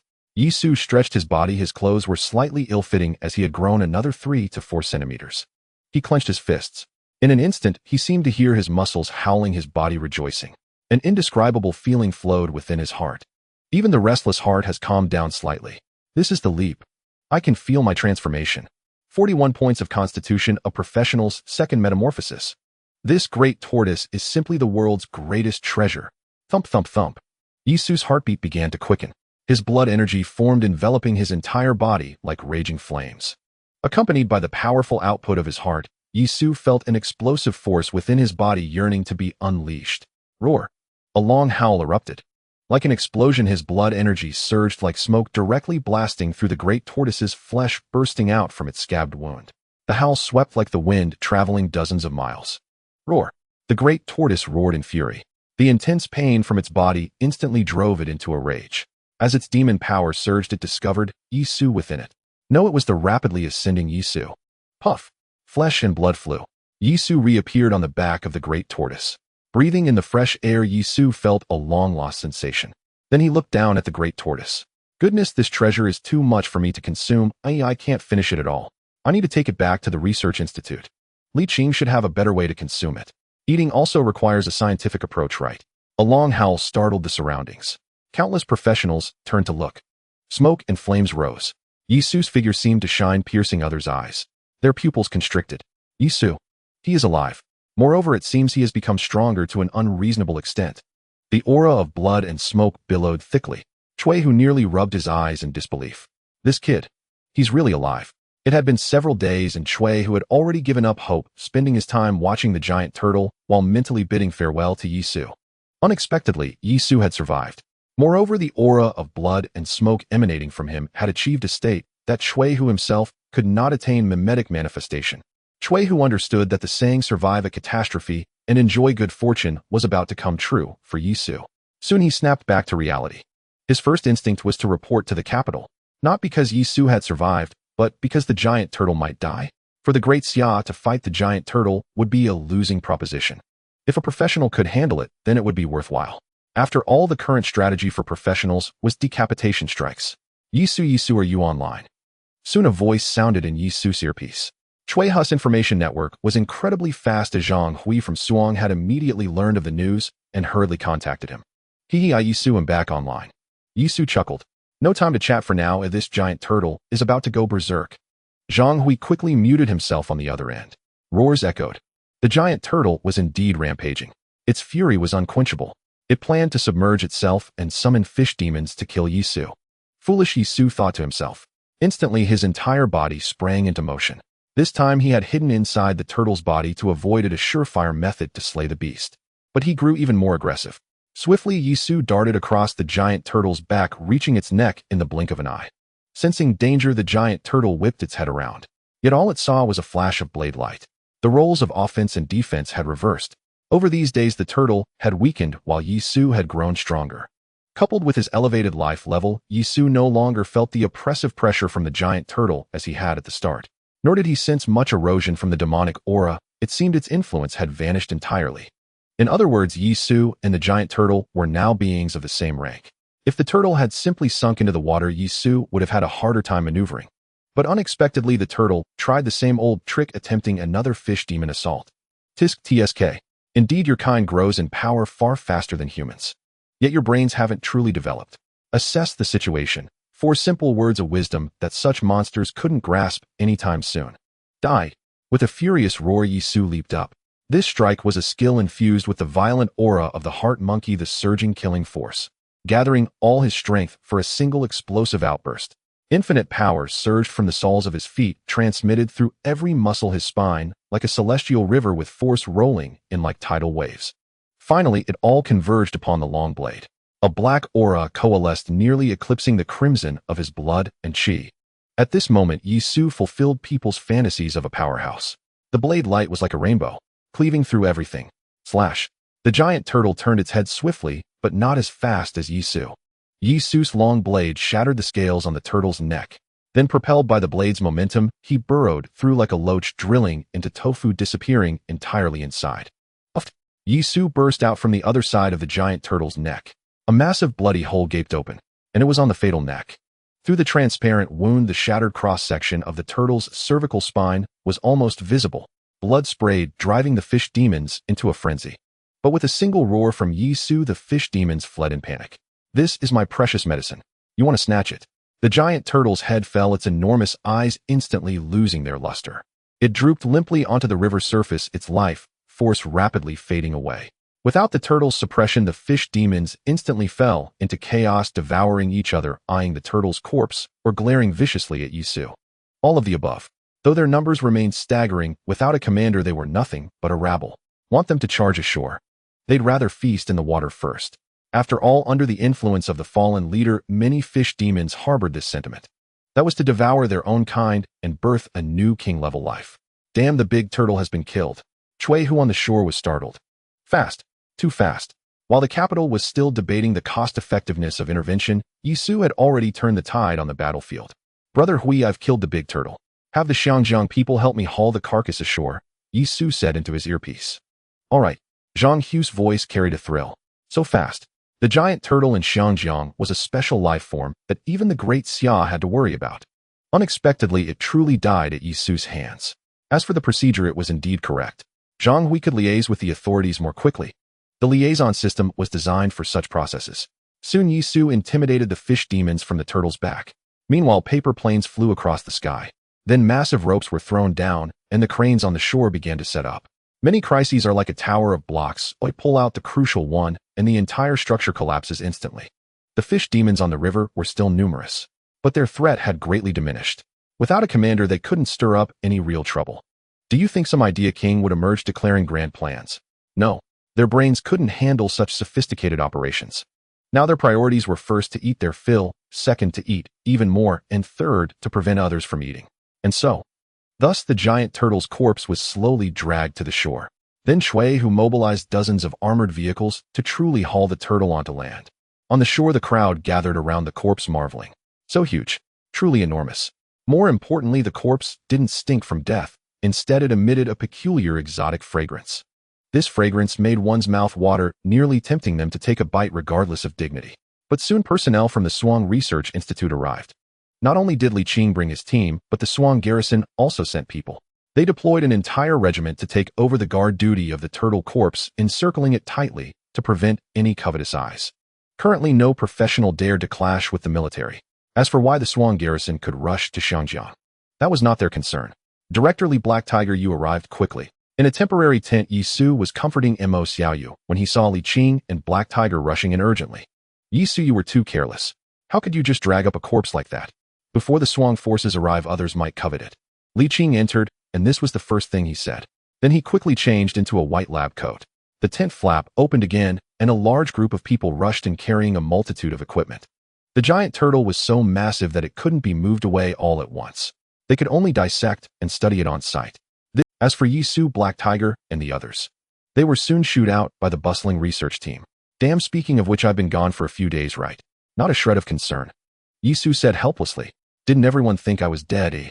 Black Tiger scratched his head. I thought so, but Director Li didn't.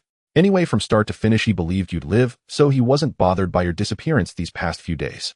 Yi Su opened his mouth, pondering the contrast between Black Tiger and Li Qing, and could only utter one word. 6.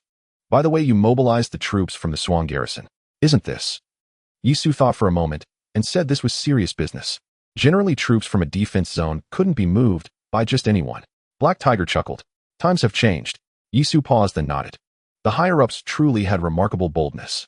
Since that's the case, tell Li Qing that this giant turtle's entire body is a treasure. After dissection, try to transport it back to Shuang. Of course, also keep an eye out for any treasures inside the giant turtle's body. All right. Li Qing had come prepared. He had not only brought the army, but also the army. His purpose was to assess the giant turtle's value and prevent anyone from being tempted by greed. And so, after that, there was nothing left for Yi Su to do. Li Qing was sure to find the marrow of martial arts. Knowing Li Qing's nature, he would probably even dig up the soil stained with the giant turtle's blood. Let alone a treasure like the marrow of martial arts. You get busy then. I'm going to rest. With that, Yi Su led Mo Xiaoyu into another tent. Time was indeed tight. He had spent several days inside the giant turtle. Tomorrow would be the matter of the Shinnong Forbidden Zone. Tonight at least he could rest properly. Yes, it was also a good time to sort out his own situation. Yi Su, Class Transcendent. Physique 41. Intelligence 6. Martial Arts 8 Fist Taishian Sutra Taisho Sutra. Skills Charging Force Stacking Wave Slash. The only change on the panel was the increase in physique. This had a tremendous impact on combat power, a difference as vast as heaven and earth. Beyond that, Yi Su began to recall the slash that had slain the giant turtle today. The mystical power manifested by the skill had perfectly unified all the forces within his body. Yi Su inherently possessed various kinds of power. The blood and flesh's vital energy was the foundation. The attribute power extended from skills was the skill's mystique. And the heart ape's savage aura evolved from martial arts. But in that single slash today, these three forces had been perfectly integrated. Did this mean that different forces could be unified and assimilated? The letter mentioned that martial arts could devour skills and inherit their power. Perhaps this was the breakthrough. But to truly grasp the threshold of such power, he needed the aid of the heavenly origin fruit. The king-level creature, the dragon wolf of the Shinnong Forbidden Zone, possessed the heavenly origin fruit. After obtaining it, Perhaps the matter of unifying power would see some progress. That slash that slew the giant turtle left an endless aftertaste. The feeling of unified power nearly allowed him to see within his entire body, granting a state of spiritual clarity. Perhaps, since the birth of secret techniques in martial arts, a new form and mode of powerful attack was about to be developed. Power is endless. The path of pursuit should also be tireless. I swear Captain Yi is such a workaholic. Emos Yayu pouted. She was truly speechless. As soon as Yisu returned, he sat down to cultivate his blood vessels surging and chi and blood rolling. And watching him from the sidelines made her feel awkward. She could only be dragged into this passive grind. However, she had indeed been overly worried these past few days. Emos Yayu felt drowsy. She decided to slack off for a while, lying on a simple cot listening to the sound of raindrops falling like water. Drip drop drip drop. Large raindrops hit the tent fabric, making a sound like soybeans falling on a wooden table. The sound was mesmerizing. And so in a daze, Emos Yayu fell into a dream. In her dream, she was furious. Influenced too deeply by Yisu, she was even practicing martial arts in her sleep. Oh my god, Emos Yayu was dumbfounded. But in the dream, the falling flower palm was even more graceful. With a single palm strike, her chi and blood surged, and she actually caught the raindrops in the air without breaking their form. A perfect blend of hardness and softness. But as she turned her palm, wind gathered countless raindrops converging into a river. The water surged with immense force. As the saying goes, falling flowers may have intent, but flowing waters are heartless. This strike was extremely fierce. A secret technique. After long cultivation on a rainy night in her dream, Emos Yayu comprehended a secret technique of the falling flower palm. The weight of Li Qing's fatalism was still increasing. Some people truly carry their own fortune. Perhaps the process she experienced had changed, but what she was meant to gain would still be hers. For professionals, those who comprehend a secret technique and those who do not are two entirely different beings. If combat power were to be finally divided with a uniform physique of 20 points, the hierarchy would be ordinary professionals. Professionals with secret techniques. Professionals with core martial arts secret techniques. Professionals with core martial arts secret techniques linked to skills. Professionals with core martial arts and 2 secret techniques linked to skills. Of course, such a classification doesn't exist yet as the authorities haven't had time to study it. Perhaps one day, the realm division for professionals will be recognized and become common knowledge, but not now. Emos Yayu was beginning to grow. After her personality gradually matured, her power also started to rise step by step. Yisu knew none of this. Yisu didn't know how to nurture others either. He thought everyone's growth trajectory would be like his own, combat power skyrocketing through battle. So he always brought Emos Yayu along. After all, the future rain summoning envoy, having experienced more battles, would surely grow stronger. Little did he know, Emos Yayu needed the right time and place more. One could only say that the paths between people are hard to connect, fate, fortune, opportunities. All these things influence one's entire life. In the Shinnong Forbidden Zone, roars echoed endlessly day and night. This rain was a unique gift from the sea race, but one must not forget that flora and fauna had already taken the lead. Now in every Forbidden Zone, battles raged on. The strong were constantly testing their ecological niches. In other words, who exactly would be the king of this nascent, bewildered population? A debate. Forget it. Whether animal or plant, their language systems had yet to be established. So, how to determine the king was simple. Fight. Fight fiercely. Whoever stood last was the king. And the losers would be devoured on the spot. Of course, some lucky ones could escape. For instance, a dragon wolf from the Shinnong Forbidden Zone, licking its wounds, wandered to the edge of the zone, lingering. The raindrops continued to fall. The rain persisted. After being confined for many days, those who had received the antidote could finally touch the beginning of evolution. The fear of rain had been dispelled. However, it was followed by the complete paralysis of river and sea routes. Distress calls from merchant ships came in an endless stream. Warships also began to feel the pressure. The sea demons were not foolish. They could bully merchant ships at will, but they had to be cautious with warships. Yet as time passed, warships would gradually become targets. Thus, the global situation now was that all warships were frantically returning to port, because smaller vessels had already begun to attract the attention of sea demons. Beyond that, there was the immense demand for professionals. It had been proven that all the might of the old era would dissipate in the torrent of the new age. Professionals were the new age, and the enhancement potions that could turn ordinary people into professionals were the key to this new era. In Suhong, production lines were running at full capacity, yet it was still insufficient. It could never be enough. At least 10 doses of No. 2 potion were needed to push an ordinary person to the level of a professional. Production simply could not keep up. Moreover, there was the price.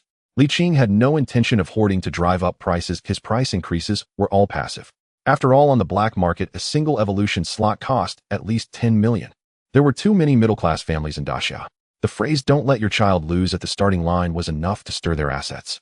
Currently, the Suang Research Institute had several partners. The capital was not included as Suang, and the capital had an agreement one left by Zhang Zhenzhong when he helped Li Qing in Suang. The Suang Grand Camp was also not included. It could be considered the backbone of Suhong, and they would not and could not be transferred. The remaining allocations went to the research institutes of major cities, the military needs of each city, and finally, the joint exhibition and sales model with clubs. Among them, Zhao Yuan's Tiankai Club held the most channels and quotas. This was settled after Zhao Qiming came to Suang at the time of Yi Su's death, was rejected by Li Qing, and then settled for a lesser option. Li Qing's fatalism was at work. In his mind, professionals had a hierarchy. The first tier consisted of Yi Su and Shui, who bore terrifying luck. The next tier was someone like Zhao Yuan, who grew at an astonishing speed in the age of professionals. Li Qing had no selfish motives. His ultimate goal was singular. In the gladiatorial arena, the strongest champion would lead this civilization forward.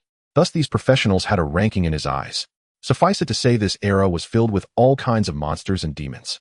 My God, the energy contained in this turtle's flesh and blood is immense, surpassing even spiritual herbs, a researcher at the Temporary Research Institute by the Xiang River exclaimed. Indeed. For now, the flesh and blood essence of this giant soft-shelled turtle truly surpassed the value of a first-grade spiritual herb. Li Qing held the report, his mind racing. On the other side, the footage of Yi Su's single strike that killed the giant turtle played on a loop. Yi Su had clearly grown, and to an unimaginable level. Given the resources currently available in the world, this should be impossible. Then, could this turtle, this giant soft-shelled turtle, be a new type of spiritual herb? A second-grade spiritual herb capable of supporting rapid growth for professionals above 20 points. But this is a living being. Could it be? A terrifying thought emerged in Li Qing's mind. He beckoned Heihu over. Heihu was also a professional with a physique of 21 points. Heihu, draw a tube of your blood, Li Qing said. All right. Heihu responded, then cooperatively drew a tube of blood for Li Qing's research. Half an hour later, Li Qing closed his laptop, shut his eyes, and took a deep breath. He had touched upon the laws of nature. There exists a life essence in highest blood that can allow professionals above 20 physique to grow rapidly. Though scarce, it is effective. From another perspective, Heihu is also a spiritual herb for professionals. No, all professionals are spiritual herbs for other professionals. There exists a relationship between them where they can grow stronger by devouring each other. The most primitive law of nature, the survival of the fittest. This discovery made by Li Qing, who had never been in a fight, made him deeply feel the cruelty of this era. So even consuming humans could make one stronger. I want to be able to keep this view buried for long. Every country is researching professionals. Perhaps someone has already discovered this path before me. Then, Li Qing closed his eyes, his mind simulating just how insane this could be. Mass-producing professionals through other means. Once they matured, extract their flesh and blood essence to nurture the strong. This was a method and an entire industrial chain. Sigh. Li Qing finally erased this model from his mind, not even informing the high-ranking officials of Daxia. If we were to take an omniscient perspective, we would have to say, Li Qing, congratulations, you have uncovered the core of the demonic cultivation path for professionals, devouring humans. The next day, the morning light woke Yi Su. It had been a peaceful night. The rain outside the window, accompanied by Mo Xiaoyu's breathing, had flowed through the night. Unfortunately, even at dawn, the sunlight could not penetrate the gray clouds to cast its rays down. Yi Su stood up. All his joints cracked and popped. The life essence of the giant turtle was still working its medicinal effects. However, after he had reached 41 points, the rate had slowed. The more you grew, the higher the purity of the energy source you needed. The giant turtle had transformed from a precious medicine at the start into an ordinary tonic. A new day has begun. Today I will head to the Shinnong Forbidden Zone, Yi Su murmured. Then he woke Mo Xiaoyu. Mo Xiaoyu woke up feeling a bit embarrassed. Yi Su had been cultivating all night, while she had not, which gave her a sense of awkwardness. So she said, Captain Yi, I seem to have comprehended a secret technique. Matters in dreams were not to be taken seriously, but when Mo Xiaoyu truly woke up, the secret technique was etched in her mind. To make up for her embarrassment of not cultivating, she directly told Yi Su about it. Yi Su was momentarily stunned. Was the legendary rain-summoning divine envoy about to unleash her power? Oh, show me later. You go wash up first, I'll go find Li Qing. We're heading to the Shinnong Forbidden Zone today, Yi Su said. Okay. Mo Xiaoyu replied, feeling a little happier. Then Yi Su went to find Li Qing. Li Qing had bloodshot eyes. He must have stayed up all night. When he saw Yi Su, he immediately handed over a report. Yisu opened it curiously. The more he read, the heavier his expression became. Finally, a hint of ferocity appeared in his eyes. With the current resource standards, is there anyone growing rapidly? Li Qing sighed. Yes, there is. After deducing the law of the jungle, Li Qing paid some attention to the global professional combat power updates in the latter half of the night. In Daxia, the strongest on paper was Yisu with 25 points not yet updated, followed by Cui, who with 24 points. This was reasonable. After all, the rain hadn't brought second-tier spirit herbs, so everyone had to grind their way up bit by bit. Such was the situation within the country. As for the situation abroad in the Bear Country, things were also normal, but one individual had reached the same standard as Cui, who, Scaff, with 24 points. Li Qing immediately sensed that this person had something special, perhaps possessing a core cultivation art like Yisu and Cui Hu. He marked him for observation and would keep an eye on him later. Then there was the lighthouse twist with 39 points. Li Qing's pupils instantly contracted. Looking at the background, it was the free club formed by several consortiums. Li Qing quickly searched for incidents of the lighthouse killing a king-level life form. News like that couldn't be hidden there. If it had happened, there would be a record. The result was the king-level life forms in the lighthouse region had no casualties. However, recently, due to sea monsters, many professionals had perished. Thus, the conclusion was simple. The lighthouse had already mastered the theory of the human body grade elixir and had begun implementing it directly. Twist had risen by consuming humans. Li Qing frowned and continued browsing through international intelligence. He discovered that countries with cooperation or good relations with the lighthouse all had professionals who had broken through the 35-point constitution barrier. They ranked high on the official shared information list. In the end, Li Qing compiled it into a report and handed it to Yisu after dawn. So cannibalism is also a way to grow stronger. Yisu sighed. To gain power, people would stop at nothing. I dare not say this is the trend, but it is indeed a path. Li Qing continued, moreover, this news won't be suppressed for long. Last night, the capital even asked for my opinion on how to view professionals from other countries with constitutions exceeding 35 points. I believe the official side won't take this path, but the clubs. Yisu rubbed his temples. I understand.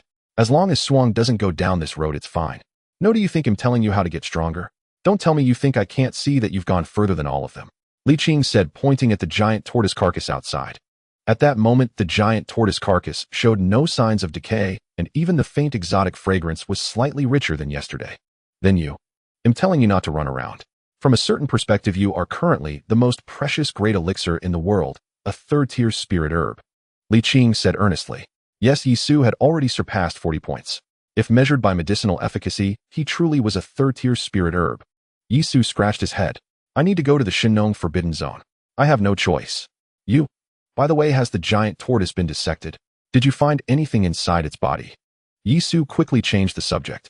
Li Qing was starting to sound like a nagging mother hen. All this roundabout talk was just to keep him from running off. Really, let them try to eat me. I'd chop them to death. Li Qing gave Yisu a speechless glance. Clearly, no matter how detailed the report, it couldn't change Yisu's mind, so he let him be.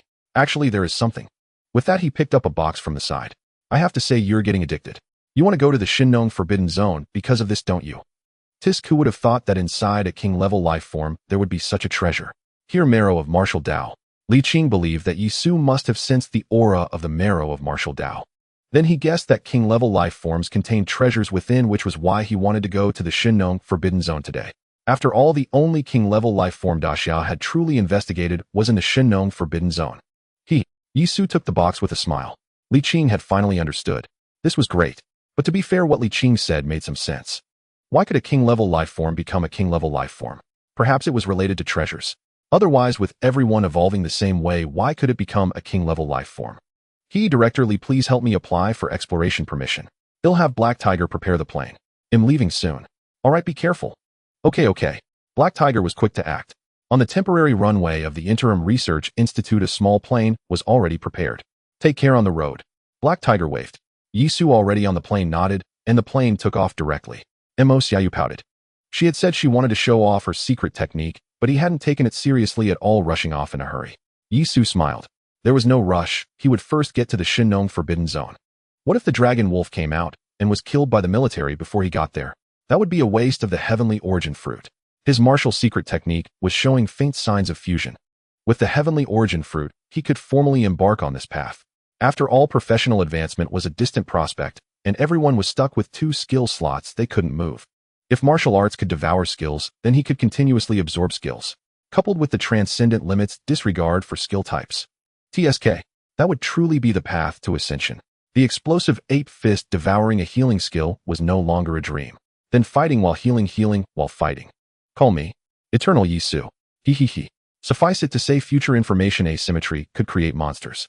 The plane flew above the clouds. Here there was no rain, only real sunlight streaming through the porthole, bringing warmth. Suddenly, a piercing alarm sounded in the plane. Enemy tracking. Enemy tracking. A missile has locked onto us, the crew shouted. Yisu's expression immediately turned serious. How can this be? This is Daxia, he thought. Such methods. It was a small plane, as the temporary runway in Xiangjiang wasn't long. But it was a modified small plane with a simple early warning radar. Can you parachute? Yisu asked. His first concern was for the crew. A flight attendant looked at him calm, yet terrified. Whoosh. I'm sorry, but we're going to have to play a thrilling game. With that, he rushed to the cockpit and pulled the pilot out. Including himself, there were 6 people, the entire crew. He should be able to handle it. The next second, his long blade slashed, opening a large hole in the side of the plane. Yisu, along with Mo Xiaoyu and the 4 crew members, jumped directly out of the plane. The wind howled. Yisu clearly saw a missile strike the plane directly. Boom. Flames burst everywhere. The plane was blasted to pieces. A shadow fell over Yisu's eyes. Some people within the country had crossed the line. So then, wait for my arrival. For now. Inhale. Yisu took a deep breath as he watched their rapidly falling bodies. His heart pounded rapidly. Blood chi manifestation. Like a step, Yisu lightly stepped on it. Although the step shattered, it gave him leverage. Thus, he slowed the impact of the fall. Stepping on one's left foot with the right could indeed allow one to ascend to the heavens. This was precisely what Yisu was doing at that moment. His blood and chi took form, bearing a semblance of cloud-like properties that could linger in the air, albeit only for a brief time, just enough to serve as a relay. This was why Yisu did not break a sweat upon learning the plane was about to be bombed. After slaying the giant turtle and understanding the marvels derived from his 41-point constitution, he had gained a greater sense of security in his travels. 6 people clung to one another, yanked from time to time as they descended through the air. This prevented them from plummeting with the full acceleration of gravity. A safe landing seemed almost certain. But those who had plotted to assassinate Yisu this time had spared no effort. Even as his ability to hover left them stunned, they pressed on with their subsequent attack. Bang! A muffled explosion rang out. Amid a flash of fire, a bullet burst forth. Yisu keenly tracked its trajectory. Clang! He swung his long blade. The 12.7mm bullet was deflected. What audacity! Yisu murmured softly. Within the nation, someone was truly turning things upside down. Perhaps the secret of the great medicine had been exposed. That made sense. In this Xia Empire, if anyone were to devour Yisu as a great medicine, they would surely rise to prominence overnight. Snatching the giant turtle's corpse from Li Qing was far more challenging than assassinating Yisu. For though Li Qing served under Yisu, such matters could not be conducted openly. He was nominally part of an official organization. And Yisu, no matter how powerful, was still a professional. As long as he was a professional, he had to abide by the rules of professionals. Killing one another was all part of the norm. Thus, the giant turtle lay there untouched by anyone. Yet Yisu, even aboard a plane, had to face a missile. The Xia Empire had truly mastered the art of rule manipulation. They had it all figured out. Captain Yi, let me. Suddenly, Mo Xiaoyu spoke up from the side. She waved her hand, and as her palms stirred, the wind water currents swirled through the air, forming a small river that caught everyone. A raincaller. What a remarkable talent. A secret technique from the falling flower palm. Yisu asked in astonishment. Mo Xiaoyu nodded. Damn. Why could her secret technique directly tap into the power of natural elements? Was it because the falling flower palm was special? Not entirely. The truly special thing must be the raincaller profession. Or rather, no matter what martial art Mo Xiaoyu cultivated, the secret technique she ultimately developed would always be tied to rain and water. Moreover, it was raining now, granting her an additional boost from the weather. Sensing the flow of water, it seemed to possess not only a gentle lifting force, but also the potential to unleash a powerful impact. It was both offensive and defensive. A confirmed support profession. Can you get them safely to the ground? Yisu asked. Mo Xiaoyu nodded. I can even defend against bullets fired from the ground. An object's kinetic energy would be rapidly neutralized upon entering water. Mo Xiaoyu's ability could indeed fend off a sudden bullet assault. Good, then I'll leave it to you, Yisu said. The next second, he broke away from the group, stepping on steps of blood and chi as he charged directly from the sky. With gravity's acceleration and midair relays, Yisu shot forward like an arrow from a bow. On the ground, a group of people watched, Yisu charging straight at them on his blood steps, utterly dumbfounded. Seriously, We're professionals evolving this fast. We're professionals too, so why are you secretly evolving without us? The people from Yuntian Club began to sweat. This plan had been flawless. Blasting you out of the sky from such a height would have killed you from the fall alone. But they never expected Yi Su could tread on air, hovering. What kind of skill did a professional need to achieve such a feat?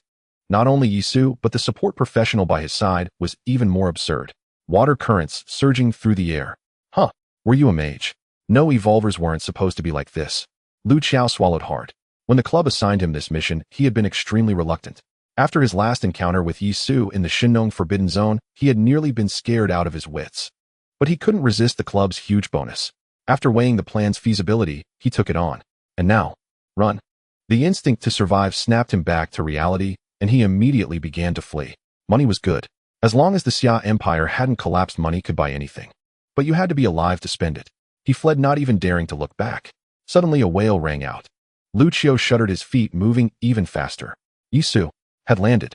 All around were professionals armed with sharp weapons from missiles to large-caliber firearms. Such a lineup could take down any professional on a plane with a single strike. Had it been anyone else but him, they would have surely perished. They had come to kill him, so there was no need for restraint. With his constitution at 41 points, Yi Su charged into the crowd like a tiger among sheep, slaughtering without mercy. As his long blades swept through, limbs were scattered everywhere. The rain on the ground gradually stained red, and the crisp patter of raindrops mingled with the harrowing cries of agony. This was the symphony of death. Some begged for mercy, but fell silent under the blade's gleam. Others roared in anger, only to be struck with terror. A few fled, yet still collapsed beneath the flashing steel. Yi Su said not a word. He simply killed. Rest assured, there were still plenty of survivors, such as those who had fled from the start. They would provide the information needed more clearly. So he let loose without restraint. This near massacre thrilled the hear tape within his mind. A violent aura surged through him. It prowled aggressively in his thoughts, occasionally probing the skills in his skill slots. Like a python, it flicked its tongue, testing whether it could swallow them whole. The martial arts skill-devouring ability was taking shape.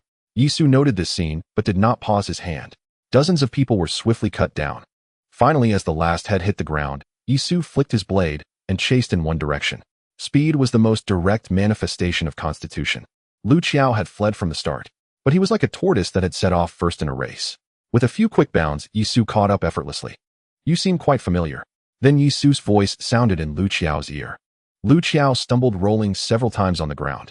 His raincoat was torn to shreds, rainwater soaked him, and he was covered in withered grass and fallen leaves, a pathetic sight.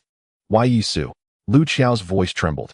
I ask you, answer, and I'll grant you a whole corpse, Yi Su said. I'm dead either way. What can you do to Before he could finish, a scream erupted. In truth, modern people knew well. No one could withstand torture. The portrayals in films and dramas were exaggerated. In this era of lost faith, one could not hope to replicate the resilience of old. Under the blade, one had to submit. So in less than a minute, Lu Qiao was as docile as a kindergarten child. Yi Su lifted a translucent sliver of meat from the blade of his long knife and gazed at Lu Qiao, who trembled uncontrollably. What is the club's name? Yuntian Club. Where is its headquarters located? A temporary camp at the foot of Mount Tai. Why not within a city? What purpose could a wilderness encampment possibly serve at the foot of Mount Tai? Yi Su asked, curious. Indeed, clubs ought to operate within cities, leveraging modern infrastructure for intelligence gathering and logistical supply. Why establish an encampment in the wild? It was decided by who? A senior member of the club. Everyone above defers to Huss judgment. Lu Qiao replied.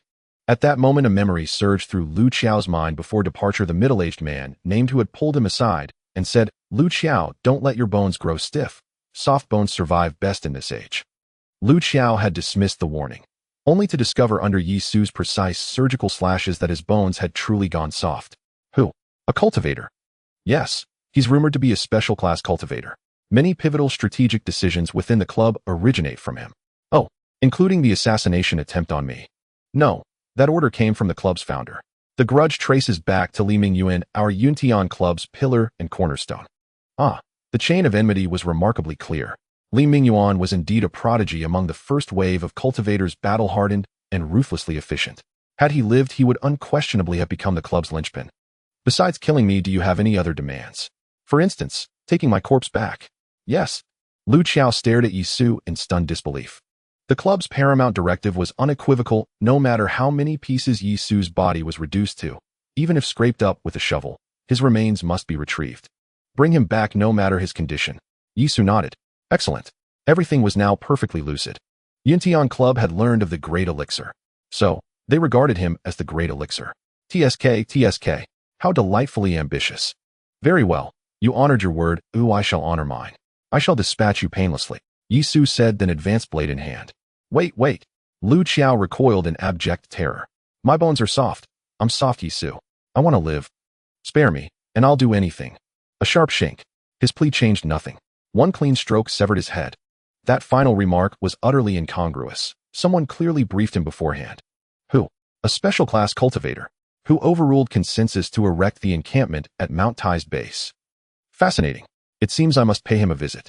Yisu mused inwardly, though for now the Long Wolf of Shinnong Forbidden Zone remained his utmost priority. Turning back, Yisu located Mo Xiaoyu and the others amid the slaughter field. This young woman possessed genuine skill. She'd indeed extracted them from Madare unscathed. Team leader Yi. Spotting his return, Mo Xiaoyu rushed over, her face alight with eager anticipation. Praise me. Well done. Your secret technique is intriguing. Yisu smiled. Meanwhile, the flight crew stood pale-faced. Here, even the puddles on the ground ran crimson. Yisu's lethality was staggering. Let's go. Though this is forested terrain, such an assault will surely draw official attention. Investigators will arrive shortly. Yisu continued calm and resolute. No need to panic. Just head outward. Officials will send personnel.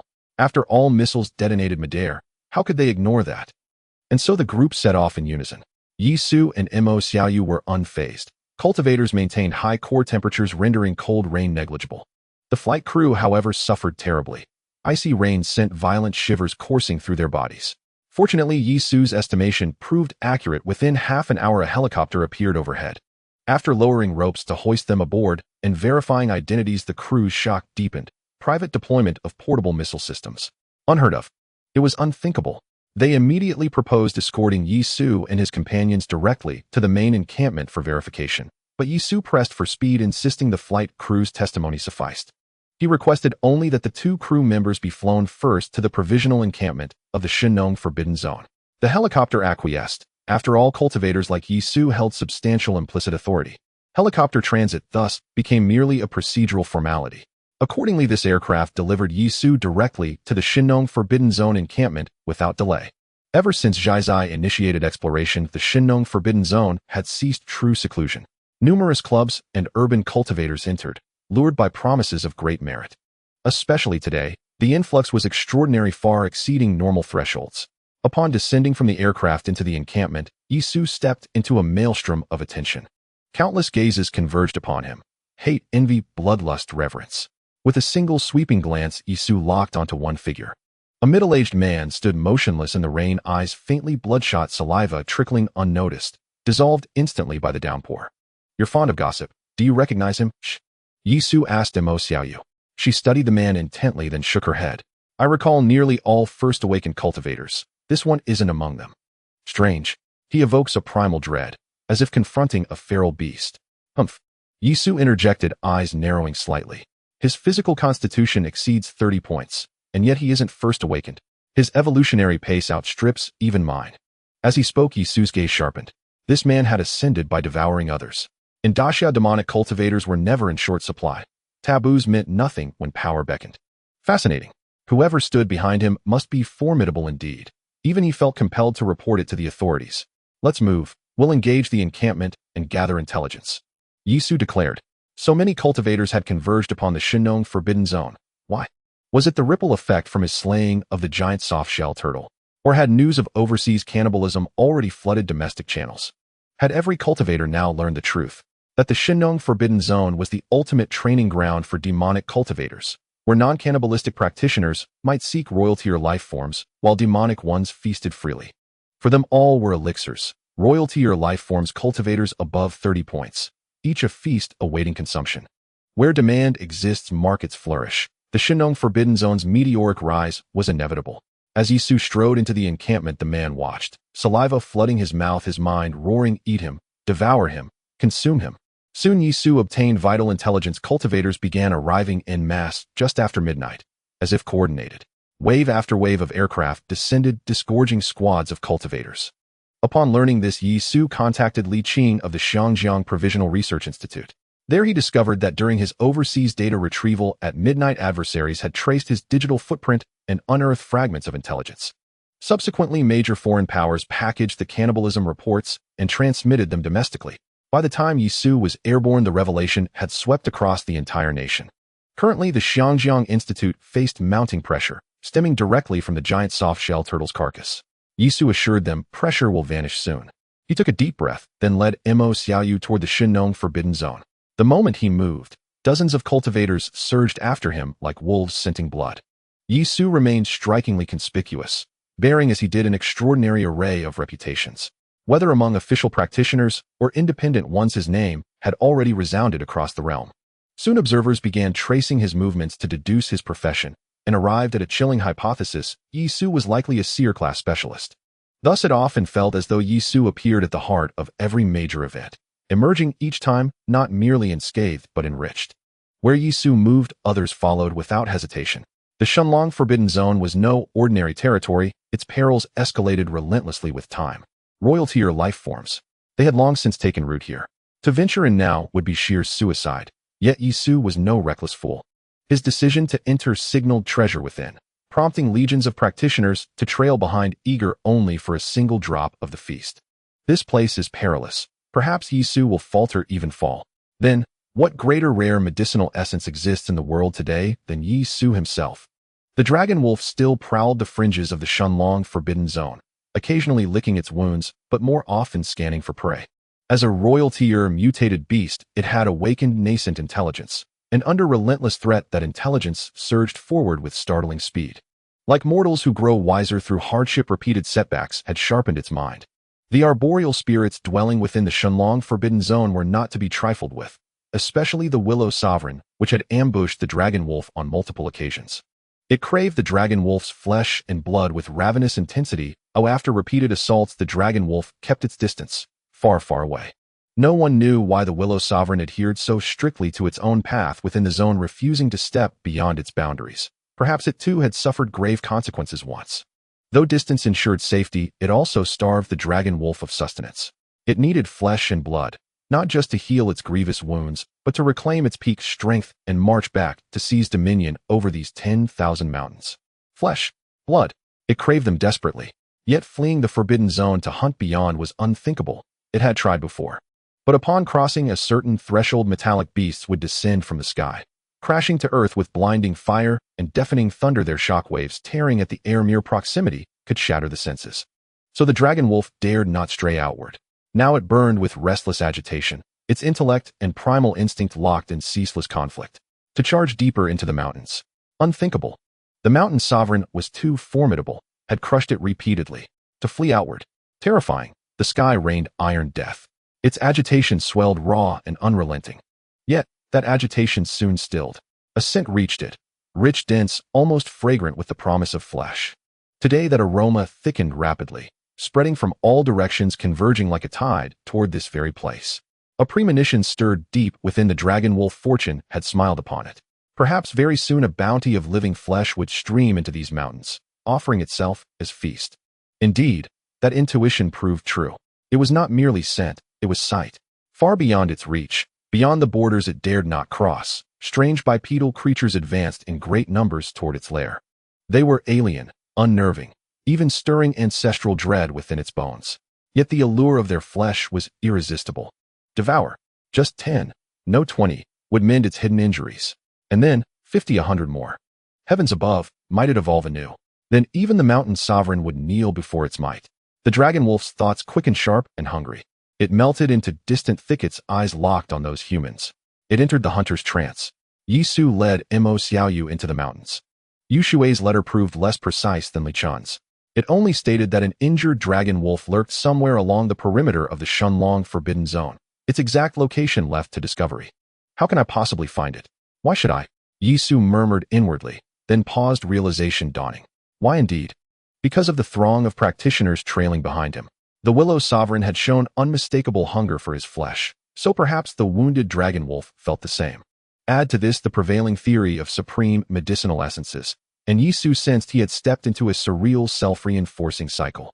Slaying the great Yuan turtle had earned him renown.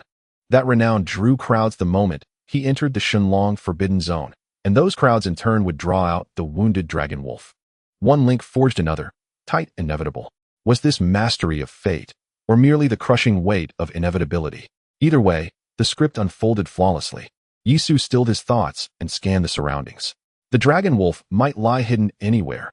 After all, mutation had granted flora and fauna longer lifespans, deeper cognition. Even the dragon wolf might possess something akin to reason. It would not charge forth brazenly feasting like a glutton. It would lure. A guttural roar erupted from behind, a low, bestial snarl. A sound born of unrestrained human hunger and bloodlust. Yisu whirled, instantly sweeping Mo Xiaoyu behind him with one commanding sweep of his arm. Then he fixed his gaze upon the path they'd come. Suddenly, rustling grass betrayed swift movement nearby. "Eat you, I'll eat you." A feral bellow tore from the undergrowth, and out lunged a humanoid figure. No monster. Just a man. Yet this man was grotesquely warped. Eyes blazing with rust-brown mist, blackish-yellow saliva dripping unchecked, his entire form twisted like a primate corrupted by eldritch contagion. Mo Xiaoyu recoiled in terror behind Yisu. Any fish demon or spectral horror would have been tolerable, but this human mutation was truly horrifying. "Team leader Yi." "Him." Yisu studied the distorted figure, then asked calmly, "How exactly do you plan to eat me?" "Starting with your hands." The creature roared, utterly unhinged, crouched low, arms dangling, circling Yisu like a predator while snarling, bit by bit, "I'll devour you entirely. Then I'll become the strongest practitioner in Daxiao. I'll wield fire. I'll command a city. I'll rise above all men." "Ha, ha ha ha." Yisu whipped his long blade through the rain-laden air. "They say outside people eat each other. Could it be they're extracting refined essences from flesh and blood? Just eating it raw?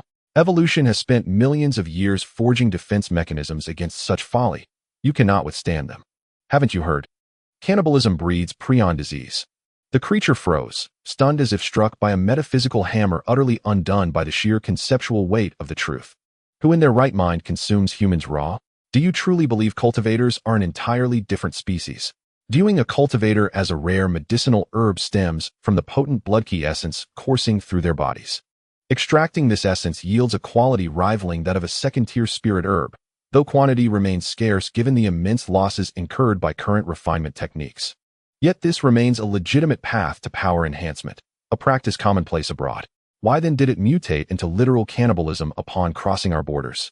One can only conclude you are true demon cultivators, utterly fearless. Facing the aberrant being, Yisu abandoned all restraint. "I honor your resolve to pursue strength, for I too burn with that same desperate hunger. But I scorn your method of acquisition, devouring humans. How utterly base." Yisu's figure erupted forward like a storm. Instantly, countless gazes converged upon him from every direction.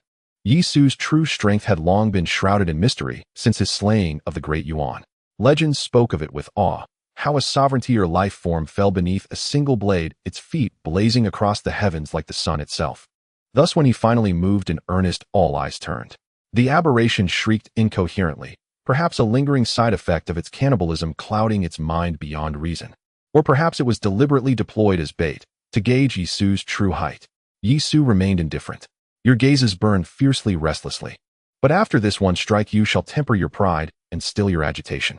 The heart-aped savage aura had long since fused into Yisu's very being, and now as he unleashed his full power, that ferocity surged ever more violently. Thus twin currents of black and crimson energy flowed forth, then carved a blazing arc across the sky. The aberration's pupils contracted violently. Within that fleeting vision, the world spun ceaselessly, towering forests, emerald leaves, endless rain, Yisu gripping his blade, and then a headless corpse. One stroke, severed head. A collective gasp froze mid-breath in the dense woods. Then silence descended, broken only by the soft patter of rain. Yisu had already transcended their comprehension, ascending to a realm they could not fathom. This aberration inspired dread. Many expeditions traveled in formations, not least to guard against such horrors. They had anticipated a fierce, protracted clash between Yisu and the aberration. Instead, just one stroke. The gulf between them was simply insurmountable. "Team leader, ye are cultivators really resorting to cannibalism now?" Mo Xiaoyu asked quietly, her voice heavy with unease. This world grew ever more incomprehensible. Yisu shrugged. "Cannibalism is not exclusive to cultivators. Then, it has always been so. So it is justified."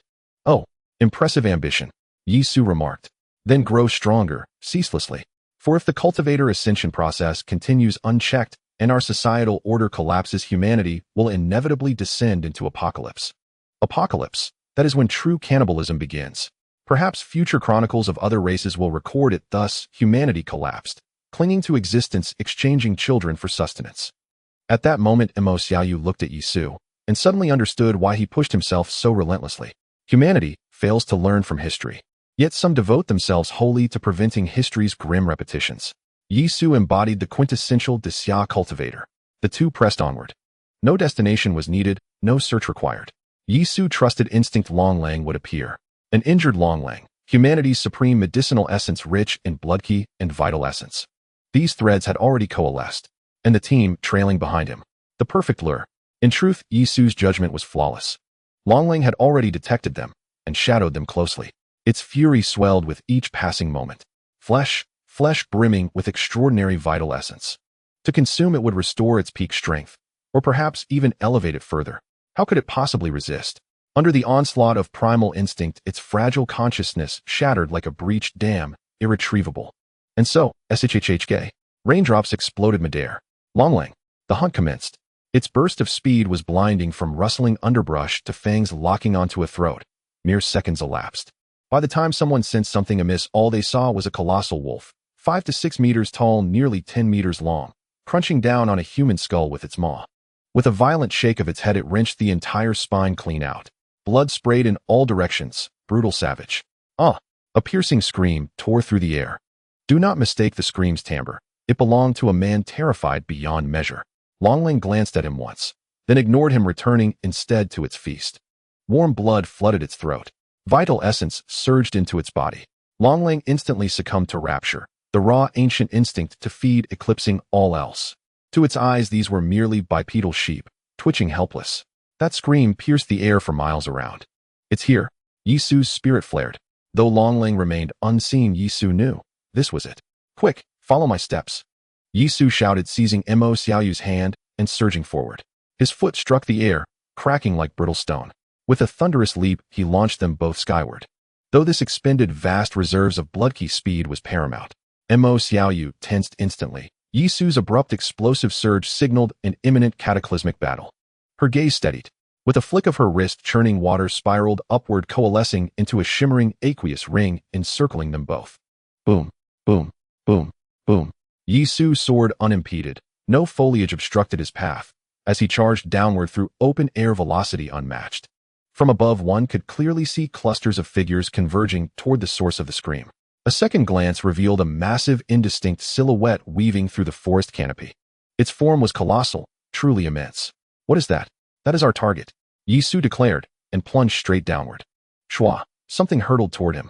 Yisu twisted aside, then fixed his gaze upon it, a freshly stripped, still-living human skull, bloodless, hollow-eyed. Strands of pale sinew dangled from its surface, frozen in the final expression of its owner's terror. Yisu released it midair. His long blade shimmered with swirling black energy. At this moment, Yisu burned with exhilaration. Savage aura, combat arts, and blood qi surged in unison, his entire being focused upon one decisive strike against Longlang. Roar! Sensing the overwhelming savagery, Longlang recoiled instinctively, then bellowed in challenge. Gray mist coalesced around its forelimbs as it reared upright, slashing downward with terrifying force. Excellent. Truly worthy of a sovereigntier life form. Qi manifesting as tangible form. Far superior to that great Yuan tortoise. As vanguards of mutation, your flora and fauna evolved ahead of fish demons by a full seasonal node. Not idle speculation, but undeniable proof of your evolutionary edge. Crash. Blade met claw. Clashing energies flattened outward, detonating into a concentric ring of mist. Yisu landed hard, forced backward several paces. Immense strength. Longlang in turn studied this bipedal sheep with newfound gravity, its own instincts now screaming of mortal danger. Mo Xiaoyu alighted softly behind Yisu. Glancing past Yisu's back at Longlang, she felt ice flood her veins. This was a sovereigntier life form. Team leader Yi was actually hunting a sovereigntier life form. Figures surged in the rain. More people arrived, drawn by the shrieks. Yet upon beholding the dragon wolf, they froze in place, speechless. Such a colossal mutated beast. Or rather, a demon beast as most called it. Yet this one was extraordinary, immense in stature, and exquisitely transformed. Not haphazardly warped like some creatures that lose coherence in mutation. The savagery in the dragon wolf's eyes had not faded, instead it deepened, fueled by blood, for it had risen from slaughter itself. It had survived the carnage within the Shinnong Forbidden Zone, a realm of unparalleled brutality. These bipedal prey now encircled it, but to the beast they were merely offerings awaiting harvest. At most, only the one before it posed even a semblance of threat. The dragon wolf feared nothing. Yisu observed it closely. Its fur shimmered in hues of ash gray, deepening to cerulean at the tips, an elegant, arresting coloration. Its mutations were precise, not chaotic. Gleaming silver osseous blades extended from every major joint, cold, sharp, unmistakably forged for violence. Most striking of all were the two horns crowning its head. Their emergence reshaped its entire visage. The wolf's slender muzzle broadened and elongated, acquiring a subtle, draconic majesty. No wonder it bore the name Dragon Wolf. Its evolutionary path was unmistakably deliberate. Was this nature's design, or the influence of the mutagenic rain? Finally, a wound gaped across its flank, 3 deep gashes, flesh peeled back and whitened by exposure, oozing faint crimson under the downpour. Yet even so, its aura remained dense, overwhelming, and ferocious. Proof that this sovereignty or life form wielded power far surpassing even the great Yuan. Yisu's pulse quickened with exhilaration. After his physique ascended to level 41, he had yet to unleash his full might in true combat. "This is my target," he declared. With that, he spun his long blade, shaking off rainwater in a crisp arc. "I am no tyrant. If you wish a share, prove your strength. Or wait until I am spent, and reap the spoils like a fisherman. Courtesy, first then steel." Yisu laid bare his terms, so that when blood flowed his conscience would bear no weight. A chorus of swallowed breaths echoed through the forest. This was a rare, world-shaking opportunity. Should fortune favor the patient, Yisu's body, combined with a sovereignty or life form, would ascend beyond imagining. Still a few steps back. Wisdom lies in self-awareness. And now, Yisu stood ready. Time to begin. The legacy of the great Yuan had fortified his confidence. With a thunderous surge, his vital energy erupted in full force. His chi coalesced like sentient mist, sheathing him in an armor of crimson and black. Then, like an arrow loosed from heaven, he shot forward. A wave of shock rippled through the onlookers. What in the nine hells is that technique? Did you evolve again? A roar tore from the dragon wolf's throat. It did not retreat. It charged headlong into Yisu. Blades flashed, shadows clashed. Their collision shook the air. Yisu fought with martial mastery. Every step measured, every strike lethal. The dragon wolf fought with instinct honed by endless slaughter, a pure engine of annihilation. At first contact, Yisu knew this was no clumsy brawler. Those bone blades were no ornament. They were weapons forged in war. Damn, is this the embryonic form of demonic combat? Its battlefield experience dwarfs 99% of professional cultivators. Are you all this relentless? Let me say this, you professionals live in comfort. Yet if you matched even half the diligence of these demons, you'd stand leagues ahead. Demons aren't relentless by choice. They have no choice.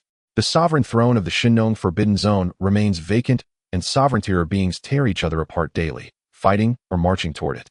If battle is cultivation, then their relentlessness rivals Yisu's own. The dragon wolf growled low. This bipedal prey was formidable, even evoking the shadow of the Shan Jun himself. And the more it sensed that resemblance, the more savage it became. I bowed my head before the Shan Jun in the Shinnong Forbidden Zone. Now must I bow again before you. Then what was the point of fleeing? I refused to believe it. Gray energy swirled beneath its paws, as if wind itself answered its will, catapulting its speed to terrifying heights. In truth, this bore the hallmarks of an innate divine ability. Sovereignty or life forms teetered on the cusp of evolution. No one could predict what form their next transcendence might take. Mere physical prowess was growing insufficient. Perhaps with the next seasonal shift, the age of divine arts, secret techniques, innate talents, and arcane methods would dawn. Yisu's gaze sharpened. Earlier musings gave way to genuine pressure. If demons evolved thus, their path stretched skyward, limitless. But humanity, still fumbling with fragmented, haphazard methods. Su Hang followed the orthodox path. The research institute flourished under his patronage. Yet this world belonged to all, not just one man. Perhaps after this battle, Yisu would use his power to impose order, to forge rules for the entire cultivator world. The future would arrive, but first this foe must fall. His heart ape raged in sense that such a bestial life dared flaunt its dominance before him. His aura of fury thickened, surging outward, until even his blade cleaving the air resonated with the heart ape's wrathful howl. Roar! The dragon wolf shuddered violently. In that instant it heard the Shan Jun's roar, the sovereign cry that commanded all beasts, crushing them with primal dread. Unimaginable. How could this bipedal prey replicate it? Yisu's heart hammered wildly. The black aura proved far more aggressive than his red vital energy. His crimson and black Kai armor darkened steadily, shifting toward pure obsidian. While deep within his mind, the Heartape's black fury gnawed hungrily at the skill slot rampaging chi surge. That fury swelled, but remained incomplete. Though the flesh of rampaging chi surge was devoured, its skeleton held unshaken. The Heartape's fury refused to undergo qualitative transformation, yet manifested externally. His Kai armor turned utterly black. His presence radiated raw, unbridled ferocity, growing ever more fearsome. Simultaneously, the Taishan scripture and Taisho scripture joined the fray, layering bullet-time perception atop battle intuition. Yi Su's power surged, transcending limits. The dragon wolf recoiled inwardly. Before it stood no longer a man, but a titan, a sovereign beast whose oppressive aura rivaled Deshan Jun himself. Its growl sank lower, its pride crumbling. For in this world, strength is absolute law. When supremacy is undeniable, even arrogance must kneel. Longling was locked in a desperate battle. Its combat instincts were extraordinarily acute. Yi Su estimated that such instincts alone could shatter the confidence of ordinary cultivators, leaving them questioning their very existence. Yet its aura gradually succumbed to Yi Su's overwhelming presence. Fong. A guttural, distorted snarl echoed, strangely resembling the human syllable fong. The ossified ridge within its mouth had already receded, a privilege reserved exclusively for sovereign-tier beings. Given time, speech would come as effortlessly as child's play. Yet to Yi Su this was an unforgivable transgression. Oh, language. With language came civilization, with civilization perpetual evolution and advancement. You are born rivals for the mantle of heaven's chosen. Die. This was not mere conflict. It was an absolute, irreconcilable stance. Longling did not understand. It had already yielded. Even a mountain lord would show restraint. After all, the throne of the beasts was contested through strength, not annihilation. But what it mistook for universal law was merely the custom of its own kind, not a covenant binding both races. Yi Su grew only more savage. The rushing malevolence technique had already merged seamlessly into his natural movements, a terrifying fusion of the Heartape's fury and cultivated skill. For a brief span, Yi Su entered a state of forced overdrive. Every strike he delivered was now infused with the full, unbridled power of the rushing malevolence technique. Formidable, but catastrophically draining. In Longlong's eyes, Yi Su had ignited his latent potential, his combat prowess surging dramatically. Already suppressed, Longlang was now utterly crushed beneath the onslaught. Black chi pressed down upon Longlong, constricting its movements. It slowed. It howled. Then whimpered. This defied all precedent. I surrendered. I should be spared. Within its nascent consciousness, such brutality made no sense. It had already acknowledged the two-legged sheep's might. If you are so strong, challenge the mountain lord for the throne. Indeed, it still held no concept of race. To it, all living, moving things, even the rooted water-drinking spirit clan, were beasts. All fought instinctively, vying for dominance. The primal claim to supremacy. Having yielded, it expected release. Roar. Blood sprayed. Wounds multiplied across its body. Its stamina bled away at terrifying speed. Before the increasingly ferocious long blade terror seized it, its life, it realized, hung by a thread. Then, suddenly, it grasped something. Could it be? These two-legged sheep are not beasts. Are we truly different? For the first time, the notion of race stirred within Longlong's mind, yet it awakened too late. Its awakening came far too late. Yi Su's blade grew ever more lethal. Thrust. A piercing strike drove straight through Longlong's neck. Crimson blood erupted in torrents. Strength fled its limbs like sand through fingers. Its limbs grew numb. Its vision dimmed into encroaching blackness. A sudden chill at the nape. Its massive head rolled free. On the rains-licked earth, crimson pooled, still vividly scarlet even as the downpour diluted it. Yi Su's armor of black chi dissolved into mist. Around him, silence reigned, broken only by rain and the unmistakable sound of throats swallowing hard. Yes, this blood exuded an intoxicating, otherworldly fragrance to nearby cultivators. Had Yi Su's aura not held them in check, they would have surged forward to drink deeply. Longlang was dead. Its wondrous sacred head lay severed in Yi Su's grasp. Yi Su drew a deep breath, and with one decisive slash split Longlong's chest open. Tianyuan fruit. Tianyuan fruit. Where is it? The flesh glistened crimson, but no strange artifact revealed itself. Logically, the Tianyuan fruit should resemble a fruit. What the? Yi Su cried out in stunned disbelief. What unfolded before him shattered his understanding in an instant. Inside Longlong's thoracic cavity, its heart was rapidly crystallizing. Arteries ruptured around it. The organ shrank, hardened, and reshaped itself, collapsing from the size of a basketball down to a jagged, irregular crystal sphere, slightly smaller, then an infant's fist glowing with a soft azure light amid the blood-soaked cavity. Tianyuan fruit. Yisu reached in and withdrew it. Its luminous azure radiance drew covetous glances from all who witnessed it. At that moment, every onlooker understood why Yisu hunted sovereignty beings, and why he possessed such overwhelming power. Because each sovereignty life was in truth a living treasury. Yisu had discerned this truth long ago, and leveraged his vast intelligence network to track them relentlessly. Yes, Suang was a superpower. It monopolized national production of Tier 1 and Tier 2 enhancement serums. That alone compelled every city in the nation to defer to its authority. Hunting sovereignty beings not only amplified Yisu's strength, but also supplied Suang Research Institute with rare materials for groundbreaking experimentation. Mutually reinforcing, synergistic. That was how all present interpreted it. Yet Yisu's thoughts ran deeper. The Tao is impartial. It treats all things as sacrificial straw dogs. Li Qing's fatalism gained new weight, contesting the mandate of heaven. If you refuse to contend, you forfeit your chance to ascend. To grow stronger, another race becomes your crucible. To hide is impossible. To seek strength is to hunt. To hunt is to sow hatred. Hatred breeds war. War beyond reconciliation, the embryonic form of the struggle for heaven's mandate. Excellent. Such clear-cut, purpose-driven war spares all needless hesitation. Yisu smiled. But who truly was Yisu? He was a transmigrator, an outsider estranged from this world. His sole objective to grow stronger. Strengthening was his intrinsic drive, whether returning to his origin world, shaping the future, or fulfilling his deepest desires, all demanded immense power as foundation. From this singular pursuit arose divergent paths. Now, having anchored his vision within the framework of interracial contest for heaven's mandate, Yisu would shift his course. He would cultivate his own sovereign force, unwavering absolute. With one motion, he swallowed the coveted Tianyuan fruit whole. It dissolved instantly upon contact, flooding his throat, then surging through every limb and meridian with a unique, potent energy. Some invisible barrier shattered within his mind.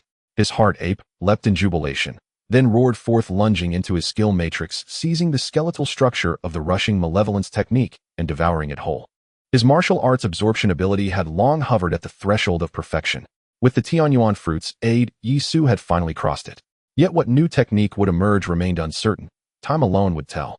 Now Yisu tossed the wolf's head to Mo Xiaoyu, then dragged Longlong's carcass away from the clearing. Only after he vanished did the silence break. A flood of figures rushed forward, kneeling, lapping greedily at the blood-soaked earth. An unearthly fragrance filled the air. No one felt shame. Each feared only drinking less than the rest. And as they drank, pride swelled within them. Damn right, sticking close to Yisu really does yield scraps. As for the meat in Yisu's hands, try taking it, if you dare. One attempt and you perish.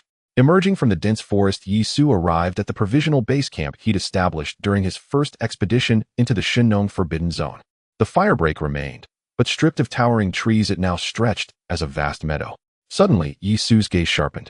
At the meadow's edge, where grassland met jungle, a colossal white-browed tiger stood sentinel, its golden eyes piercing through the fine rain. At that instant, the forest dimmed, as if dusk had fallen prematurely. A sovereign confronting sovereign. The oppressive weight of that truth settled over the land like a suffocating storm cloud. It fixed its gaze upon Yisu, a low, resonant roar rolled outward for kilometers.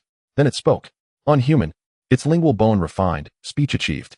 Mo Xiaoyu instantly ducked behind, Yisu clutching the wolf's head, her whole body trembling. An animal, speaking. It was nothing short of monstrous. Yisu narrowed his eyes, feeling immense pressure descend upon him. This was no ordinary tiger. It was the Mountain Lord, a sovereign born of nature itself. Glancing at the wolf corpse he dragged, Yisu raised his long blade, pointing it squarely at the Mountain Lord. Do you object? Excellent. Its speech flowed smoothly now. Then it turned and vanished into the forest. At that moment, the mountains trembled as though countless beasts bowed and withdrew in unison. The anomaly manifested as countless ripples converging into a colossal wave of an era. The demon race has truly been born. That Mountain Lord has already gained the prestige to lead the demon race, and the forest trembles as he completes his grand unification. Moreover, with the ability to speak like a human, he would swiftly absorb human wisdom. It remains uncertain whether he would hide in the mountains watching the storm unfold or emerge to take center stage. Yisu suddenly felt a weight upon his shoulders, as if the dust of an era had settled there. Indeed, the flora and fauna are formidable adversaries in the early stages, but the new races that follow are the true enemies. Huigo, are you there? Yisu activated his headset. This area should be covered by signal. After all, it used to be a temporary camp. I'm here.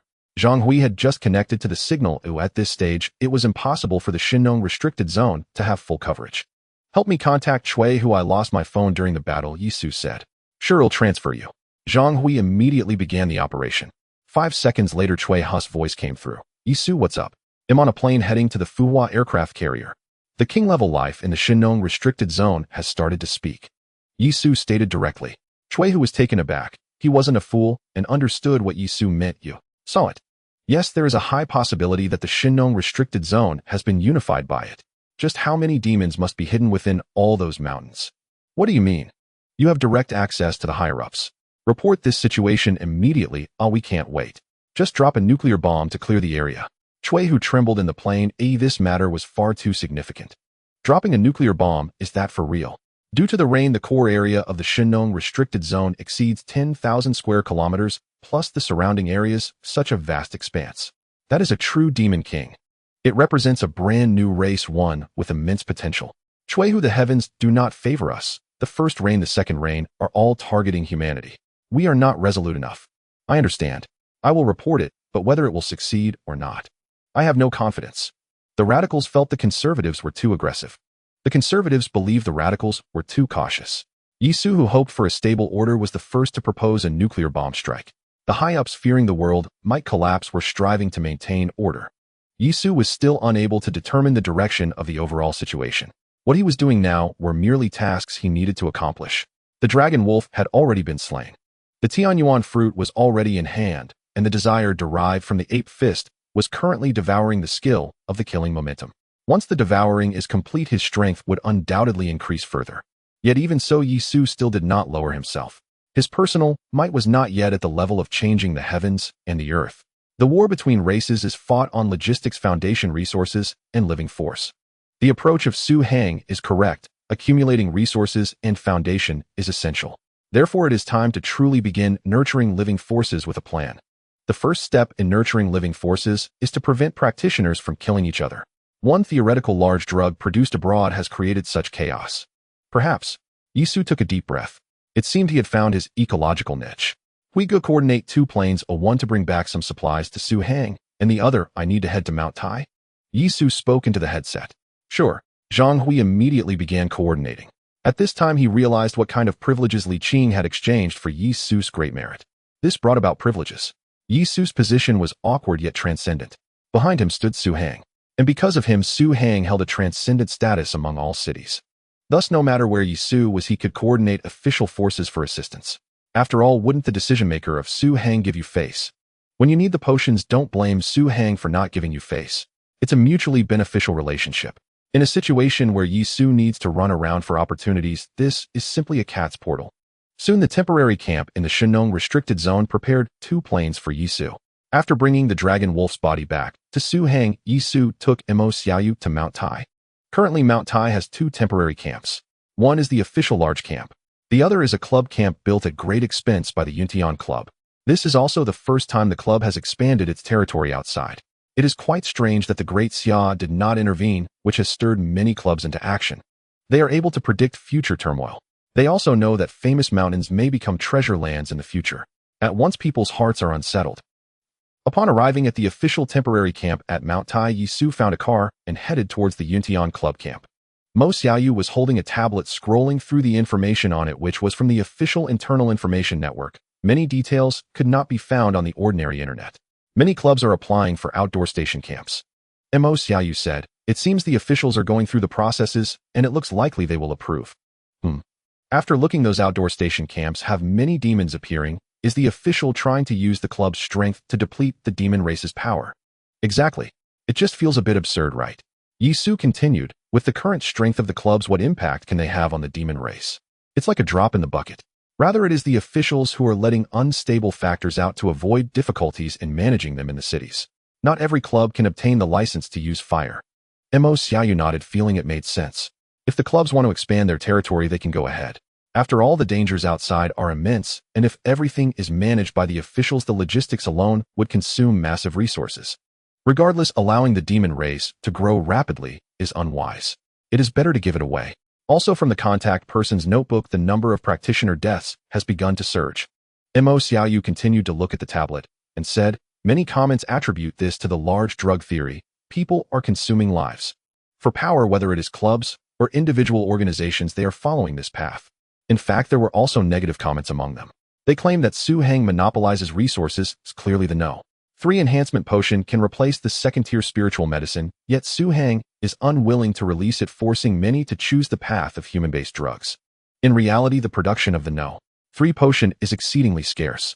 That branch of the Willow Tree King is only so large. With the current bodies of the Great Tortoise and the subsequent Dragon Wolf, the no. 3 potion is finally starting to have a bit of yield. Previously, the no. 3 potion was merely a conceptual product completely unable to be mass-produced. Of course, if Yisu saw these comments, he would only say, you guys can't even practice by yourselves. Either go team up to hunt king-level life. You cowardly beings who prey on the weak. Resentment for those who have, disdain for those who have not. Merely human nature, nothing more.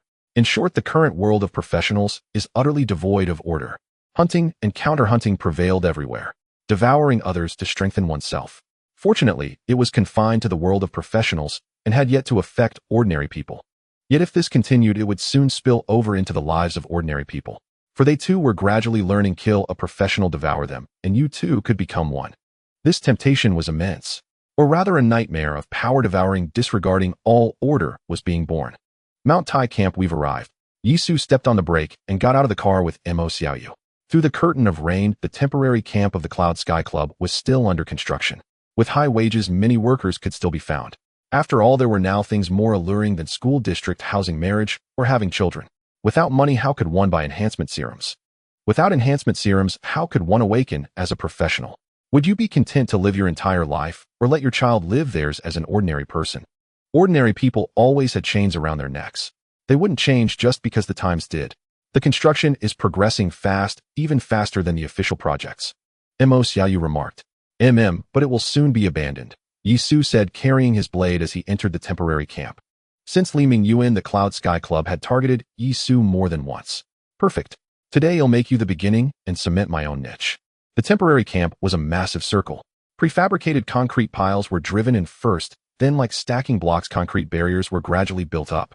Next came the internal structures. Even in the rain, large canopies could be erected for construction, if not prefabricated concrete slabs sufficed. Working in the rain was nothing extraordinary in this era. With enough money, even the legendary speed of Shenzhen's development was commonplace.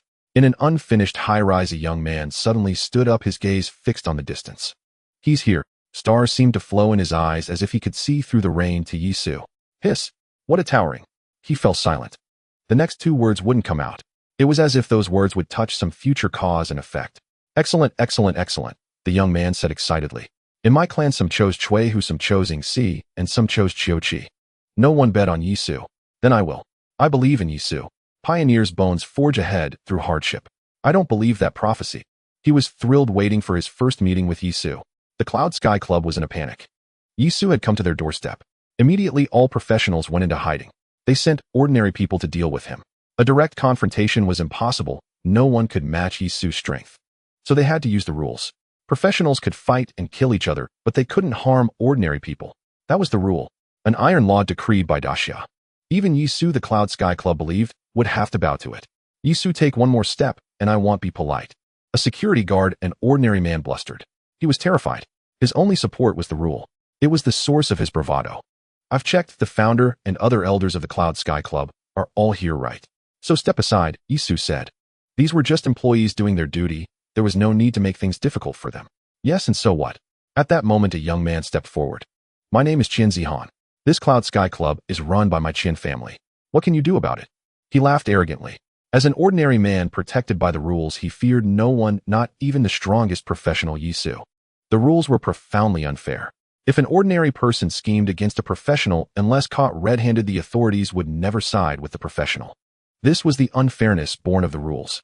Between ordinary people and professionals, ordinary people were the disadvantaged group, and theoretically the disadvantaged were often the powerful in reality.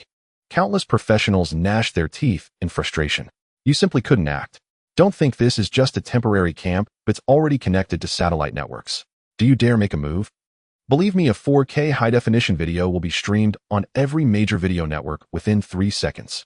Yisu, no matter how strong you are, you can't be stronger than the rules. Don't act tough until you can challenge Daxia's laws. He spat.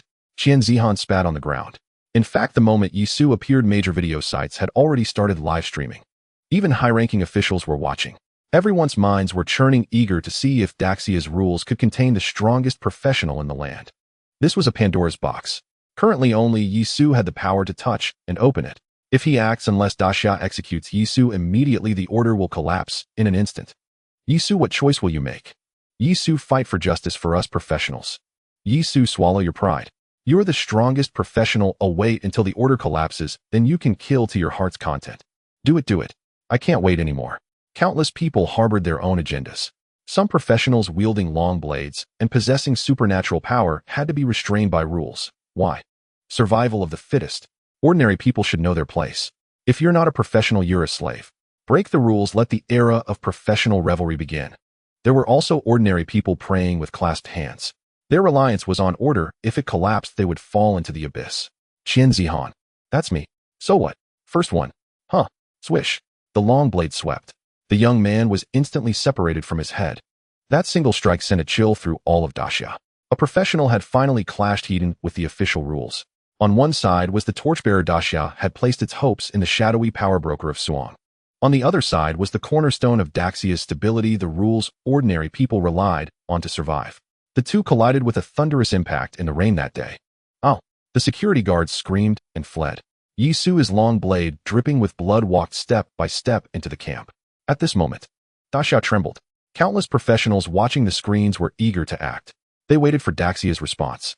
If Daxia, for the sake of the greater good, didn't kill Yisu, then Daxia was a pushover, and they too would test the pushover's weakness with their blades. The evil in humanity was being unleashed by Yisu. Yisu, you've gone mad. Zhang Hu's voice trembled through the earpiece. Yisu had always been a sensible man, but now he seemed insane. Challenging order itself would bring about immense upheaval. What exactly does he intend to do? At the Xiangjiang Provisional Research Institute, Black Tiger was utterly perplexed by Yisu's actions. Even Li Qing paused his work. He knew Yisu had gone to the Time Mountain Cloud Sky Club, but he merely anticipated a violent rampage, slaughtering all the professionals of the Cloud Sky Club. Thus he would leave those fools shivering with their money, utterly devoid of a future. Yet he never expected Yisu to eradicate the root and branch, directly slaying the consortiums and aristocratic families backing the Cloud Sky Club. This is a collision with the rules. Daxia would be caught in a dilemma. If they protect you, their credibility collapses. If they slay you, the independent professionals become estranged. The world's mutation has not ceased, in fact it has intensified. The future threats will only grow more terrifying. Yisu, why must you do this? In the imperial capital, at the highest echelons, the Supreme Council convened. The topmost figures of Daxia stared at the scene in silence.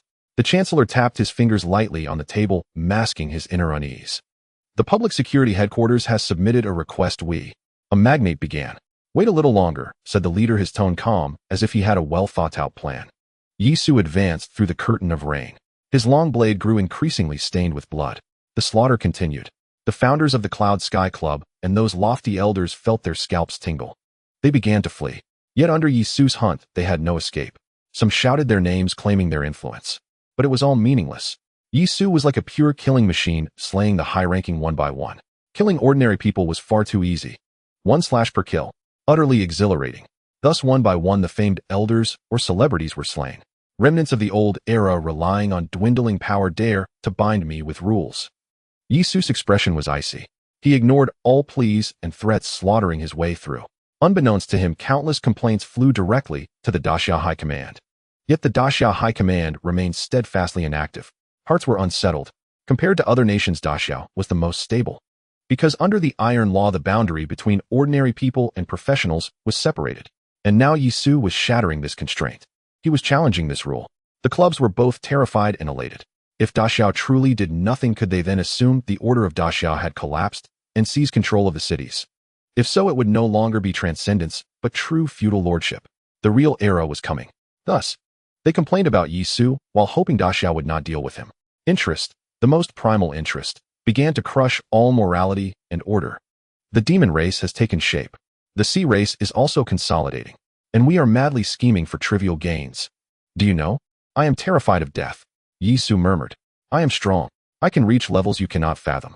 But in this mutation, we are not the protagonists. When the demon and sea races finally take the stage, will I be the only one who can fight? I will die. So, we must unite against external threats. Saying this you might mock me for preaching grand principles from a moral high ground and not caring. Thus I thought of a good solution. The demon race birthed a king. Why not let a king also emerge among us professionals? Humble as I am, I borrow your heads to proclaim to the world. One by one heads were severed. The club that had schemed against Yi Su was crumbling. Finally, with the death of the old man from the Qian family, the Cloud Sky Club was officially declared annihilated. Yi Su stood in the Yedobe-decorated building, blood trailing his every step. Taking a deep breath, Yi Su faced the rain and said softly, "Brother Hui, are you still there?" "Tu am." Zhang Hu's voice trembled. At this moment, Da Xiao felt as if a hair-trigger situation loomed, as if the authorities might at any moment begin purging professionals. And the professionals' eyes grew increasingly fierce. They were about to use their blades to establish their societal status. Everything hung in the balance. The source was Yi Su's massacre. All professionals across the nation have liaison officers, right? Yi Su asked. Yes. This mechanism still existed, with professionals not yet erupting in numbers. One liaison officer handling 2 or 3 professionals was no strain. Connect their earpieces. Facing the rain, Yi Su's icy voice rang out. I want my voice to echo in every professional's ear. All right. Zhang Hui began to apply. The request seemed to hold supreme authority. All green lights instantly approved. Yi Su, you're ready. Zhang Hui said. The next second, a cold, murderous voice sounded. I am Yi Su, and I speak to the world of professionals now. Prohibit all research and hunting of human elixirs. Prohibit the slaughter of ordinary people. Prohibit mutual killing. With these 3 prohibitions, the professionals were stunned. Some even cursed in anger. Who did Yi Su think he was? Double standards. Was he to dictate order in the professional world? By what right? As if hearing their curses, Yi Su said, Want to ask why? Simple. Because I am the order. Defy me. Die. I dare to kill ordinary people, so not only you, but your entire family will die. Cold. Brutal. Utterly devoid of emotion. Yet it was the declaration of the supreme martial power among professionals, instantly dousing all professionals like a basin of cold water. He. Is he even human? The cruel threat directly crushed the restless professionals across the nation. No one could escape from beneath Yi Su's blade. This was consensus. And Yi Su issuing this icy declaration was just as his words said. He was the order. Ha ha ha. In the imperial capital's meeting room, a burst of hearty laughter rang out. Extreme chaos would ultimately give birth to extreme order. Gentlemen, the order of both worlds has been set. We are about to rise. The leader declared loudly. Then, one by one red documents were issued. Proposal on martial arts courses in primary and secondary schools, subsidies and applications for enhanced potions for outstanding high school students, measures for rewards and punishments of professionals, proposal on professional promotion pathways, establishment of local professional associations, preliminary opinions on professional rating methods. Haha, it's him indeed, him. The young man on the adjacent rooftop had eyes blazing with fanatical sparks, truly worthy of being the pillar beast. He finally dared to utter the last 2 words. Absolute chaos will inevitably give birth to absolute order. The top echelons of Xia have been conspicuously absent lately, not by accident, but by design. From the very beginning, the arrival of the professional world left Xia utterly overwhelmed. Thousands of think tanks relying on vast data ceaselessly predicted the future trajectory. Moreover, just hours after the anomalies began at the start of spring, Xia's leadership had already determined their stance on professionals. Opportunity. A crisis, yet an opportunity. The crisis lay in the fact that individual martial power would skyrocket, eventually surpassing technology. The opportunity lay in this very ascension of personal might, enabling them to confront the disasters to come. Cooperation was the only path. But here lay the question: professionals were not a single entity, but an entire era. How could Xia, facing professionals of such diverse temperaments, forge a partnership to enact a completely new legal code declaring how things should be? It was too late. A brand new orderly legal system required immense time to validate and fill its gaps. If there were any flaws, any failure to hold the scales of justice, even the entire legal framework would become meaningless. The very order of ordinary people would be shattered. Xia could not simply do nothing, waiting for all ordinary people to become professionals and then merrily step into the era of professionals together. It sounds like a few simple words, but the consequence of such an approach would be the deaths of hundreds of millions of ordinary people in this upheaval. A transition was needed. The world of ordinary people, the mixed world of ordinary people, and professionals, the world of professionals. A transition between these 3 was necessary. Therefore, a bold and audacious plan emerged. Raise a gu. Professionals relied on individual might. As the saying goes in literature, there is no first; in martial arts there is no second. This meant that among professionals a supreme being would inevitably arise. This supreme being facing all other professionals would possess terrifying dominance like a martial arts alliance leader. Because the rules of the professional world would be set by this individual, there was no need for fairness like in law. Thus, having a king among professionals made cooperation incredibly easy. Cooperating with countless individuals would invite trouble, but cooperating with just one was simplicity itself. And so Yi Su's great merits were first utilized, the first wave of investment, granting him territory Suzhou and Hangzhou. Then came the Shinnong Forbidden Zone exploration, the second wave of investment, bestowing status. Then the Wu Mero War, the third wave of investment, providing resources. Finally, everything went according to plan. The king among professionals was born. This king was not preordained. Anyone could ascend provided they had the skill. Had it been preordained, it would have been Shui Hu. With a king in place, Xia could negotiate. But unexpectedly, Yi Su's vision aligned perfectly with Xia's. The rules of the professional world were immediately established. With that, Xia exerted its full force, beginning to promote professionals starting from childhood. Countless military instructors would be stationed in every school, and martial arts classes would gradually become the core curriculum. The boundary between professionals and ordinary people would be drawn with greater clarity. Furthermore, specialized and scientific teams would begin to reclassify professionals based on their combat power. The merit and reward system would be formally integrated into everyone's lives, even ordinary people. Thus, ordinary people would also have a channel to become professionals. As for the required enhancement potions, Xiao would negotiate with Suzhou and Hangzhou. No faction possessed more stored demonic beast corpses than the official Xia government. Suzhou and Hangzhou only needed to start the production lines. Xia would handle the raw materials. Even the hunting of king-tier demonic beasts would be undertaken by Xia. The entire nation, the entire race, after achieving internal stability, would march boldly towards the professional world. A nation of all professionals was Xia's goal. Was heaven not on our side? No matter. Contending with heaven is boundless joy. A race that mends its own leaking sky has never harbored illusions of praying to gods. Everything depends on ourselves. The dangers of the transition period have been resolved. Now is the time to rise. Let this great wave of professionals become the most solid moat for our civilization. Across the national professional world, countless professionals looked at each other in bewilderment. Life is like this, full of ups and downs. They had originally thought that Yi Su's breaking of the shackles of order would lead to a rigid social hierarchy. They envisioned an era where professionals would be exalted, able to take whatever they wished from ordinary people. They thought of tearing apart the official facade, bullying this honest man who would only endure for the greater good. They cried out, "Is it written that kings and nobles are born to privilege?" Then under this grand banner they would sate all their desires. Yes, that was the world they imagined. It was the same principle as the 3 days of no sealing of blades after a city was breached. Out with the old, in with the new.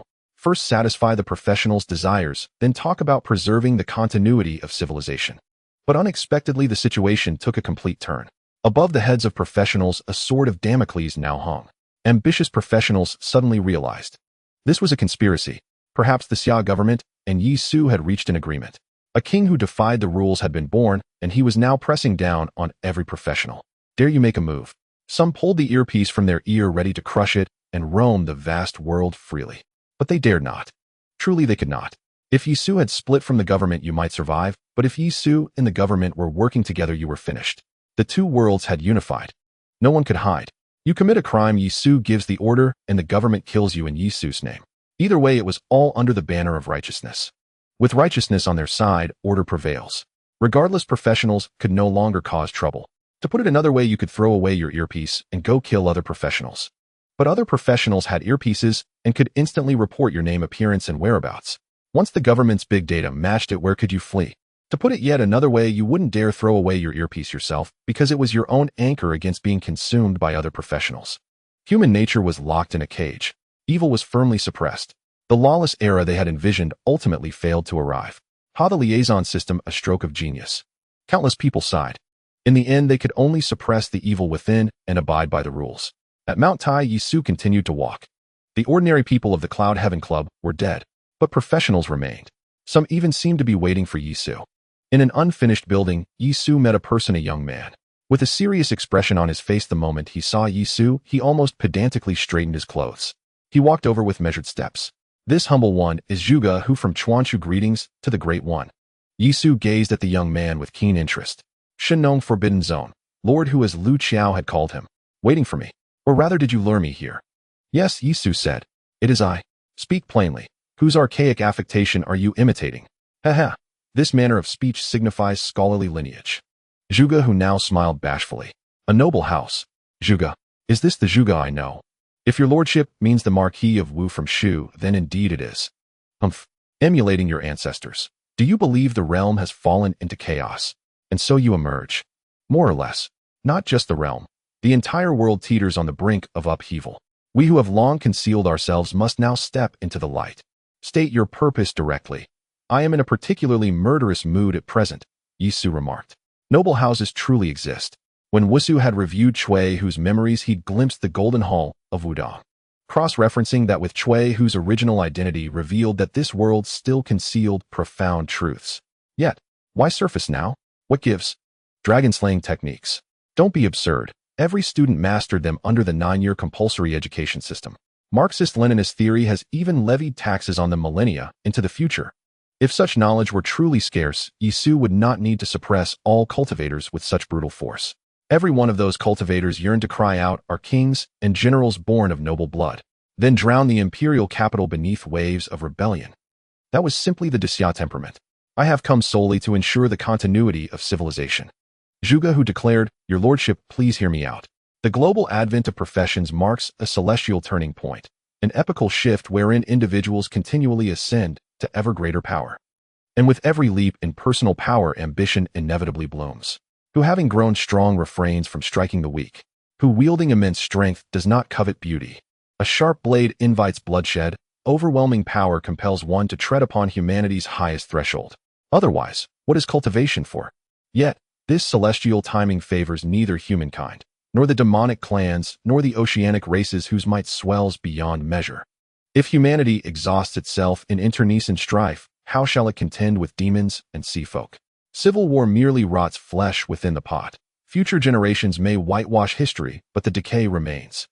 Yet with foreign races looming, a single misstep spells annihilation for our entire species. This logic is sound, yet no one wishes to listen. The authorities do listen. They strive relentlessly to uphold order, hoping to endure this transitional phase. Once racial warfare erupts, external pressure will inevitably unite all cultivators. Cultivators refuse to listen. When your lordship slew the great Yuan, that display of transcendent power stirred their deepest yearnings. Human nature is inherently selfish at birth. Fortunately, your lordship stands among us. With your lordship's overwhelming might crushing all cultivators, this transition shall pass with remarkable tranquility. As for me, I humbly offer my counsel. My true motive, fear of death. What unfolds now seems trivial. Yet when demons truly breach our borders or seafolk launch full-scale landings amidst mountains of corpses, I must find a pillar to lean upon. Thus, I came. This man was shrewd. He had spoken straight to Yi Su's heart. The common good of all under heaven. Don't be ridiculous. At its core, his motivation was sheer self-preservation. Yi Su feared death too.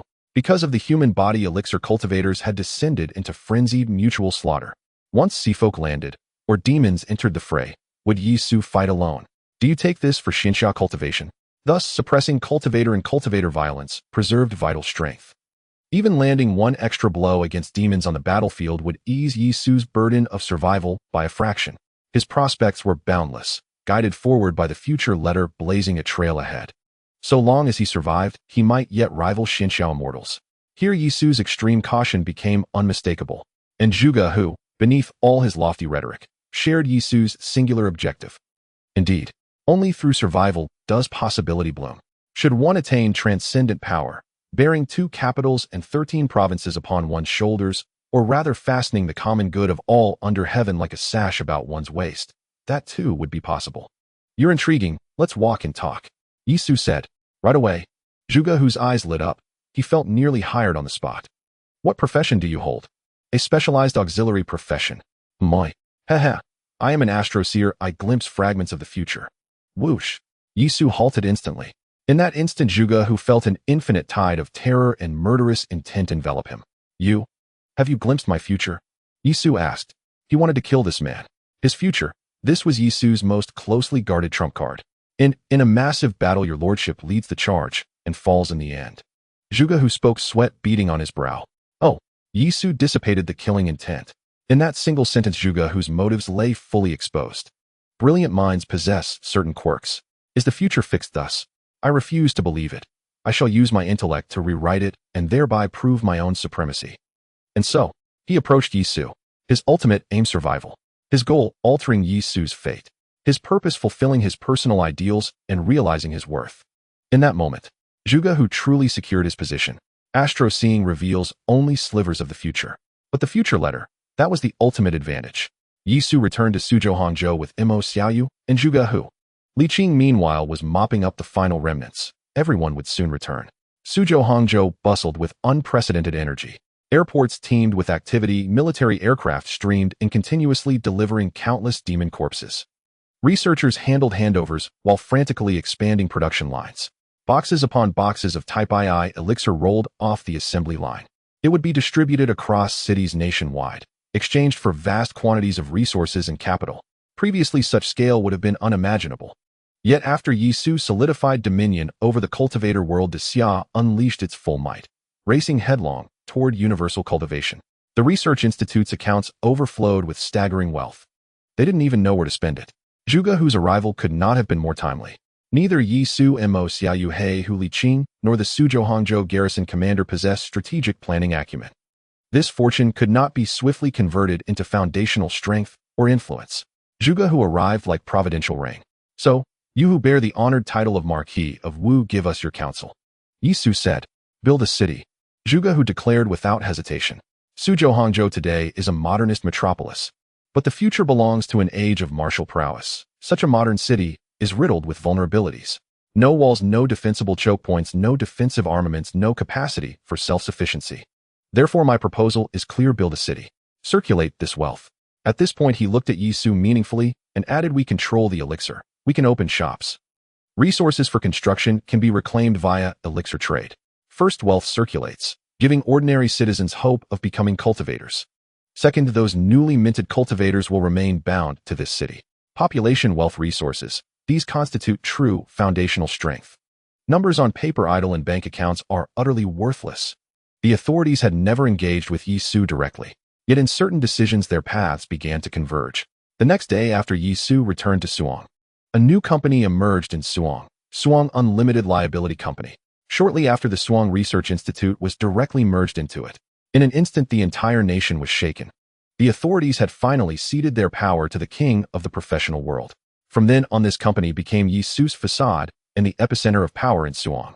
Not only the chief official of Suong, but even the commander of the combined brigades stationed there frequented this company.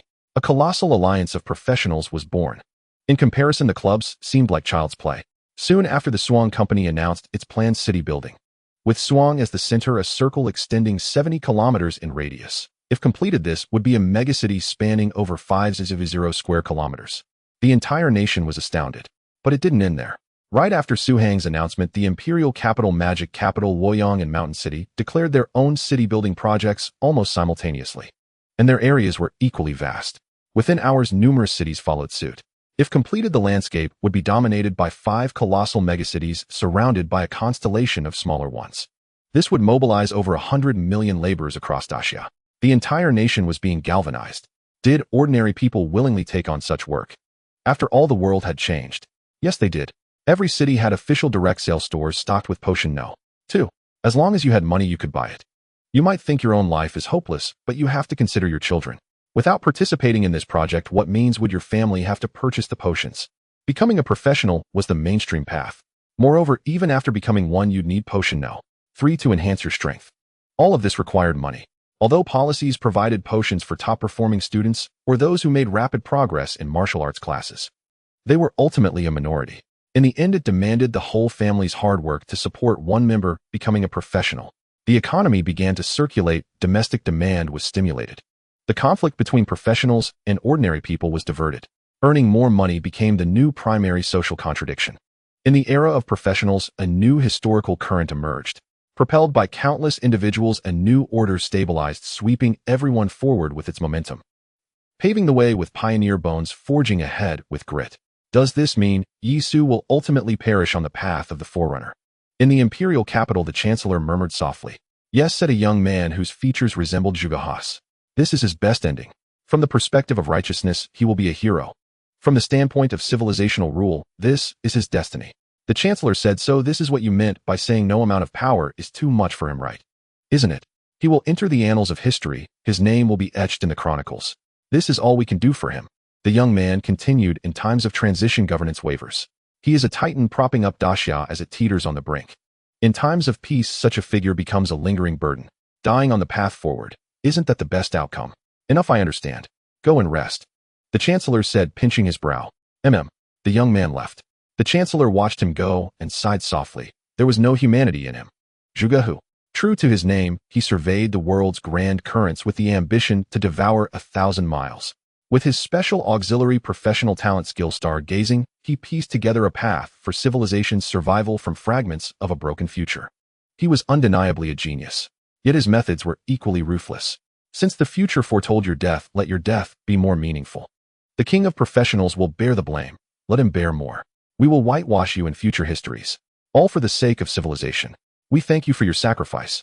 Paving the way with bones, paving the way with bones. The Chancellor sighed again. When your perspective stands at the height of civilization, disappointing many becomes the norm. Damn, finally here. Chui Hu jumped straight off the plane. Wearing a wingsuit, he could easily reach the Fortune aircraft carrier. I heard Yi Su has some kind of mid-air hover trick. He'll ask him how he does it when I get back. It's got high style. I must learn it. Upon landing on the deck, Chui Hu muttered a few words before diving straight into work. What work? Killing monsters. The number of sea demons was truly as countless as the sands of the Ganges. They were unimaginably numerous. Daxia's naval forces had to return to port entirely. They couldn't let these great ships be scuttled at sea. Not to mention the vessel's value, the officers and soldiers aboard were trained with immense investment. Thus Chui Hu arrived on the Fortune aircraft carrier as a firefighter. The constant rattle of gunfire filled his ears. Ships stranded in the vast ocean were under relentless attack. Sea demons were dim-witted. They had no appetite for steel but the humans on the steel. Now that was a delicacy. So octopus demons or fish demons capable of short-distance flight harassed them ceaselessly. At first the fleet handled it easily. But as time passed, casualties became inevitable. The homeland had no choice but to transfer Chui Hu here. As he entered the fray, wielding a long blade, he immediately showcased what a professional could do. Amidst surging red energy, the fish demons that had boarded the deck were swiftly cut down. He could even leap from floating debris to engage in boarding combat. Not only the Fortune aircraft carrier, but also the nearby destroyers benefited from his protection. After over an hour, this wave of sea demons was finally cleared. What are the casualties? Chui Hu asked. Much better. After you arrived, the numbers dropped sharply, the captain replied. His eyes betrayed an unmistakable envy. This was what it meant to be a professional. So powerful. In such battles, they had even surpassed the effectiveness of firearms. Could it be that great ships and massive guns were also destined for obsolescence? How many days until we return? About a week. That's good. Thank you for your hard work. Go get something to eat. The sea demons' attacks won't stop, though another wave could come at any time. All right. Chui Hu let out a long breath and prepared to eat. But the next second the sea churned. An immense wave parted the surface as if the ancient Greek god of the sea himself was racing across the water. A vast sword-like dorsal fin emerged, terrifying beyond measure. Holy crap, Godzilla. Chui Hu was stunned. That dorsal fin alone was hundreds of meters long. If you calculated it, the creature might be bigger than the Fortune aircraft carrier. What else could it be but Godzilla? At least it's not coming after us, he thought with relief. Yet, hours later, a distress call came from the Guanyu jigging. A monstrously huge beast had surrounded the entire returning fleet. Yes, just one creature. This single being rendered the entire formation unable to advance an inch. Yi Su felt much more at ease now. Simply put, Great Xia had laid its cards on the table. At first the authorities had feigned ignorance. Later, when Yi Su saw the great turtle, and then the mountain lord, he was utterly shaken. No, the opponent is truly rising. What are you all doing? Later, Yi Su established order among the professionals. Hey, guess what? The authorities came back to life. Crucially, their actions were finally backed by a righteous cause. Whether ordinary people, professionals, or those preparing to become professionals, all fell under a system of order that could manage them. This was precisely what the authorities desired. At that moment, the entire nation mobilized. Schools reopened immediately and arranged martial arts classes. In fact, martial arts classes even outnumbered cultural courses. A massive contingent of experts and scholars worked through the night compiling textbooks based on professional data. Topics included theories on the circulation of blood energy for professionals, assessments of the quality of professional scrolls, and the subtleties of professional skills. Textbooks were compiled and distributed with lightning speed. Some might have contained errors, but that didn't matter. Over time, the textbooks would become more rigorous. For now, the goal was to popularize the concept of professionals thoroughly and tell everyone that being a professional was not predetermined by fate. There were ways to become one. Thus, an era of luck was transformed into an era of theoretical explanation. Calculating the time, it was just after the Lantern Festival. A massive number of people began seeking jobs. Perfect timing. City construction required a huge workforce. All those miscellaneous companies could wait on the sidelines. All labor was freed up for city construction. It was fair. No one was forbidden from hiring, as long as they could offer wages higher than those for construction work. Due to the potions, the wages from construction would eventually flow back. Thus, wages for city building were set extremely high in every city. 10,000 was just the baseline. If you worked diligently and put in overtime, you could earn tens of thousands a month. This squeezed many other professions out of the market. As for how other cities managed to circulate such massive funds, it was simple. Zhuge, who had negotiated with them. The more expensive the potions, the higher the cost of materials. Other cities supplied materials while Suzhou and Hangzhou provided the potions, together driving up the market. This market inflation had another benefit. Professionals who had been suppressed suddenly realized that with a bit of effort, they could make a fortune. Forming a team, they hunted demonic beasts in the wild whose corpses were pure gold. With money, they could purchase Type 3 potions. This kept their energy expended and prevented trouble while also enhancing their strength. The entire cycle fell into place. Zhuge, who along with the authorities guided and adjusted the market and trends across Great Xia. Great Xia instantly flourished. Children in schools were obsessed with martial arts classes. They were the path to becoming professionals. On construction sites, workers toiled away their high wages, bringing hope to their families. Professionals formed teams to fight in the wild, earning money to boost their strength. It was perfect. Everything was heading in the right direction. Time. If given enough time, Great Xia would complete its transformation and the era of universal professionalism would surely arrive. But what was truly lacking was time. The land-based demonic beasts had gone into hiding. Even the mountain lord Yisu had seen in the Shinnong Forbidden Zone could no longer be found by satellite. It had vanished somewhere, shelving Yisu's earlier proposal for a nuclear strike. Moreover, not just in the Shinnong Forbidden Zone, but across the nation, king-level beings in other forbidden zones or primeval forests had all withdrawn into seclusion. They seemed to be waiting for something. Meanwhile, the sea clans were growing increasingly active. Cui, who stationed on the Fuhao aircraft carrier, received multiple reports daily on the sea clans' combat strength and numbers. Comparing the data revealed that the sea clans were continuously evolving. This wasn't a major issue. After all, the rain was still falling, and it was normal for the sea clans to mutate and grow stronger. What truly worried people was that the fish demons of the sea clans were becoming intelligent. They were gradually developing brains, and that was alarming. The sea clans' greatest advantage was their overwhelming numbers. If they had both numbers and intelligence, it was inevitable that a mastermind would emerge among them. Currently, they were still in a state of random probing. But if a mastermind appeared and shouted, "Let us unite," then humanity would be in deep trouble. On February 28, 2025 solar calendar, hereafter the 10th day of the rainwater solar term, global nations detected an anomaly in the center of the Pacific Ocean on their satellite cloud images. There were people there. No. Wait. As the satellite images sharpened, people were stunned to discover that these people had no legs. Their lower halves were fish tails. Mermaids, or rather Jiaran, had been born. This discovery instantly put all nations on high alert. Were they fish or human? If they were fish, it was manageable. Whether they ate humans or not, their brains couldn't hatch any sinister plots or dreams of unifying the ocean and conquering the land. But if they were human, then the situation was dire. If they could unite the ocean, and with humanity's technological and military power waning, a single rallying cry from them could bring countless sea clans ashore. Humanity would face an extinction-level disaster. The major powers immediately convened a meeting. They unanimously agreed, hit them hard. Great Xia, the Lighthouse, Gaul, the Empire of the Rising Sun, and the Great Bear mobilized their nuclear strike forces after the meeting. At 0:05 a.m. on March 1, 2035, they launched a nuclear strike on the Pacific Ocean. That day, an artificial sun rose over Blue Star. A blazing orb ascended, engulfed in a sky-covering mushroom cloud that blotted out the heavens. The intense electromagnetic reaction affected the entire globe to varying degrees. Warships still at sea witnessed this magnificent spectacle. The violent nuclear strike triggered a magnitude 7 tsunami in the Pacific. Fortunately, the Jiaran had emerged at the center of the ocean, so the tsunami might slightly affect some coastal nations, but posed no major threat. Meanwhile, after the nuclear strike, the sea demons across Blue Star's oceans temporarily ceased their harassment, offering a brief respite for commercial and military vessels. However, there were exceptions. Some king-level super-sea monsters with their newly developed brains perceived this as a provocation and retaliated with even greater ferocity and madness. Both commercial and military ships fell victim to their vengeance. As a result, the distress signal from the Guangyu Jinghao flashed even more urgently. The Godzilla-like creature beneath the sea surface had gone berserk. Given its size, the Guangyu Jinghao was in imminent danger of capsizing. Suzhou and Hangzhou are stable. Yi Su continued to sit cross-legged in his old house. Zhuge Hu and Li Qing had the idea of moving Yi Su. However, Yi Su refused. This is not just any old house. The future messages will still be received here. Moreover, cultivating here feels particularly profound. It's a kind of nostalgia, a moment of self-reflection. Yi Su's physique has not ceased to grow and has now reached a level of 42. This is a true advantage in every sense. No matter how hard others train, they cannot surpass 40. Yi Su is not just ahead, he is in an entirely different realm. He can contest with certain king-level beings favored by the heavens. Furthermore, after consuming the Tianyuan fruit, his martial arts began to devour skills.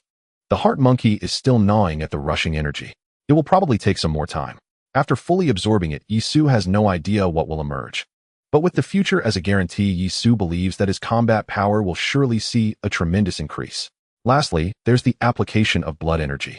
In the battle against the dragon wolf, Yi Su's utilization of blood energy has surpassed everyone. It transformed into armor. This armor is not merely a special effect. Once the blood energy envelopes him, Yi Su can distinctly feel its enhancement to his physique. This is one line of thought. Or rather, the blood energy has evolved from merely transporting vitality to accelerating physical evolution, now directly enhancing combat power. But what comes next? The blood energy rolls forth. Will it accumulate in quantity, or will there be a qualitative change? This requires exploration. Aside from what I inherently possess, perhaps it's time for me to pursue new martial arts and divine weapons to enhance my combat power. Yi Su thought to himself. Initially, he focused on one martial art due to limited energy. Now that the ape fist has entered the right track, comprehending other secret techniques is no longer about hard practice, but rather about insights gained during combat. Therefore, he can focus his energy on other martial arts. However, the number of treasure chests during the rainwater solar term is pitifully low, and most of them yield spiritual herbs lacking in martial arts and divine weapons. Perhaps by the time of the awakening of insects, there will be significant changes. Besides the internal issues, there are also external changes. The letter mentioned the mermen in the Pacific. I haven't even reminded them, and the global powers have already taken action. And then there's the final part of the three great classics. It's with the Russians, and I've already asked Li Qing to pay attention to this matter. I have the potion formula which gives me the capital to acquire this core technique. The integration of the three great classics. Who knows what effects it will have? Finally, the wide area silence. Yi Su reflected. During the rainwater solar term, he was rapidly growing in a reign that did not belong to humanity. Both his own strength and influence have undergone earth-shattering changes. He only awaits the final opportunity, which will almost certainly be the most perfect way to look back at the future. Suddenly, there was static in his earphones. Yi Su, the Grand Commander of the Suzhou Hangzhou camp, wants to talk to you. Is that all right? Zhang Hu's voice rang out. Sure, Yi Su replied. The military voice. Could it be related to the wide area silence? Hello, is this Yi Su? Pang Boss' voice was very serious, but carried a hint of respect. Yes, what can I do for you? The situation is like this: the sea demons have mutated too quickly. Although our ships in the ocean returned to port at the first opportunity, they still faced a crisis. I wanted to ask if you have time to intervene. Oh, after all, the naval officers are indeed struggling. Yi Su's heart stirred. Is it that ship? The wide area silence. Pengbo said. Our first aircraft carrier. Yes, it's near the Yellow Sea, facing an enormous fish demon. We suspect it is at least a king-level being, so. Currently, only Yi Su has an example of single-handedly taking down a king-level being. In the overlapping situation of Godzilla and the wide area silence, missiles won't save it, and they can only seek help from Yi Su. You receive the coordinate information, arrange for a plane, and he'll head to the airport immediately. All right. Pang Boss' voice was immediately filled with excitement. To his surprise, they truly moved Yi Su. After all, since the declaration of the Order of Professionals, Yi Su's status has changed.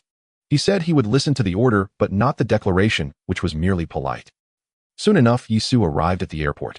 Regarding the wide area silence, he intended to go anyway, but found it difficult to bring up. The official pushed him to this position. Oh, some matters were no longer awkward. Direct involvement with the military. What does Yi Su want to do? Asking about the aircraft carrier's situation would be crossing the line. Unexpectedly, the authorities still sought him out. It was a perfect match. This time, a medium-sized transport plane was prepared. Its large size carried more fuel, allowing it to reach the airspace above the aircraft carrier. Then Yi Su would jump out. Professionals handle such extreme sports very easily. Their physiques and reflexes are far superior to those of professional athletes. With a bit of practice, they can outperform athletes. There's no helping it, the bonus stats are here. Talent surpasses professionalism. The plane quickly roared into the sky. This time Yisu did not bring Mo Xiaoyu. Since the company was established, Yisu's small team with real power has been very busy. Mo Xiaoyu was borrowed by Zhuge Hu. It was said that she would oversee the establishment of the grand city of Suzhou Hangzhou. Under the reign, Mo Xiaoyu's senses became sharper, and in the early stages of city construction, there would likely be encounters with demon races. Mo Xiaoyu being responsible for this was indeed very suitable. Furthermore, it seems that Mo Xiaoyu's growth is somewhat different from his own path. He is focused on fighting, constantly battling. While Mo Xiaoyu is more mystical, who knows how she managed to master the falling flower palm secret technique after just one good sleep. Therefore, Yisu did not insist on keeping her by his side. After several hours of flight, Yisu looked down at the vast sea. The occasional splashes of water and the appearances of enormous fish demons attest to the current terror of the sea. Soon Yisu saw the fleet. At this moment, the entire aircraft carrier group was very close, and there were people fighting on each ship. Some sea demons were climbing up, taking advantage of their size, making it difficult for the naval officers to clear them. However, relying on their formidable firepower, they could barely stabilize the situation. Especially the multi-barreled laser cannon 1130 on the frigate, which has a devastating lethality against carbon-based life forms. Unfortunately, after prolonged combat, it was on the verge of being scrapped. Bullets and extended fire had drained its combat capability. It seems it was running out of steam. Bullets can be resupplied, but wear and tear requires major repairs. Captain Yi down below is the wide area silence aircraft carrier Yu. Generally, everyone still uses Mo Xiaoyu's title for Yisu. After all, there were no regulations regarding Yisu's exact status. It was inappropriate to call him anything specific. Open the hatch, Yisu commanded. In the next second, the hatch opened and Yisu leaped out. The pilot turned back and instantly realized Yisu had already leapt out, without even a parachute. Bewildered, he watched in astonishment as Yisu hovered midair. He immediately thought, this world is utterly unhinged. Godzilla. Superman. Superman versus Godzilla. Excellent. All gloriously, masterfully insane. Free-falling from extreme altitude, Yisu descended toward the aircraft carrier, his body manifesting a form forged from vital blood energy. From the air, he could clearly see the dark silhouette moving beneath the waves. It was enormous, truly colossal. Could this be the creature mentioned in the letter, the dragon whale? A sovereignty or life form said to carry untold treasure, though the letter gave no details about its nature. Perhaps the sender deemed it pointless, or even perilous, to specify such a thing, fearing it might unsettle the reader's focus. Yet gazing upon that vast looming shadow, Yisu felt an irrepressible urge to act. Beyond the copious life essence bestowed by the great turtle, even its colossal corpse promised untold quantities of Type 3 serum. After all, Type 3 serum, a rare, highly coveted elixir, boosted physical constitution by 20 to 40 points. If resources in Suzhou overflow, might I assemble an elite force of practitioners operating at the cutting edge of current capability. Such a force would become my greatest trump card. Yisu mused inwardly. In the latest age, racial wars, survival odds scaled directly with the strength of one's assembled host. This was an irrefutable truth. Yisu held no intention of dispersing resources recklessly. Every gain served a singular purpose: to help him endure successive celestial cycles and receive missives from futures yet unwritten. Ultimately, he sought to ascend to such sovereign power that he could command the sun and moon themselves to renew the heavens. That was his ultimate aim. Time to test my hand, Yisu murmured inwardly. Then with a swift flick of his long blade, he launched himself from his blood energy form and landed squarely on the carrier's deck. At that moment, sailors desperately repelling sea demons blinked, and there he stood, dropped from the sky. Sword in hand, he moved faster than the naked eye could follow, launching into a relentless, devastating purge. It was nothing short of divine descent. Blood sprayed across the deck as octopus demons, shrimp soldiers, and crab warriors alike were cleaved apart in rapid succession. His speed flattened them like wind flattening rice stalks. Sea demons fell in waves. Within mere seconds, every last one on the deck had been obliterated. Only severed limbs remained scattered across the steel. Is this reinforcement? Who is this slaughter god? Unbelievably fierce. He jumped down from the sky. Good Lord, truly a deity descending from heaven. Prolonged assault and exhaustion had left the crew drained. Their sudden relief released pent-up breaths and ragged sighs. Speech grew unguarded. Yet their commanding officers made no reprimand. They were simply too exhausted. From the moment they'd begun their return voyage, wave after wave of sea demons had assaulted them. Their autocannons had long since burned out. Still, even amid their grumbling, the crew dutifully relayed the report upward. Command knew reinforcements had been summoned, but neither expected them so swiftly nor such overwhelming efficacy. Where is he now? He's cleared demons aboard the neighboring Type 055 destroyer, leapt across dozens of meters in a single bound, swung his long blade, and slaughtered sea demons en masse. Captain, who exactly did we call in? Captain Yao Yun replied softly. Yisu. Instantly, the entire bridge fell silent. The uncrowned king of practitioners. Someone blurted in awe. If it was him, then such terrifying lethality and combat prowess were entirely plausible. Soon Yisu bounded from ship to ship across the fleet, clearing each vessel systematically. The sea demons remained unchanged. None exceeded 20 points in physical constitution, at most their eyes gleamed with faint nascent intelligence. They trembled at the sight of fallen comrades. They fled upon spotting him approach. A sliver of cognition had emerged. Then Yisu leapt back onto the carrier's deck. Their captain Yao Yun awaited him. We are deeply grateful for your timely aid, Master Yi said. A stern middle-aged man, his gaze deep and fathomless, as if the azure sea and boundless sky resided within his very eyes. Merely a small favor. Yisu waved dismissively, then pointed downward. Regarding the creature below, do you have any records on it? Yao Yun recoiled slightly. Master Yi, it is a mutated whale. Over 300 meters long, armored head-to-tail, and hardened osseous plating impenetrably dense. We once fired torpedoes at it.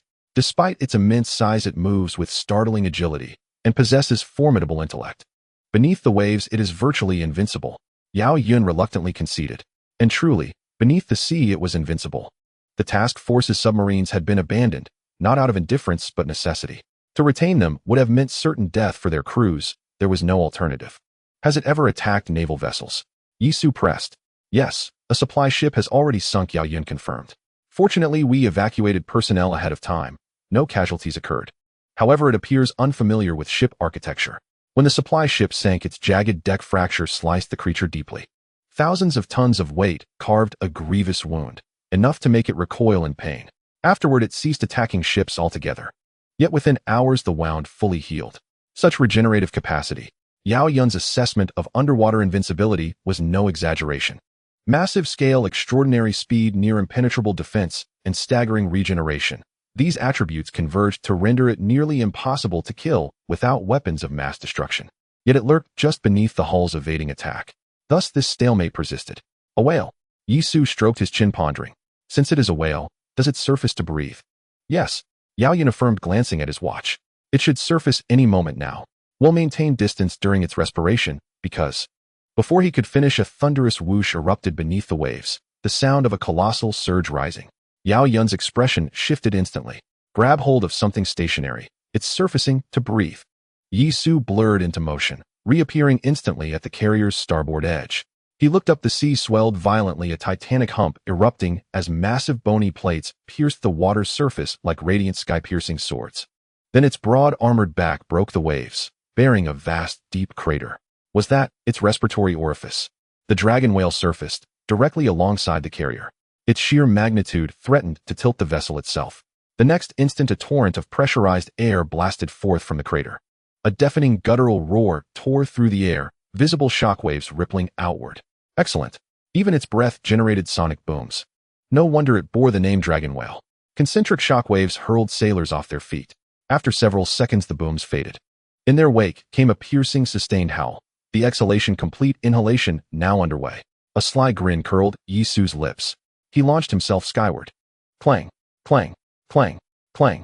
The ultimate opportunist strikes. A lighter mood sharpened his clarity of thought. With Daxia stepping forward as the pillar of strength, Yisu felt a profound sense of relief. He needed only to focus on growing stronger. Daxia, however, bore heavier calculations. Thus, confronting this colossal dragon whale, they would strike. Not from without, but from within. Yisu leapt without hesitation. Riding the powerful inhalation current of the dragon whale, Yisu shot inward with a soft pft. He found himself in the lungs. Crimson flesh pulsed rhythmically around him, contracting and expanding like living bellows. Yisu's expression twisted. Don't. Hold it. Don't. Damn. A sharp hiss, then a thunderous boom. Startled by the foreign intrusion, the dragon whale unleashed a violent sneeze. Its blowhole erupted with a sonic boom, blasting Yisu violently outward. High above the sea, he tumbled headlong in freefall. The sheer explosive force of that sneeze had stunned him unconscious. Fortunately, the Tai Xian Jing and Tai Shou Jing activated autonomously, rousing him from oblivion. Had they not, he would have plummeted straight into the ocean, to become fish food. Indeed, I hadn't foreseen this. Suspended midair atop a coalesced bloodkey construct, Yi Su sighed in exasperation. Sneezing upon inhaling foreign matter was an immutable physiological reflex. He hadn't expected even a sovereigntier life form like the dragon whale to be powerless against such instinct. Yet it made sense. Its gargantuan blowhole could hardly filter every particle drawn in. Perhaps the sneeze itself had even intensified under evolutionary pressure. Moments later, Yi Su landed lightly upon the ship's deck, while the dragon whale, having replenished its breath, submerged once more into the deep. Yao Yun hurried over. Team leader Yi, are you unharmed? He had watched hard in throat as Yi Su was hurled skyward at blinding speed, accompanied by a deafening sonic crack no ordinary human could survive. Yi Su shook his head. Fine, just sore. His bloodkey armor had borne the full brunt. Fortunately, condensed bloodkey transmitted shock poorly, otherwise his internal organs would have shattered. How often does it surface to breathe? Roughly every 6 hours. Good. I'll wait for the next cycle. The first attempt had been unprepared, the next would flow far more smoothly. Once inside the lungs, his priority would be to breach the alveoli and lung walls. Penetrating deeper meant victory secured. Yao Yun opened his mouth, then hesitated. Wait, was he really going to try again? It wasn't that Yao Yun opposed slaying the dragon whale. Rather, at this juncture, Yi Su's significance to the realm was immeasurable. He already knew the gravity of domestic affairs. Should Yi Su fall, the entire Daxiao realm would plunge into turmoil. These cultivators were no docile flock. They were volatile, untamed forces. Only in the mid to late stages, once institutionalized cultivation produces sufficient numbers, will true stability emerge. For now, Yi Su's very name serves as the keystone holding order in place. Thus he could not fall. Rest assured, I've already uncovered its weakness. 6 hours passed. A low hiss, then a thunderous crack. Damn! Yi Su shot skyward once more. Yet this time the dragon whale's sneeze carried a fine mist of crimson. To the beast, it was utterly imperceptible. Perhaps we should call it off, Yao Yun suggested. Yi Su's face darkened. Damn it, it won't even yield to me. Its fleshy barrier was simply too dense. Even its internal tissues felt like hardened sinewy vines. This dragon whale dwarfed the great Yuan, and even the dragon wolf paled beside it. Truly, creatures of the deep sea were unmatched in ferocity. Wait another 6 hours, I'll try again. Yi Su's voice was low, resolute. 6 hours later. This time Yi Su drew a deep, centering breath. His bloodkey surged to its apex. Black aura coiled hungrily around his long blade, and his bloodkey armor darkened to inky obsidian. As the dragon whale inhaled anew, Yi Su launched himself forward, slipping through the blowhole with a soft plunging into the lungs. His blade flashed, flesh flew in crimson arcs. Within the heaving lungs, just as the beast prepared to sneeze, Yi Su carved a massive cavity in the flesh and concealed himself within. Seconds elapsed. A rush of water filled his ears. A profound abyssal stillness enveloped him. Done. Inside. 3 attempts. Dragon whale, you're finished. No more conventions. This time he would go straight for the core. Downward he drove relentless, seeking the dragon whale's heart, ready to end it with a single stroke. And so Yi Su began his descent into the abyssal depths. His blade whirled ceaselessly, flesh shredded, blood sprayed, as he surged forward. In moments, he breached the thoracic cavity and entered the dragon whale's visceral nexus. There, instead of tightly packed tissue, he discovered a vast cavernous chamber, reminiscent of a Lovecraftian sanctum, its fleshy walls softly glowing with eerie bioluminescence. From those pulsating walls dangled thick, sentient tentacles, swaying gently, as if aware. Yi Su reached out and squeezed one. His confusion instantly hardened into astonishment. The tentacle beat, a rhythmic, autonomous pulse. This defied all reason. Unless, a faint rustling, tentacles stirred, then the fleshy wall peeled open, revealing countless beetle-like creatures emerging from within. They pivoted toward him, twin orbs glowing with cold, luminous light. The chamber's faint radiance emanated solely from their eyes. Symbionts, Yi Su murmured inwardly. In truth, they were parasites. Yet having ascended alongside the dragon whale into sovereigntier existence, they had evolved into unique, demonic entities. From parasitic dependency, they had transformed into true symbionts.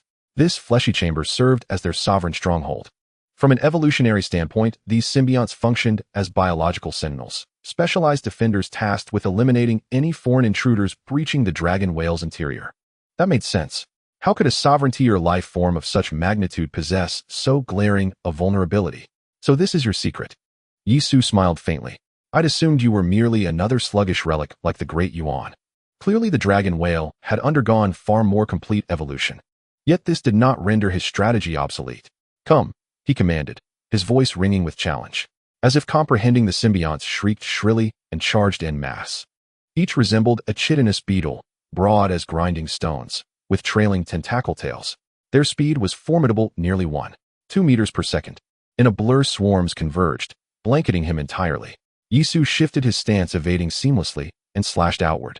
Surging wave cut. His blade struck like a crashing tide, yet their carapaces cracked and sparked without yielding. No breach occurred. Expected. Surging wave cut was a sustained technique. The first strike carried minimal force, but the second followed swiftly, already descending. The blade's aura solidified, waves gathered momentum. One symbiont split open. White ichor gushed forth before it convulsed and died. Their vitality was unremarkable. Though numerous, they remained vulnerable. Amidst the surging horde, Yisu danced, dodging, seeking footholds, carving space. Then, seizing his moment, he unleashed the final strike. Blade phantoms multiplied, tidal fury crested. Surging wave cut revealed its true, devastating power. A torrent of scarlet energy surged forward, unstoppable, annihilating. Symbionts shattered beneath its force. And behind that crimson tide, Yisu advanced, riding the wave into the heart of the beast. Gradually, the tide subsided. The flesh-covered ground was a mess strewn with the corpses of the symbiotes, shells and tentacles scattered everywhere. Yisu let out a long breath, thinking it was over. But then a surging sound like rushing water echoed. From the other end of the chamber, a flood of them surged forth, much like a zombie horde in an apocalyptic film. So many. Yisu was astonished. Though the dragon whale's body was immense, it had its limits. Yet the number of symbiotes nurtured within this chamber was staggering. With such a method of sustenance, wasn't the dragon whale afraid of being drained dry? A faint sense of unease stirred in Yisu's heart. A flash of inspiration struck him, as if he had recalled something.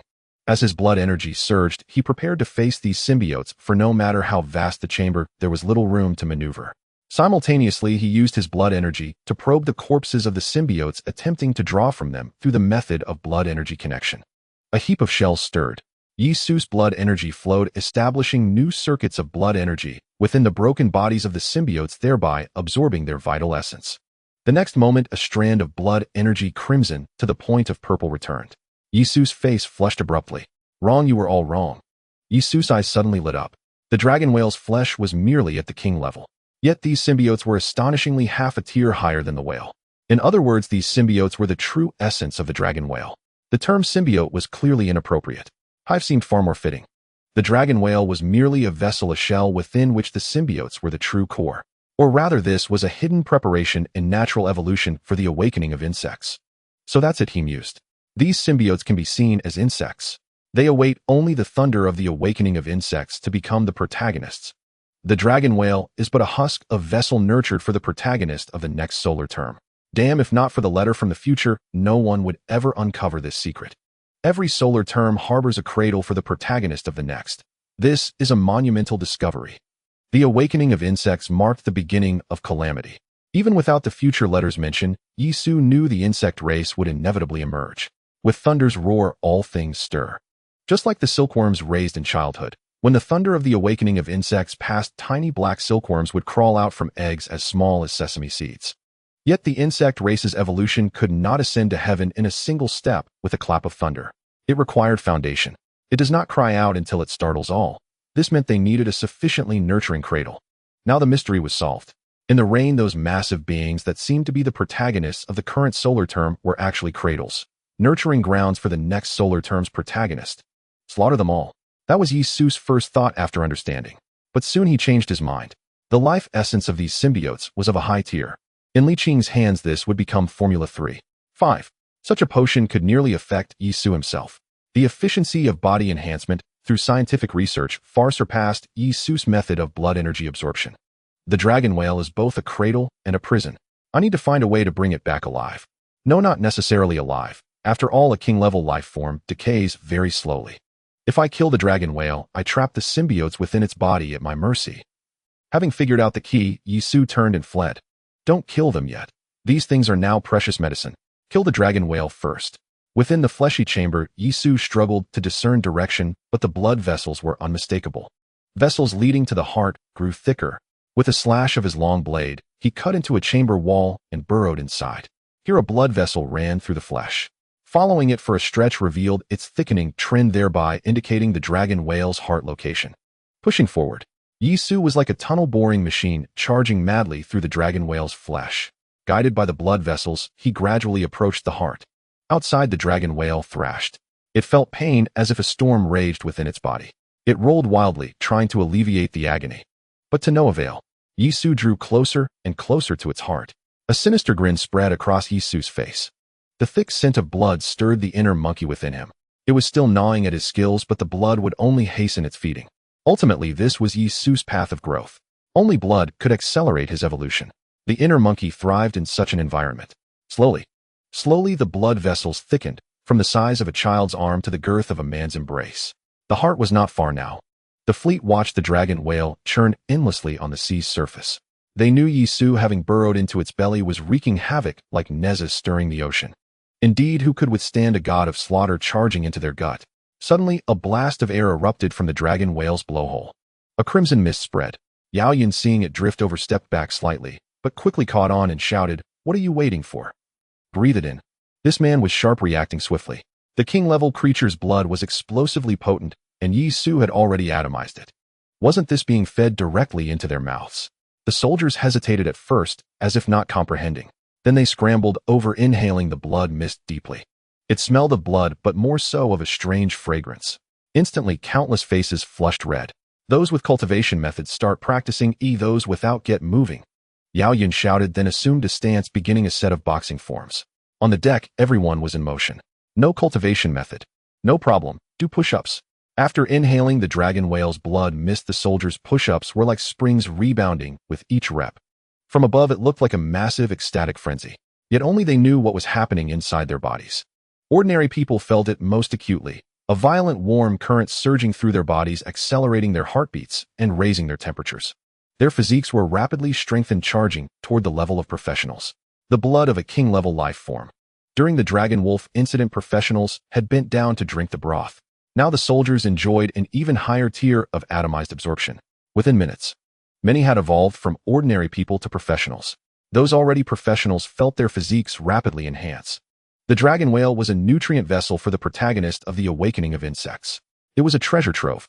Even a casual plunder by an ordinary person would yield immense gains. Yao Yun was extremely excited. Having been at sea, he had missed the opportunities of the first 2 rain showers. Some soldiers had managed to become professionals thanks to the waves of fish demons. Consuming the fish meat did have some effect. However, this effect varied from person to person. Replicating the effect of the potion was impossible through any eating method unless one possessed Yisu's level of blood energy control to extract it. Thus they had been at a loss. But now everything was recouped. Ordinary people became professionals, while professionals rapidly enhanced their physiques. It was nothing short of a frenzy. As if the dragon whale knew they needed the blood mist, it continuously spewed it out, without restraint, shrouding the entire fleet in a crimson haze. What a thrill! Drink your fill. The potency of the king-level blood was fierce yet gentle. Those who had experienced the dragon wolf's blood wave back then already knew this. Now those fellows had gleaming eyes scouring for any king-level life form. They reported it to the authorities, hoping to get a taste of the spoils when the official hunt began. However, the widespread blood mist would also attract sea demons. Their sense of smell for blood was keener than that of land creatures. While humans reveled in the absorption, the sea demons grew even more frenzied. In an instant, sea demons from hundreds of kilometers around surged, wildly charging toward the fleet. Upon arrival, they did not attack the ships, but thrashed continuously on the surface, hoping the waves would dissolve the blood mist from the air. Of course, no sea demon dared approach the dragon whale itself. It was already roaring in pain. Who would dare court disaster? Yisu remained oblivious to the revelry unfolding on the sea surface. He had finally located the dragon whale's heart. He licked his lips. Even if the dragon whale was a cradle, it was still a king-level life form. The dragon wolf had contributed a heavenly source fruit. What about the dragon whale? The symbiotic entity was already a treasure. Anything the dragon whale offered was a bonus. Yisu was hopeful and expectant. With this mindset, he swung his long blade and began severing the blood vessels around the heart. It had to be said the enlarged heart was as big as a house. If the dragon whale's blood were still of great use to Yisu, he might have considered lying inside for a warm, infant-like comfort. Soon the blood vessels around the heart were completely cut, severing its connection to the dragon whale. Without the heart, the blood lost its pressure. Without pressure, the brain was instantly starved of blood. In that moment, the dragon whale's mind went blank. Its body was left with only subconscious activity. Its life force plummeted rapidly, irreversibly. Yisu did not leave immediately. Even as the chamber was nearly flooded with returning blood, he stared at the heart. In the end, he was disappointed. So you are not the protagonist after all. Yisu nodded, gaining a deeper understanding of this protagonist-like evolution. The protagonist of an era was not a single life form. Rather, within a certain group, a golden age would emerge. Many individuals would undergo frantic evolution, eventually reaching the peak of that stage. Moreover, this evolution had no weaknesses. While their combat prowess was formidable, their intellect also developed.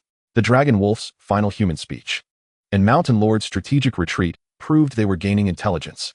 The Dragon Whale, however, acted more on instinct. It was not a protagonist, but a cradle for the next one. In short, without a brain, one could never be a protagonist. What brainless protagonist could dominate the ages? Yisu began to flee.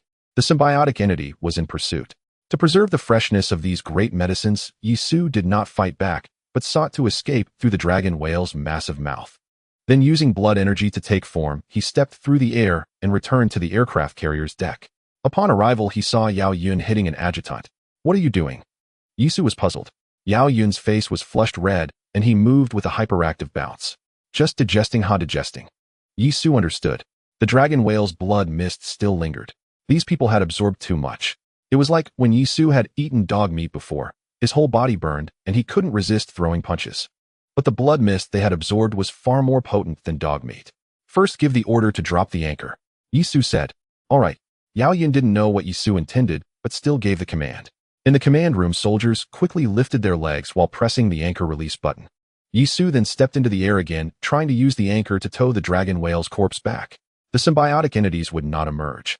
Until their time came, they would not leave the cradle. So if he could tow the Dragon Whale back, it would be a massive gain. Li Qing would be ecstatic. Hooking the anchor onto the Dragon Whale nearly exhausted Yisu. Relying on the current and water's buoyancy, he finally managed it. "Captain Yao, full speed home," Yisu said finally, then lay down on the deck. "Understood." The Guanyu Jingji set off at full throttle, heading home. Soldiers on deck were still digesting the blood mist caught up in the frenzy. Yisu fell into a deep sleep. Surrounded by soldiers, he felt secure. This battle had been the simplest, but also the most draining. By the time he returned to the deck, Yisu couldn't even muster the strength to stand. So he seized the chance to sleep well. After all, he had been pushing himself to the limit lately. At the border of Black Dragon Province, a team of professionals stood in the wind and snow. Black Tiger occasionally stamped his feet. It was still too cold here. Soon a group approached from the other side. The leader was a burly man of typical Viking build, wearing a fur hat and draped in a bearskin one-shoulder bear. In this weather, steam rose from his body. "Oh my Davarish, it's so great to see you," the man said, smiling at Black Tiger, even moving in for a big hug. Black Tiger's eye twitched. He had dealt with this man several times and knew his strength was terrifying. Still, he returned the warmth. "Stav, have you made up your mind?" Black Tiger asked. "My brother, you know that Siberia City needs me. I can't leave, and besides," the burly man Stav said reluctantly. One of the three scriptures was with him. This core cultivation method had cemented his status as a powerhouse. Infrastructure was poor in the north, but relying on his strength, he had gathered many people and professionals aiming to build a city in Siberia. In truth, this was a good idea. As professionals pushed their limits higher, the freezing weather became less of an issue. Building a city required only pouring warm water repeatedly, and the walls would grow on their own. Black Tiger had approached him for one of the three scriptures. Stav had agreed to the trade, but wanted Yisu to come to him rather than going to Suzhou. However, Black Tiger was no fool. 100 vials of no. 3 potion. This is the utmost sincerity we can offer, Black Tiger stated. While we still have time before the next phase arrives. If it comes, we might not have the chance to trade. And Suzhou has prepared a large quantity of vodka. You know the purest vodka is produced in Daxia. Stav licked his lips. He was tempted, especially by the no. 3 potion, which was a global hard currency. It was hundreds of times more valuable than oil. Even the lighthouse was desperately trying to buy it. 100 vials were enough to push several people to the limit of 40 in physique. A team of professionals with a physique limit of 40 would be incredibly powerful. I think time-wise. Our plane is right behind us. The round trip takes only a day. Black Tiger interrupted directly. Moreover, you'll get to meet the world's strongest professional staff. This is an opportunity. He coaxed him step by step. Resources, fine liquor strength. Stav couldn't resist. The people behind him were already fantasizing about drowning in vodka. Excellent, my Davarish. Perhaps we can speed things up. Black Tiger grinned. Of course. Then the 2 teams of professionals crossed the border, boarded the plane, and headed for Suzhou. All fleets around the world are quickly returning to port. It must be acknowledged that humanity has lost the ocean. The mutations among the sea monsters continue, and their forces are being unified. Perhaps deep in the sea there are emerging tribal rulers. Yisu has slept for a whole day. He woke up to find it was already the next day. The first thing upon waking was that Yao Yun came to inform him that Su Hang was contacting Yisu. It seems Zhang Hui couldn't reach Yisu through the headset, so the message was finally relayed to Yao Yun. Yao Yun felt hesitant to wake Yisu. After all, he is a professional. How could one know whether he was in cultivation or not? Yisu realized this upon waking. He opened the headset and said, "Brother Hui. Yi team great. Yi team you're awake." Zhang Hu's excited voice rang out. Is there something going on? The person with the core technique from the Russians has been found, Zhang Hui said. They have already arrived in Su Hang. Do you have time to come back? Hearing this news, Yisu's face lit up with joy. Earlier he had asked Zhang Hui to pay attention to this matter. He utilized official resources to begin the search. After all, there was a direction to follow. Damao, the northeastern border. Then Su Hang directly opened the market with drugs. In an instant they locked on to stuff. As for the Russians, they are straightforward in nature, and although the term core technique is phrased in the language of the Great Xia, once clarified, the Russians naturally understood it referred to different techniques. Currently, everyone's martial arts consist of various swords, guns, and clubs. Only Staff requires meditation to circulate his qi and blood. Coupled with his extraordinary strength, he was quickly locked onto. The follow-up became even simpler. The drug opened doors. This monopolistic special hard currency is valuable everywhere. In the end, Black Tiger made an appearance and brought the Russians to Su Hang. Of course, this is not a simple visit. The officials from Damao have visiting documents. They are worried that the Great Xia might detain their people. After all, the strongest combat force from Damao is something the officials keep a close eye on. After receiving the news, Yisu immediately asked Yao Yun to arrange for a helicopter to come from the border. They would cross the sea and return first. On the flight path, helicopters were flying in formation. Li Qing couldn't wait any longer and started sending people to collect the bodies of the dragon whales. The aircraft carrier still needed a few days to return to port.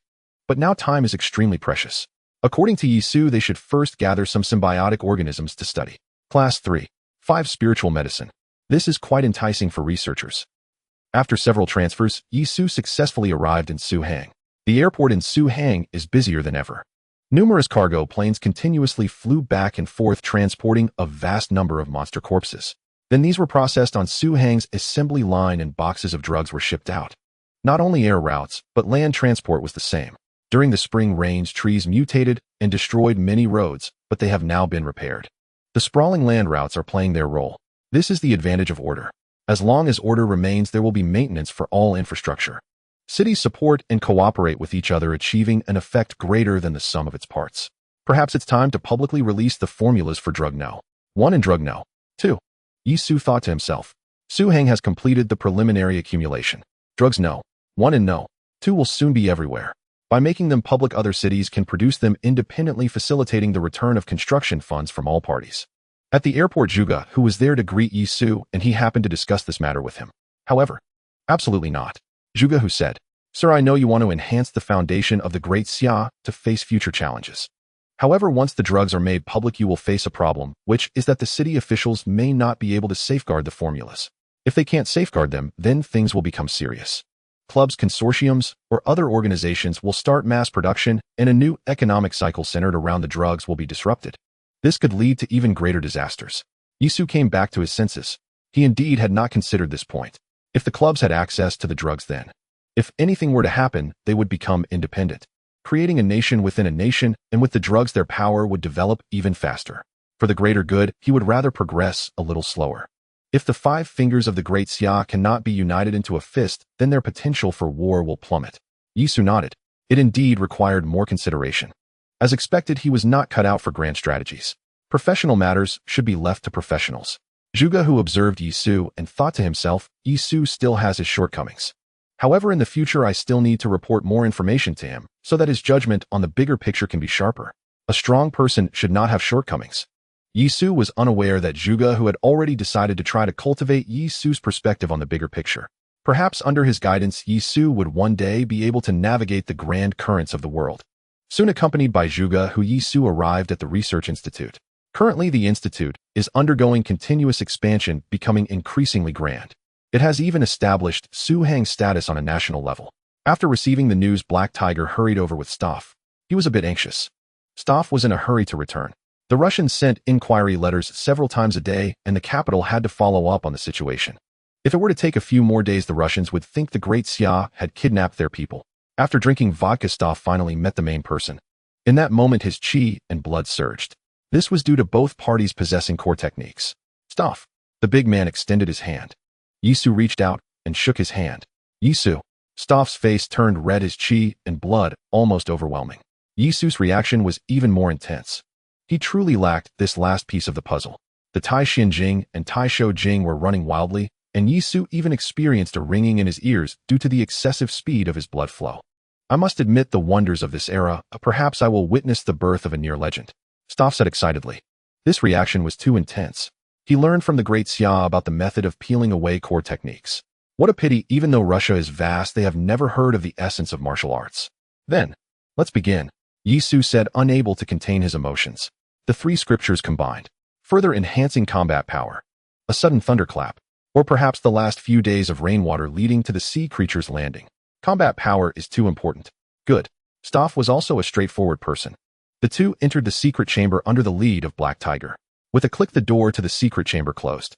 Black Tiger knew that when this door opens, perhaps a legend will truly be born. I have matters to attend to today, taking a day off. Regarding the rewards for everything, the deal has already been settled with the Black Tiger. In the past, when leaving everything to Li Qing and the others, Yisu felt that he might be deceived. However, Yisu's goal is to enhance his strength, and deep down, he only acknowledges power. Other matters such as wealth hold little significance. Now that Zhuge Hu has entered the scene, it fills the gap in Yisu's plan to cultivate his own influence.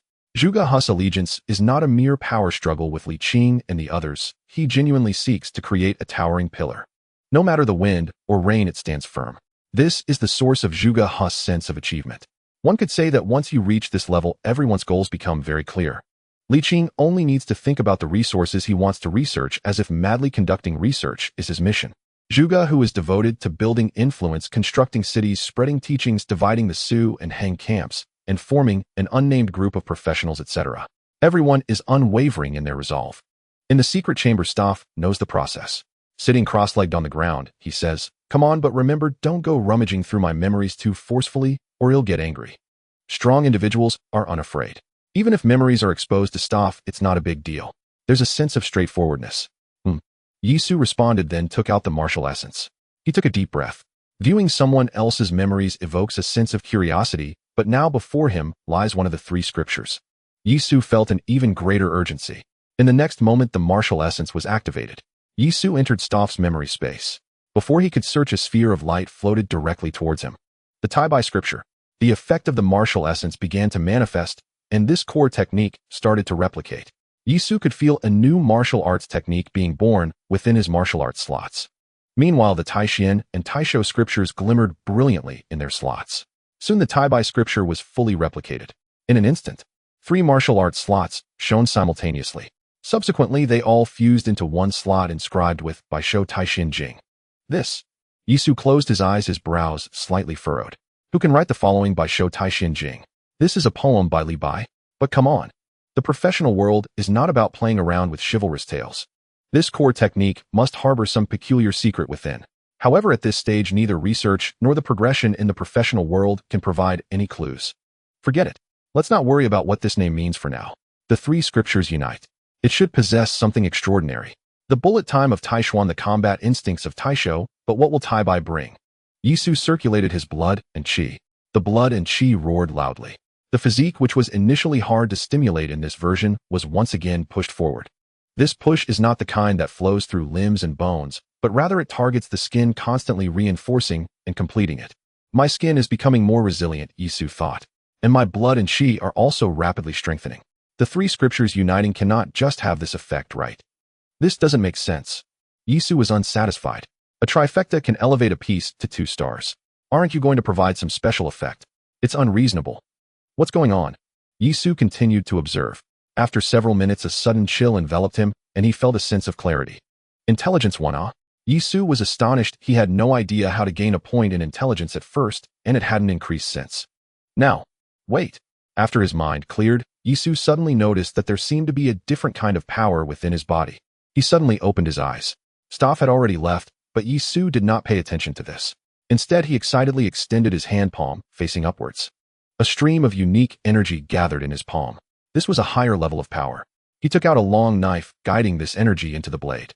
The long knife immediately underwent a transformation. It was glowing, a true meaningful light. Previously, due to the blood and chi, the blade would emit a reddish glow while cutting. But that was merely an extension of the blood and chi's power. Now the light on the blade was a manifestation of energy. Holding the radiant long knife, Yisu lightly drew it across the ground. He did not exert force, yet the steel floor rolled up and was sliced open. In this process, there was hardly any resistance. Of course, he could feel the consumption of this special power. Martial arts, high martial arts and fantasy. Yisu couldn't help but marvel. When professions descended, everyone experienced a drastic surge in physical qualities that was martial arts. Later, when his physique broke through 40 points, he gained the ability to condense blood and chi akin to high martial arts. And now, after the three scriptures united, a brand new power was born within. This power is even more destructive, or rather it is pure destructive force. It can overturn the hardness comparison between materials. Guiding this powerful long knife, just a light slash could cut through steel. What about the flesh of the demon race? Wouldn't it be attack power, ultimate attack power? Either this power is something that will manifest in the future because I have access to hard-to-obtain resources and thus activated it early, or this power is exclusive to Baisho Taishin Jing. But no matter what it is, it signifies a significant enhancement in my combat capability. Moreover, it's not just a slight increase. Letting out a deep breath, Yisu continued to close his eyes, feeling the birth and attributes of this power. Outside stuff had already come out. I was originally thinking of having a match with Yisu, but there wasn't enough time. Staff said. Indeed. The Russians were urging frantically. Their first was lingering in another country for almost 2 days. This is no trivial matter. If Yisu goes to the lighthouse and lingers for 2 days, the Great Xia would also be anxious. Understood. The plane at Suhang Airport is ready, Black Tiger said. Good, then I will head back, Staff said. The rewards. The rewards are on the plane, and of course we also brought you some local specialties. Black Tiger chuckled. When Staff sees the nearly packed boxes of vodka on the plane, he should be very pleased. Okay. Staff did not continue chatting and left immediately. The door of the secret chamber had yet to open. Black Tiger looked on with curiosity, wondering what happened to Yisu. The power of the flesh has its limits. The power of blood and chi is gentle and comprehensive. Only this power is purely meant for combat. Yisu discovered that the power born within him does not possess the gentle attributes of blood and chi that enhance bones and organs. It is much more explosive. Or rather, its properties are akin to explosives. It moves at will, just a little spark and it explodes. If one were to define this power, then Yisu would call it true chi, or spiritual power. Yisu's mastery over this power is still quite rudimentary. Directly striking. Either infuse it into weapons, making them indestructible. Very straightforward and effective. As for other effects, none have been discovered so far. But it can only be this way. The global profession process is like this, perhaps there will be clues later. Thinking of this, Yisu opened his eyes and slowly stood up. Instantly, a sound akin to silk being stretched echoed throughout his body. This is the sound of skin stretching and contracting. The white-haired Tai Xianjing bestows new enhancement abilities to his blood energy. Just one area, the skin. The enhancement ability. Now Yisu's skin likely has a certain immunity to ordinary weapons. Both impact resistance and healing capabilities have seen tremendous improvement. As time progresses, this enhancement will become even more terrifying. Yisu emerged from the secret chamber with a smile. This round, he reaped abundant rewards. Not to mention the ability to specifically enhance one area. Just that special power alone greatly boosts his combat strength. If he had this ability while facing the Dragon Wolf, the Dragon Wolf would probably be annihilated in an instant. Even that Mountain Lord, Yisu, would like to spar with him. No other reason. His attack power is simply too strong. Team leader Yi, you're out. The Black Tiger greeted him. Where's Staff? He left. The Russians are pressuring him. He dared not linger. By the way, did you obtain a specimen of the dragon whale's symbiote? Yisu inquired. The symbiote is a 3/5 level spirit medicine, and the potion manufactured should belong to level 3. It has enhancement effects on his constitution. We've already obtained a sample. Li Qing walked over and said, it was air freight, and as soon as it arrives I will study it. It can indeed produce the level 3/5 potion. This process is advancing rapidly, striving to produce the level 3/5 potion you need in the shortest time possible. Li Qing adjusted his glasses, his eyes bloodshot as he spoke. He is also under pressure. Fortunately, the potions are sufficient, pushing his constitution over 20 points. However, he has not obtained a profession scroll. Not just him. Currently, many professionals have surpassed 10 points in their constitution. Yet they still belong to the Awakener ranks as they do not have a transfer scroll. Awakening can be accelerated with potions, but transfer scrolls are limited in quantity. The rainy season has not yet burst forth. Isn't that infuriating? That's good. Yisu responded. Li Qing understands Yisu very well. To Yisu, wealth and merits are not important. What truly matters is enhancing his combat power. After all, in Yisu's understanding, violence is the greatest power. As long as one masters violence, any political manipulation is a joke, just like his current status. It's not because Yisu has great merit that Xia gave him Su Hang. Rather, it is because Yisu stands here that Su Hang cannot be given to anyone else. Alright, is there anything else? If not, I'll head home to cultivate. Yisu spoke with the tone of a scroll master. Li Qing and the Black Tiger exchanged glances and said, there is indeed something. The profession process has been underway for some time, but the levels of professionals have not yet been truly determined. Although there is a subsequent level-up plan for professionals, so far it is hardly worth discussing. Therefore, there is a plan above to establish the levels of professionals. It would be best if you could participate in it. Indeed, if Yisu does not participate in determining the levels of professionals, then it holds no value. As for why there needs to be a level established, it's simple. For the sake of management. Not only for Xia's management, but also for the management of other affairs. For instance, professionals with a constitution of 40 points and those with 20 points. Their combat power is worlds apart. The resources they require are also different. Their rewards should likewise differ.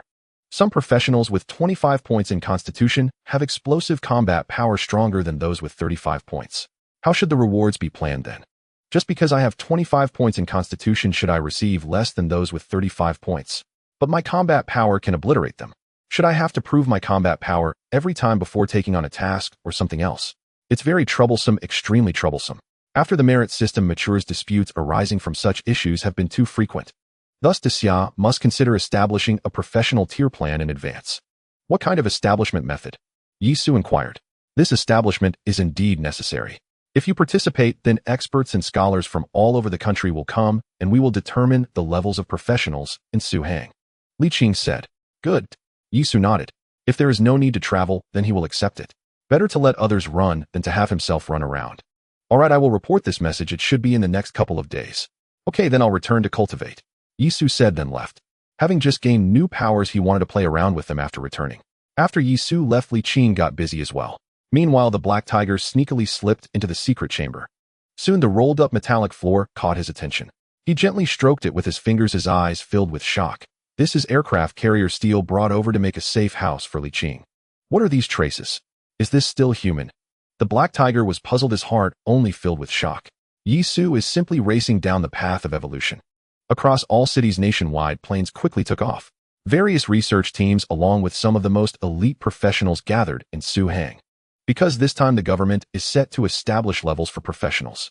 This move has caused quite a stir. Some delusional individuals submitted proposals to the government. Blood transfer realm. Once professionals surpass 10 points in constitution, blood energy becomes evident. Isn't the blood transfer realm quite reasonable? Yes, quite reasonable, then discard it. Foundation establishment period. You see our constitution increase. Doesn't it resemble laying the foundation for cultivation? To say the foundation establishment period is quite reasonable, right? Yes, quite reasonable, then discard it. I'm out of patience. With creativity unleashed, all sorts of proposals emerged.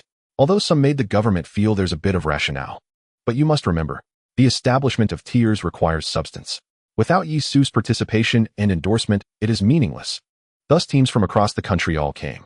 Su Hang suddenly became bustling. These days mark the window of the rainwater solar term.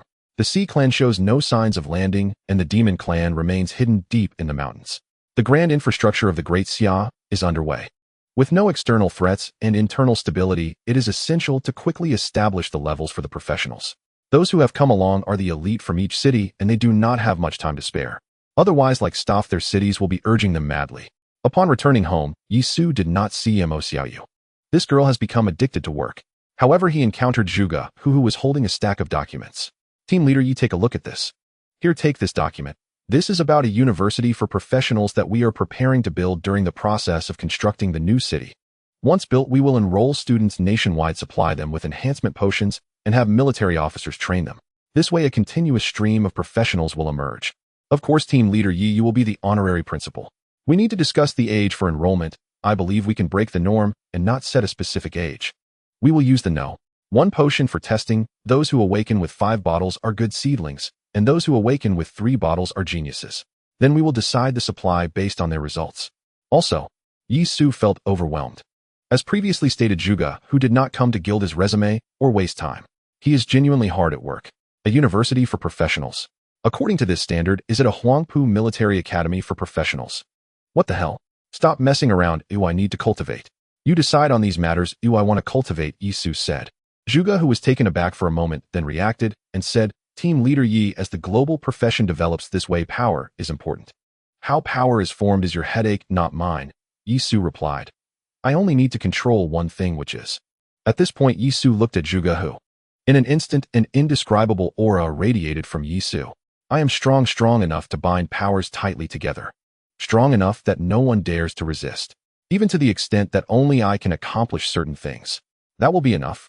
Zhuge Hu's throat trembled slightly. This is a simple and brutal theory. At this moment, Zhuge Hu's mind raced, and a voice emerged telling him that superintelligence is not as effective as super strength. Then Zhuge Hu's superintelligence nodded. Indeed, super strength is more effective. Shaking his head, Zhuge, who discarded the chaotic thoughts.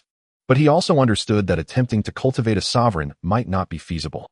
Unable to help but mutter to himself, a crude warrior. All right, is everything okay now? If so, let's get to work. I need to cultivate, Yisu said. Zhuge Hu's face wrinkled in frustration as he left. Meanwhile, Yisu was already immersed in his cultivation. In fact, Yisu wasn't saying he didn't need brain power, rather the timing was not right. You all have strength, but don't direct it towards your own people. Want to show your fangs?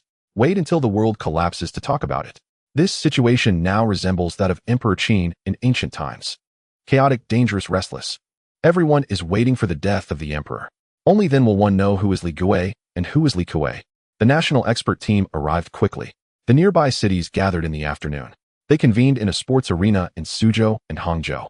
As time passed, more and more people arrived. During this time, many had already calmed down. However, the accompanying professionals were slightly displeased. Yisu was too much of a big shot. He had yet to appear. Finally, late at night, the farthest plateau expert team arrived, and everyone was present. Li Qing also arrived. Before assessing the ranks, various data needed to be recorded. This could only begin with everyone present. Everyone, time is precious, I won't say much. Let's start recording data directly. Li Qing's opening remarks were straightforward. Data is an important component of combat power. Currently recorded items include strength. We have prepared a punch strength machine. Speed. We have prepared high-speed cameras. For explosive power, this can also be tested with the punch strength machine.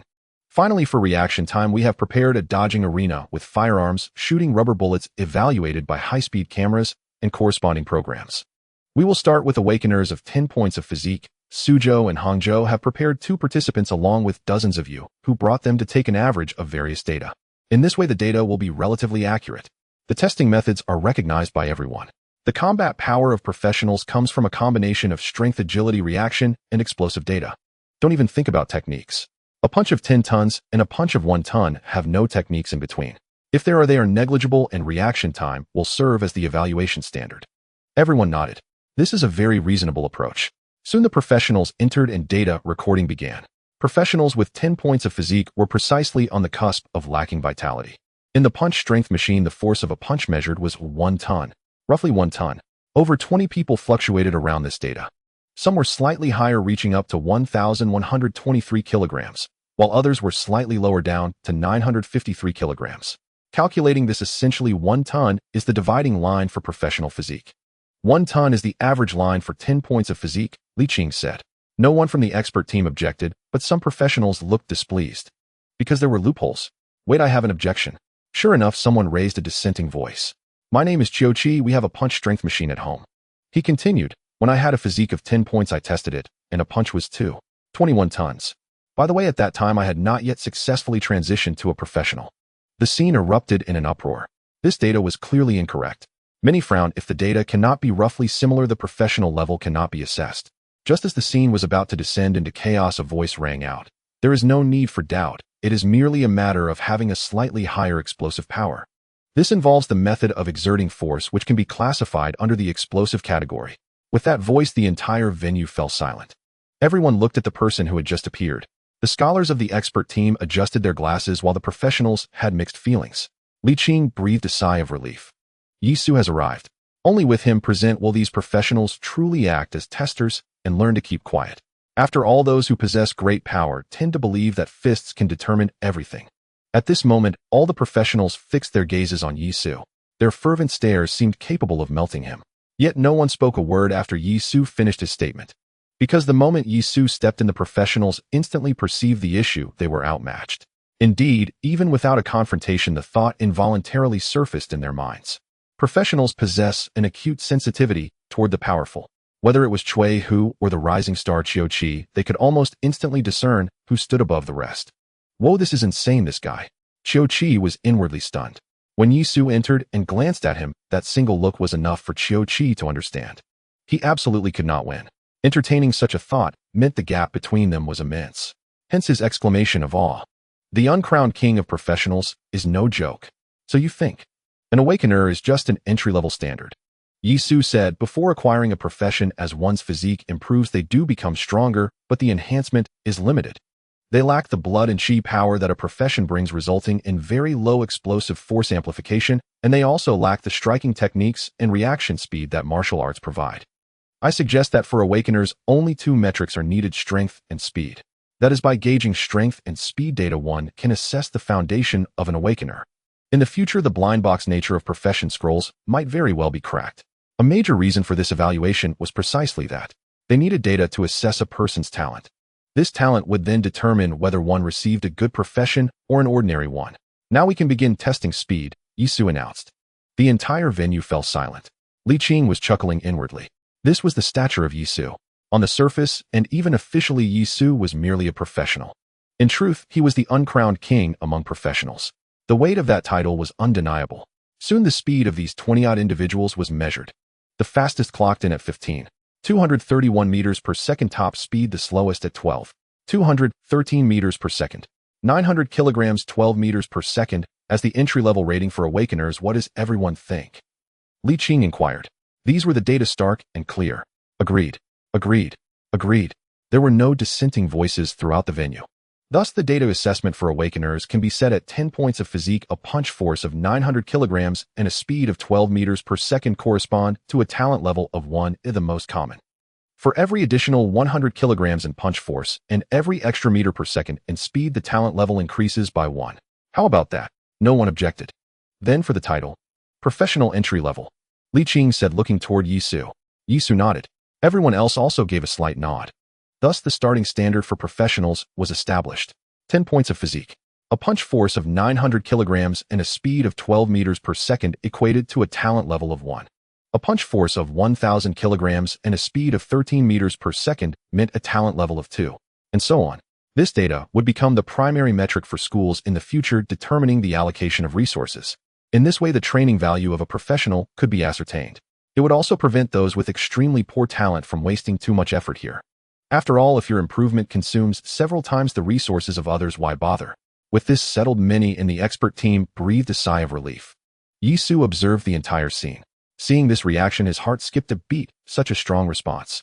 Could it be that a team has already cracked the blind box nature of the treasure chests? In fact, someone had, but not in the way Yisu imagined. More on that later. Next is the rating for professionals, Li Qing announced. This was the most crucial part. The professionals present were all eager to know which stage they currently occupied, and where did Yisu, the so-called uncrowned king, stand. Then followed repeated rounds of testing and calculation. Vast amounts of data began to be compiled and sent to everyone's personal terminals. Yisu held a tablet in his hand, contemplating the data before him. For professionals with 10 points of physique, there are differences in data due to their professions, but they are not significant. However, for those with 11 points of physique, the gap starts to appear. The punch force of an auxiliary profession is only 1.2 tons, while a special profession can reach up to 2 tons. No auxiliary professions must be excluded. That way the data can be standardized. But that won't work either. Under the same data, it's hard to distinguish true combat effectiveness. A professional with a punch force of 2 tons from an ordinary profession simply cannot fight one from a special profession. Yisu wasn't the only one baffled. How everyone else was in the same boat. There was simply no standard. Using physique data was futile. A 20-point physique auxiliary professional would be crushed by an 11-point special professional. Using punch force data was also problematic. Under the same punch force, the combat prowess of special and ordinary professions belonged to entirely different tiers. Once skills were activated, the difference was like heaven and earth. There's just no common ground to be found. Someone lamented, rubbing their temples. Then came a cacophony of heated discussion. Finally, someone looked toward Yisu, and gradually all voices subsided as everyone turned their gaze upon him. Yisu put down his tablet and addressed everyone. Perhaps we are overthinking this. The more data we have, the more confused we become. How about this, everyone? Ultimate lethality is combat power. The final resort is ultimate violence. Therefore, there is no strength, no agility, no reaction speed. Only one thing: lethality. Saying this, Yisu pointed at the punch force testing machine and continued, the most powerful burst, regardless of the method you use, the number you can produce, is your combat power. Everyone was astonished. Then, after a moment of reflection, it seemed this made sense. Although many factors determine victory or defeat, the ultimate combat power is measured by output. Don't worry about whether I use skills or go all out. If this strike deals 10 tons of damage, that's my combat power. Can't hit you. I ask you, can you withstand it? If you can block it, you are inevitably stronger than me. If you can't, then it's death. Too brutal, I love it. This is how it should be. Exactly, ultimate output is combat power. The professionals present began to voice their agreement, some even cheering. This was it. Lethality was everything. Like combat PowerPoint, simple and effective. This standard was accepted by all professionals. Then the subsequent classification became very simple. Under full burst, all test subjects tried again. After obtaining the data, they directly categorized it. By the way, exclude auxiliary professions, Yisu said, looking at the data. The combat power of auxiliary professionals is determined by their profession and skills. Even without a distinction, it won't affect the bigger picture. After all, such personnel are relatively rare and can be discussed separately. Upon hearing this, the only two auxiliary professionals present breathed a sigh of relief. Indeed, if they were to be judged purely by burst, potential auxiliary professions would be doomed. Their scarcity dictated that they would have a different set of standards. Data arrangement. 11 points. Physical practitioners, non-support profession. The weakest strike, whether a sword or a punch, has an explosive force of 1 4 tons. The strongest has an explosive force of 2 tons. Then there are those with 12 points of physique. The weakest has 1 5 tons. The strongest has 2 1 tons. For those with 13 points of physique. After reviewing a large amount of data, everyone finally noticed the pattern. It seems that for every point increase in physique, the explosive force increases by at least 100 kilograms. This progression continues until the range of 20 to 21 points of physique. At 20 points of physique, the weakest has 2 5 tons, and the strongest has 3 2 tons. At 21 points of physique, the weakest has 3 1 tons, and the strongest has 4 3 tons. At 40 points of physique, the weakest has 10 3 tons, and the strongest has 14 3 tons. There is a commonality. From 11 to 20 is one stage. From 21 to 40 is another stage. So, everyone looking at the data, we can reach a conclusion now, Li Qing said. Currently, all practitioners can be divided into 3 levels. The entry level, which is 10 points of physique, refers to practitioners who have not yet transitioned jobs. The standard for entry level is 900 kilograms of punching power and 12 meters per second. The stronger the test results, the higher the individual's talent. Next, those with 11 points of physique and 20 points of physique are classified as 1 level. Every point of physique increases destructive power by about 100 kilograms. From 21 points of physique to 40 points of physique is 1 level. Every point of physique increases destructive power by about 500 kilograms. Indeed, once the commonality was established, grading became very easy. So, next we need to give names to the 3 levels we've established, Li Qing said. However, wait a moment. Someone spoke up. Yi's team has not been tested yet. Suddenly the scene quieted down considerably. Indeed, all the practitioners present had been tested. Their data is laid out here. Only one person, Yisu. Everyone does not know his data. This is a reasonable request. Li Qing looked at Yisu with difficulty. Although it was quite cliché, they indeed needed Yisu to demonstrate. Otherwise, it would be difficult to maintain order among everyone. This rating will be announced tomorrow, and everyone will be able to find their place. If Yisu's position is not included, it would seem to lack credibility. All right, Yisu said. Then he drew out his long knife and walked towards the punching power machine. The sensing platform of the punching power machine is made of steel, able to withstand the slashing of the long knife. However, in the puzzled gazes of everyone, Yisu did not approach the punching power machine. Instead, he raised his knife. Do I need to charge at it? Yisu, you are nothing special. It seems that Yisu wants to deliver an astonishing figure to shock all practitioners. Hey, that's a bit of a drop in prestige, isn't it? The explosive impact seems a bit cheap. The uncrowned king, let me see just how strong you really are. Countless thoughts were swirling.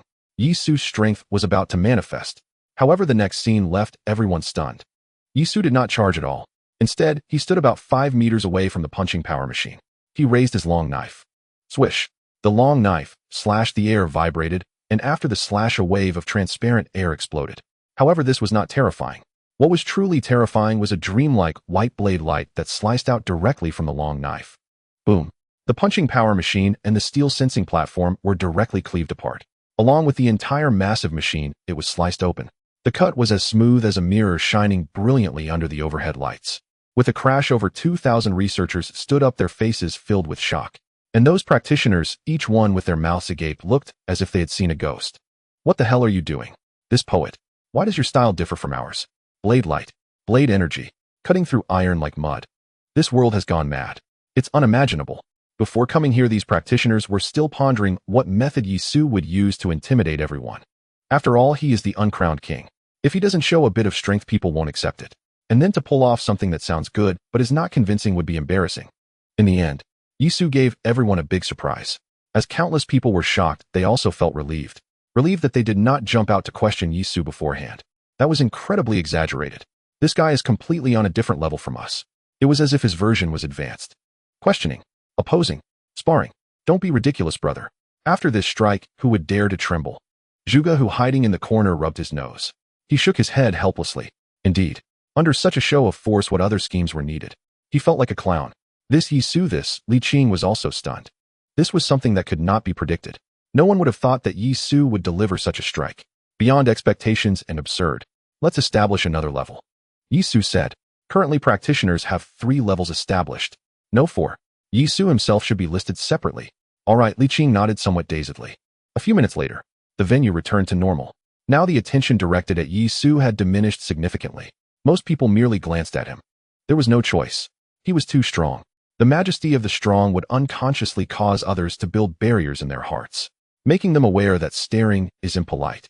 Or rather, it was seen as a provocation against the authority of the strong. In the end, they just needed to finalize the names for these levels. This was the simplest task. Who would have thought this would also be the most difficult? Everyone was energized. It was a joke. Whoever's opinion was adopted would be recorded in history. The person who establishes names in the historical process of practitioners will undoubtedly be noted.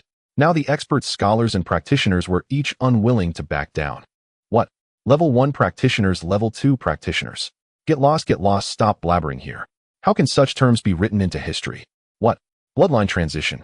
Damn, so it was you, the one who crazily submitted ideas. If it weren't for your old age, I would have already taken action. Foundation establishment. Damn, you old man still have dreams of cultivating. It exploded. At this moment, the noise in the venue was as loud as a market. Even the warriors maintaining order outside couldn't help but rush in to take a look. Yisu truly couldn't take it anymore. It was too noisy. So he walked to the door, looked at the rain in the early morning, and pondered silently. That special energy, let's just call it spiritual energy for now. To be honest, it is truly strong. It can even achieve a level of separation from the body. Its extreme lethality is practically its trademark. It's just, the accumulation is a bit slow. Yisu was thinking about how to accumulate more. Zhuge, who watched Yisu, who was lost in thought from a distance. One must admit, this is the king of scrolls. No wonder he has such strength, he is truly dedicated to it. Time passed little by little. The noise in the venue continued. Yisu had already sat down cross-legged. Suddenly, the hurried footsteps of someone running towards him awakened Yisu. Black Tiger, is there something? Yisu asked. Yi team. Latest news, a large number of sea monsters have gathered in the East China Sea, Yellow Sea, and South China Sea. The venue is blocked from information, so I came to inform you. Black Tiger said quickly. Yisu suddenly stood up. Sea monsters, have they completed their internal integration, and are they about to land? I have made up for the losses. I don't want to keep accounts. My schedule is off, and my condition was terrible yesterday. Li Qing's arrangements are always particularly redundant. The venue is signal shielded, aimed at protecting Yisu's information. After all, he knows that Yisu has acquired another core martial art.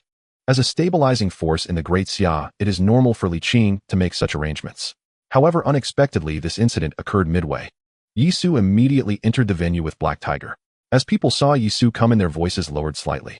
Upon seeing Black Tiger, they fell silent instantly, as it was not expected for Black Tiger to be there. His appearance raises the question of whether something unexpected has happened outside. Black Tiger whispered in Li Qing's ear for a while, further confirming everyone's suspicions. Director Li, has something happened outside? Someone asked. Li Qing did not conceal it and directly stated, reports indicate that several sea areas have gathered sea monsters. Upon hearing this, people's expressions changed. During this rainy season, the greatest concern is indeed the sea monsters. With their vast numbers and fierce abnormalities. The last mindless invasion startled everyone. Oh, if they were to integrate, and plan a coordinated attack, now the situation would become dire. Everyone time is of the essence, Yi Su stated directly. The classification of practitioners' levels is also no small matter. How about we use rain as the defining element? There is no time for arguments. Yi Su prepared to take charge. As he spoke, everyone exchanged glances, ultimately allowing one to speak up. You decide, team leader Yi. Yi Su without hesitation declared, entry level is just intra-level, no need for any names. Once someone becomes a practitioner, they will be classified as the drizzle realm, followed by the droplet realm, streamline realm. Drizzle realm, droplet realm, streamline realm. Using rain as a reference, it won't feel out of place, nor will it be overly complex. When a practitioner generates a trace of vitality, they are in the drizzle realm. When the vitality flows like a torrent, that is the droplet realm of someone like me. Finally, the level where Yi Su can unleash a blade of light from his body is the streamline realm. Qiuqi murmured. It indeed makes distinguishing the differences quite easy. As for who wishes to add in tiers like first, second, or mid-late stages, that is up to them. As long as the general framework is set, it will suffice. Good. Agreed. Seconded. Agreed. Suddenly, everyone's opinions unified. Everyone, since the framework has been established, we can discuss further later. Given the current situation, we won't keep you all here any longer, Li Qing said, glancing at Black Tiger, who nodded. The vehicles outside are ready, you all should return quickly. Everyone immediately stood up. The first one bowed to Yi Su, then nodded to Li Qing, and quickly left the venue. No problem, everyone can continue their arguments. However, if the sea monsters are moving, everyone must hurry back. Even inland cities must set off at the first opportunity. After all, during such times it is crucial that when one side is in trouble, all others lend support. Among them, Qiuqi walked last. He approached the podium, solemnly bowing to Yi Su. Team leader Yi, I do not know what will happen next. If Su Hang is safe, I will need your continued support in Magic City. Yi Su was taken aback, but then nodded. Magic City.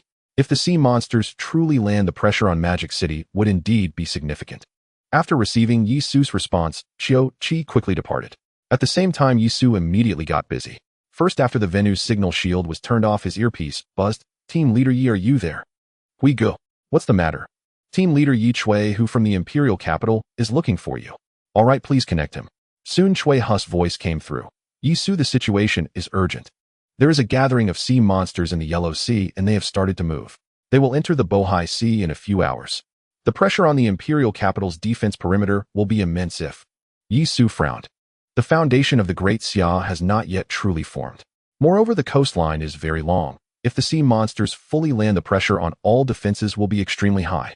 You only need to lock onto the king-level life forms, Yi Su said.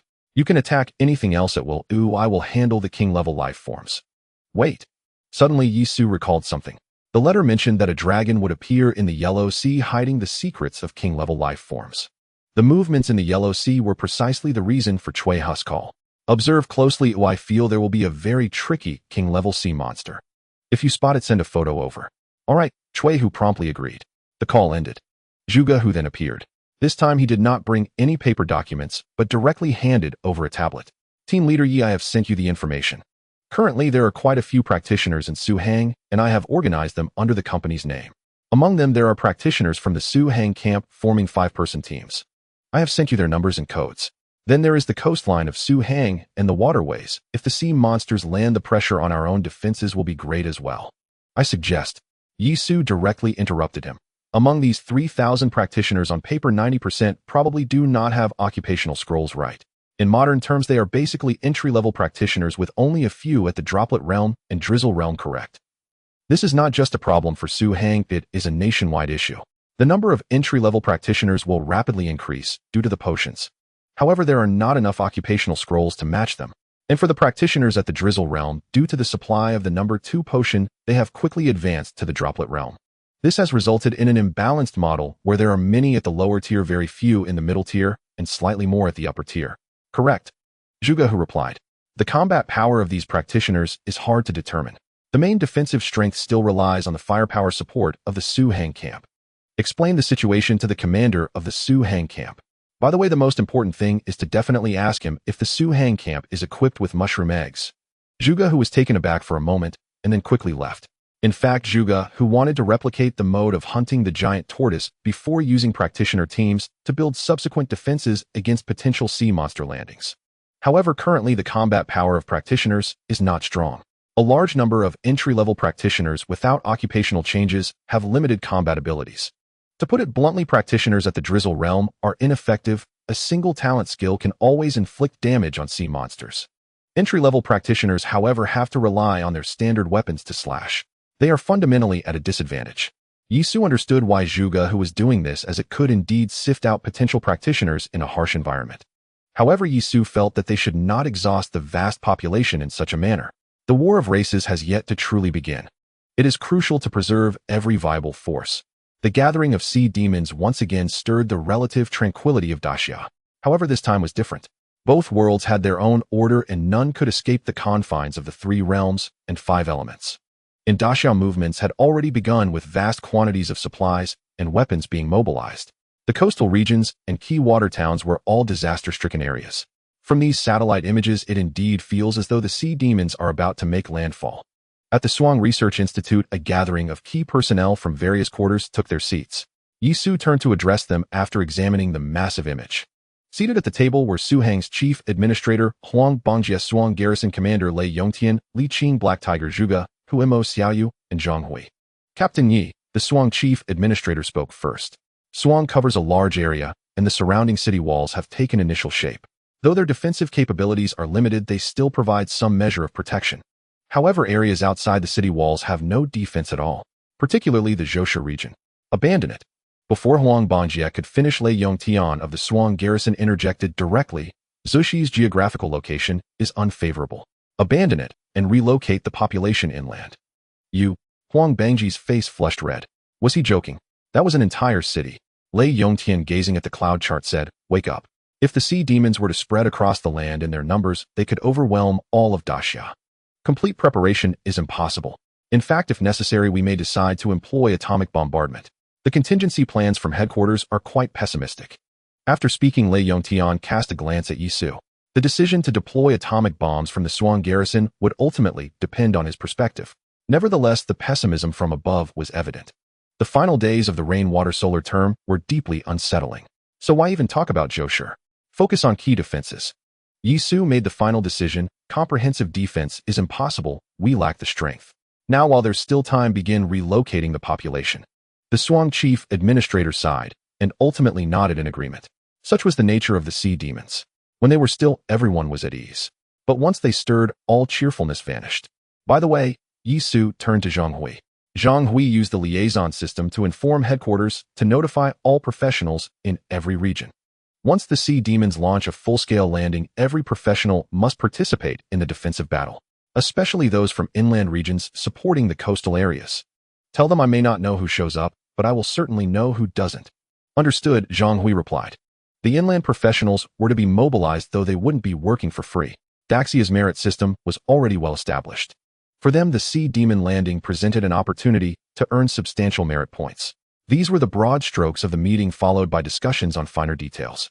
Moments later, Li Qing and Lei Yangshan's expressions suddenly shifted, turning grim. Some islands in the Pacific Ocean have already been overrun by sea demons. Li Qing continued, no survivors among the personnel stationed there. Additionally, reports from neighboring countries such as Kangaroo Nia and Singa in the Pacific region indicate they have come under attack by sea demons. They are requesting our assistance. Furthermore, they have relayed information that the sea demons are not attacking randomly. They are organized. They have also transmitted data on some special sea demon groups. As Li Qing spoke, he directly connected the data feed. Subsequently, images of these unique entities among the invading sea demons from neighboring countries appeared on the large screen. The first thing that appeared was a colossal form. It was a massive creature mutated from an octopus, standing over 10 meters tall with all its tentacles fused into 5 appendages resembling a starfish. 3 appendages served as legs propping its body upright, while the other 2 functioned as arms possessing formidable offensive capabilities. Moreover, the arms had another attack form. They could unfurl at will into dozens of tentacles. Troublesome and powerful. This is a king-level life form from the Nia region, Li Qing continued. It appears to be commanding most of the surrounding sea demons, and it is confirmed to possess intelligence. The professionals in the Nia region are no match for it, and their weaponry is outdated. The latest news is that the lighthouse's forces stationed nearby have intervened, but it remains uncertain whether they can slay it. Click. Li Qing pressed a button. The image changed. This time the picture showed a humanoid, or rather a creature with the upper body of a human and a fishtail, a mermaid. This is a unique race. We currently do not know what creature it evolved from, Li Qing said. It is likely a king-level life form commanding the sea demons in East Asian waters. This image was sent by Sakura. Yisu felt a stir in his heart. Mermaids. He had heard that several major powers had dropped atomic bombs into the Central Pacific. Yet the mermaids had not been eradicated. Retaliation was to be expected. However, it couldn't be said that the sea demon landing was entirely about revenge. The natural pressure of a species against its surroundings was also a factor. Now that they had finally unified, it would be strange if they didn't launch an external assault. Li Qing continued switching through images. There were many, numerous, king-level life forms. They came in all manner of forms. As time passed, the dossier grew larger and larger. Sea demons. Damn it, they were fighting on every front. Every country with a coastline was under attack by the sea demons. Or to consider it from another angle, the sea demons weren't fighting nations. They were fighting humanity. This rainwater season had caused all fish in the sea to mutate. Everyone had become a demon. So, what would they eat? Food was a massive gap. Clearly the land offered abundant and delicious prey, so they came. What a ridiculously broken matching system. Li Qing complained. Sea demon swarms have appeared in the Bohai East China and South China seas only 100 nautical miles from land. At this rate, they will make landfall within an hour. Among them, the three regions of Modu Zhujiang and Lianshuan will be the hardest hit. The news kept updating. Lei Yongtian, while watching the screen, remotely directed troops to establish defensive lines. Modu Zhujiang and Lianshuan were the hardest hit because they were densely populated areas. Finally, this is the message from the imperial capital. Li Qing pressed a button.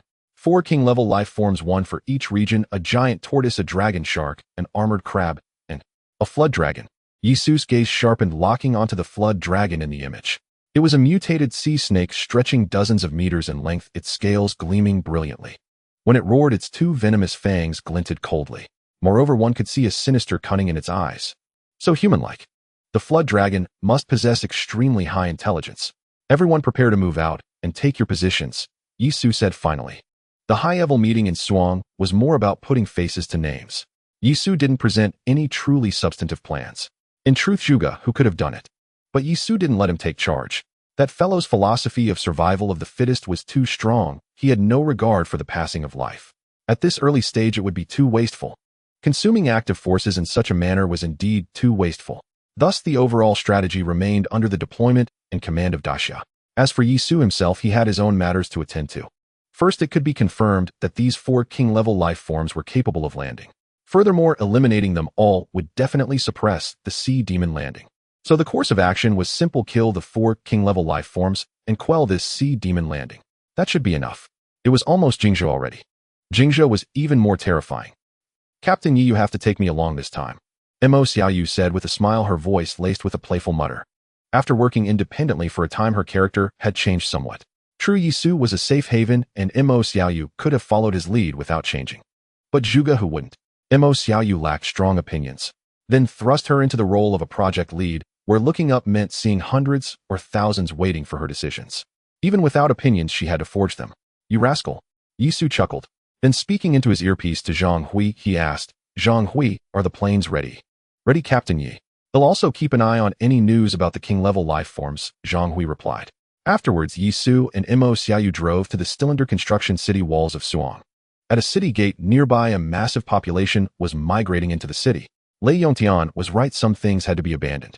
This sea demon landing was a wave that would reshape the landscape. It forced many who were indecisive to make up their minds quickly. Decentralized living might be more comfortable, but it offered no safety in this era. Villages, towns, or small 18-tier cities without walls all had to be set aside. Total migration. Thus began the era of star-scattered cities with megacities as the core and surrounding cities as supplements. Our infrastructure is fairly complete. Whether it's population relocation or subsequent resettlement, there shouldn't be any major issues. Moreover, with a massive population gathered, the speed of city construction will also increase, Mo Xiaoyu said.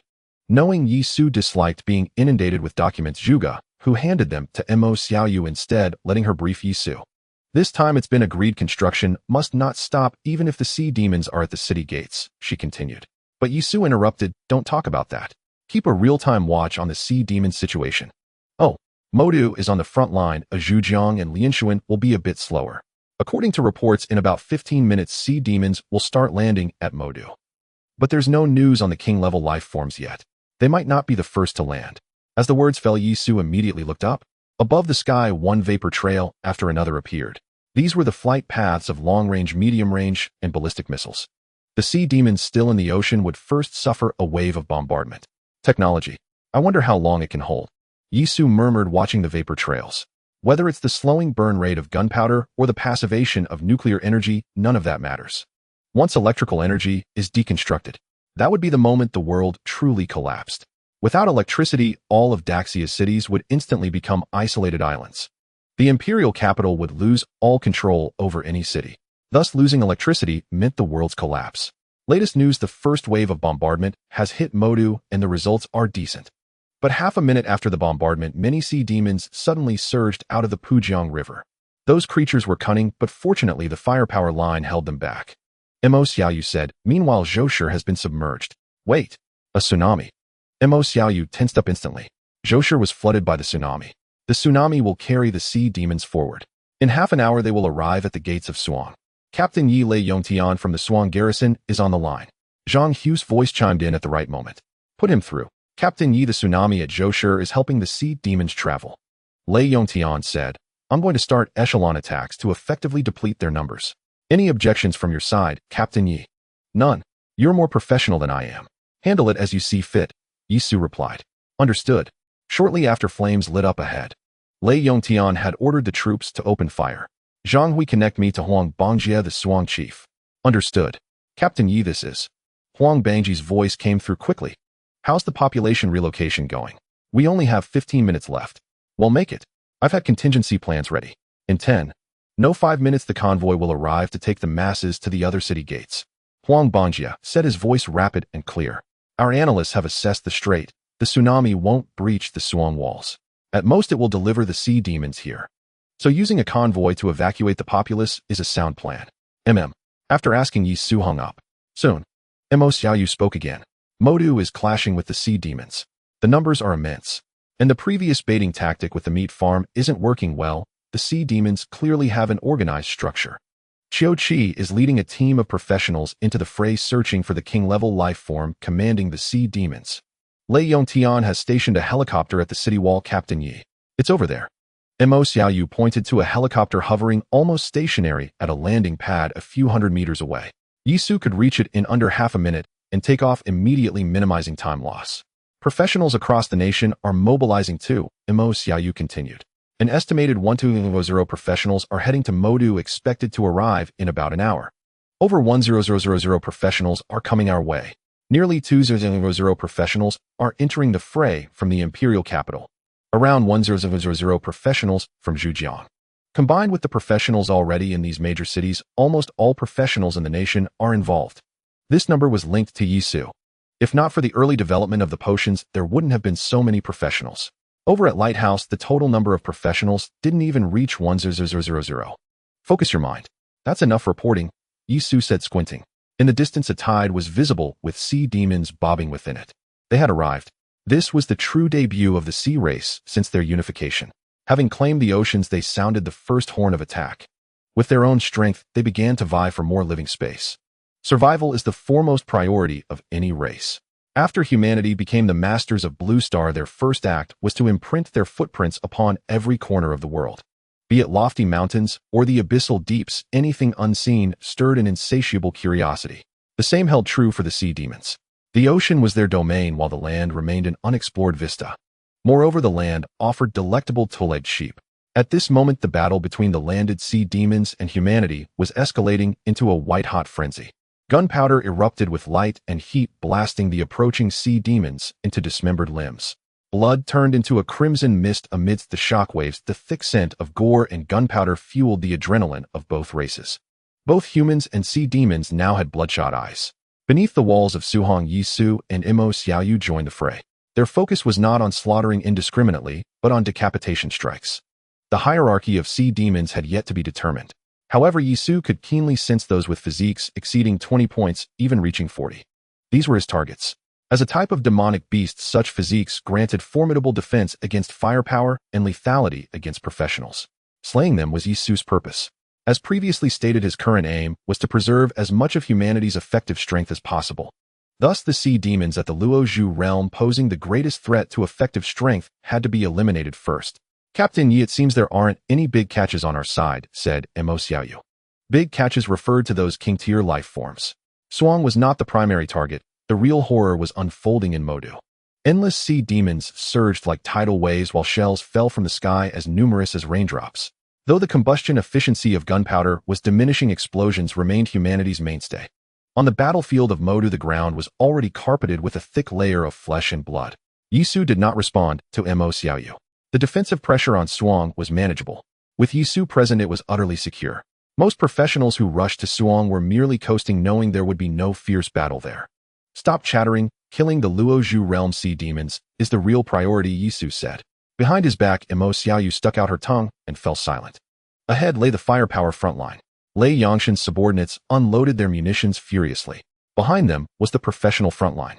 Any sea demon lucky enough to cross the frontline became their responsibility. Fortunately, most sea demons that breached the frontline were wounded, and those at the Luozhu realm were intercepted by Yisu. Thus the situation was manageable. With a squelch, Yisu stomped down, splattering blood. The ground was already a slurry of flesh and blood. A light drizzle made the terrain even more treacherous. With a casual slash, a white blade light cleaved a 3-meter turtle crab in two. Its roast spilled across the ground. Colonel Lei's drones have conducted a full sweep. There are almost no sea demons of such abnormal size left, Mo Xiaoyu reported. Does that mean all the Luozhu realm sea demons have been killed? Yisu halted.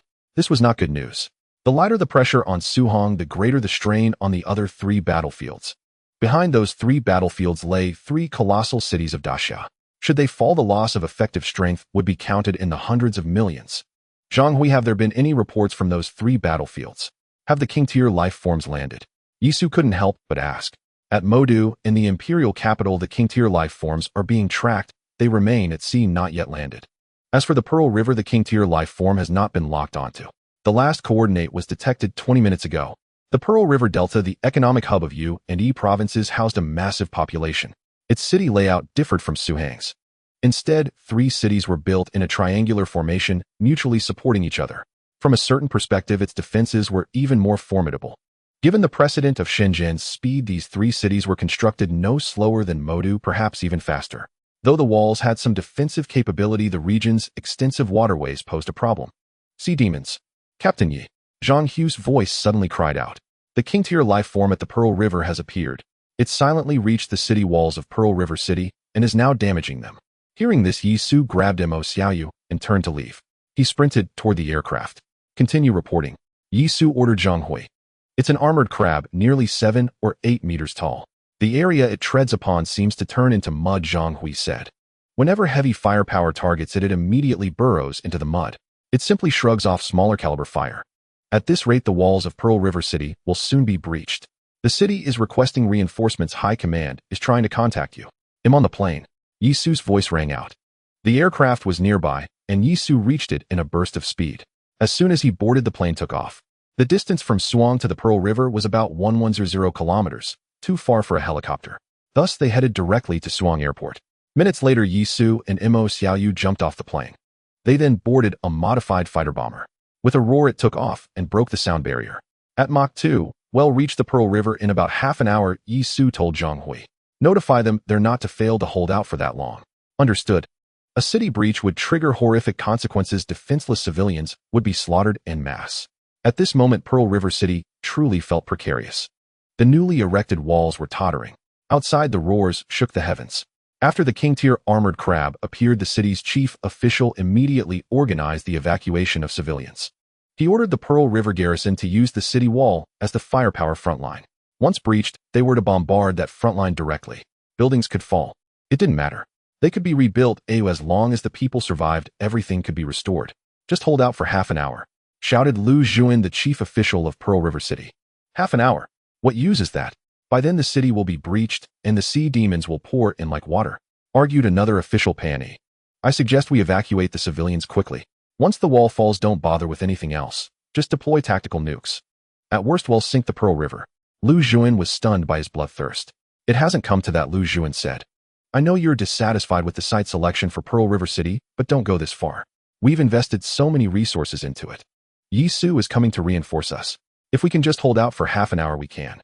Pan, he smacked his lips.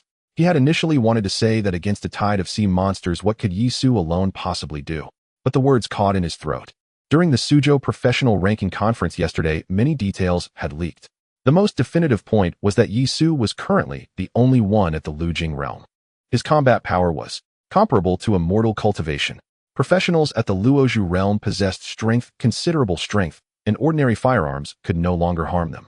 And what of Yi Su, who had single-handedly suppressed countless professionals? Perhaps he truly could work miracles. So Pan Yi fell silent. The cannons roared. The airborne fighters were locked onto the king-level armored crab. As long as it made a move, a medium-range missile would be fired instantly. Yet the king-level crab seemed remarkably clever. It would surface to bait the fighters into firing, then immediately burrow into the mud to evade the missile's damage. Thus the two sides played a game of cat and mouse. But during this game, the king-level crab continuously spewed its crab water, which softened the irradiated ground, turning it into sludge. If this continued, not only would the city walls be destroyed, but the softened foundation would cause them to collapse on their own. Just keep playing with it, waste time. Pan Yi relayed this order to the airborne firefighters while looking into the distance. The sea monsters followed the sludge, evading much of the artillery fire. Damn, a sea monster horde led by a king-level life form was different. He had heard that in other cities the fighting had already turned into a slaughter. Time ticked by slowly. Finally, the city wall's foundation, corroded by the crab water, teetered and collapsed with a thunderous crash. The sea monsters in the sludge, as if receiving a command, surged directly into the city. At that moment, Pan Yi gave the order to open fire. A new line of fire was established using the collapsed wall as a coordinate. Instantly, a new front line was born, yet many sea monsters still crossed it. They began entering the city. Fortunately, the evacuation of Zhujiang's citizens had already begun. Professional squads started engaging the sea monsters in street-to-street combat. The professional squads have set up defenses across 20 streets. They should be able to hold. Lu Zhuan murmured to himself. Now it was a battle of depth. Only with depth could tactics be employed. The sea monsters advanced step by step, each at the cost of countless bodies. But with a king-level life form commanding them, they pushed forward without flinching, even over the corpses of their own kind. What hellish weather! Pan Yi cursed under his breath. It had rained continuously this season, making the air stiflingly humid. This was what allowed the sea monsters to come ashore. If it were sunny, they might not even need to fight. Just running a few thousand meters would dehydrate them. They've broken through 10 streets. Pan Yi said to Lu Zhuan. The civilians have retreated beyond the 23rd Street. I know. Lu Zhuan replied, glancing at his watch. 30 minutes, almost up. Colonel, a fighter bomber has entered our identification zone. Pan Yi suddenly received a message. Let it in quickly, he shouted. Then both he and Lu Zhuan looked up. In the distance, a fighter jet howled towards them. As it neared the battlefield, its belly bay opened and 2 figures leaped out. Damn, that's at least 1,000 meters up. Pan Yi exclaimed. That's Yi Su, right? Lu Zhuan asked. Yes, and he's brought his dedicated support professional. He's here for a tough fight. Everyone knew that when Yi Su brought that support professional with him, it meant a hard battle was coming. After all, that support professional had the ability to heal from a distance. It was a skill envied by professionals in every city. No parachute. Pan Yi wondered. Your intel is outdated. That guy can hover in midair. Lu Zhuan said. In the sky, crimson coagulated matter suddenly appeared beneath the feet of the 2 figures. They stepped on it, and as it shattered, their descent speed plummeted instantly. Have you locked onto the king-level life form? Yi Su asked. No sign of it surfacing yet, Mo Xiaoyu replied. My contact is absorbing Zhujiang's intel. UITLL sinks soon. Got it. The mudflat. In that stretch of sludge. Yi Su immediately turned to look. Beyond the collapsed wall outside the front line was an expanse of sludge. Why was Zhujiang built here? Yi Su wondered. It's not a matter of site selection. The king-level armored crab spewed its crab water, softening the foundation. Initial suspicion is that the crab water has powerful corrosive properties. I understand. Yi Su nodded. Hover on your own for now. We'll go ahead. All right. The two separated. Yi Su stepped on the coagulated blood constructs and sped off. Shells whizzed past him, falling onto the front line. Meanwhile, Mo Xiaoyu summoned water currents to help her hover. Arriving above the sludge, Yi Su drew his long blade and slit a small cut on his resilient skin. A drop of thick crimson blood stained the blade. He then flicked the blade, and the blood scattered into a fine mist as it fell. Instantly, a strange exotic fragrance permeated the air. From an evolutionary standpoint, Yi Su and the king-level life form were likely on the same tier. So, with a series of wet squelching sounds, the sludge began to churn violently. The armored crab burst forth from within. The exotic scent of the blood was a clear signal to the crab the real feast had arrived. Li Qing had said that the core of the elixir was devouring. Humans took elixirs, and so did the monsters. Yi Su was the grand elixir that lured the armored crab. No different from the dragon wolf. Yisu's appearance was enough to seize the attention of the king-level life form. He's drawing it out. Lu Juan and Pan Yi watched in awe. What method could provoke the king-level armored crab into nearly going berserk? If they had such a tactic, this war wouldn't be so difficult. But can he defeat it? Its size was an unavoidable issue. This king-level life form weighed at least over 10 tons. Its shell was so tough that ordinary shells couldn't even dent it. Had the fighters not been equipped with armor-piercing rounds, it wouldn't have needed to hide in the sludge. Zhang Hui, connect me to the commander of the Zhujiang camp. Yisu spoke. All right. The next second, Yisu's voice sounded in Pan Yi's ear. I am Yisu. Yi. Captain Yi, I am Pan Yi, commander of the Zhujiang camp. This battlefield is under my command. Pan Yi tensed up instantly. A man's reputation precedes him after all. This was Yisu, the uncrowned king of all professionals in the nation. Good. I see fighter jets circling overhead. What weapons are they equipped with? Specialized armor-piercing rounds, the kind that can punch through a tank's frontal armor. All right, follow my orders and coordinate with my attack. Yes. Their exchange was brief and direct. Now the hunt for the king-level life form begins. To be honest, the king-level life form leading this incursion is far more intelligent than the usual ones. Da Xiao had hunted king-level life forms before, but one that hides, lurks, and bides its time like this, truly unprecedented. Yisu could clearly hear the sound of his blood accelerating. It was his heart pumping furiously. The faster the blood flowed, the better his overall state was activated. Aiming at the king-level armored crab, Yisu charged straight down. The crab's eyes, each as large as a water vat, protruded and locked onto Yisu's figure. It raised its two massive pincers high. There was no doubt that being caught by those pincers meant certain death.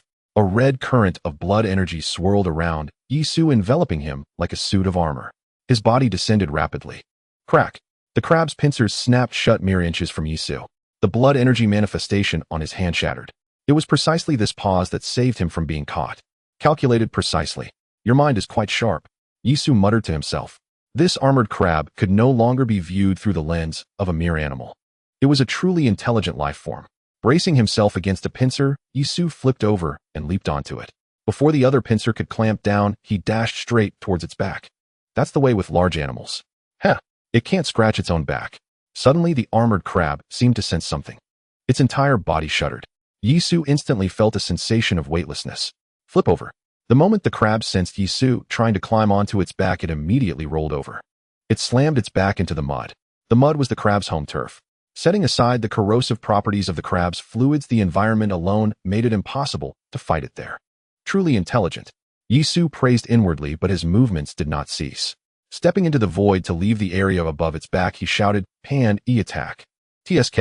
I'm not here to show off, I'm here to eliminate you. The fighter jets in the air received the order instantly. Several armor-piercing rounds came streaking in. By this time, the crab had completed its role. Its eyes were now facing downwards, making the air its blind spot. Bang! Mud splattered everywhere. The armored crab landed in the mud, sending countless clumps of mud flying. Some landed on Yisu, who had just escaped the range of its back. With a hiss, his clothes were instantly corroded. But several streaks of flame blasted down, slamming hard into the crab's abdomen. It was a male crab. Its abdomen was protected by a large triangular carapace. Boom, boom, boom. The armor-piercing rounds erupted in sparks. Amidst the flames, the terrifying warheads still inflicted damage. The triangular carapace was directly shattered, leaving a massive crater at its base from which yellow crab roe continuously flowed. This male crab was completely neutered, and Yisu, adhering to the principle of striking while the iron is hot, charged straight in. Taking a deep breath, a black aura swirled around him. The white-head supreme scripture churned wildly, channeling the hard-earned spiritual energy into his long blade. Whoosh! A searingly white flash of the blade passed by. A massive gash was instantly opened on the crab's abdomen, from which a pale blue, egg-white-like fluid gushed out. Yisu's eyes were sharp. The wound he had opened was precisely over the heart. Another deep breath. Rushing assault force. The truly black aura swept through his blood energy, converting everything red into pure black. Moreover, the violent aura it carried was extremely dense. Although the heart monkey was devouring the rushing assault force skill, it didn't prevent Yisu from using it. On the contrary, because of the heart monkey's feeding, the rushing assault force was imbued with a vast amount of its violent aura. All his power converged, including his spiritual energy. Yisu aimed at the crab's heart and thrust his blade in with all his might. In an instant, it was as if a pillar of white light had pierced straight through the crab's entire body. Its heart exploded instantly. One strike, certain kill. At the same time, A streak of green light drifted over, repairing the damage Yisu had sustained from the outburst and the corrosion of the crab's fluids, and also eliminating the boat's stiffness after such an exhaustive explosion of power. Letting out a long breath, Yisu, now receiving healing support, quickly recovered his state. The armored crab, however, lay on its back with its 8 legs in the air, slowly sinking into the mud. Lu Juan and Pan Yi were monitoring the battle. The aerial drones provided the highest definition view. Fast. Too fast. Within mere tens of seconds, this king-level armored crab was directly killed. Of course, they also knew that there was a strategic game being played by the combatant. But this killing power was too direct, too targeted. Yisu perfectly represented what a professional could be. If all professionals were like this in the future, then, without a doubt, professionals would be the future. Quick, quick, quick. Prepare the bait, ground mode. Prepare the bait, ground mode. Pan Yi reacted swiftly. Subsequently, numerous firefighting aircraft flew in, dumping large quantities of fresh beast blood over an area of scattered flesh and limbs. For a moment, an intensely thick stench of blood permeated the air. The sea monsters, no longer suppressed by the king-level armored crab, could no longer maintain their concentrated assault on a single direction. The sea monsters that had charged into the Pearl River City quickly retreated, heading towards the bait ground. The fierce barrage of firepower paused momentarily to catch its breath. What followed would be a massacre at the bait ground. Yisu stepped through the void and left the area. Mo Xiaoyu caught up to join him, and the two headed for the Pearl River Command Tower. Pan Yi watched the two approaching through the air, his heart filled with mixed emotions. Yes, Yisu was demonstrating the future of professionals. With this kind of combat power, it was indeed the future. In contrast, traditional weaponry and equipment would gradually lose their potency. For a soldier, this was the sorrow of the era. Captain Yi, your efforts are appreciated. Lu Juan stepped forward to greet him. Truly formidable. With the king-level armored crab slain, there would essentially be no major problems going forward. They could slowly grind down these sea monsters. After all, the bait ground tactic was exceptionally effective against them. There shouldn't be any more problems from here on, right? Yisu said. The Pearl River was stabilizing. Next, the main events would be in Magic Capital and the Imperial Capital, especially that Flood Dragon. Just by hearing its name, you knew it would be terrifyingly powerful. No problem. With the king-level life form gone, we can handle the rest, Pan Yi said. He understood Yisu's role. He wasn't there for trench warfare. Magic Capital and the Imperial Capital needed him urgently. All right then, ill. Suddenly, the expressions of everyone present turned grave.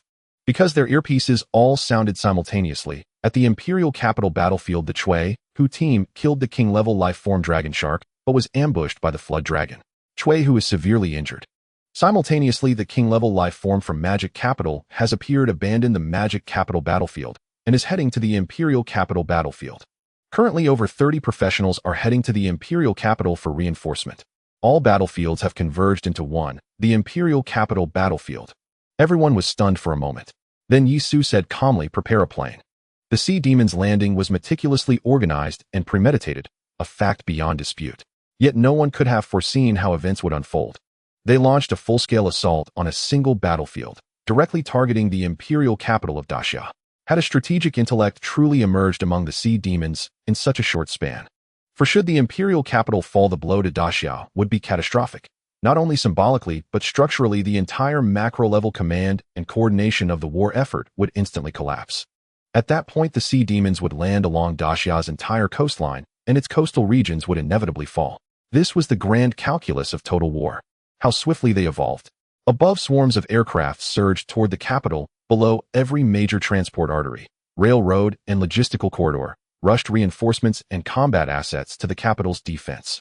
Yisu gazed out the aircraft window at the land below, sensing for the first time its profound fragility, its winds lashing, its foundations trembling. Beside him, Mo Xiaoyu continued receiving real-time intelligence updates. She had defined her role with crystalline clarity, Yisu's secretary, and an integral member of his tactical squad. In close quarters advances, she stood behind him. During boss-tier engagements, she operated from the periphery, delivering precise support. So long as her healing strikes landed true, all was well. As for having her tank a boss, preposterous. Her constitution remained exquisitely fragile. Team leader Yi, enemy forces are pouring into the capital battlefield. Over 1 million Sea Demons have already gathered, and numbers continue to swell. According to Zhang Hui's intel, Daxia's high command is considering nuclear deployment. Meanwhile, dynamic battlefield maps have been dispatched to research institutes nationwide, where analysts are feverishly modeling the evolving tactical landscape. Chui Hu remains alive, for now. Rongxi is sustaining his vital signs. And Guanli just sent me a private message asking where we are. Mo Xiaoyu reported. Yisu nodded.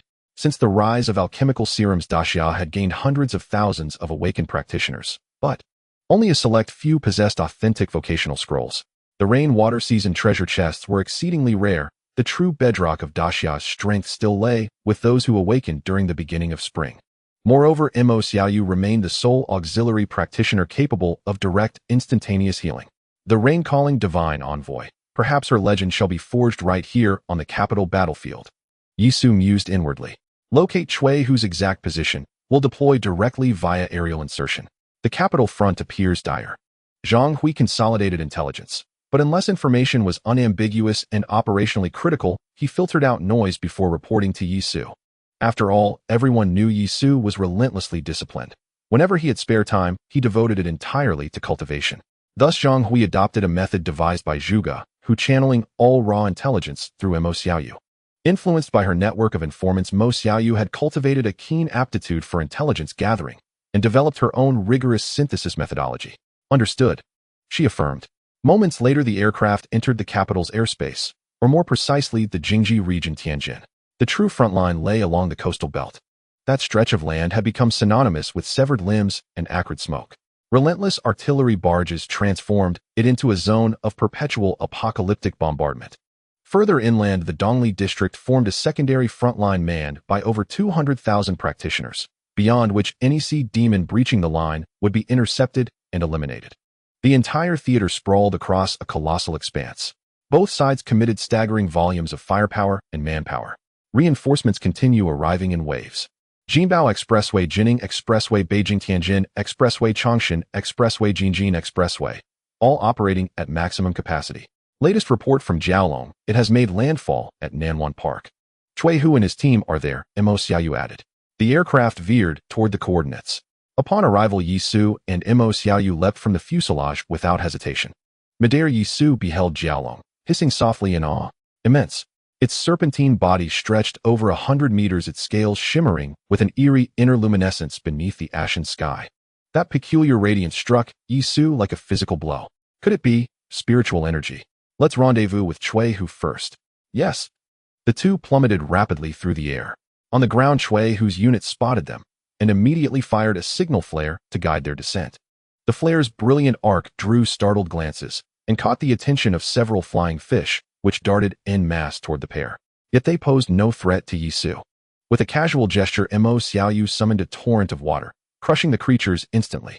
Upon landing, clusters of practitioners surged forward, eager to greet the legendary Yisu, only to be restrained by their comrades. This was no moment for ceremony. Team leader Yi, you finally arrived, Guanli said, his eyes bloodshot. Chui Hu hung suspended between life and death. Where is Chui Hu? Lead the way. Understood. Guanli set off at once. Within moments they reached a field tent, where a soft rhythmic hum drifted forth tender as a lullaby. Rongshi was sustaining Chui Hu's fading life force. Xiaoyu. Yisu saw Chui Hu lying prone on a military cot clad in little more than bandages. From his upper back down to his lower spine ran a wound so deep bone gleamed white, and within its gash his viscera pulsed faintly, exposed and vulnerable. A wound of savage, unforgiving brutality. Understood. Mo Xiaoyu stepped forward and activated her healing art, emerald light cascading over his ravaged back. Before their eyes the grotesque wound began sealing, flesh-knitting tendons reweaving at visible speed. Oof! Chui Hu groaned, then turned his head and froze at the sight of Yisu and Mo Xiaoyu. Holy, team leader Yi, you're finally here. Still breathing? Yisu retorted dryly. That wound should have killed him outright. Bone-deep, organ-piercing, fatal beyond doubt. That he'd endured this long spoke only to Chui Hu's formidable resilience, and to Rongshi's desperate life-sustaining intervention. Yisu withdrew several vials from his pack. The elixirs glowed with a deep, burnished gold. Within their viscous depths, flecks of metallic luster shimmered like suspended gold leaf. Grade 3. 5 elixirs. Chui Hu's eyes flared with recognition. These were Yisu's proprietary formulations, refined from symbiotic organisms harvested within the Leviathan whale. Their scarcity was absolute. Keep them. Even if I drank one, I'd lack the strength to fight, Chui Hu rasped. The grievous injury had devoured too much of his foundational vitality. Though Mo Xiaoyu could mend flesh, his core essence remained depleted. In such a state, Chui Hu would be hollowed. Physically intact, yet trembling at the knees, unable to lift a blade without his limbs betraying him. Yisu offered no further persuasion. The elixirs were meant solely to accelerate Chui Hu's recovery. Tell me what of Jialong. How did it wound you so grievously? Yisu asked. Given Chui Hu's prowess, such devastation implied Jialong could have slain him effortlessly, yet chose instead to maim. Damn it. Chui Hu spat fury igniting in his voice. That Jialong fights without honor. It fires energy waves. Moi. Yisu was utterly bewildered. What are you talking about? Guanli standing nearby then spoke. Captain Yi, it's like this. When Captain Chui and I went to hunt the dragon shark, everything started out normally. Although the dragon shark was tenacious, we could still kill it by wearing it down bit by bit. However, just after we finally managed to exhaust it to death, the flood dragon appeared. We hadn't sustained any serious injuries while hunting the dragon shark, so we thought we could take down this big beast together. Unexpectedly, as we charged at it, the flood dragon let out a furious roar. It immediately spewed an invisible force or something from its mouth. We couldn't react in time. To save me, Captain Chui was struck from behind. So that's... No wonder Guan Li's eyes were so bloodshot. If Chui Hu truly died, Guan Li would probably never forgive himself for the rest of his life. It wasn't an invisible force, Chui Hu said at that moment. Guan Li and the others might not have seen it, but I did.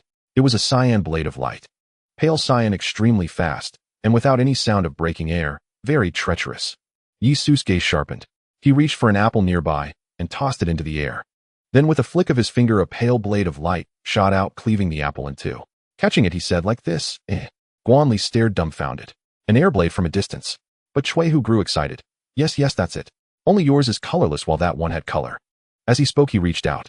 Yi Su handed him half the apple, taking the other half to his own mouth for a bite. A streamlined realm flood dragon. Yi Su said, his words muffled. Chui Hu and Yi Su exchanged a glance, then fell silent, quietly eating their apples. Their silence baffled the onlookers. What's wrong? In truth, Chui Hu had revealed an implicit notion: a colorless airblade might not necessarily defeat a pale cyan one. Because the other had color. And believe it or not, this made sense. Color represented attributes much like blood energy. Red blood energy was the primal color. But when Yi Su activated his penetrating force, or the berserk aura of the mind, his blood energy would be tainted, taking on those attributes. Its power would also clearly surpass that of red blood energy. As for now, the spiritual energy Yi Su had nurtured was colorless, manifesting as a white light. This indicated that Yi Su was merely a novice with this power. That flood dragon, however, had clearly begun to enchant its attacks. This directly shattered Yi Su's advantage in offensive power. Maybe we should use the mushroom cloud, Chui Hu said. That flood dragon's combat strength is clearly off the charts. Speaking of the mushroom cloud, Yi Su seemed to recall something. I have a question. What happened with that incident in the middle of the Pacific Ocean? Chui Hu's expression turned grim. He knew the inside story, given his impeccable background. It didn't achieve much. Instead, it made the merfolk grow considerably in intelligence. Chui Hu said. Yi Su covered his face with a hand. Oh dear, this is tough. Suddenly Yi Su and Chui Hu looked at each other, exclaiming in unison, holy crap. 2. Then both immediately contacted their respective headquarters via headset. Director Zhang Xinzhong, I need to know the status of the vegetation after the nuclear cleanup at the lighthouse. Zhang Hui, help me gather the follow-up developments after the lighthouse used nukes to resolve the plant mutation. Yi Su, you're thinking the same. Chui Hu, it's highly likely. Back when the beginning of spring started, the lighthouse cleared the way with nukes. But then they suddenly pulled back. Why? Was it because they didn't like it? No. There was only one specific reason: it wasn't effective. Soon information began to arrive from both sides. Good grief, that bastard is waiting for the nuke. Chui Hu said, almost laughing despite himself. The flood dragon had landed at South Bay Park, neither fleeing nor attacking, just waiting there. Its goal was simple: to be fed a nuke. The outcome at the lighthouse was straightforward. They had eliminated many plants. But that area had become a paradise for vegetation, with plants growing wildly. Among them, numerous king-level life forms like the Willow King were born. The Sea Clan had experienced nukes before. Take the merfolk, for instance. Some merfolk were certainly lost, but the survivors had gained significantly in intelligence. This proved one thing: the nuke was a double-edged sword. It would either melt the flood dragon on the spot, or the creature would survive and grow even stronger. What doesn't kill me makes me stronger. Are you kidding me with this inspirational crap? Damn it. A gamble? Chui Hu asked. No gamble. Yi Su replied. No way. In this solar term, the Sea Clan had the heavens on their side. The rainwater falling from the sky was nourishment for them. And then would add fuel to their growth. We really can't risk that. With a larger yield, the flood dragon would melt. What if the water in South Bay Park is full of merfolk waiting to absorb the radiation? Then, Chui Hu fell silent. Get real. Common sea creatures are just cannon fodder, a blight. But life forms like the flood dragon and merfolk already possess considerable intelligence. Yisu said, "Are you in command here in the capital, or someone else? Notify the preparations for a cleanup of South Bay Park. I'll take it down myself." "All right." In the end, Shuihu nodded. Since this was a world where the occupation had descended, it had to be resolved by the power of the occupiers. Introducing external forces would cause variables. Soon the capital mobilized. Almost all Drop Pearl Realm occupiers were summoned. Among them were many Yisu recognized. The batch from the beginning of spring had almost all entered the Drop Pearl Realm. Others had participated in the Unanguejo mycelium operation. Well, that guy who shouted beloved subjects rise at the air in the mycelium illusion was also there. Yisu still had the photo saved on his phone. The situation at South Bay Park was relayed as well. The sea monsters there were mostly at the Drop Pearl Realm, each huge in size and of various forms. However, they couldn't provide more detailed images. They could only be marked with red dots, because there was a group of airborne sea monsters. Flying fish. Huge schools of flying fish roamed the air, shooting down any nearby drones. So they had to rely on satellite cloud charts for targeting. Subsequently, the selected squad leaders, about 20 or so, entered the tent. They were the pillars of their respective cities. "Greetings, Captain Yi. Greetings, Captain Yi. Greetings, Captain Yi." Each person who entered greeted Yisu with excitement. This was the first time these occupiers were fighting alongside Yisu. Yisu naturally took over the command. "The battlefield is under your control. In this wave at Nanwan Park, you must follow your own orders. Everyone has worked hard."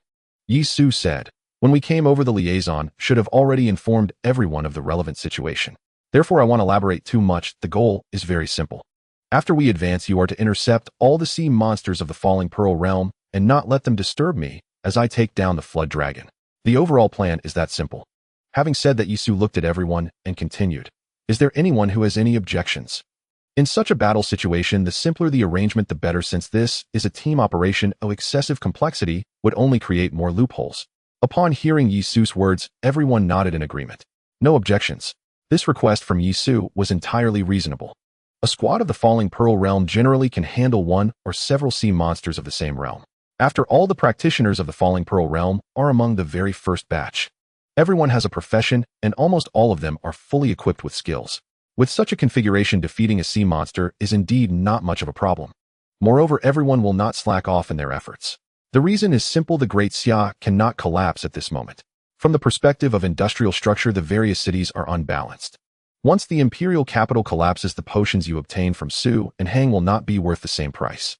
For both public and private reasons, everyone must put in their effort.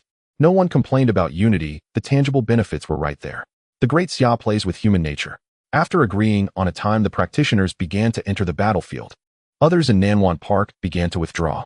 First, it was the massive formation of drones with over 3,000 pilots controlling their respective drones from the rear. Their objective was aerial combat, at least to divert the flying fish. They could not allow practitioners to fight the sea monsters of the Falling Pearl Realm while being attacked from above by flying fish. The Trinity should be a tactic played by humans. Being attacked by fish from the sky is simply going against the heavens. Once the drones entered the scene, a large number of fighter jets took off from the flanks. Although practitioners can handle sea monsters of the Falling Pearl Realm, it doesn't mean they can't call for support. In this day and age, what good is the ethics of martial arts? Of course, there are also strategic missiles hidden deeper. These can all be called in by the practitioners. In summary, the battle at Nanwan Park combines the most comprehensive system of technology, with practitioners creating a comprehensive combat against the sea monsters, the children of the heavens. They are fighting not just for combat power, but also for the system. "Let's go." A voice came through the practitioners' headsets, and hundreds of squads moved together, then disappeared into the dense forest. Yisu and Mo Xiaoyu stood atop a tall tree, peering through the leaves at the distant flood dragon. "Make sure to hide well. Oh, do you have any problems?" Yisu said. "No problem," Mo Xiaoyu replied. "Actually, those practitioners of the Falling Pearl Realm may not be my opponents." She stroked her gloves. She did not inform Yisu that during her supervision of the wall construction, she had learned a secret technique. One could only say that some people's fortune is innate while others have to fight for it themselves. "I did not underestimate you," Yisu said. "I am just telling you that you can hide your strength a little. Consider it preparation for the future." "Future?" Mo Xiaoyu asked in confusion. In her perception, Yisu is a very strange captain, strong, ambitious, and incredibly lucky. However, sometimes his actions are hard to understand. It seems as if he is always preparing for something. The old Mo Xiaoyu would never ponder such things, as she had been thrown into the front line for so long under Zhuge He's training. Only after developing her own opinions did she start to notice these issues. It seems that Yisu is intentionally guiding something. Alright, I understand. Although Mo Xiaoyu did not fully comprehend, she was very obedient. Then let's go. After saying that, Yisu took Mo Xiaoyu and began their entrance. Their goal was very simple, directly aimed at the flood dragon. The sea monsters along the way were almost all diverted by the practitioner squads. The two had a very smooth journey. After a moment, the two hiding in the bushes finally saw the flood dragon. Goodness, what a huge, slippery snake. Calling it a flood dragon is not wrong either. Its size exceeded 100 meters, and its waist was even larger than a truck. Each scale almost had a metallic texture shimmering with the distant flashes of artillery fire. With enormous neck wings, the snake's head was held high, its tongue occasionally flicking out, sensing the scent of the battlefield. Its cold eyes and tail dipped in the sea occasionally splashed, sending up towering water sprays. Yisu glanced at it a few times and then stopped looking. Instead, he focused on the surface of the sea. The sea was calm now, with small waves and sea monsters occasionally darting from beneath towards the park. However, he did not see any signs of merfolk. Forget about that for now, let's kill this flood dragon first. The letter said that this flood dragon holds the secret of a true royal level life, which I am very interested in. Evolution is the leap of life. It is the basis for becoming stronger. For this, Yisu tirelessly pursues. You scout the surrounding terrain while I'm going in. Yisu said. Alright. In the next second, Yisu charged out from the bushes while Mo Xiaoyu shifted sideways. On the edge, Mo Xiaoyu's greatest role is to provide support from afar. That is what makes it slippery. The airflow is like a pillar. Yisu exhaled deeply and the blood in his body surged. Black and red blood armor formed. With each step, he rapidly approached the flood dragon. The massive head of the flood dragon moved, immediately focusing on Yisu. It first paused, then seemed to catch a scent of something. Suddenly, it opened its mouth wide and let out a roar. The sound was deep. Snakes inherently struggle to produce sounds. Although it has evolved, it still needs a higher level of evolution to have a complete vocal cord. A stench filled the air. Yisu paid little attention to these factors and continued to close in. However, after taking just a few steps, he suddenly felt a wave of dizziness. Damn poison. Yisu was speechless. This guy has quite a few tricks. Fortunately, after generating spiritual power, Yisu had already employed an introspective ability. Spiritual energy coursed through his body and the dizziness quickly subsided. Unless it bit him and infused venom into his body, it was impossible for him to fall just from a breath. The flood dragon moved. Despite its large size, when it really moved, it was like a high-speed train. In an instant, it lunged forward. With its mouth wide open, an invisible force of energy surged out. Yisu was already paying close attention to this, so he naturally saw clearly. Several light blades of pale blue shot out from its mouth. Like invisible phantoms, they made no sound as they sliced through the air. Yisu bent down to dodge. Bang, bang, bang. The beach exploded. The power of these pale blue light blades was quite impressive, especially in terms of sharpness. No wonder they could cut Chui Hu so badly. After dodging a wave of light blades, Yisu closed in on the flood dragon. He slashed out with his sword. A blade of light directly struck the flood dragon's neck at its weak point. Clang. The sound of iron striking iron echoed. This strike did not have any effect. In that instant, the flood dragon's neck actually glowed. Yisu understood. Spiritual power attacks can only be blocked by spiritual power. Only magic can defeat magic, right? Good heavens. The faint sound made the eyes of the dragon narrow slightly. It seemed like mockery. Yisu's expression shifted. Hey, it has a bit of intelligence, displaying such human-like emotions. Mockery.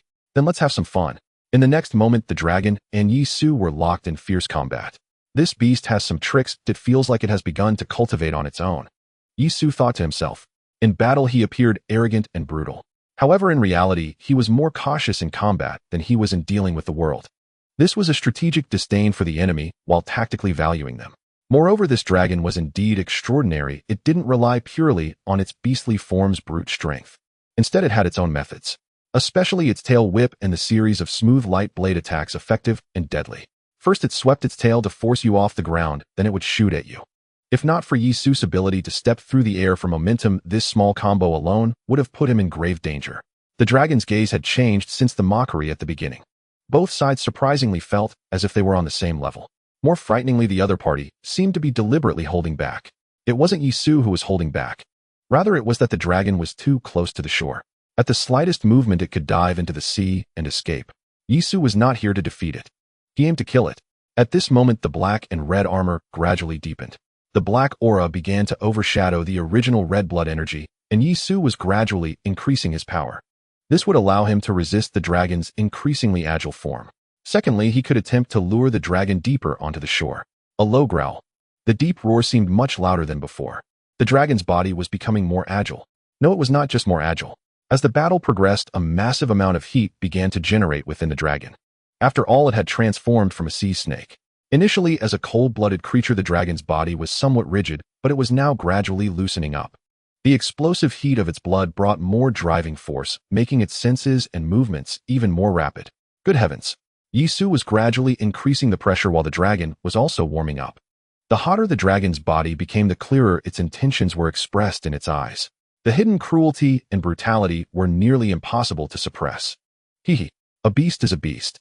To put it simply, it was becoming enraged. The combat power Yisu displayed was enough to prove he was a potent tonic, a great supplement for the dragon. This left the increasingly enraged dragon unable to resist. Yisu began to fight while retreating. The dragon reached the beach, entering the bushes, then into the jungle. It was completely disregarding everything above. Moreover, in the jungle, its combat power was not hindered, rather it was more adept at ambushing and attacking unexpectedly. The jungle belonged to the beasts. The sea snake was still a snake. Suddenly, with a splash, a giant walrus rushed into the fray recklessly. The dragon was taken aback. It opened its mouth wide and bit down, injecting poison before flinging it towards Yisu. Yisu dodged. Boom. Unexpectedly, the walrus exploded and green liquid splattered everywhere. This was impossible to evade. Mo Xiaoyu, Yisu shouted. In an instant, a stream of water surged like a clear spring, forming a vortex around Yisu like a water shield. All the green venom was absorbed by this water shield. Finally, the water shield dispersed, falling to the ground and instantly corroding a deep green pit. The surrounding trees melted away like butter in hot oil. This unexpected move stunned the dragon. In its mind, it should have been difficult to evade. How could such a large mass of water suddenly appear? It was momentarily unable to comprehend. But Yisu was not one to be trifled with. Seizing the opportunity, immediately all of his armor turned black. He took a deep breath, his chest swelling. The long blade gleamed. Spiritual energy gathered within. White Ape Sense Blade. From the secrets of the ape fist, this strike crossed dozens of meters and struck the dragon fiercely. The impact prevented the dragon from shaking it off. It could only roll helplessly on the ground. But Yisu did not slow down, he even accelerated. Raging blade collapse. The dragon had just gotten up, its large head swayed, not yet truly supporting its body. Suddenly the ground jolted. Then a tremendous force pressed down on its head. With a bang, the dragon's head was forcefully smashed down, and its tail shot up high. The scales on its head emitted a faint glow to resist Yisu's strike. However, its brain was still rattled. As it regained its vision, it saw Yisu right in front of it. The black aura was already dissipating, and even the long blade was tinged with it. The heart monkey in its mind was indulging in the surging energy. It was time for the third secret technique. This was the true precursor to the devouring skill. Or rather, after this secret technique, perhaps it would be the real opportunity for the heart monkey's devouring skill. Charging slash. The black aura surged. A pure black blade light suddenly burst forth. The brutal aura overflowed, combining the strength of the heart monkey and the power of spiritual energy. This strike had attributes. Its attack power had greatly increased. Bang! The dragon was directly slashed away. In midair, shattered scales flew, accompanied by some fragrant blood, as its massive body crashed backward. The armor was breached. As long as the armor was breached, whether it was a monster or a sea creature, it meant it had revealed its bloodline. And once the bloodline was revealed, you were doomed. Growl. Before the dragon even landed, it let out a painful roar. It was truly injured. Since its birth from the depths of the sea, it had risen continuously, constantly devouring its kin. It was only then that it underwent its transformation. In this process, it had never known defeat. It was this proud posture that allowed it to transform from a mere sea snake into something resembling a dragon. No matter how intelligent it became, the pride within its heart was the truest. And it was this very pride that today was crushed into the ground by a small creature. This was simply intolerable. At this moment, its blood was nearly boiling. The red blood flowed beneath its scales, unable to hide the furious blood light. Yes, the color of blood mixed with rage and cruelty finally revealed itself within its scales. In Yisu's eyes, that was the dragon's entire body rapidly turning red. It was as if it were a transparent gem, radiating red light. Blood dragon. Damn, is this the second stage? Yisu couldn't help but mutter.